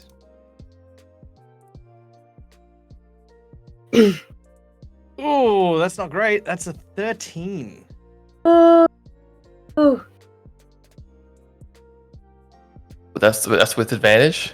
That's with the advantage. I got a 13 and an 8. Jeez. Yeah, I finally rolled like garbage. I rolled like a bunch of 20s and some really high ones. But I'm going to use my guidance. I got something here. Guided strike. So I'm going to use my channel divinity and get plus 10 to my attack roll. Because go to hell, Mark. All right. So that's a 24. 23. You connect. All right. Cool. That is also with thundering damage because. And is this on both of them or just Nick? Just Nick. Okay, cool. All right. So thunderous smite. That is 18 points of damage, 10 of which is thundering damage, and that is basically as he's now pulled, like both legs are over his shoulder, and his back has been twisted along it, so almost like he's splayed backwards along Mark's back. Okay. Would you like to roleplay how you killed Nick Cannon? Yes, very much so. All right. Hold my Words I've always wanted to say. Okay. So as I've got Nick's neck and jaw with my tail, and with his legs with over my shoulder, both my arms, I immediately, sort of start to stretch, and I hear the vertebrae just sort of and start popping. As this happens, I look over and I see like this row of like plastic Christmas elves, like with the like green hats and the pointy shoes and stuff. And what I then do is I kind of do like a Sonic the Hedgehog roll forward. And as I do, I let go of my tail and basically slingshot him downwards onto the little field of tiny elves, impaling him upon them, turning all of their green like clothing into red clothing. So it still looks really festive and Christmassy. And as he does so, Mark sort of cracks his neck and Merry Christmas, you filthy animal. Yeah. Yeah. I'm Yeah. here. He just splatters. There is no more of Nick Cannon. Yeah, wild apart out. from Done. the liquid Wow. form. Excellent. Okay. What does Mariah do? Yeah. She's shaken. She Not stirred. not stirred.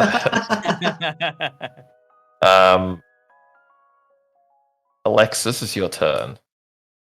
First thing I'm going to do is look away from all of the gore that's painting those.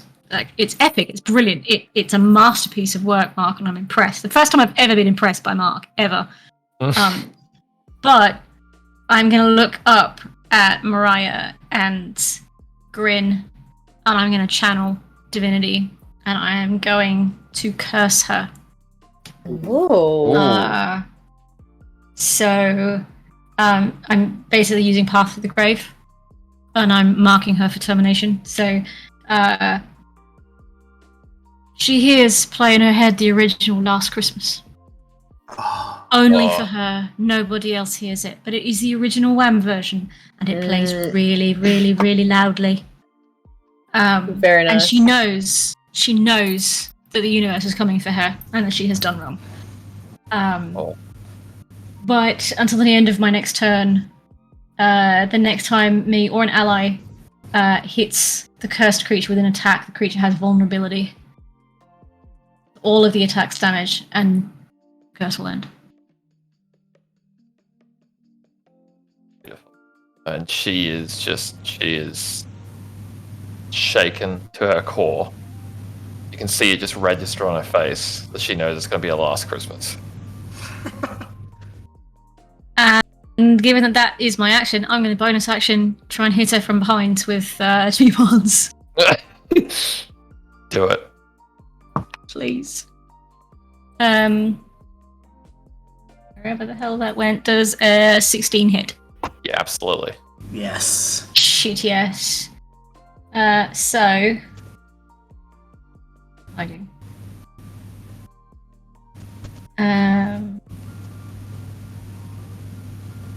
1d8 plus 2, please. Ha! 10 damage. And she's vulnerable. Max damage. So that's 20.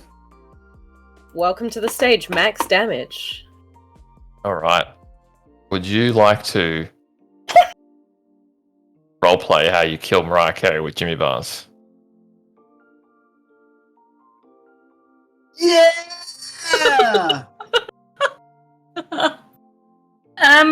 Jesus fucking Christ. So while she can hear Wham's Last Christmas playing loudly in her head, sneaking up behind her like Jason Momoa in that meme is the spiritual weapon that is Jimmy Barnes. And he's got a microphone in one hand and a swan draft in the other. And he just grins. He just grins in that really Australian working class way. And with his first hit, he gets her with his elbow. Then he smashes the beer glass down the top of her head and swings the mic and hits her with the mic. Fucking glassed by Jimmy Barnes. Yes. My God. That's the last time you see Mariah Carey's head intact. She falls. And you're out of initiative now. Great. I know we're out of initiative, but it was my turn next. I'm going to give Jimmy Barnes a biscotti. Okay. You can see in the corner Jimmy Barnes tied to a chair. You're going to go I'm over. just going to pat Beatrice and say, not that one. That one. Oh, okay. This one is the cover artist. Oh. And he's gonna. My spiritual weapon is gonna bow at the real Barnsey and then just dissipate. Oh. Barnsey sheds a tear. I'm really sorry, Mr. Barnes. Nah, thank you. I don't know how Jimmy Barnes talks. Thank you, love. But if you wouldn't mind, we still really need you back at the store, so you can do your signing. Of course, my Blue Christmas album. Is he injured at all? Is he? Yeah. He's pretty beaten up. All right, I'm gonna cure wounds. All right. Yep. As the official first aider for JB Hi-Fi, let me just see to that, sir. It's fine. You'll be fine. Thanks, sir. Thanks, sir. I feel better already. I've used like some bluey band-aids. Oh. Yeah. Oh, my kids love this show. Oh. Can I have an extra one to bring home? Absolutely. And I give him a couple. There's some red as well as bluey. Maybe an extra biscotti if you got it. Oh, for you, Mr. Jimmy. Yeah, I'm gonna give him like the whole tray. I'll make him more tomorrow. Hang on, Mr. Barnes, are you single? Oh, wow. I'm just gonna put my arm around Cheeto. It's all right, mate. She's got heaps of granddaughters. No, stress. I'm thinking of another granddaughter. I'm thinking of another one. She's older. Oh yeah, much older. She's older than me. Yeah, I don't know how it works. That's what happens when you mess around with time magic. But anyway, if you just whisper in Cheeto's ear, Barnsley's married with kids. I know.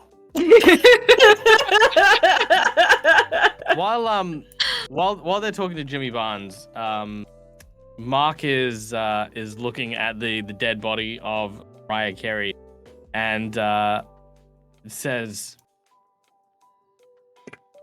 You know what? I think I have an idea that might just save our sale day. And I don't like where this is going. Oh no! Are we going back to the store? Yes, we have to. We've got to take Barnsey back. Okay, I'd love for us to like pan to the store, and then have a big sign in the window saying half price off all Mariah Carey CDs, and I've just ripped her in half and just put her in the window. We cut to JB Hi-Fi. I guess. Wait. So Lexi's gonna make a sign. Lexi's gonna make a sign that says, "Are you blue about no more Mariah? Have a blue Christmas with us." We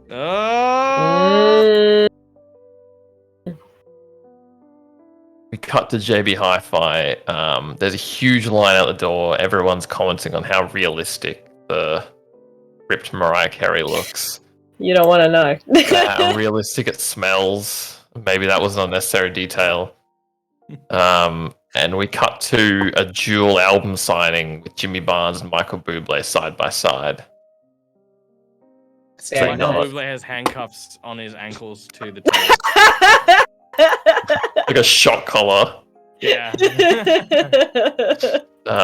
And Rich comes up and he just grabs you all. Is like, we've never had sales this good. This is incredible. This is for any retail store. This is incredible. This is. I couldn't have done it without you. You found this absolute gun as well. And you just see at the counter, at the register, the guard is just like zooming through customers, checking them out at record speed. What's his name? What's his name? His name is Geraldo. Geraldo the Third.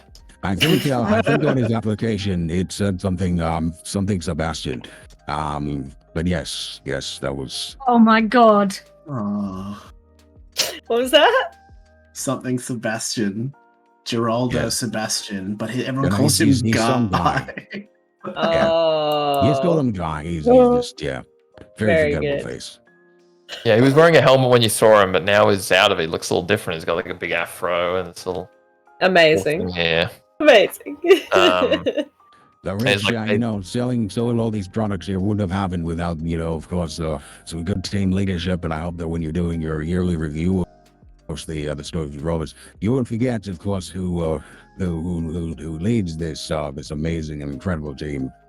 I won't Absolutely. forget when I fill out my incident report. Absolutely. I would like to cast suggestion on Rich. Oh yeah, go for it. As you're casting suggestion, I'm just quickly grabbing Cheeto and I'm like dragging him over to the DVD section. You hear something that sounds like pummeling as I'm going to use lay on hands on it, but I'm going to be very aggressive about it and then whisper to him. You can't tell anyone that you're injured if you don't have any wounds, you bastard. And It's like the phone book. He's hit me with the phone book. He's healing me with the phone book. Yeah, that's it. I'm healing him with the no. It's the HR manual. Like Oh god, terrible. And I suggest to Rich, and that for our work here today, you're gonna give us a Christmas bonus and Christmas party at a restaurant that you pay for. Alright, Does he make a wisdom saving throw? Yeah, he'll make a throw. Okay. I'm gonna say, if you told me beforehand, I could have cast Bane. Oh. Would you have brought me in on it? There's a natural one. Oh, yes. Oh. Yeah.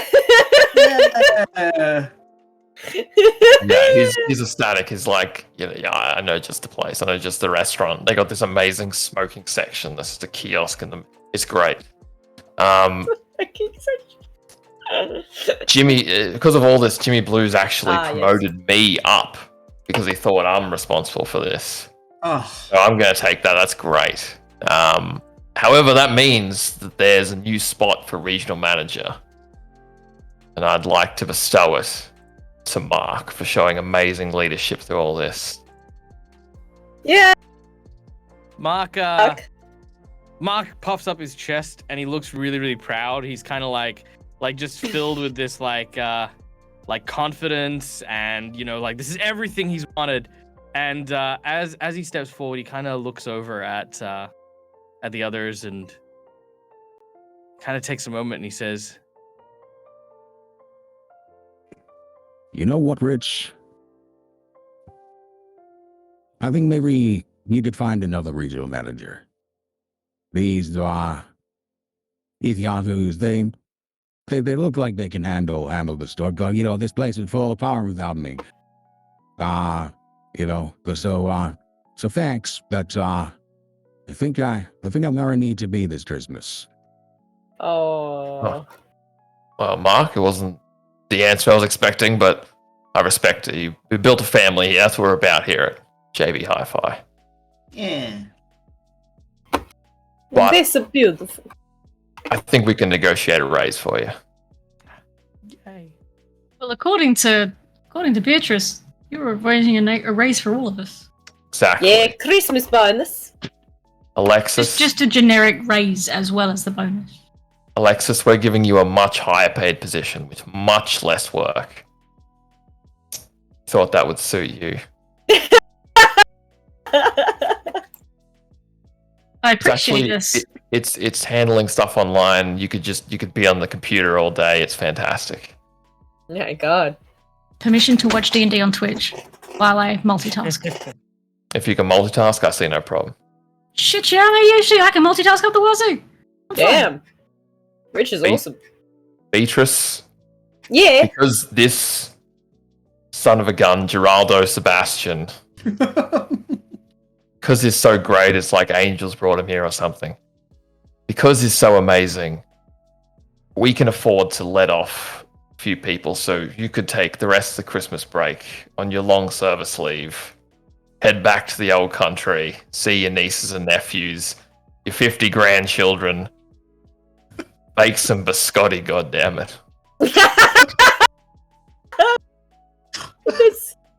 This is so nice. And you know what? You're all invited to my house for Christmas. You know? And make sure, Cheetah, make sure you bring a gift for my granddaughter. Okay. And she like smacks the wooden spoon a little bit. Oh my goodness, I'm gonna see my home again. I haven't been there for so many years. Oh, what a wonderful Christmas. Come on, guys. Give us a little hug. You know what? After today, Lexi's actually going to join in that hug. Yeah! And one last thing. Mark will sort of hug everyone, but as he does, and he sort of like kind of like wraps up and like sort of lifts everyone a little off the ground, you watch as his tail just pushes Michael Bublé a little bit away from him. He's still kind of frightened of you. He kind of recoils as he goes through. Yeah. And one last thing, we haven't forgotten you, Cheeto. We've been talking now that nobody wants to watch Michael Bublé on the stage anymore. They all know what he did. We thought we could put you and your family up to carol for the rest of the Christmas period. Oh my god. Damn. I would love that. Okay, you can stop crying. No, it's sweat. Oh, I'm sweating. that's somehow worse. I know. I'm a freak. Okay, alright, okay. That's great, Cheeto. Just kind of pulls you into like a kind of a hug with a distance. But at a distance. And he gathers everyone in and is like, one last time. Yeah. Merry Christmas. Perfectly timed. Jesus Christ. Nailed it in one. On that, we fade out. Perfect. Awesome. Yeah, we saved Christmas. All right. We saved Buzzy. We saved Killed Mariah Carey. And God bless us, everyone. All right, thank you, everyone. That was a lot. Very silly. Yeah. Did you mean it to be this silly? No. Well, yeah, I hoped it would be, and you guys Amazing. succeeded, and all the roleplay was fantastic. But I'm very happy. Amazing. Yeah. We are slightly over time, so we might just do a quick go round. Let's once again say who you are. We'll start over here, Benji. Oh, okay. Tell us what you are, where we can find you. Tell us what I am. I'm a human being. Yeah, tell us. Tell us You what can makes you find me doing streams on Wednesday for co-op frustration with another fellow Split the Party member, Brendan. But you can also find me on Split the Party's YouTube channel as well, where we do skits and reacts and Have we just been raided? also D&D. All right, Drag, where can we find you? You can find me pretty much everywhere as Dragonkeer. Every second Saturday we play D&D on Twitch with a live play Pocket Dimension Pi, which is sci-fi cross fantasy, which is on Twitch, and VODs go on YouTube. Otherwise, I just do variety. So. Fantastic. And drop the R Dag. Where can we find you? G'day guys, my name's Michael. I'm the Dead Aussie Game. You can /Dead Aussie Game, where I do a bunch of TTRPG games. I'm also a performer on a bunch of different channels. I'm a regular cast member over at Careful Cantrip for their Season 2 campaign, as well as Quincy's Tavern as one Tavern Guard. So you can find me in all of those really cool and amazing places. Don't think I've got any special appearances coming up, but if you want to see something really cool that I did, over on One Shot Questers, I did a game show called Vicious Mockery, where literally they got me to sit there and make fun of people. And if you want to see probably the most hilarious like 1 hour of like RPG related nonsense I've ever done. Yeah, go check out Vicious Mockery over on One Shot Questers. All right. Fantastic. And Alan, where can we find you? Hi everyone. You can find me at Roll to Cast. We're an any-winning variety TTRPG podcast. Each season is a different game system, so there's something for everyone. We've got 7 seasons of content. We're wrapping up our Avatar Legends season, so stay tuned for our interview with lead designer Brendan Conway, and follow me at Roll to Cast on YouTube as well, where we do live streams of different games, and come to our Discord where we like to hang out, chat, show pictures of our pets, talk about games, movies, all that good stuff. So that's ROLE to Cast. And that's me. All right, and I'm Ben Martin. We've Split the Party. You can find us at our YouTube channel, youtube.com/splittheparty. Right here where you are now on Twitch. Join our Discord. Always love getting new people on there. And I want to also thank the ominous guest voice of Matt Brown for popping in briefly in there. Oh, yeah, there he is. I'm Unprotected for us gonna today. bring my face in for a moment because this is the last stream of the day. Oh my god, that's so much bigger than I wanted it to be. All right, there we go. Okay, there we go. Hey, how you doing? Yeah, no, that Cast you out. Oh. that popped in big and fast. Okay. Hello, everyone. This has been an amazing 10.5 hours. Oh my god. Has anyone made it through the whole way? If so, you deserve financial compensation. Haven't you made it through the whole way, Ben? Because I I watched them all, but you've been active in all of them. You've been working in all of them. Yeah, I guess. I mean, I'm not gonna lie. I have to go back and rewatch yours later because I went and cooked dinner. But that's about, I was here This shit's otherwise. amazing. You'll love it. I'm very keen to see it. We'll put it up on the Stream VOD channel. Yeah. Yes. I do want to come in and thank everyone though. Everyone, Split Party Cast, all our fabulous friends we have met over the years, coming in and helping us celebrate because we fortunately did not do a holiday video this year. So we in a week were like, let's just do a big stream instead. So we pretty much just set out to do that. Thank you, Ellen, Dag, and Drag. Just fantastic players. Everyone else over the last 2 games as well. I'm sorry, we pretty much just had to go, all right, get out, next tech, come in. All right, let's go. I love you all as well. I'm going to message you all with more love. It's coming. And anyone who did not, unfortunately, get to play with us, we are always wanting to play more games over on Split the Party, whether it's in person in Melbourne or online like this. We are going to do way more like that next year. Yeah. This is also I want to big ups.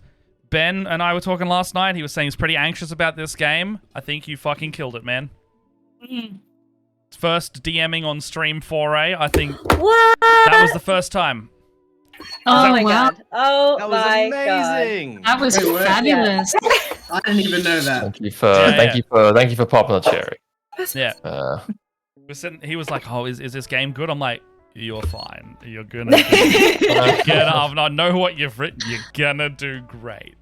Absolutely. Yeah. Yeah, no, that was utterly brilliant. Thank you so very much for letting us play it. Yeah. Thank you to you guys. It was easy. You could just let it go. I know it's gonna be funny. It's just I could just Dude, I could have just been just like this and just That's like- let it go. Dude, that's half the secret of doing the DMing. You just say something stupid and they do the rest. And then every now and then they'll finish role playing and they'll look at you expectantly, like, "What happens next, Mr. God?" And you're like, What "Okay." do we do? We've done wasting everyone in chat's time. Now what? Yeah. Now what? Move the story on. Dag's run out of puns. Quick, while there's a gap. Yeah. All right. Amazing. Oh man. Any shout outs anyone want to do while I look for a raid? Oh, bloody Wanna Dred's say on. happy holidays to everyone as happy well. holidays. Oh yeah. Merry Christmas. Also, I'm just Yeah. Happy holidays. Whatever you celebrate, try and Exactly. find some time to celebrate it. Because life's too Absolutely. short, eh? Grab some That's it. biscotti, grab your loved ones. Grab some biscotti! Oh Get my some god. You know what? Shout out to my nonna. Yeah, Philomena Diezo, Yeah. who is now too old to crank the pasta machine. So that's gonna be my job Christmas week. Shout out to Biscotti. Shout out to Biscotti. Biscotti. Honestly. Seems like we've had a lot of food-based kind of memes in this one. Last game with me, no, not last game with me. It was coconuts in George's game. Everyone was talking about coconuts because George was like, when you hold a coconut, and some people were just like, no. I don't. You don't just hold a coconut? I don't just go and hold a coconut normally. I actually have a question for everybody. Is because a lot of folks are shutting down for Christmas. Are any of you guys streaming Christmas at all? I'm doing a reading thing because it's just a chill dag reads thing. But yeah, that's what I'm doing. I'm going to be up north in literally double the temperature it is here, and I don't have the capability to stream. But if someone is running a game, my computer will let me, go onto a Zoom call. I'm available, is what I'm saying. I'm going to be bored for 8 days. Oh no. I'm gonna be making so much pasta dough, guys. Don't ask me. I'm streaming Christmas Eve and Christmas morning for the folks who don't have anywhere to go. So that's awesome. If folks are stuck on Twitch going, I need somewhere to go. My streams tend to be D&D support groups or TTRPG support groups. Doesn't matter what we're doing, we just end up talking about shit. I might take you up on that. That sounds really good. Hell yeah. That's awesome. That is if you would have us. No. He's like, yeah, never again with it. Why would I ever want to see you again after having so much fun today? I mean, I wasn't even in this game. That could be legit. The thing we didn't realize, she was a staunch Nick Cannon supporter. Oh my gosh. So I got a silver lining in news today. You know how the Twitter imploded? I'm just going to touch on this real quick. Twitter imploded, and it has since rescinded its implosion. Oh, has it? Oh, Yeah, good. yeah. I was wondering about that. At the time that we've been doing the stream, it has announced it, imploded and lost a bunch of their stock value, and then rescinded it. Sort of. So it's like using your... So long as your sole reason for posting is not to advertise yourself on other platforms and to just advertise yourself. So always make sure that you're about 50-50 with what you're posting. Because they'll do you with the spam laws instead of this new one that they've had to rescind. But that's where he's going with it, because free promo. He's going to do it for spam. We're going to go to Hive. Yeah, I can't think of a worse idea for a social media platform to not be able to not be social. Yeah. And when you consider half of the names, 50% that's what Twitter has always been. Yeah. He's removed the core of the. I have Tumblr for my anti-social media. I don't need another one. Anyway, that's ending on a weird note. But Silly. Look, have a good holidays. Yeah. Everyone. Yeah. Yeah. Eat and some God stuff. bless us, everyone. We're not your mum. Yeah, or don't. If no, this is eat the time, some stuff. Eat. No, well, that's it. I didn't say have a good time. I just said eat shit. Manja. Everyone can vibe with eating stuff. Yeah, mangiare. Please, you're too skinny. Please, you're fading away. Oh fuck! I'm gonna eat Gumba Rumba while I'm up there. Buon Natale. Alright, we're rating Dread GM. I'm initiating this. Let's go. Alright, let's go. I think he's playing some Baldur's Gate 3 with the new Paladin class that just came out. Yeah. I think Brendan just made Chelsea from our D&D series in that, right? Cute. Tried to. Well, either way. Is there a raid message? Can I do a quick pointless plug? Sure. So Baldur's Gate 3 has insulted me because I got the early access, bought it, and they had the audacity to then release a $300 collector's edition, which I must now buy. So if anyone... No, Dag, it's $500 to get it to Australia. Oh, I'm aware. So $480 between the conversion and the shipping. Man, don't even. Man, my Baldur's Gate 1 and 2 No, collectors are sitting there upset. This is not optional for me. Understand this. This is not optional for me. So if you want to help Dag not get divorced and lose his house over the holidays, please come tune into some of my shows and donate and help me feed my horrible crippling addiction. Because what's family and audience for? You know, like it's Yeah. season's greetings. Help me Season's greetings, darn. What would Jimmy Bonds? What would Jimmy Bonds do? Look, no, but that annoyed me. And you know what? If another copy of the game, I will absolutely just give it away. Oh yeah, that's like me and Destiny too. I'm a slut for that game. Like you bring out any edition of that game, I've bought it. I bought the fucking Advent Calendar Ghost. We're rated. Okay, it auto rated. Let's keep going. It auto rated. Hello, All right, that's fine. Right. But yeah. It decided we were on there for too long, and we're good. Yeah. All right. Yeah. Brilliant. But Brilliant. no, I like seriously anything with mind flayers. Like I've got the big D&D mind flayer head.